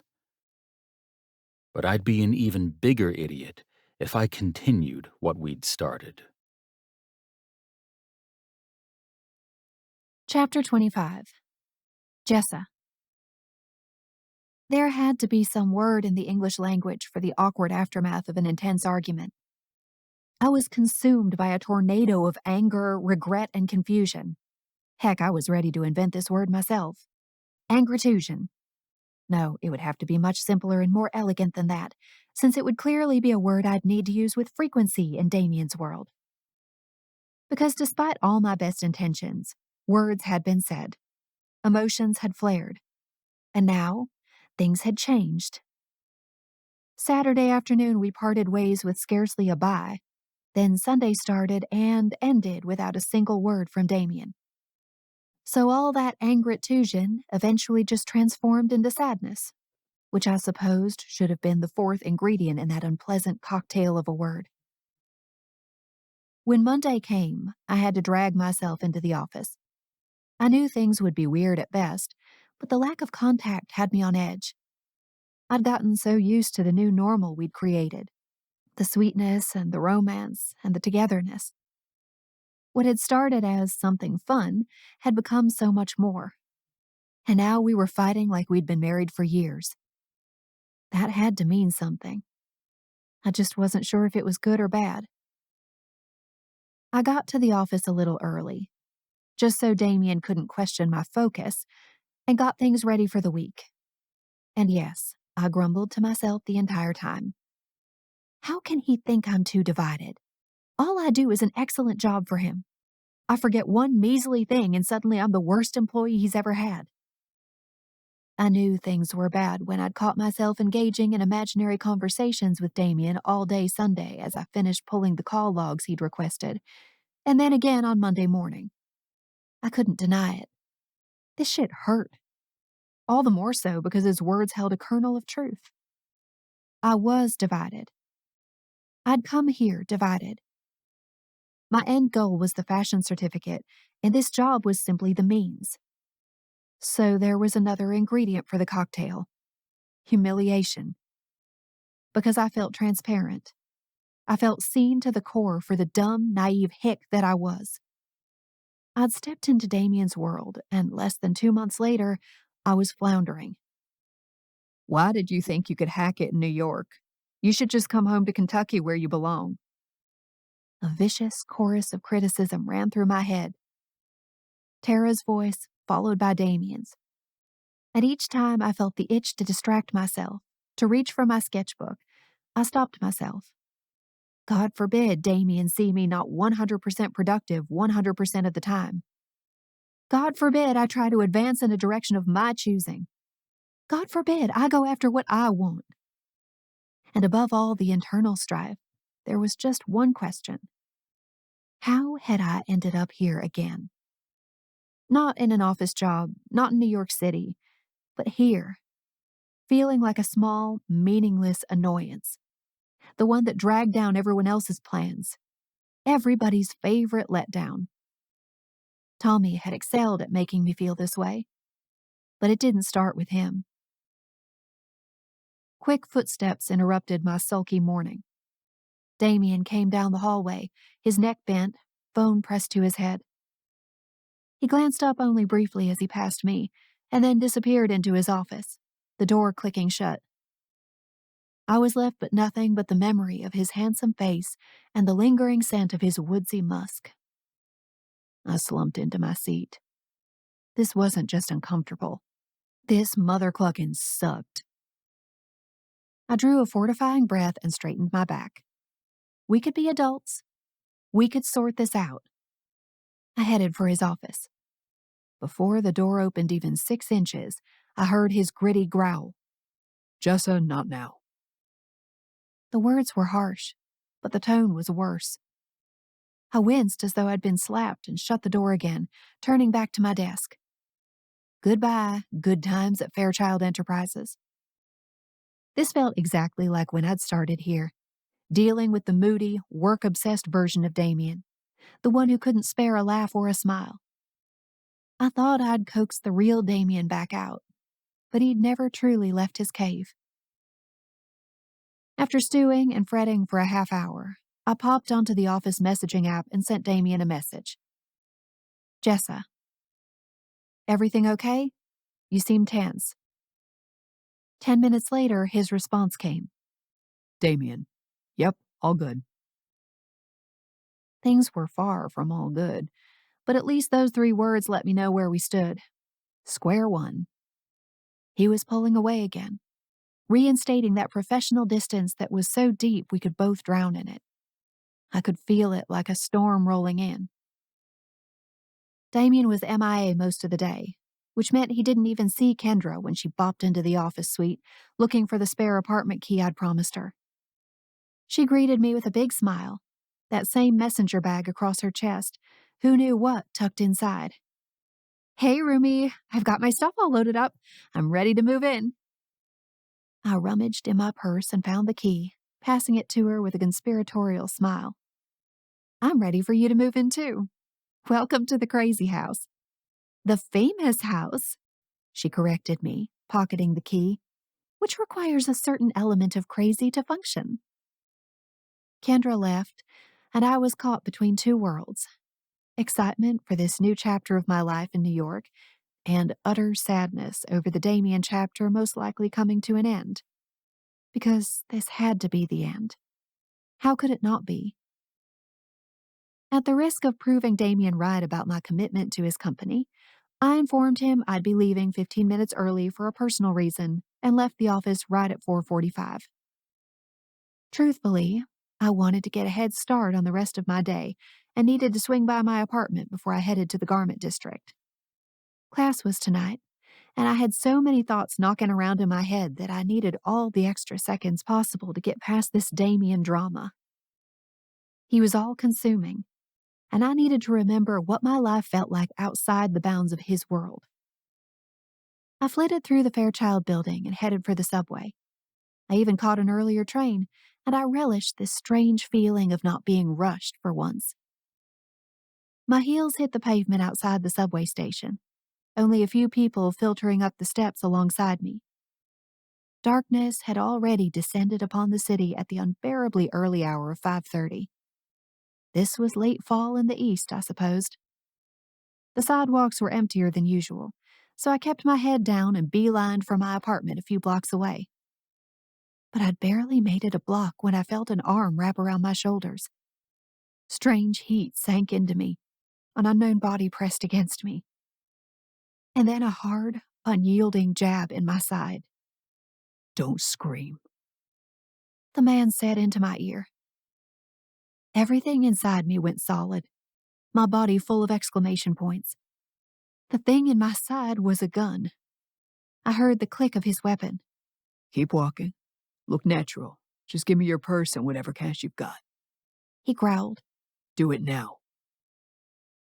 My fingers trembled as I reached for my purse. I handed it to him without breaking our gait, without even blinking. My voice had disappeared entirely, my skin full of prickles and ice. I couldn't even feel my legs. What else you got? All I could do was shake my head. He nudged the gun deeper into my side, and I shook my head again. I couldn't form words. Maybe he sensed that, because he unwrapped his arm and took off. I kept walking to my apartment, like any change in gait or appearance might convince him to come back. Shell-shocked and wide-eyed, I stumbled into my building, unable to fully process what had just happened. When I got to my door, I looked around dumbly. What was supposed to happen now? My knees shook as I felt around. I needed my key, but where was it? I realized I still had my tote slung over my shoulder, the empty one I'd carried my lunch to work in. It also had my phone in it, and an extra key I'd grabbed that morning in preparation for Kendra stopping by the office. A relieved exhale shuddered out of me, racking my entire body. I could barely open the door because of how hard my hands shook. Had that man followed me? Had he watched me? Had he been watching me? Had he targeted me because he knew I was weak, because I looked vulnerable? The questions formed a logjam inside me, and the only thing I could do was slam the door shut and sink onto the couch. And then the tears came. I didn't know what I was doing. I just knew I needed to respond somehow to being robbed. I sat up and tried to think of what had been taken from me. I fumbled for my phone and tried to start a list, but I couldn't see through the tears. My credit and debit card both needed to be canceled immediately, so I could start there. I managed to look up the number for my Kentucky bank, but calling the number proved difficult. Nothing seemed to work right. Finally, I heard a ringing at the other end of the line, and I tried to stifle my sobs. What is it, Jessa? The simple question caught me off guard. My mouth parted, and I struggled to make sense of what I was hearing. That sounded like Damian. Jessa? Are you there? The tears returned, a sob hitching past my lips. I'm sorry. I didn't mean to call you. I was trying to call my credit card company. Are you okay? What happened? I'm fine. Another sob. I got mugged, but I'm figuring it out. Tears blurred my vision, and I swiped to end the call. I couldn't talk to him right now. Not like this. I needed to get my shit together on my own. This time, I managed to call the right number. Tears streamed down my face as I lay back on the couch and stared at the ceiling, listening to the dull hold music. Every thump of my heart reminded me of the feel of that gun in my side. I hadn't lost much, barely any cash, so why was I so weepy? The fact that the tears wouldn't stop only upset me more. I'd canceled my credit card and had moved on to my debit card when someone thumped at the door. I jumped in my seat, heart racing as I twisted to look that direction. What if it was that guy again? Had he seen where I lived? I covered my face with my hands, more tears escaping. Jessa, open up. It's me. Damian's gruff voice left no room for discussion. Relief flooded me, toasty warm and inviting, like a blanket straight from the dryer.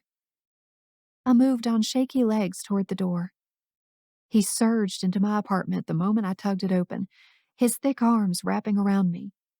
The comforting scent of his woodsy musk enveloped me, and everything was right in the world. Are you okay?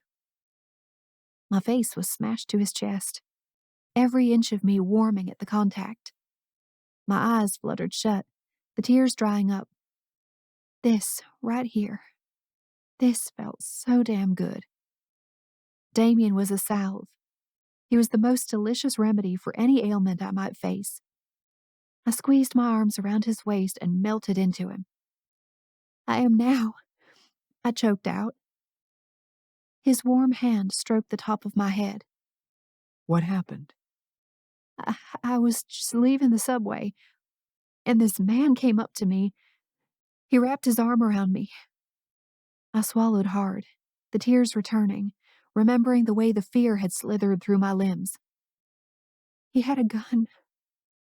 The words were coming out in a whisper now. He told me to give him my purse, so I did. He asked for more, but I didn't have anything. And then he just disappeared. Fuck, Jessa. His arms squeezed tighter around me. I'm so glad you're okay. I buried my face in his chest, relishing his solidity beneath me. I don't want you living in this neighborhood anymore. He murmured into the top of my head. We've got to find you a new place. Damian, I can't afford a new place. Yes, you can. I'll help. And no more subway, okay? Only my cars. I pinched my eyes shut, feeling like I was dreaming. We'd gone from arguing to cold silence to this. I couldn't lie. I relished the attention. I could feel the tenderness radiating from him, the caring, the love behind his words. Because that's what it was. He loved me just like I loved him. I'd known he loved me since we started having sex. He couldn't hide it, even though he probably wanted to. Even though he might deny it under oath.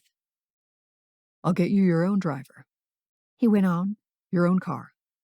Oh, I said with a laugh, wiping at my eyes. That won't look suspicious. I don't fucking care how it looks. Because all secretaries have their own Fairchild vehicle? He sent me a severe look. Well, this one will. End of story. I laughed again, wiping up the last of my tears. I couldn't argue with him. I didn't even want to. But when would he see the truth of what we shared? You should lie down, he said, leading me toward the bedroom. In a few steps, we'd reached my double bed. The bed creaked as I sat on the edge, looking up at Damian's concerned face, his square jaw, the hair tumbling out from behind his ear. Will you lie down with me? I said, almost pleading. He nodded, and I scooched back onto the bed, making room for him. We lay facing each other, looking into each other's eyes. This was my favorite activity. studying the world swirling inside his gaze, getting those brief glimpses of the torment and drive that fueled him. I wasn't sure how long we lay there. Damian's hand drifted to my face to stroke my cheek. I scooted closer. And then his hand was on my hip, moving up to my waist. I didn't know who kissed who first, only that our lips joined together, propelled by forces beyond my control. Kisses tumbled off our lips, more passionate than ever before. They almost hurt from how heavy the air was between us, how thick things had gotten after our fight. But the passion was undeniable and unstoppable. When I rolled onto my back, pulling Damian on top of me, he paused. Are you sure? He searched my face. If you're too upset. I need this, I whispered, desire and urgency pumping through my veins.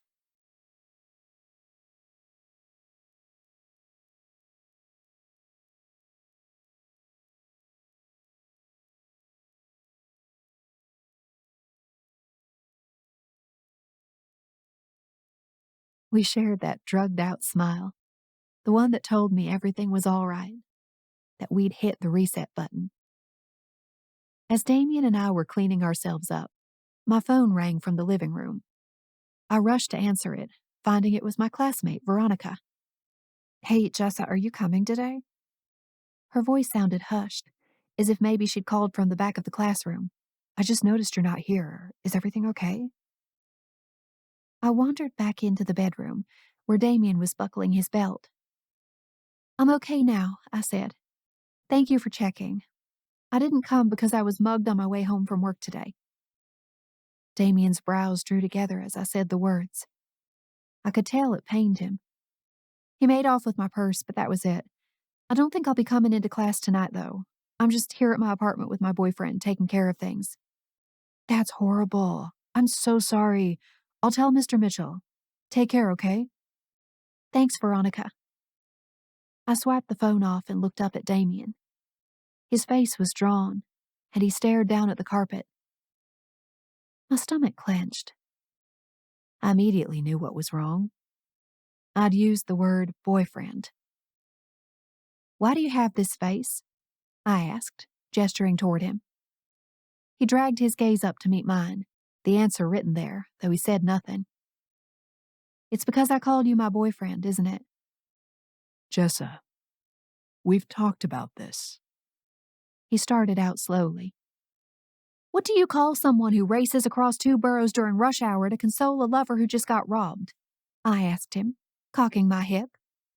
What do you call the man who offers a chauffeur and car to a woman just so she can avoid the subway? Or who lies down in bed with her just because she asked you to? His gaze darkened. Hookup doesn't seem right. I don't think it's sugar daddy, I went on. But boyfriend seems appropriate, don't you think? I told you at the beginning. Damian said in a low voice. I'm not made for that stuff. I told you.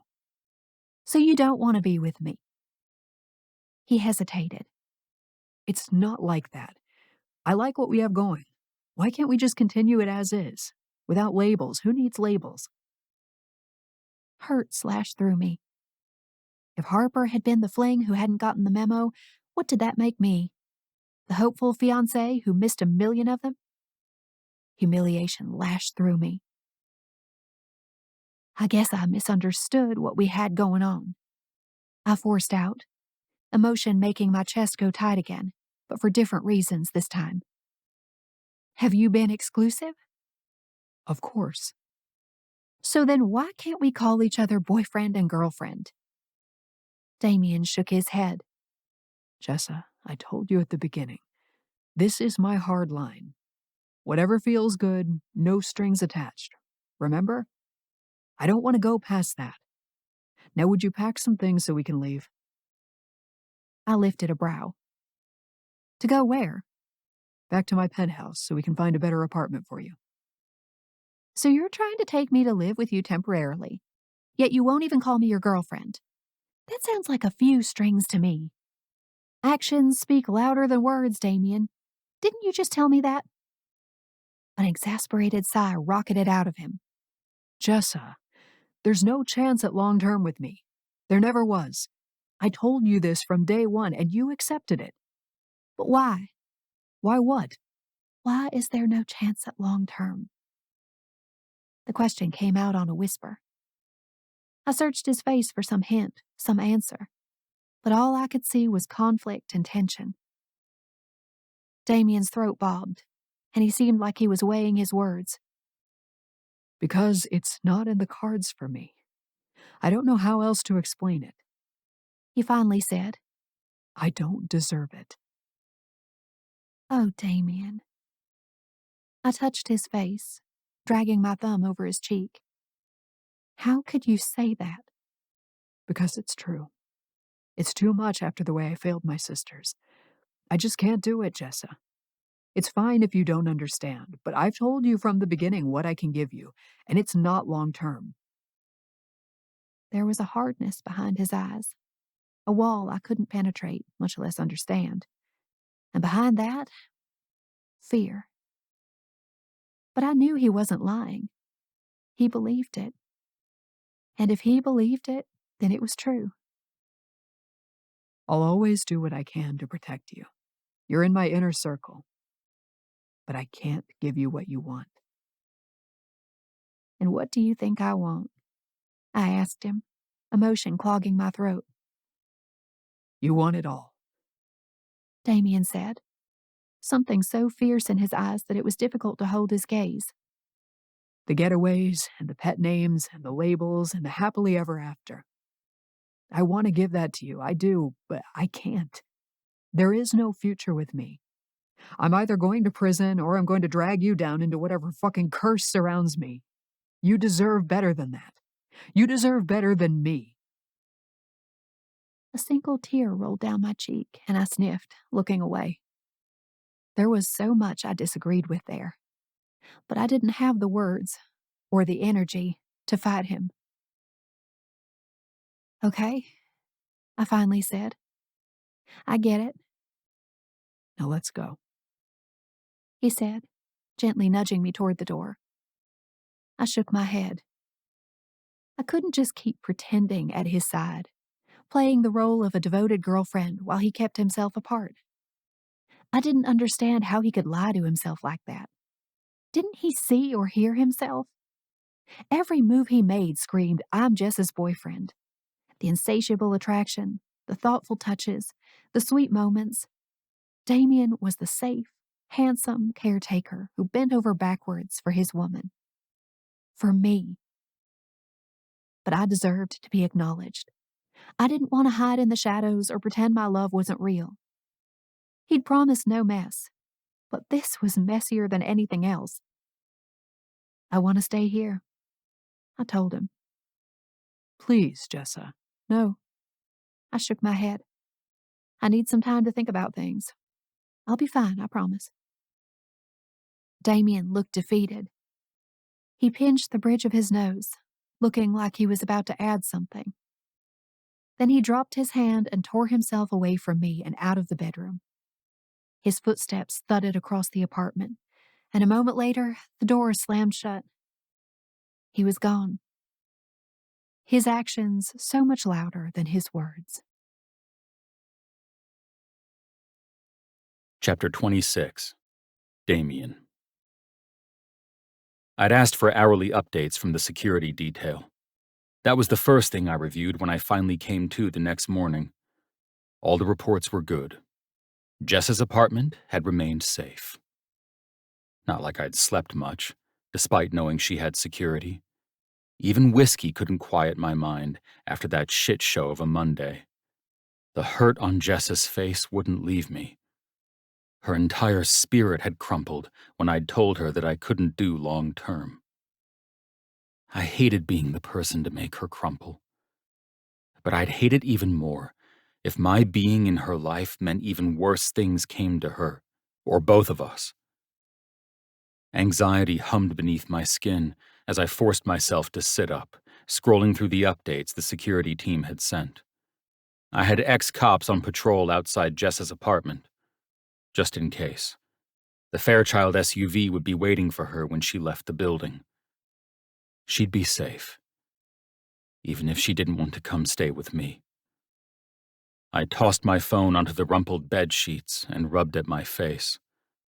Everything hurt, from my muscles to my heart. I'd punished myself in the gym last night, and then I'd spent too long drinking and working in my bedroom. I needed to get back to my regular MO, so I could at least feel like I had control. I exercised that control through gym time, working, and whiskey. It was how I functioned. It was the only thing that made sense. But do you still want to keep doing this? I quieted the voice, which had a distinct Kentucky girl drawl to it, and hauled myself to the bathroom to get ready for the day. Splash cold water on the face. Pee. Stare at myself in the mirror until things made sense. Opt for a shower after all. Brush teeth, deodorant, cologne. More staring into the mirror, trying not to see Jessa in my mind's eye. I dressed in the usual, business slacks and a button-down, and snatched up my phone from the bed before rummaging for a tie. I had 3 missed calls from Axel. My gut nodded. It had to be bad news. There was no other option in my life anymore. I called him back as I selected my tie. "Okay, I'll just get right to it," he said, in lieu of a greeting.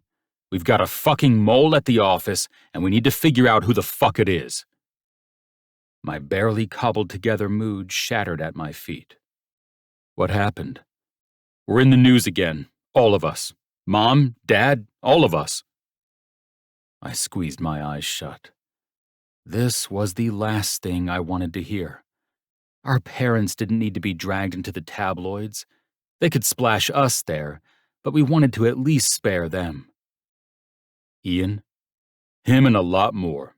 I don't know what's going on here, but I don't fucking like it. Listen, you and I need to meet privately, and we need to do it outside the office. Where are you?" "My bedroom. Just come up. Be there in 5. The phone went dead, and the air solidified in my lungs, making me fight for breath.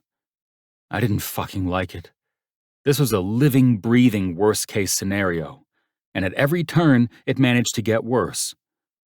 How could I commit to someone long-term when my life was this constant hedge maze of bad news? Jessa had to understand. That's what I kept telling myself. Maybe not now, but she would someday when she saw how bad it got. This was for her own good and mine. I didn't want to drag her into this muck. And deep down, I knew I didn't deserve to have such happiness. You did the right thing drawing the line. No matter how many times I told myself this, it didn't feel true. Axel arrived in the private elevator just as I headed to the kitchen for coffee. The kettle had barely hit the stove when Axel brought out a sheet of paper and his phone. "Here." He handed me the phone, where the article was pulled up. "Secret Family Splits the Fairchilds." The headline alone made my head spin. Axel pulled out a pen and started scribbling on the paper as I read. There were inaccuracies, of course, but the article laid out exactly what we were going through. Ian's appearance in our lives, the secret family, our father stepping out on our mother. It was all there in gut-wrenching clarity, exposed for the entire world to see.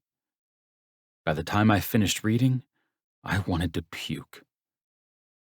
"We gotta call Mom," I whispered, bringing out my own phone to call her. Axel didn't protest. The phone rang a few moments later, and our mom picked up, sniffling. "Hi, Damian." "Hi, Mom," I said softly. "Axel's here with me, too. You okay? We just saw the article."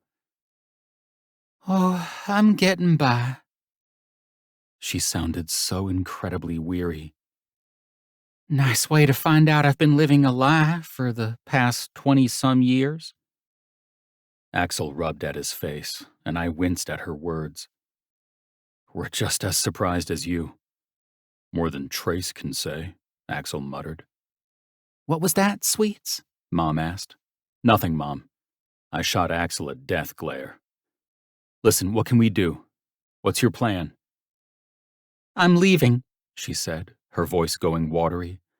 A moment later, a sob broke through. I gotta get out of this house. Go stay at my place, I told her. As long as you want. Forever, I don't care. It's yours, Mom. Thank you, sweets, she whispered through tears. Part of me was glad I couldn't see the devastation on her face. It would just hurt so much more to see her reduced and humiliated like this. You want us to come out? Axel asked, his voice cracking. You boys have enough to deal with, she said. Besides, I don't want you to hear the words I've been using with this man. We'll be out there soon, I told her. Once you're done saying all the nasty stuff he deserves, then we get a turn. We sat with her for a few more moments as she cried, sighed, and swore under her breath. When we hung up, Axel and I just watched each other heavily for a few moments. How did this leak? I whispered as I pushed the phone aside. That's what we've got to figure out. Axel pointed to what he'd drawn on the sheet. Columns were labeled according to salacious detail: secret family, Ian Fairchild. We're going to write down who knows about each one of the details that came out. Because this shit... He paused, shaking his head. This shit was close to the chest. Whoever betrayed us... I sighed, resting my elbows on the countertop so I could cradle my face. I fucking hate this. We gotta do it, and we've gotta take action. Today. He was right. Of course he was right. But deep down, I knew where this was headed. We laid out the names of who knew about each detail. The overwhelming majority featured only 2 names, Francis and Jessa. Felicia and Madison, our receptionists, showed up in a few columns, but there were too many details on this sheet that they'd have no way of knowing, short of sonar hearing and mind reading. Ian had access to the nitty-gritty details about his own existence, of course, but there were too many particular details about the SEC investigation in the article that Ian would have no access to. We discounted Trace, since we agreed that he wouldn't leak a secret brother to the press after keeping it a secret from us for almost 15 years. Besides, this hurt Trace, too. So, I said, my gaze raking over the 2 names that appeared the most frequently. What's our takeaway? That this fucking sucks? Axel rubbed at his eyes. I don't know, man. You're the data guru. Tell me what we should do.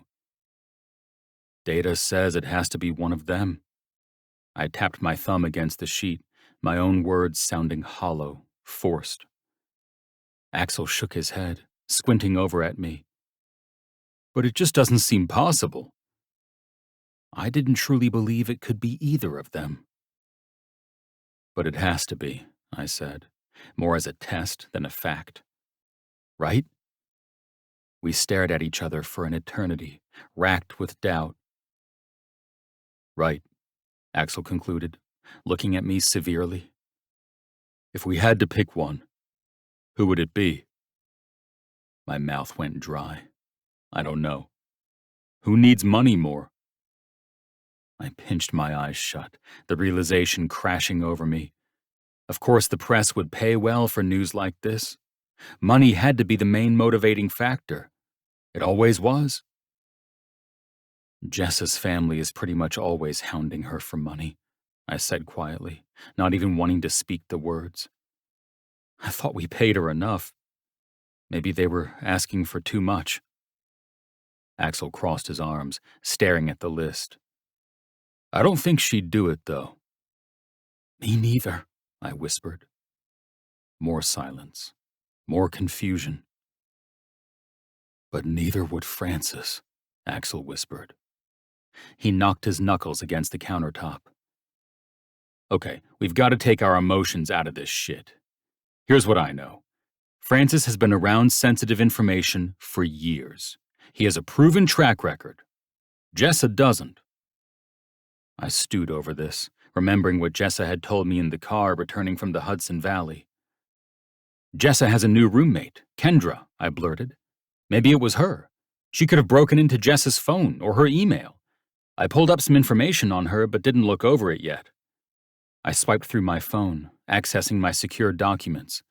I'd run a background check, which had come back clean. Seeing that had satisfied me for the moment, so I hadn't combed through the specifics of this woman's life. You think a new roommate could have anything to do with this? Axel asked, doubt in his voice. I don't know jack shit anymore, I replied, scanning the information as quickly as I could. Place of birth, siblings, degrees obtained, place of employment. Except that it couldn't have been Jessa. Axel sighed, rubbing at his face as I scanned the information as quickly as I could. Hold up, I said, displeased to find some familiar words on the screen. Kendra works for Big Apple Mag. Fuck. Axel slammed his fist against the countertop. I dragged my hands down my face. Everything inside of me wanted to avoid this conclusion, but it was a brightly lit pathway. The only logical choice. When all the facts lined up, how could I avoid the data? Jesus Christ. Axel heaved a sigh, shaking his head. I know, man. I don't want to believe it. It can't be her. Tell me honestly, then. What would you do if Jessa wasn't Jessa? Axel asked. He put his hand on my shoulder, forcing me to meet his gaze. Seriously, be real with me. If this was some girl off the street that you'd hired, what would you do? The truth of the matter crashed over me in unpleasant, sickly waves. My mouth went dry. I'd fire her. Axel nodded, eyes fastened to the list. Right. Silence stretched between us as we confronted this reality. It's a security breach, Axel said gravely, and when his gaze met mine, I saw the meaning written there. If it was anybody else, it was grounds for termination. I spent a few moments mulling over this turn of events, trying to find different angles, some way to absolve Jessa, any opportunity for salvation here. But I came up with nothing. I had to fire her. Between her and her roommate, this was too great a risk to bear. I don't know if I can do it, I said, massaging my face. This is gonna suck. I know, man, he sniffed. We gotta call Jeremy, too, I said. What the fuck are we gonna say to him? I don't know, dude. And Trace, I added. He's gotta know. Axel's face darkened. You can handle that one. Honestly, I'm leaving this up to you. I'll follow your lead. We spent some more time sitting with our thoughts, wrestling with the hows and the whens of it all. Axel finally went back to the office, and I stayed in the kitchen, drowning in my thoughts. No matter how many times I went over it all, something didn't feel quite right. But I couldn't identify what was off. It had to be my personal feelings for Jessa, the way she'd infiltrated my life and my heart despite my best attempts to prevent it, the softness and grace she brought, the sweet healing of her smile. My chest tightened, and another wave of despair crashed through me. That's all this was, an emotional response when there should have been none. Logically, I had to go through with it because the data paved the way. I had to fire her. And firing her would solve another problem that clawed at me. It would rid me of the constant temptation to dive deeper, to get closer, to lose myself with Jessa. The deepest parts of me wanted to avoid this outcome for so many tender, loving reasons. But I was nothing if not data-driven, and the safest path forward involved ridding myself of the largest threat to my stability. Staying isolated had always been my plan. It was what made sense. It offered protection. It offered a shot at normalcy. Inviting in love opened the doorway to heartbreak. It was already too late. Heartbreak was here knocking. Time to throw the bolt. I needed to get back to basics. Single, unattached, Impervious. Firing her would ensure I returned to my status quo by tomorrow. Maybe I'd be licking my wounds for a while, but doing the right thing didn't always come easy. These were the sacrifices required for my kind of life. Despite the rationalizations, it took me hours to rally. I dreaded this task, more than almost anything I'd ever done. I knew it would hurt. It would sting. It would haunt me at night when my thoughts grew too loud. But it had to be done. For the sake of my sanity, for my stability, for the future of my company. I finally made it down to the office after lunch. My legs felt leaden, but I powered through. Jessa's crystal blues found mine as soon as I rounded the corner into the hallway, and my stomach bottomed out. I couldn't fire her. Something wasn't right. I cleared my throat as I breezed past her desk. Jessa, can you come into my office? Here went nothing. I rounded my desk, and Jessa was in front of me a moment later, looking every grade of nervous. What's up, Damian? She sat facing me, nibbling at her bottom lip, as she fanned her dress out around her. I struggled not to notice her. I stared at my computer screen, groping for the right words, waiting for anything to come to me. You can't do this. It's not right. Something is off.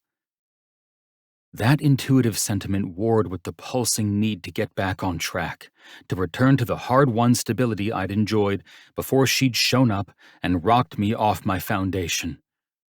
I'd wanted to help her family. I'd done that. Now, I needed to help myself.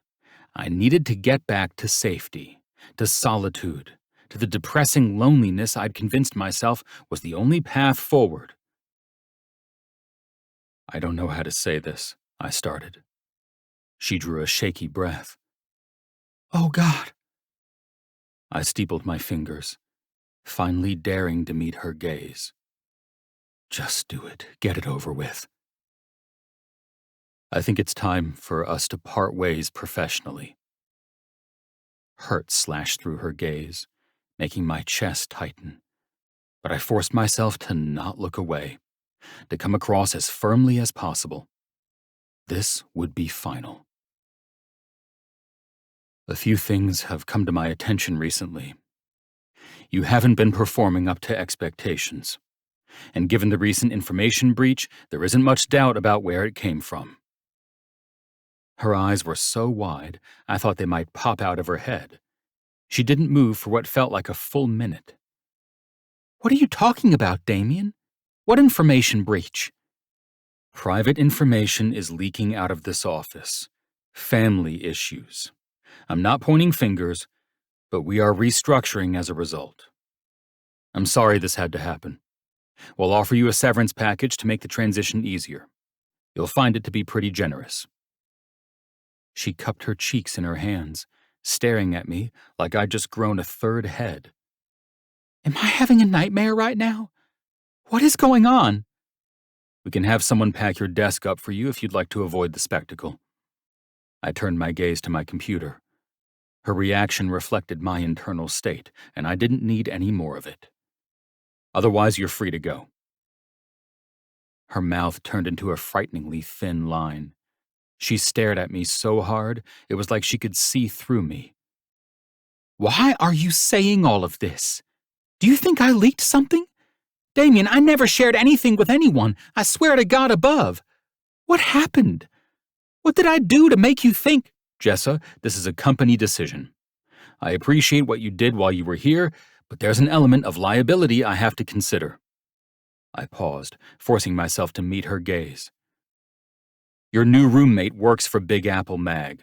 They're the ones who published the last 2 exposés about our personal lives within the last 2 weeks. Follow the trail, Jessa. It's obvious. Her mouth opened and closed, but nothing came out. Finally, she forced out, But there wasn't. It's done, Jessa. I'm sorry. You can leave now. Her bottom lip quivered as she tore out of my office. Once the door shut behind her, I rested my face in my hands. My heart still pounded, every inch of my body feeling gelatinous and foreign. But I'd done it. The Band-Aid had been ripped off. And now things could start getting back to normal. Chapter 27. Jessa. Back at my apartment, I didn't know what to do first. So I just cried. And cried. And then cried some more. I'd stuffed the contents of my desk unceremoniously into a box, and every time I glimpsed it in the corner of my room, more tears gushed out. I felt like a failure, a disappointment, a complete and utter fool. Even Damian, the man who was supposedly so close to me, so enchanted by me, couldn't be convinced of my worthiness. I didn't understand how Kendra's job at Big Apple Mag could have led to me being fired, especially when she barely knew I worked there and had only spent one night here so far. That wasn't enough time to dig up any dirt. The hardest-hitting question she'd asked me was whether the brothers were as hot in real life as they were in photos. Nothing made sense. Yet I couldn't stop myself from combing through everything in my mind, trying to find the turning point. The moment when I'd fucked it all up. I certainly hadn't leaked information to anybody. So how could Damian be so convinced I was the breach? It was almost 4 o'clock by the time I felt like I could breathe again. The universe must have sensed my ability to function, because a phone call came in just as I tossed out my last tissue and took my first clear breath. Tara. I deflated, staring at the vibrating phone as I debated whether answering. Did I have the strength for this? I considered just letting it go to voicemail, but changed my mind at the last second. Hello? Hey. Her voice sounded flat. She was pissed about something. Anxiety snaked, cold and foreboding, through me. Thought you'd like to hear the latest. I don't know, I said with a small laugh. Do I? Tara cleared her throat, and I could practically see her adjusting her position in her chair the way she always did when she sat down to tell it like it was, a scowl on her face. Probably not. Mom relapsed. The words settled in me like dead weight. Though I'd been hoping for the best, I'd also been expecting this, but I'd never admit it. Shit bricks, I whispered. And I think we can safely say it's your fault this time. Tara went on, her tone snippy as hell. We came up short on the halfway house payment, so she got kicked out. Her being back on the street, where do you think she ended up, Jessa? So thanks a lot for turning your back on your family. Is this what you wanted? Because you got it. The line went dead, and I was left gaping at my bedroom wall. The tears returned in full force a moment later. Back to crying, moping misery. The logical side of me knew that my mother's relapse couldn't possibly be my fault. But Tara's words cut deep all the same, regardless of my understanding of addiction. Because if she thought that, others thought that.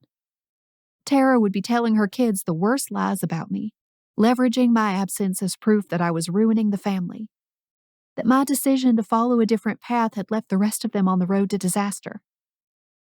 I didn't want to believe it, but maybe she was right. Maybe she'd been right all along. There was still the chance that I'd simply been the one too foolish to recognize the truth.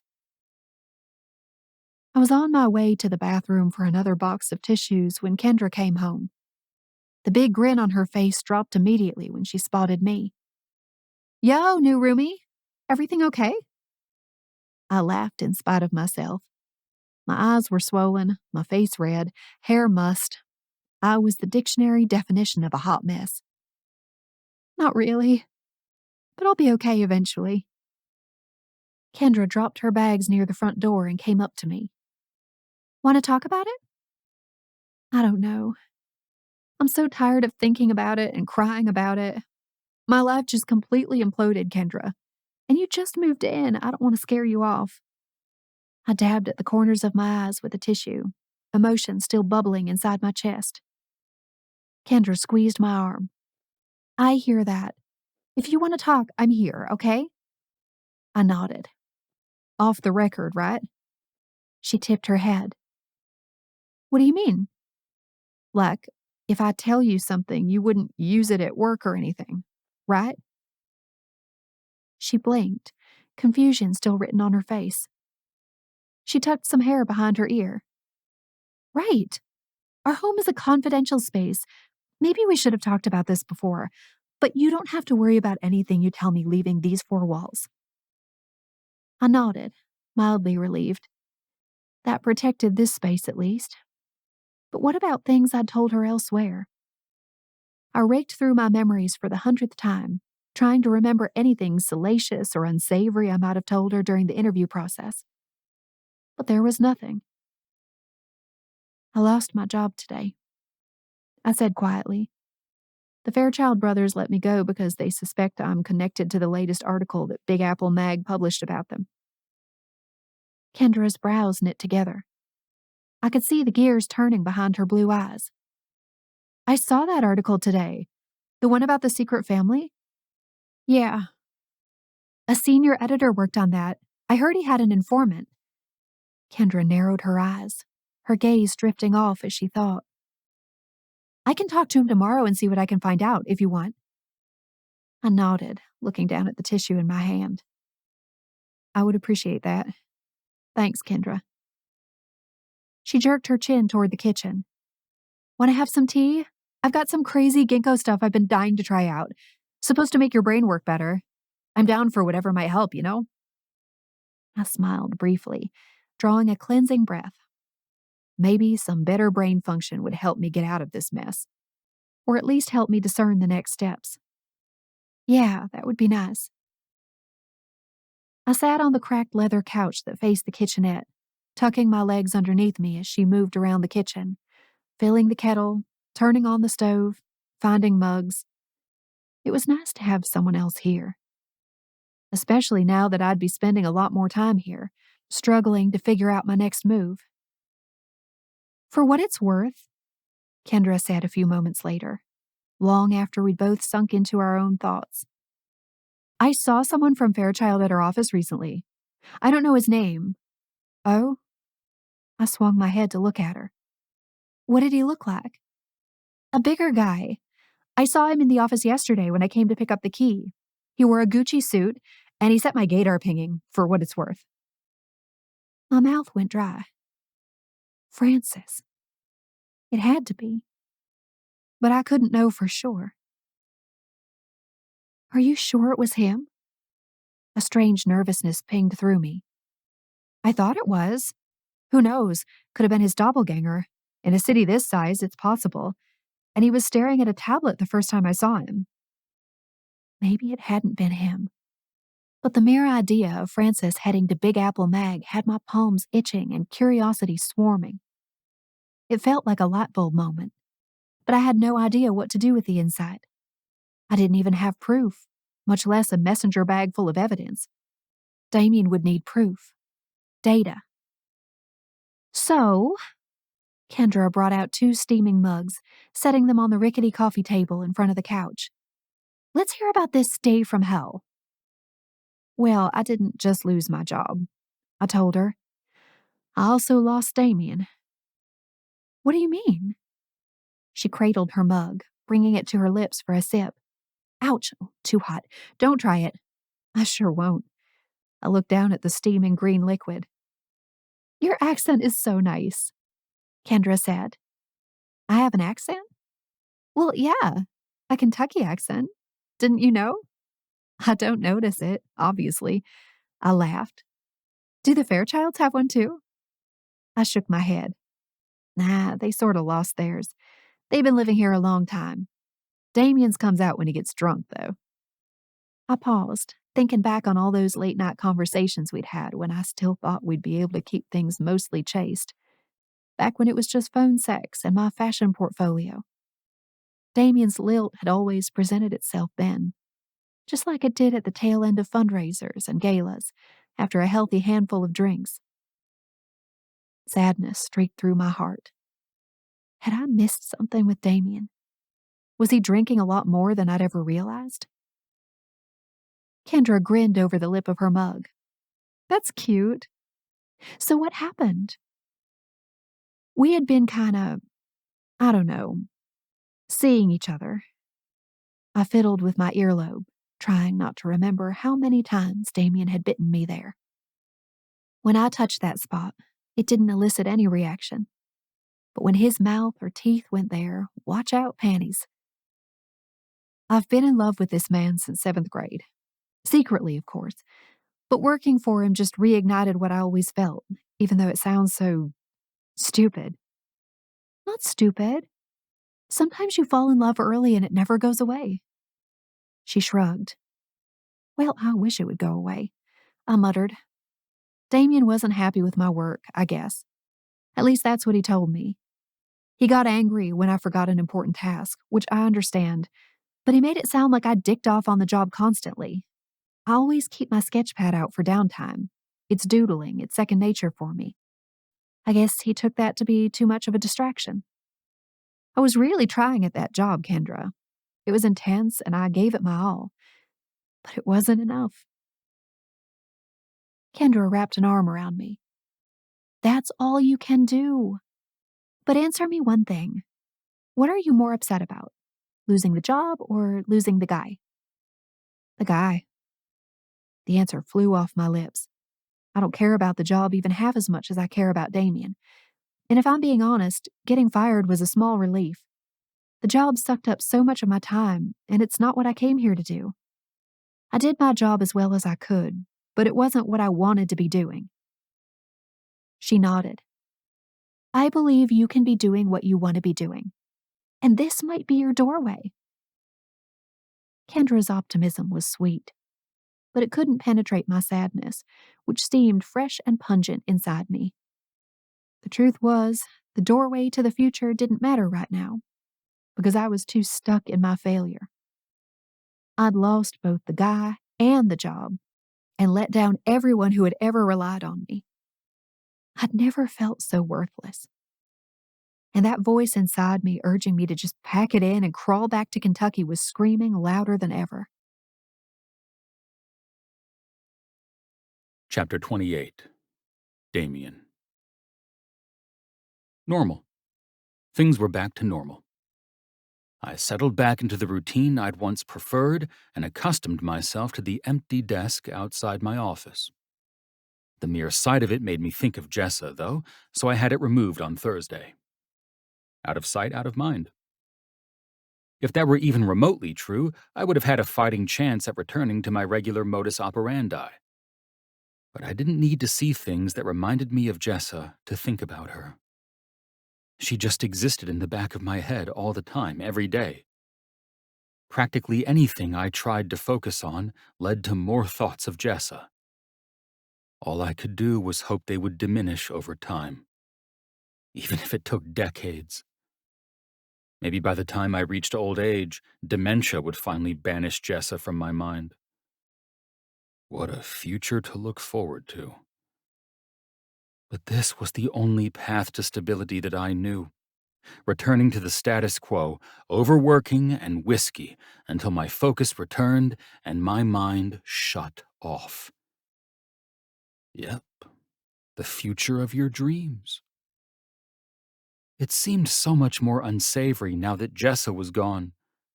I was shriveling, colorless, a boring husk, depleted, without her warmth, her joy, or her appreciation for shrimp cocktail.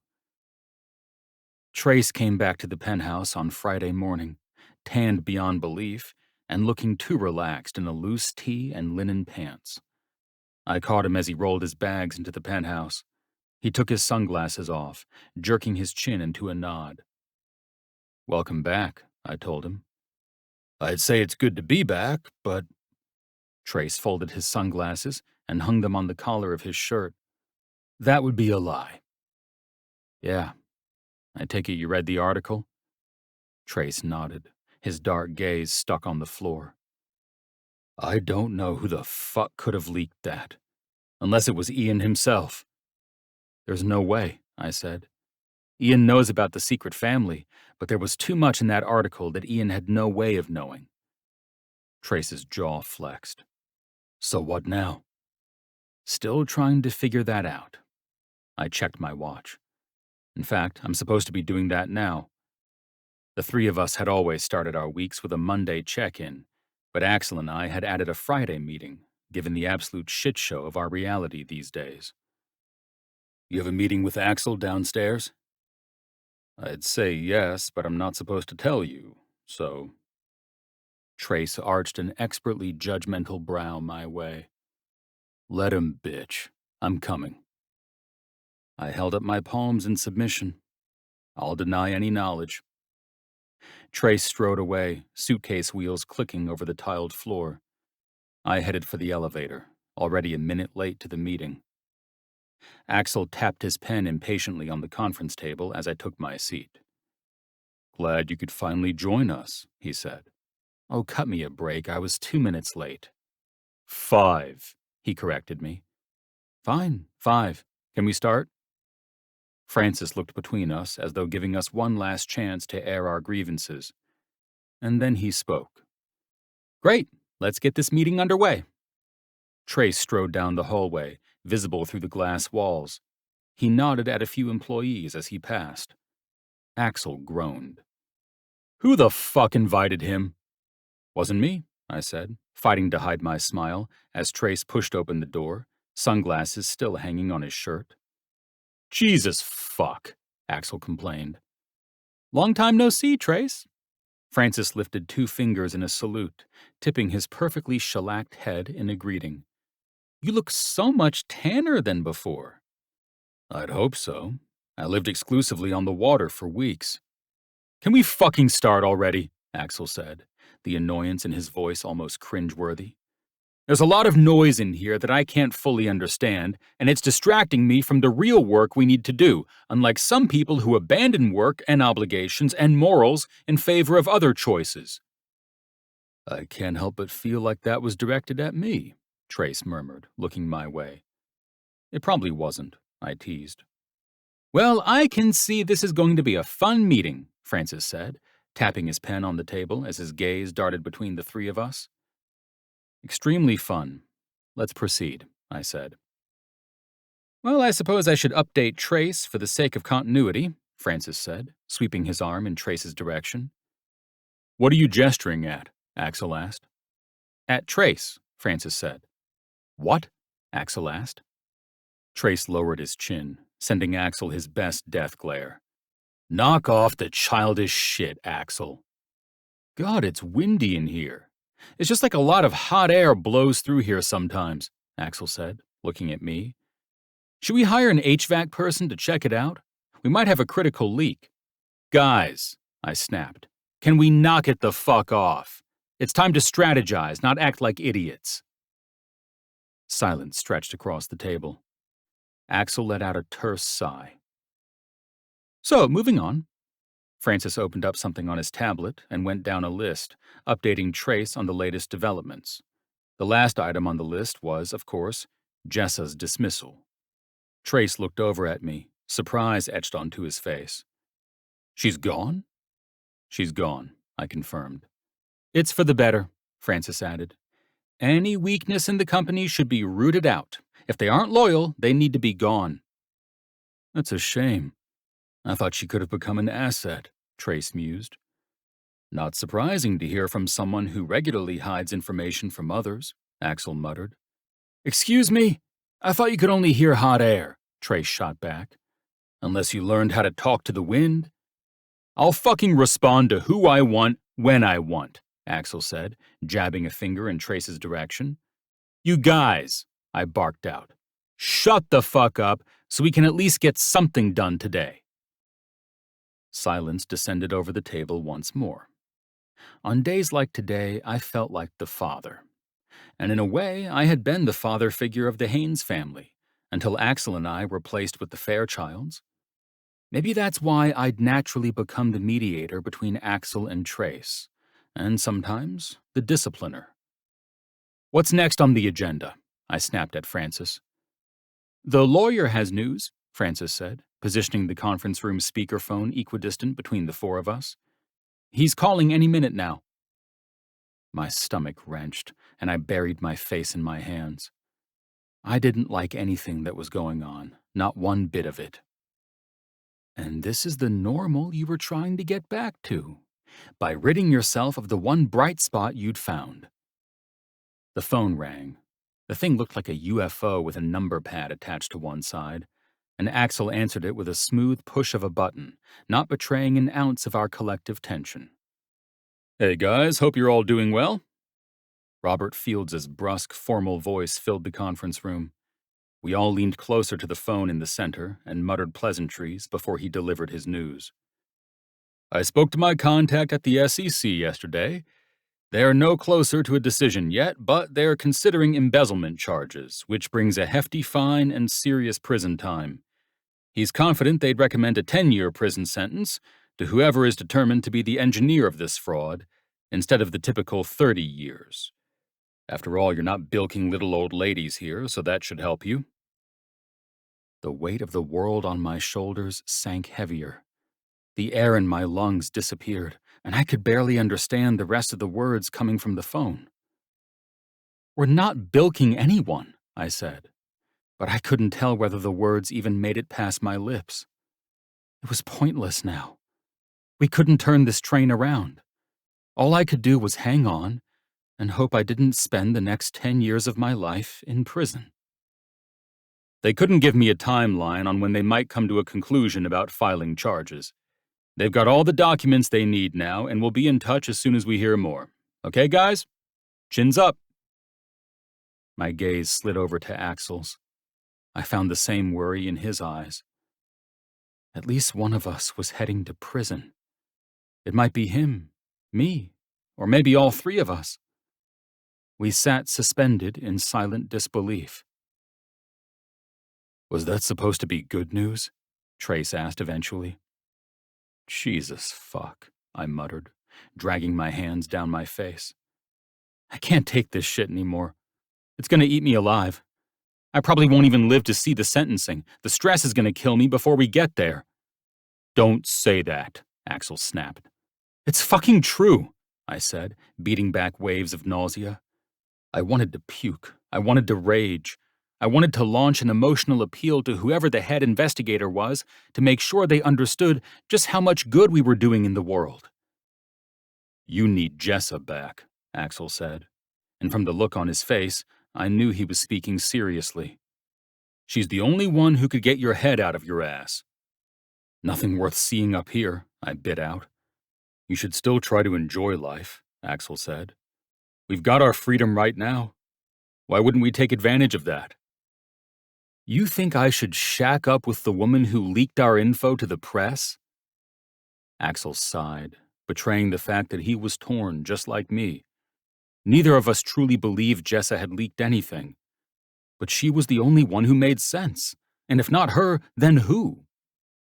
"Damian, you're better off," Francis added consolingly. "Harper is a catch, and I'm sure she'd love to start coming back to the office." I schooled my annoyance. "I don't need the love life input, thank you, Francis." "You never liked Jessa, did you, Francis?" Axel asked, jerking his chin in Francis's direction. "Not one bit," Francis said, which made my heart wrench. "Those dresses were too much, and she always needed everything repeated. It took her a million years to catch on." I fought the rebuke that so desperately wanted to erupt from me. I didn't want Francis, or anyone, talking about Jessa like that. Furthermore, that didn't sound a bit like Jessa. She'd always been so snappy, so smart. Sure, she needed time to adjust to life in New York, but all transplants did, and she'd done it quickly. "Can we just not talk about Jessa, please?" I snapped, my fingers clenching into a fist beneath the table. I couldn't hold it in. The next negative word directed at Jessa would result in a punch to somebody's face. Axel looked over at me, mildly amused. Trace lifted a brow. "You're a lot snippier now that Jessa is gone." "Okay, are we done here? I have work to do." I pushed to standing, more than ready to get the fuck out of here. I needed space to process. And more than that, I needed Jessa. She was all I could see, all I could think about. I knew she'd have something comforting to say, something to yank me back into perspective. But I'd fucking fired her. Every cell of my body knew it had been wrong. The more time that passed, the more confident I became, even without the data, which disturbed me. But I knew there was something waiting for me out there. Some clue, some piece of information. I just needed to find it. I think we had some more to cover, Francis began. You can finish without me, I told them. I need to think. I lifted my fingers in lieu of goodbye and left the conference room. Once the door to my office clicked shut behind me, I let out a deep, raggedy breath. Everything continued to dissolve, despite my ejecting Jessa from my life. What if you had kept her around? I needed to clear my head, and the best route to even attempt such a feat was through work. I sat at my computer, pulling up the call logs Jessa had collected for me on Monday. I also started some computer scans, aka light hacking, in the background that searched for keywords like Jessa Walton, Big Apple, Ian, Gary, and more.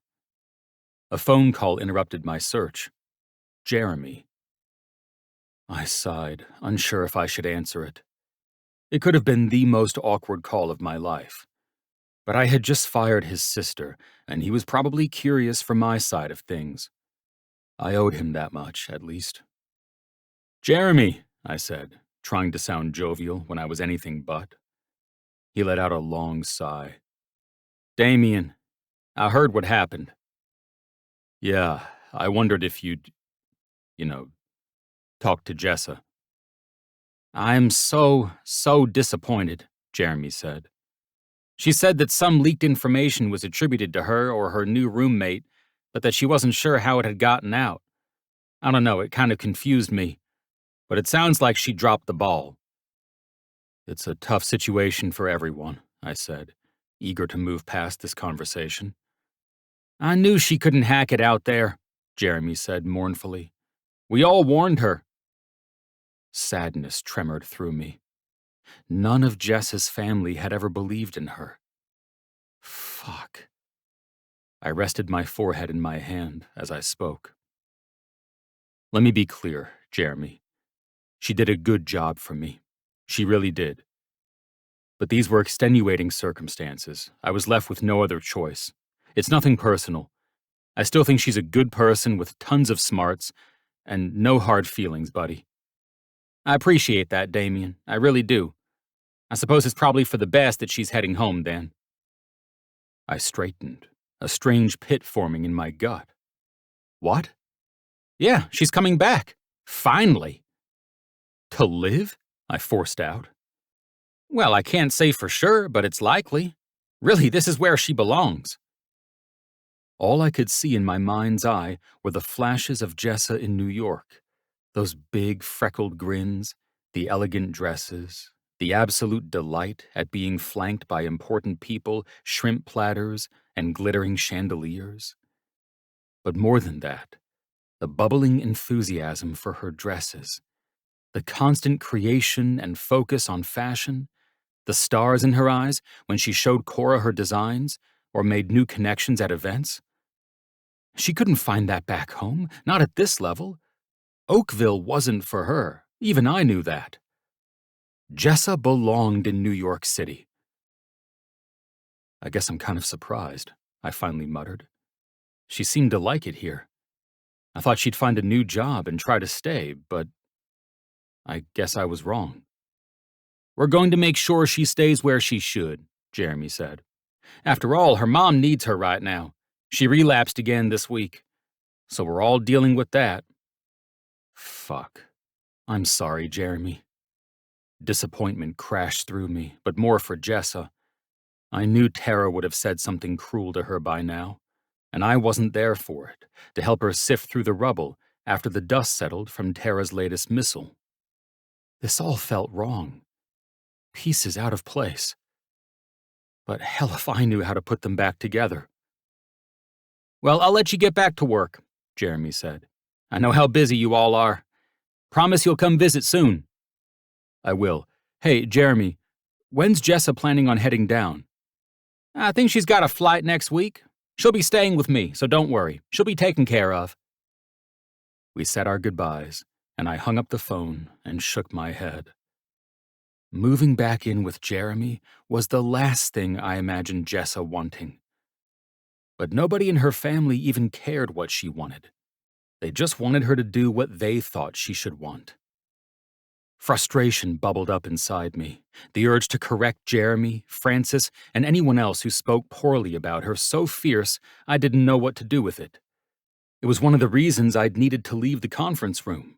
Another bad word about Jessa, and I would have socked Francis in the fucking throat. And here I was, ready to go to bat against Jeremy, her own brother. What the fuck is wrong with you? I needed hyper-focus. That was all I had left in my tool belt. I needed to get so lost in work that everything else ceased to exist.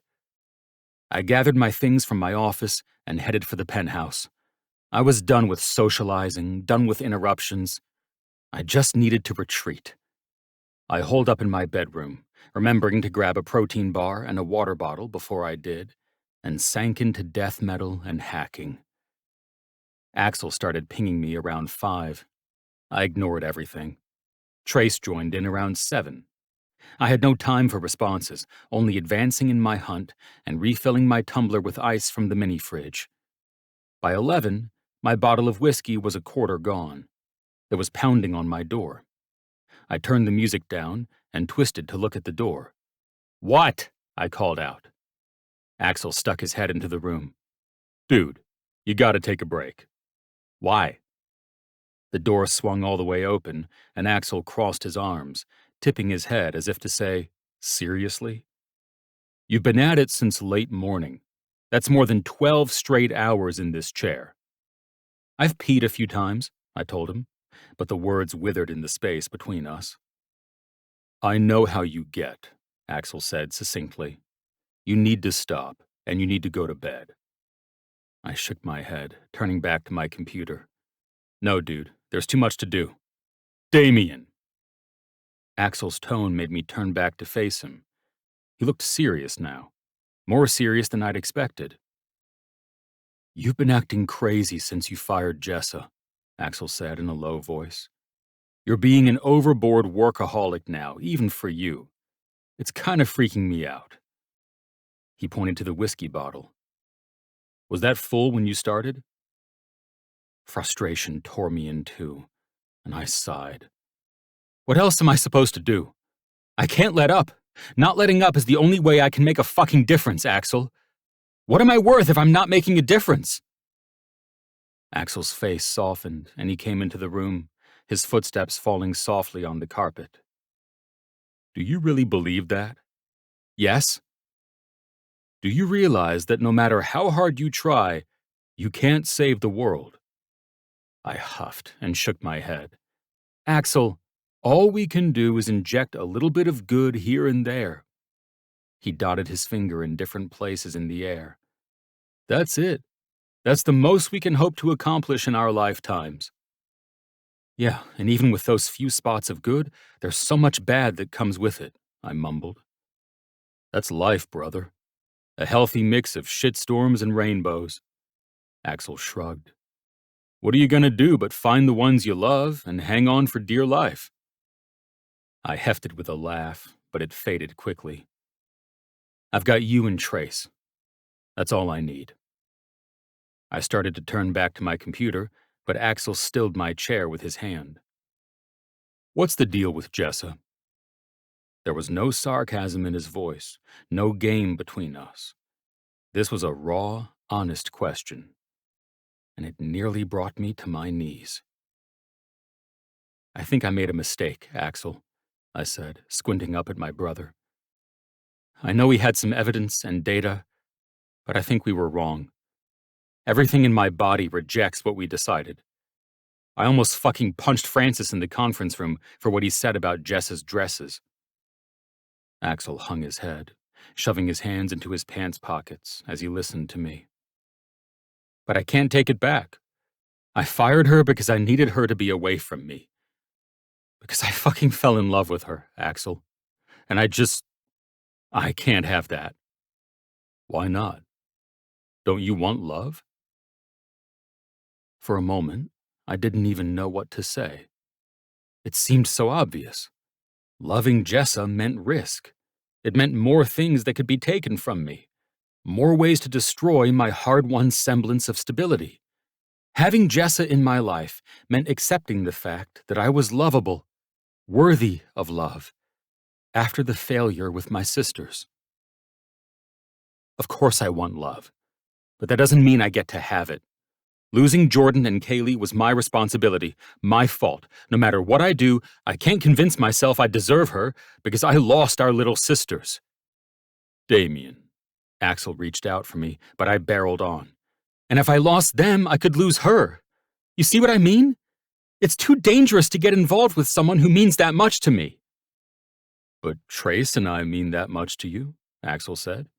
You don't worry about having us in your life. I do, I told him.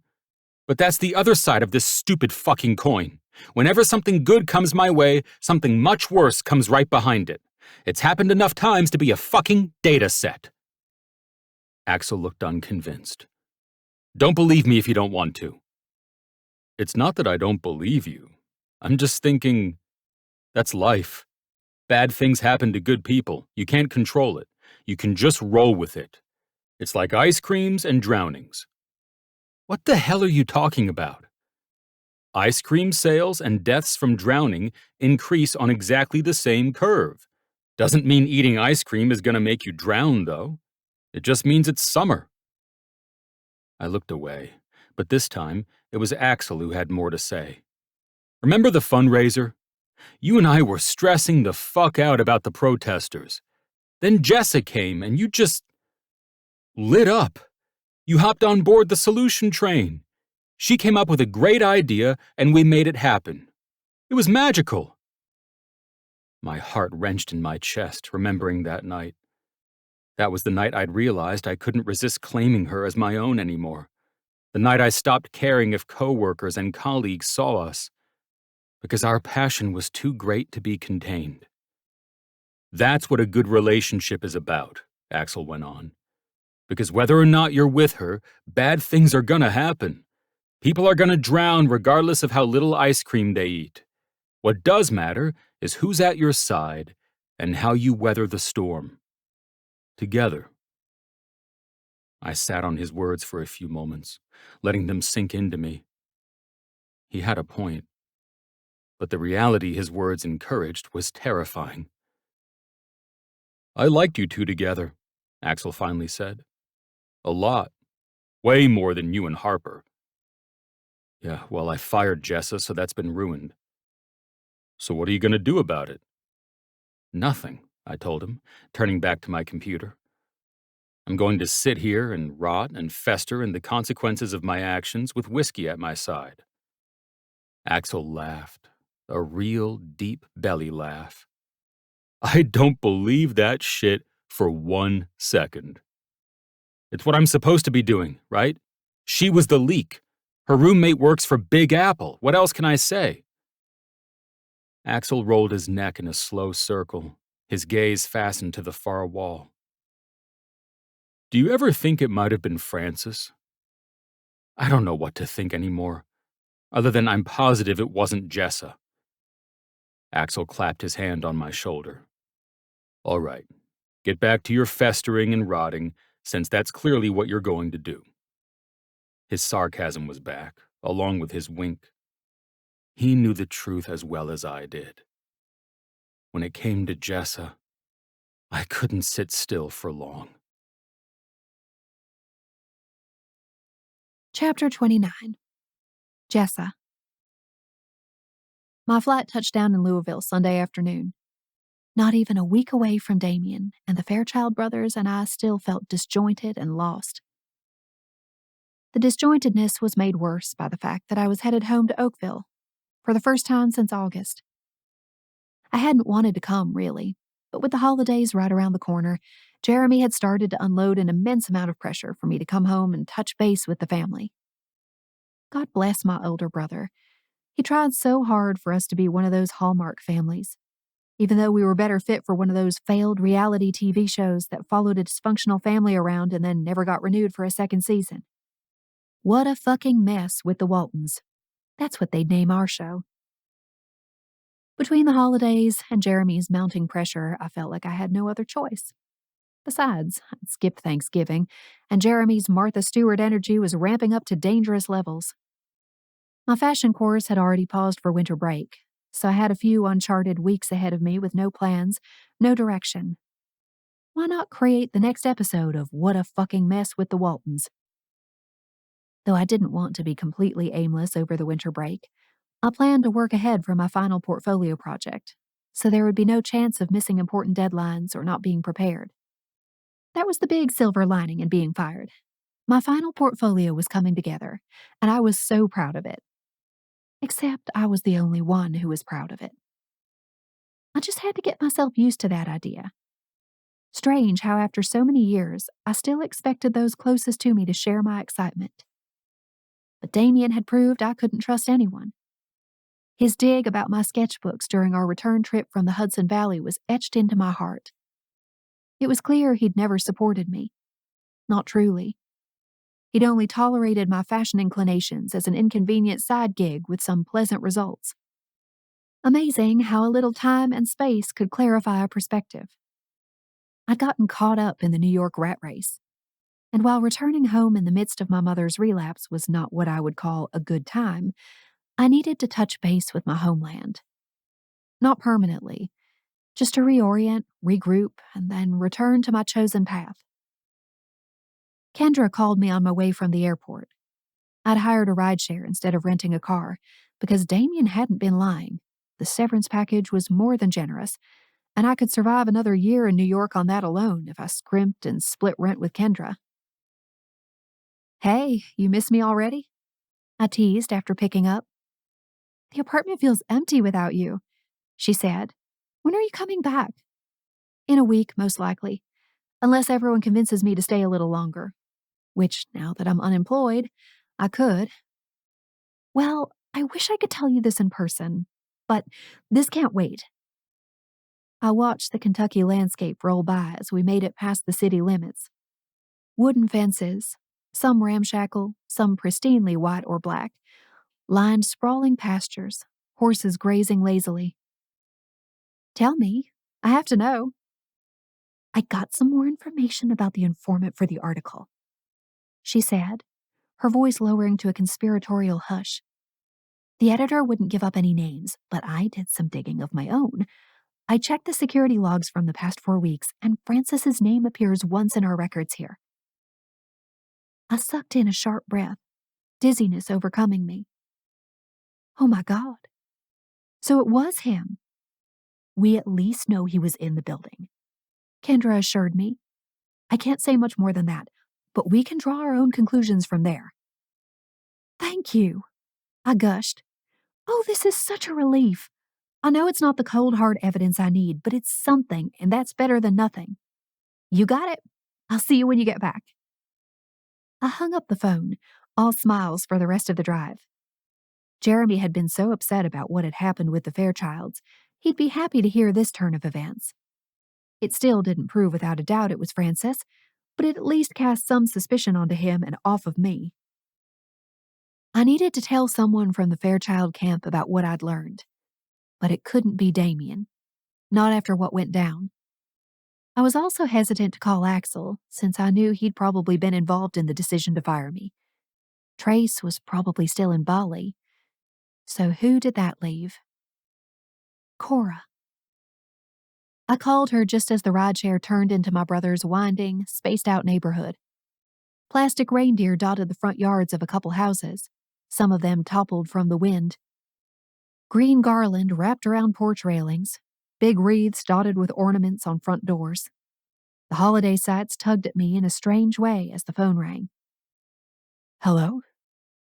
Cora answered breathily, and I wondered what I'd interrupted. Hi, Cora. Please don't hang up. I winced, suddenly second-guessing myself. The entire Fairchild crew probably hated me, and here I was calling Cora like an idiot. Why would I hang up? I don't know how you feel. I swallowed hard, at a loss for words. I just need you to give Damian a message for me. Well, Axel and Damian. I wasn't sure if it would be appropriate to call them after they fired me. Oh, right. I'm so sorry about what happened. She paused. I actually wanted to reach out to you, but was kind of hesitant for the same reasons. Her nervous laugh took some of the edge off. Really? Yeah. I have a friend who's opening a boutique, and she really wants to feature some up-and-coming designers. I recommended you, and I was hoping to connect you two soon. Tears came to my eyes, and I clamped a hand over my mouth as the car slowed to a stop outside Jeremy's house. Are you serious? Of course. I love your designs. I just want to make sure we proceed with tact, I suppose. Yes, yes, we'll be so tactful, so tactful. The words were pouring out of me now, my heart beating like I'd run a mile. Oh my gosh, I can barely remember why I called. You've made my day. Thank you, Cora. Please count me in for anything. Her throaty laughter was a strange comfort. I missed these people. If I didn't know better, I'd say they were my people. Now, what did you want to talk about? She asked. Oh, right. Yeah, I slapped a hand to my forehead. The driver had parked and gotten out of the car to open the trunk, which meant I needed to get out of the dang car, too. I'll have to summarize quickly because I just got to my brother's house. But my new roommate, who works for Big Apple Mag, told me today that she found Francis's name in the visitor log at the magazine. He was in their office sometime within the last 4 weeks. I know the brothers think I leaked their sensitive information via my new roommate, but I didn't. And now there's a sign that it might have been Francis after all. I just need you to tell them that. We parted on bad terms, but I don't want them to continue with someone untrustworthy, no matter how things ended for me. Thank you, Jessa. That's very sweet of you. I'll pass it along. And Cora, one more thing. I nibbled on my lip, wondering if I should even go there. Do you think Damian has a drinking problem? A soft sigh erupted from her. I think he self-medicates with whiskey for the stress, and I've seen him doing that more since the SEC investigation came around. Thank you, Cora, I whispered. I just want Damian to feel good, but sometimes I think that man is his own worst enemy. I swiped the phone off and hurried out of the car, apologizing profusely to the driver, who already had my things out on the gravel driveway. The front door clanged open, and my nieces tumbled out of the house in their pink, puffy winter coats, screaming, Aunt Jessa! Aunt Jessa! A moment later, 4 arms were wrapped around my torso and hips, giggles and shrieks filling the air. Jeremy stepped out onto the cement block porch in his deer hunting coat, smiling wearily, his dark brown hair grown out so far he could almost tuck it behind his ears. Hey there, big brother. I waddled his way, my nieces still attached to my midsection, arms outstretched. Join the pile. I missed you, Jessa. He wrapped his arms around me, forming a Walton group hug. We all laughed. God, you look different. Do I? I stepped back to size him up, finding the familiar signs of exhaustion and worry on his face. Is that a good thing or a bad thing? You look like a big city girl, he admitted with a small laugh. Look at this purse. How much did this cost? I got it at a thrift store, I said, swatting his arm before he grabbed my luggage and headed for the house. That's the key to New York City. Find the right thrift stores and you can score big. That or renting the runway. You can rent a runway? Izzy scrunched up her nose, looking at me like I just told her the moon was made of cheese. What does that even mean? We walked toward the small brick ranch while I explained the concept of renting fashionable clothes that were too expensive to buy, especially if you only needed them for a single event. Inside the house, everything was dark and cramped. Jeremy's threadbare couch faced an oversized TV, the main form of relaxation for my brother, and dolls littered the floor. Where's Chelsea? Jeremy and his wife Chelsea had been together for a lifetime. They'd started dating in the 7th grade and never broken up. She's, Jeremy sighed, then clamped his mouth shut as the girls raced around us. Girls, go get Aunt Jessa some cookies from the kitchen. Go on now. The girls scampered off, and I turned to my brother, sensing something amiss. "Where's Chels?" I repeated. He frowned when he looked over at me. She's been staying with a friend. Understanding shivered through me. For how long? A few weeks. Why didn't you say anything? He laughed emptily. I don't want to believe it. What sort of friend? The girls rushed back into the room, sharing the duty of presenting me with a plate of cookies. "Aunt Jessa, your cookies are here," The kind of friend you'd imagine. Jeremy said dryly. Shit bricks. I needed more details, but I got the gist well enough. I popped on a smile as my nieces doled out cookies between all of us. We munched happily, though Jeremy's smile was strained. We spent that first evening together enjoying time as a family. My dad came over for dinner, and we shared chicken wings while we watched football on TV, just like always. But we couldn't go on forever like that, avoiding talk about my mom or Tara. Monday morning, after the kids had gotten on the school bus and Jeremy was racing around to get ready for work, Tara showed up. Oh, hey there. Her face registered only distant surprise as her gaze washed over me. She wore the standard red polo shirt required at the local fried chicken restaurant, under a tan, fur-lined coat. She'd been manager there for the past 4 years. Didn't think you'd be coming around these parts again. Good to see you, Tara, I forced out. Jeremy, I'm dropping Mom's bags off, okay? She called out. Jeremy's muffled agreement sounded from the back of the house. What did he say? Tara asked, more to herself than to me. Is Mom coming here? I asked. That's the plan. She'll stay in the spare room. Tara stuffed her hands into the pockets of her coat. The spare room, where I'd slept last night and had thought to continue staying. Good to know. Footsteps sounded down the hallway, and Jeremy showed up a moment later, still tucking his work shirt into his jeans. Hey, Tara. We all doing dinner tonight then? Yeah, gotta run. See you at 6. Tara pushed open the front door and hurried back to her car, which sat idling in the driveway. I looked over at Jeremy with wide eyes. Mom's coming to stay here then? He grimaced. I meant to tell you. It's fine. I can go somewhere else. Well, we wanted to talk to you about that. Jeremy checked his phone. Then he swore under his breath. Oh, I'm running late, Jessa. Listen, we're all going to have dinner tonight. You, me, Tara, Mom, the kids. Our father was usually not included when Mom was around. Kind of like how I wished I wasn't included either. We'll have a nice family meal. Talk everything out.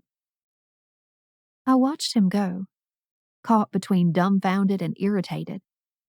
There was nothing to talk out, unless they had plans for my life again, plans that I never agreed to.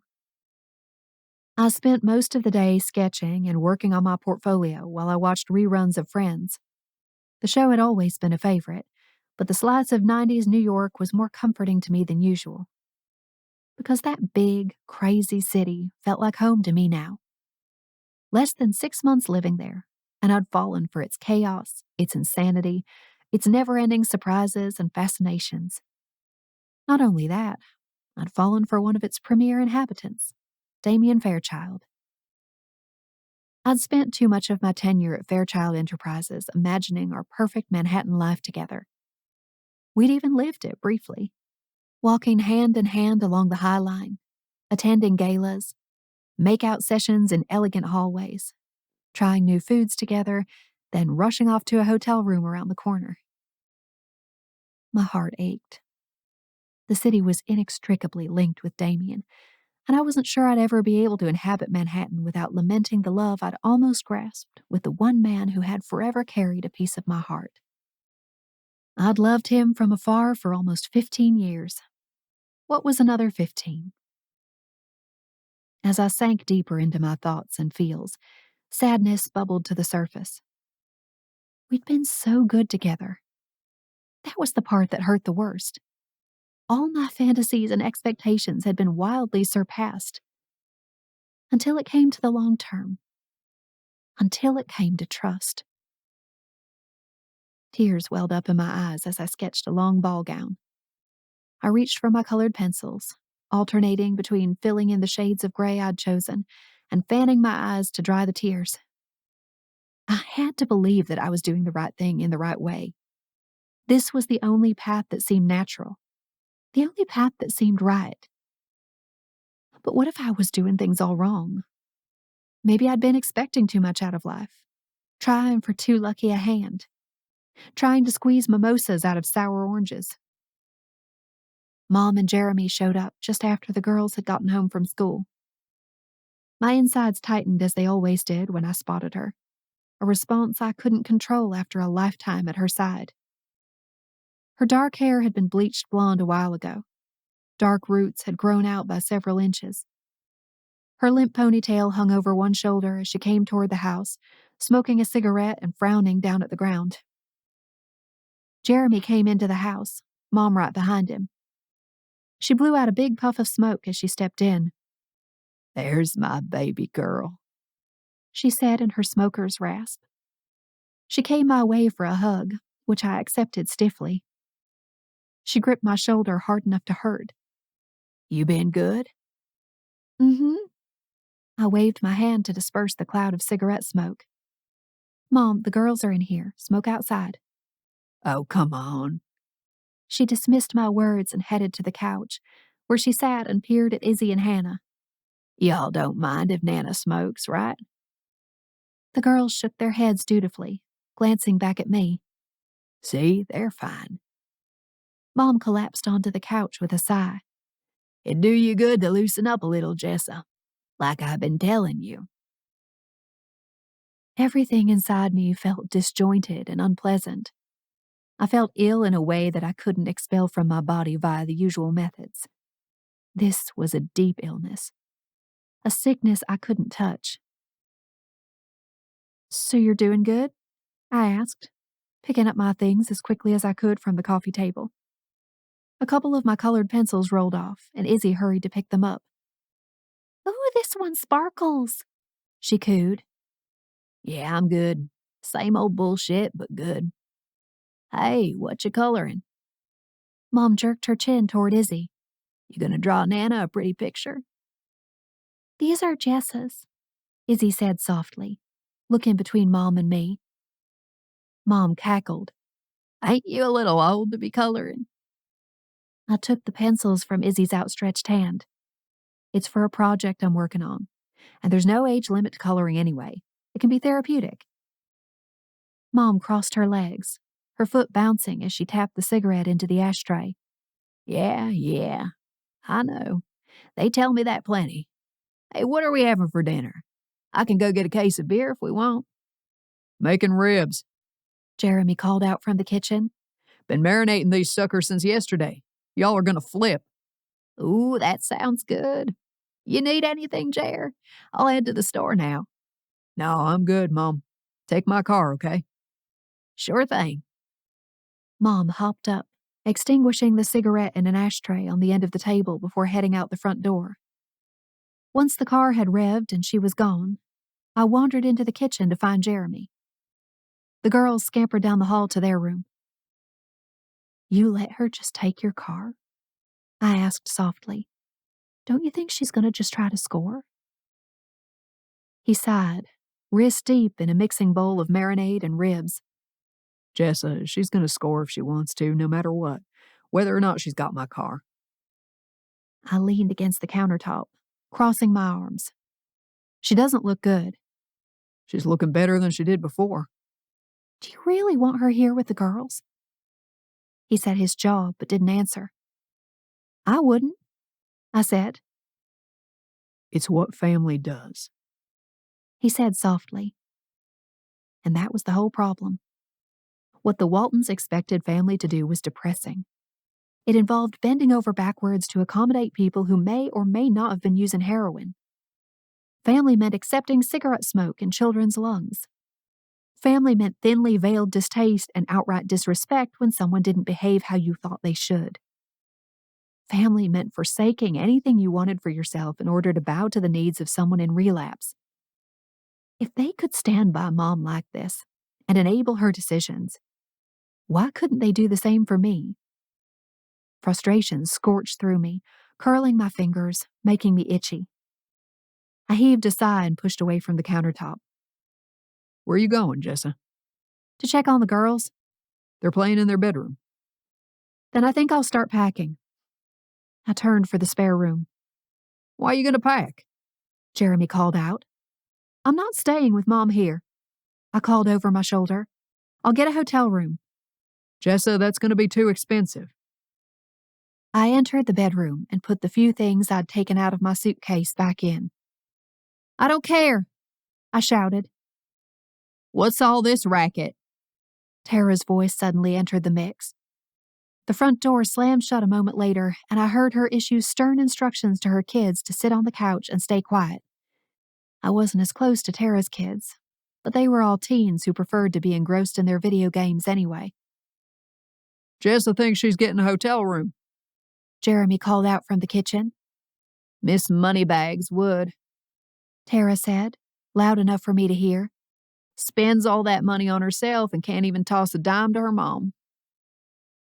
I huffed and ignored them, but the frustration inside me had kicked up to a boil. I packed blindly, just trying to get it done as quickly as I could. Seeing family was always like this. We knew how to push each other's buttons. If anyone thought they were healed or mature, a quick visit to home would rid them of that idea. That's what I'd learned in this short time, at least. I thought I'd come to get a gulp of air in the wake of what had happened on Wall Street, to throw my siblings a bone and show the support to my mom they demanded. But I saw now that coming back had merely shoved me into the past, made me feel small, worthless, and useless. I couldn't do anything right here, couldn't say the right things. Even being propositioned by a grown man twice my age couldn't win me an ounce of support. Sometimes it felt like my sin was simply that I had the audacity to breathe. I rolled my suitcase into the living room, setting it near the door. I'd come for a breath of fresh air, but I'd wandered into a sulphurous cave.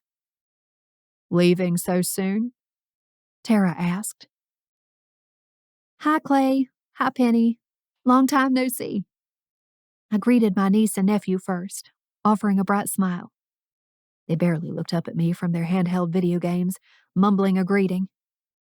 They'd see a lot more of you if you were around, Tara said, slipping her coat off and hanging it on the rack near the door. Where's Mom? She went out to get some beer, I said. And you let her? I let out an exasperated breath. Jeremy let her. He said she'd score when she wanted, with or without us. Tara had changed her shirt, but the smell of fried chicken clung to her ever so slightly as she breezed past me, headed for the kitchen. You need help in there or what, Jer? I got it, Jeremy said. I crossed my arms, surveying the living room. Tears already threatened to spill, and we'd barely started this get-together. I wasn't going to last. I could feel it in my bones. I couldn't remember why I'd come, and all I wanted to do was find some space. Clay, Penny, you want to go play with Izzy and Hannah in their room? Tara's kids shook their heads silently. How's school been going? 2 shrugs. Typical teens. I wandered into the kitchen, intent on turning this reunion around. Jeremy had laid all the ribs out on a sheet pan, and Tara was mixing coleslaw in a bowl. Can I help? I asked. Tara looked over at me, distaste written across her features. Do you even remember how to cook? I don't know why you'd think I'd forget, I said, leaning against the countertop, bracing for her vitriol. Tara's favorite pastime was shitting on me, talking down to me, making me the reason everything was wrong. But the frustration inside of me was too hot, too roiling. I'd always been good at schooling myself around her, at making myself small. But after what happened with Damian and after so many years of being painted as the villain, I'd fucking had it. Tara, I'm not even sure why you're here tonight if all you're going to do is talk down to me, I said, my cheeks heating up as soon as the words had left my mouth. Her brows shot up, and she looked over at me slowly. Excuse me? What sass was that coming from your mouth? It's no secret you hate me, I said, sniffing. So why spend an evening with me? That's all. Honest question. It sounds like you're telling me to leave, she said, a hard edge to her voice. The tone sent ice spreading through my limbs. I'm not. Just asking an honest question. I'm here for Jer and Mom, Tara clarified. You're just an extra that nobody asked for. Tara, Jeremy scolded softly. Why you gotta be like that? I'm not being like nothing, she claimed, jamming her spoon into the slaw. You act like that, she ain't gonna help us, Jeremy warned in a low voice. Was she helping us before? Must have missed that part. Tara muttered, tugging the fridge open and storing the bowl inside. Quit being a bitch, I spat out. I regretted the words instantly, but they'd flown from my lips without even thinking. I never talked to Tara like that because I knew what the consequences would be. But I'd reached my bullshit limit sometime back in New York. I'm being the bitch. Miss Hoity-Toity Moneybags waltzes in here in these expensive dresses trying to tell me I'm being the bitch. Tara tugged a gallon of milk from the fridge and slammed it on the counter. The lid popped off, spraying milk all over the cabinets. Jesus, Tara, Jeremy said, grabbing for a towel. I suppose you'll blame that on me too, I said snidely. Why wouldn't I? Your attitude made me do it, she shouted. Wouldn't have sprayed shit if you'd kept your mouth shut. The front door opened and closed, and footsteps approached the kitchen. I got a 12-pack, Mom said, wedging herself between Tara and Jeremy to reach the fridge. She opened up the case and cracked a beer before putting it inside. Feel free if you want one. What do you drink now, Jessa? Cocktails only? Mostly wine, I said, my whole body vibrating and hot. I wanted to punch Tara so much. I wanted to scream until my vocal cords disintegrated. But more than that, I wanted her to shut the hell up forever. I think I should leave, I said abruptly, smoothing the front of my dress. Tara and I mix as well as bleach and ammonia, and I don't want to poison the air for the rest of you. This is supposed to be a fun evening, not miserable. Hey, we're having fun, Mom said, sipping her beer. Ain't we? You've been waiting to leave since you got here, Tara muttered. Tara, knock it off. Jeremy's fatherly voice came out gruff and annoyed. He turned to me, his hands covered in burgundy marinade. Jessa, don't leave. Or at least stay long enough to hear me out about something. What is it? I crossed my arms, trying my best to ignore the seething, miserable vortex of terror behind him. I've been thinking. Since you lost your job and you're kind of floating right now, I was thinking maybe you and Mom could get a place here in town for a bit. Or closer to Louisville, if you wanted that big city feel. She won't do it. You're wasting your breath, Tara muttered. It would be good for everyone, Jeremy went on, raising the volume of his voice as though this would counteract Tara's presence behind him. You'd be back here where you belong. You and Mom could catch up, share groceries, all that good stuff. I'd be into it, sissy. What do you think? Mom lifted her beer can in my direction. Just like old times. Old times. Like when I'd have to do my homework from the waiting area of the emergency room because whatever prescription pills she was abusing didn't mix well with alcohol. Or like when her ex forced himself on me when I was a junior in high school. Dread washed over me. Well, the idea sounds nice, I started, but my words stalled. A blockade had formed. I couldn't continue lying. See? Jeremy said, looking back at Tara. Truth is, I'm not really drifting right now, Jer. His face fell, and he turned back to the ribs. What do you mean? I'm in school, I told him. I'm finishing my certificate in mere months. I'm going back to New York. That's where I live now. Jeremy's mouth turned into a thin line. Now he was pissed. See? Tara retorted, sneering at Jeremy. I told you she wouldn't do it. You can shut your fat mouth, Tara, I snapped, my heart racing. There was so much inside me that wanted to explode, and I didn't have the energy to keep it inside anymore. I can't believe you'd call anyone else fat with how you look in that dress, Tara said, laughing bitterly. This was when the tears used to come, but now it just increased the pressure inside me. I don't care what you have to say about me or my life anymore, I hissed at her. No matter what I do, no matter what I say, it's wrong. You're the one who's constantly nagging for me to come home, and now that I'm here, you can't wait until I'm gone. You ask for help and mock me in the same breath. You've been nothing but a bitch to me since the day I was born, and honestly, I don't really care why anymore. There's no hope of getting along with you in this lifetime or the next. So how about you shut the fuck up and we never speak again? That would really help family relations, Tara. Shut up and butt out. Gladly, she spat, glaring at me so hard I thought my dress might catch on fire. I just wish you two would get along, Mom lamented, but she looked unbothered, maybe even secretly entertained. She had probably shot up while she was out. This was the textbook definition of a toxic family dynamic, and I was ready to say goodbye forever. That chance ended the day you two turned your backs on me, I said, pointing at her and Tara. It's why you and me, Mom, we're never living together.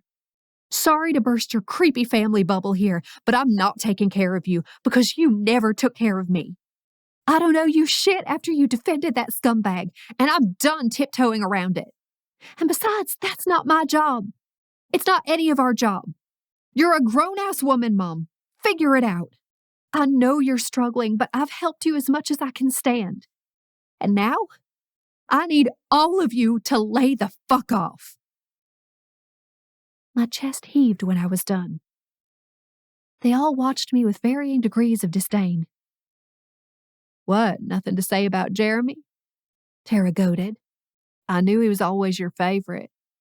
Save it, Tara. I huffed and spun on my heels, finding 4 pairs of wide eyes. That spectacle had been fully absorbed by all the nieces and nephews in the house.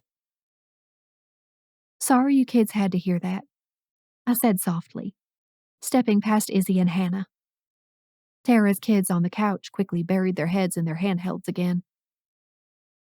Are we ever going to see you again, Aunt Jessa?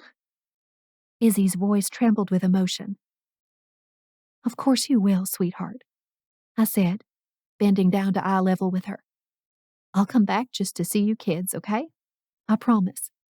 Be good girls for me. Hannah came up, and I was wrapped in their arms. I hugged them tightly, wishing I could carry them with me. I needed to leave. Immediately.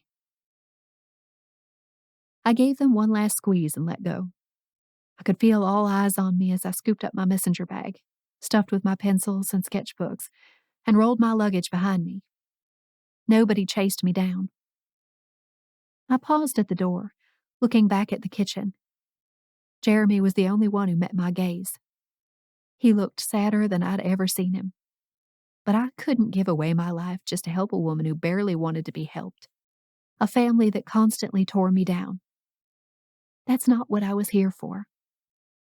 And I was done pretending they had the right to demand that I change my course just to suit their agendas.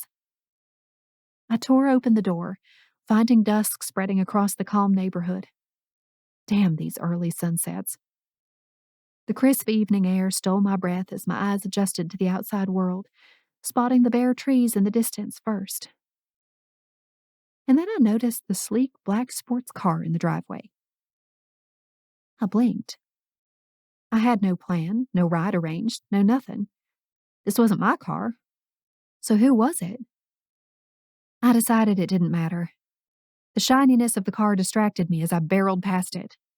It seemed too nice, too shiny. Was that a Mercedes-Benz? My feet hit the asphalt of my brother's street.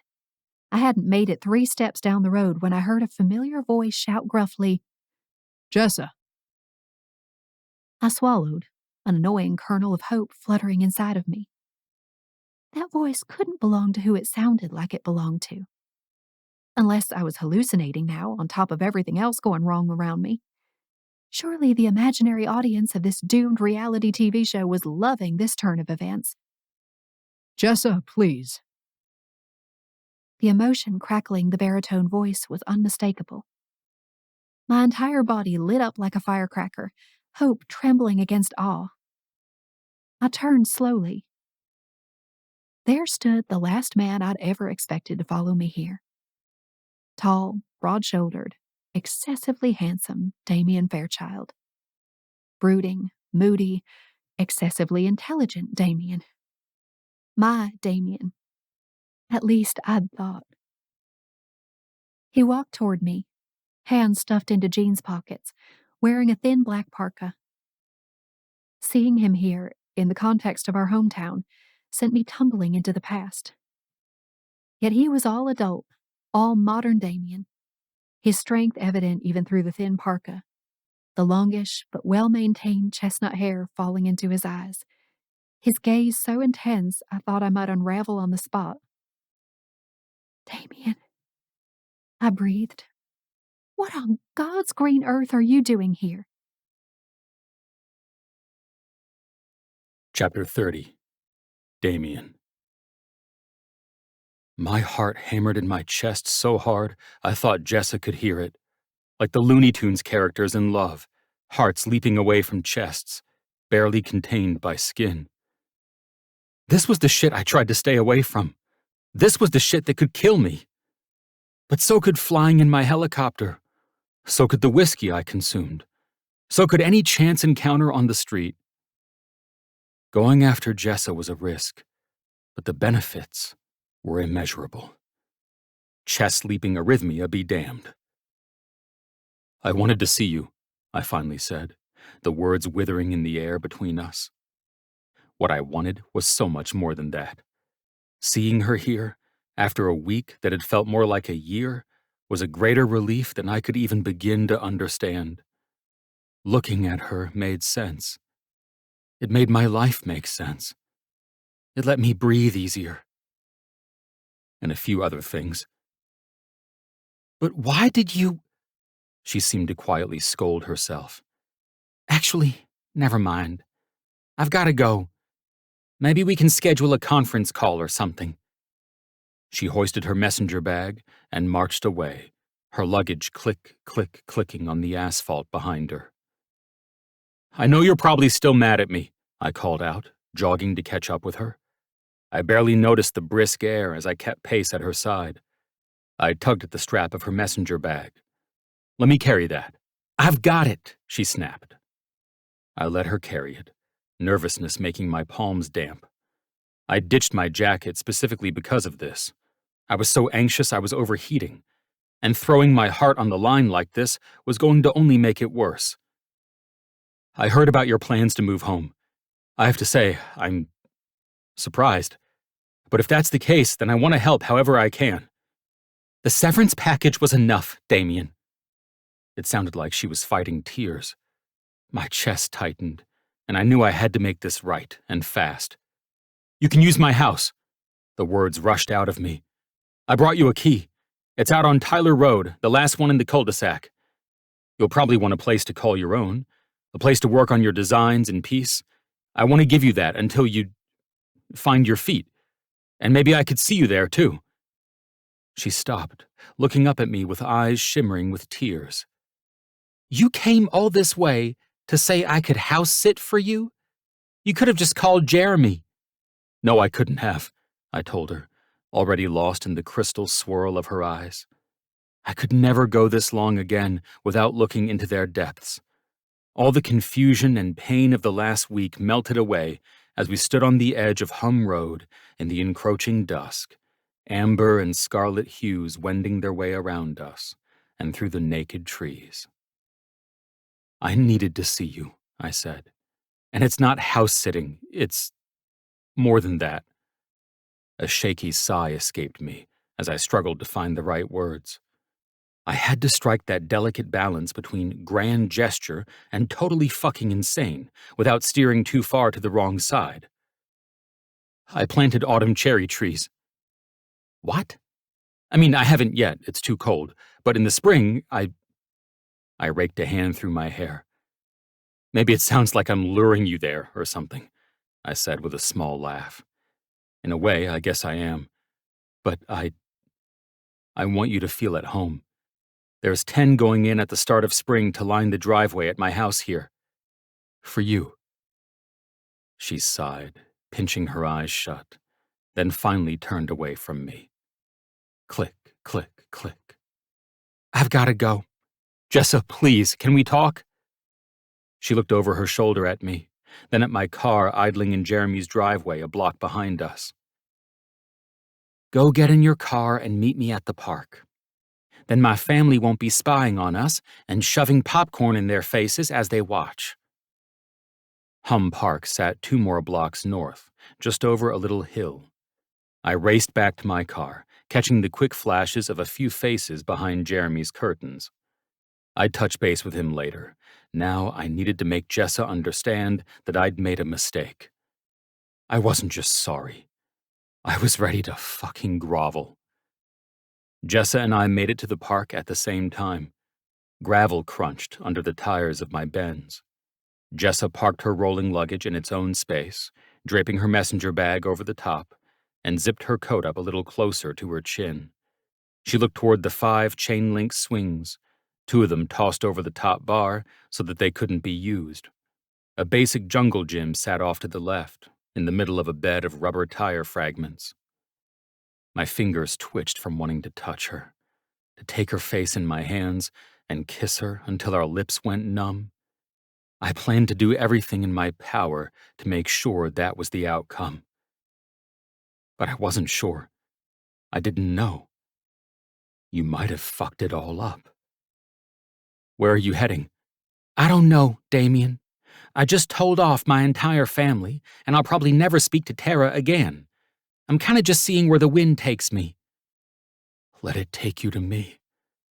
I stepped closer to her, and she stepped away. I pointed at the swings. Can we swing? She followed hesitantly. The 2 on the far end hadn't been vandalized, so I sat on the farthest one, the chains groaning under my weight. Did you tell Tara where to shove it? I told her to shut up and butt out, and probably severed my relationship with everyone in the house. Jessa frowned down at the ground. It needed to be done, but it doesn't feel good. You can't change them, Jessa. It doesn't matter how hard you try. Tara's committed to misunderstanding you. Your mom is committed to, well, you know. And Jeremy is committed to keeping all of you miserable but together. It's an impossible job, she lamented, looking out at the neighborhood in the distance. I could only take so much from Tara and Mom. I had to draw the line, but drawing the line makes me the bad guy again. That was the catch. There is no way for me to win in that family. She squinted over at me. I can only be hated or gone. And now I'm both. I drew in a deep breath. I could feel the heaviness in her heart. I craved the chance to hug her until the pain went away, even just an ounce. But it was too soon for that. Instead, I decided to distract her. Come on, I bet I can swing higher. I'm wearing a dress, Damian, she said with a little smirk. Maybe that's part of my plan, I said with a sideways grin. She sent me an amused look and started swinging gently. I did the same, resting my forehead against the chain as I watched her. Her gaze drifted between me and the ground. The air between us was both comfortable and bloated. Nothing needed to be said, yet we had so much to say. I came to apologize, I finally said, my words shattering the silence that had only been filled by dead leaves skittering across the gravel parking lot. I'm sorry, Jessa. I'm so fucking sorry. I'll be sorry for the rest of my life. She peeked up at me from under her eyelashes, but didn't say anything. I'm sorry for firing you. I'm sorry for not believing you. I'm sorry for pushing you away. I'm sorry for being the biggest fucking idiot in the world. She started nibbling on her lip. A single tear rolled down her cheek. I'm not trying to convince you to come back to work.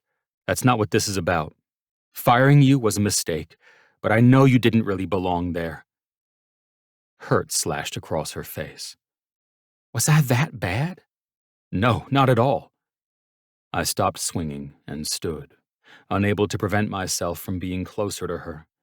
I went to her swing and grabbed the chains, stilling her so our gazes could meet. You were great, but you have your own career to pursue, and it isn't at Fairchild Enterprises. That's all I meant. Her bottom lip trembled slightly, and then she looked away suddenly, dabbing at the corner of her eye. I take it Cora told you what we talked about yesterday? I haven't talked to Cora. Her brows drew together, searching my face. Are you serious? I told her to tell you, and tell me what? Jessa's throat bobbed, and she brushed away a lock of hair that had blown across her face. Kendra did some digging at work. She found Francis's name in a visitor log within the past 4 weeks. I know it's not hard evidence, but I thought it would give you a place to start. I don't want you to have a mole in your midst, no matter how shitty things ended. My throat tightened, and I grabbed her chin between my thumb and forefinger, directing her gaze toward me. I didn't need Cora to tell me that. I knew in my bones you didn't do it. I only went through with firing you because I thought I needed to protect the way I thought life was supposed to be. But ending things between us caused the worst outcome I could have imagined. I don't want them to end. I want them to begin. Properly this time. Like you deserve. Her eyes shimmered with tears, and her nostrils flared as she looked up at me. I had more to say, and she seemed to know it, waiting for me to go on. I was terrified to admit to myself that I love you.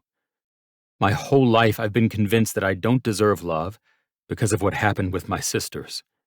I've taken the blame for their disappearance and death, and I told myself that any good that comes my way will be followed by bad, because I don't deserve the good. I paused, looking out at the bare treetops, laughing a little. I still believe that, actually.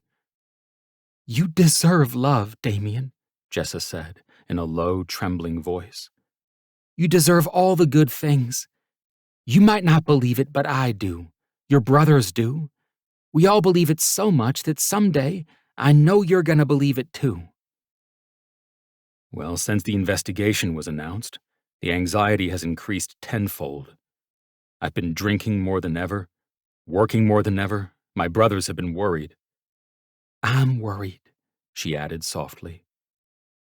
I don't want to keep going like that, I whispered. Not while I've got a chance to turn things around. I've seen what happens when people get chances and just let them pass by. You know probably better than anyone, after everything your mom's put you through. Her bottom lip trembled, and she nodded. I want to be better because you deserve better, I said. And you deserve better, she rushed to add. You have to do this for yourself, Damian. I grinned. You knew I wasn't going to say that part, huh? Fine. I want to be better because Jessa Walton says I deserve better. And I believe everything that woman says, so if she says it's true, then it must be true. Her eyes watered as she bit back a smile. Now you believe me, huh? My gaze fell to her lap, coasting over the geometrical pattern of her dress, up over her coat, up to her hands clutching the chain links of the swing. Can I? I reached for her, and she unclenched her hand, allowing me to cradle it in mine. I brought her knuckles up to my lips, making sure her eyes were on me. Jessa Walton. She swallowed, eyes widening. Oh, Lord, Damian! I laughed, then pressed another kiss to her knuckles. This isn't a playground proposal. Yet. But I have to kiss you somewhere, or I'm going to fucking unravel. Pink stained her cheeks, and she batted her eyelashes at me. Go on. Jessa Walton, you are gorgeous. Your smile is medicine, and it's the only thing I need to function in the insanity of life. Your entire being calms my raging anxiety, and just one glimpse of you has the power to calm, excite, and make me harder than fucking iron. I want to be your man for as long as you'll have me. Even though I don't think I deserve you, I can only hope that someday I'll be worthy of you. Will you please, for the love of God, be my girlfriend? She covered her mouth with her free hand, giggles erupting. Now that was the most romantic thing I've ever heard. I brushed my lips over her knuckles again. I need an answer here, Jessa. I'm dying. Of course I will! She nearly shouted it, laughter edging her words. You big doofus! I've been your secret girlfriend for almost 15 years. How can I say no to you? Especially after you're aiming to plant 10 of my favorite trees on your property. Sign me up, baby. I wanted to celebrate, but I needed to ask the big question first. Would you be willing to wait for me if I go to prison for 10 years? Her eyes softened, and she touched my cheek with her fingertips. Is that what they're thinking you'll get? Nobody knows yet, but it's definitely on the table. Damian, I've waited 15 years for you. 10 more is nothing. Even if it happens, which I know it won't, we'll find a way to make it bearable. For once, in the face of such abysmal anxiety and uncertainty about the future, I felt hope. I believed Jessa. Together we would find a way to make it bearable. Axel's words returned to me. You should still try to enjoy life. We've got our freedom right now. Maybe that was part of what I had to come to terms with. Being okay with not knowing what the future held, and making the most out of what I had right in front of me. And what I had in front of me here was everything I fucking needed. I scraped my teeth over her knuckles, making sure she knew what I was getting at. May I kiss you? Please, she whispered, and I took her face in my hands, stroking my thumbs over her cheeks as I dove in for the kiss I'd been waiting for. Our lips met hungrily, sloppy, desperate kisses unfolding, far more explicit than what this playground normally saw. Thankfully, there were no children here on this chilly December dusk. Jessa whimpered, her head turned up to receive my kisses as she white-knuckled the swing. We broke for air when darkness had fully settled on the park. My headlights were the only thing illuminating our encounter. My cock was throbbing, and I hadn't even gotten to the best part. We should go back to my house, I whispered. I've heard you have lovely marble countertops, she whispered back. Your mom told me all about it one day at the Save-A-Lot. Well, she'll be able to tell you about the other features of the house once we get there, I added, still whispering. Because she's been staying there. Oh, we get to spend the night with your mom? I laughed, brushing my thumb over her lips. I promise we'll have plenty of room. And she won't even hear an echo of your sexy cries, because we'll stay in the guest house out back. I brushed my lips over the line of her jaw, desperate for so much more. What do you think about having your own design studio? She blinked a few times. I think it sounds like a dream. Once you get your certificate. I placed feathery kisses across her cheeks, down the center of her nose. The building my brothers and I bought over the summer from Margulis Realty. I'm thinking you could have an entire floor if you need it. I started working on some plans, but really, I want you to make the decisions, since it'll be yours. Jessa clamped her hands over her mouth, tears coming to her eyes. Are you serious? So serious. Oh my God, Damian! She pressed her palms to my chest. You really are a dreamboat. Even more now than the time you put together shrimp cocktail for our romantic dinner. I was hoping this might win over shrimp cocktail, I said, pushing my palms over the swell of her hips. But to be honest, I wasn't sure. Sometimes shrimp cocktail wins. She threw her head back, a peal of laughter erupting from her. And all I could do was smile, watching her, taking her in, loving every second of her in my arms. Jessa was the only one for me. I'd known it some way, somehow, since high school. And now we were making it official in the town where it had all begun. The old me would have called this too big of a risk, too dangerous to go after. But now, I knew it for what it was. Passion. The only risk worth taking. Chapter 31. Jessa. White linen-covered tables filled the room, over 60 place settings awaiting their designated guests. It was graduation day for my fashion class, but I hadn't planned this party. I hadn't even conceived of it. I'd simply sat back and shown up. This place is fabulous, Veronica said in a low voice, leaning over the table so I could hear her, the array of flickering candles in the middle of the table casting strange shadows on her face. This is like the ritziest place I've ever been. I smiled at her, my gaze drifting to Damian as he headed our way across the event room. We had rented an entire famous fusion restaurant in the garment district, just for one evening.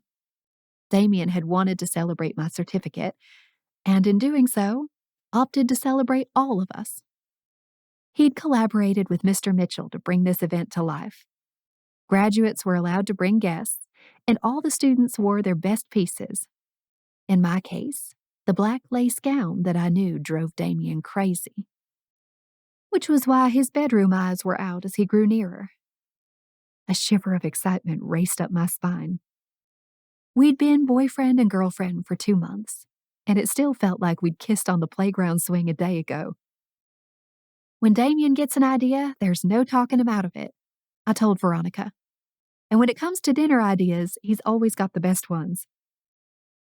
Kendra stepped into the dining room a moment later, her eyes wide with wonder as she beheld the scene. I waved at her, which also caught the attention of Cora, who'd come in just in front of her. My smile stretched so wide my cheeks hurt. I headed to greet the new arrivals, gliding effortlessly across the floor since I'd made the necessary alterations to the bottom of the dress. Trey stepped into the room just as I started a round of hugs. "I'm so glad you could all make it," I gushed, my gaze washing over everyone. These were, definitively, my people now. This is so exciting, Cora said, squeezing my hand. Her green eyes were like exotic gemstones as she met my gaze, her dark hair pulled back into a low, glossy bun. I heard about the plans for the 10th Avenue building, too. We're going to be neighbors. It feels like a dream to me still, I said with a laugh. I won't believe it until the first day there. Well, the good thing is, it'll be so much closer to your new place, Damian said, sliding a protective hand over the small of my back. Our new place, Kendra said, sliding into the convo. You're moving? Cora asked. Yes, I told her. Kendra and I opted for a new place in Chelsea. Damian was insistent after I got robbed last month. And we love it. We signed the papers yesterday. Insistent didn't even cover it. Damian had been hell-bent on getting me out of our place in Brooklyn while still respecting my desire to maintain my own apartment and at least the appearance of separate existences. I ended up spending most nights with Damian anyway, but the separate spaces were perfect for us, even though I knew we'd likely give up the illusion altogether. That's thrilling, Cora said, giving Kendra and me a warm look. Housewarming parties sometime? I'd be honored, Kendra said, touching her chest. If Cora Margolis ever set foot in my home, I could die happy. Cora batted away the comment. Kendra, you've always been too kind. I blinked, looking between them. Wait, how long have you two known each other? Kendra is the reporter who collaborated with me to publish my expose letter in Big Apple Mag. Cora said offhandedly. I blinked a few more times, looking between them. Seriously? We only ever spoke on the phone, Kendra said, and my senior editor got the byline. What a small little Wall Street, I mused. Practically every day showed me just how tight the elite circles were. It had turned out that Cora's friend who was opening the boutique and needed my designs was none other than the daughter of the woman I'd met at the programmer's ball, Mrs. Bancroft, who had the link to Anna Wintour. I was fresh out of fashion school and already rubbing elbows with Anna Wintour, with 2 degrees of separation, of course. Axel joined our group, slinging his arm over Cora's shoulders. Anything I should be informed of over here? Cora laughed, eyes twinkling as she looked up at her boyfriend. No, CEO. You can stand down. Good. Just checking in. He saluted with 2 fingers and wandered off, giving Trace a wide berth as he headed to the bar. The rift was still deep between all 3 brothers, but worst between Axel and Trace. Trace stepped up, sliding his arm around me for a side hug. Man, my brother knows how to throw a party, doesn't he? We haven't even started, and it's one of the best I've been to, I told him. You weren't at Jessa's party, the programmer's ball. Damian interjected. That one was the best. You're just saying that because you like me, I teased him. And you'll let me. He whispered into my ear, snagging a quick bite at my earlobe. I'm shocked you didn't invite Francis. Trace deadpanned. A laugh rocketed out of me. You know, I thought about it. All those attempts to make it seem like I was the one fucking you guys over, they were so sweet and thoughtful of him. But, you know, I shook my head. Not gonna happen in a million years. Francis had been formally dismissed from Fairchild Enterprises immediately after Damian and I converged on the Kentucky playground. Axel and Damian were able to find other tiny clues in the call logs at the office, and a few scrubbed emails that Francis had thought he could get past the tech wizard. Axel and Damian confronted him in the conference room before he'd left for good.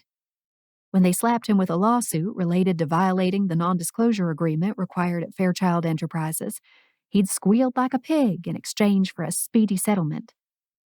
Apparently, the ultra-loyal and unflappable Francis had seen a sinking ship with the Fairchilds thanks to the SEC investigation, and had thought he could have his cake and stuff his face by raking in extra cash from leaking information to the magazine. He'd used me, the vulnerable newbie, to divert attention from him.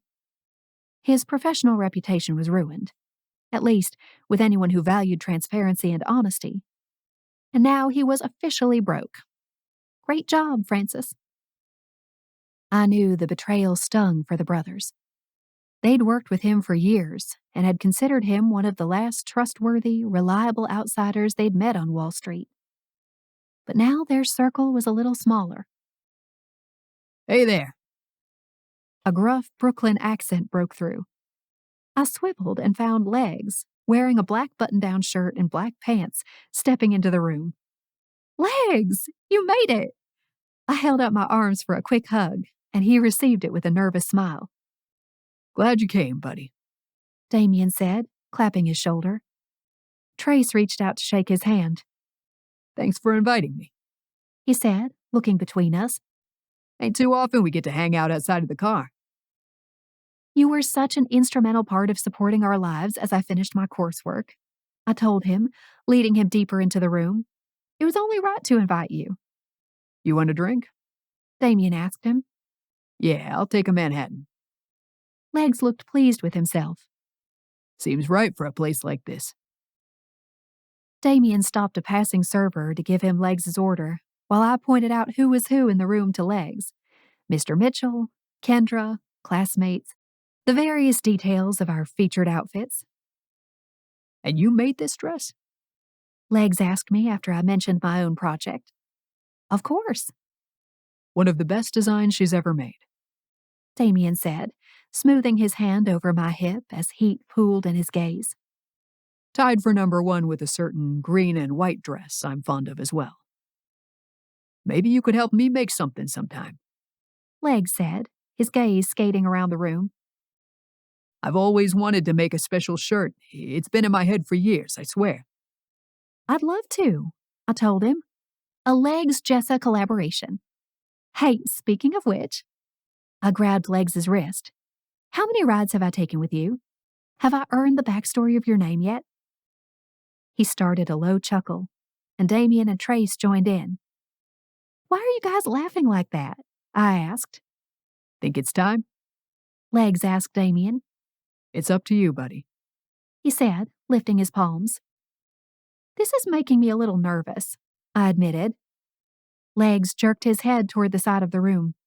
Come here. I'll show you. Oh, I need to be shown? Damian simply followed with a mysterious smile on his lips. I gotta see this again. Trace said, joining along. Once we were tucked away in the mauve drapes of the corner, Legs bent down and lifted his pants leg up to his knee. You won't believe the size of his legs. Damian said, crossing his arms as he watched.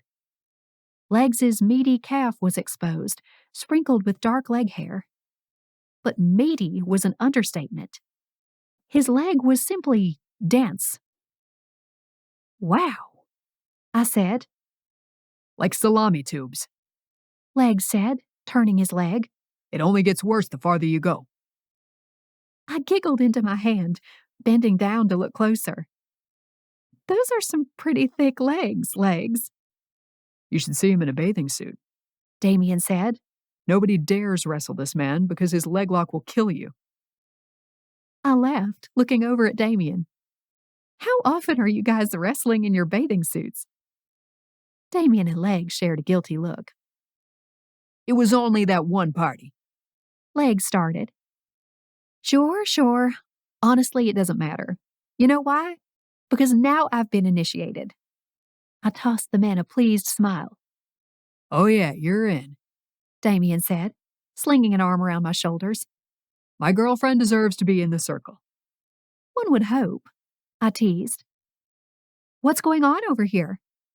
Kendra poked her head into our gathering, but Legs' pant leg had already dropped. She'd missed the show.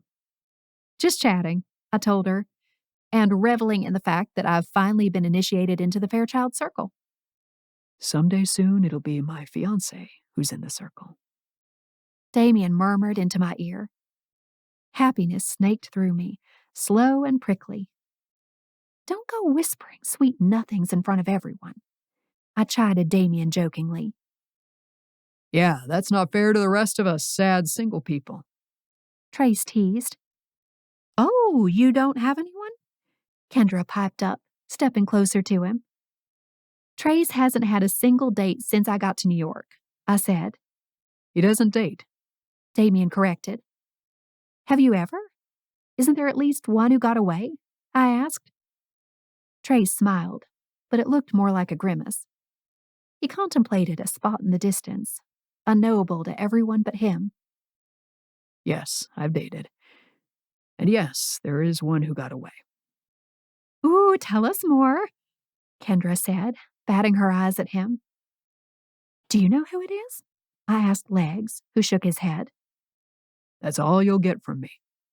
Trace said, looking around. Now, where's the bar? At least tell us where she lives, I said. Is it someone in the city?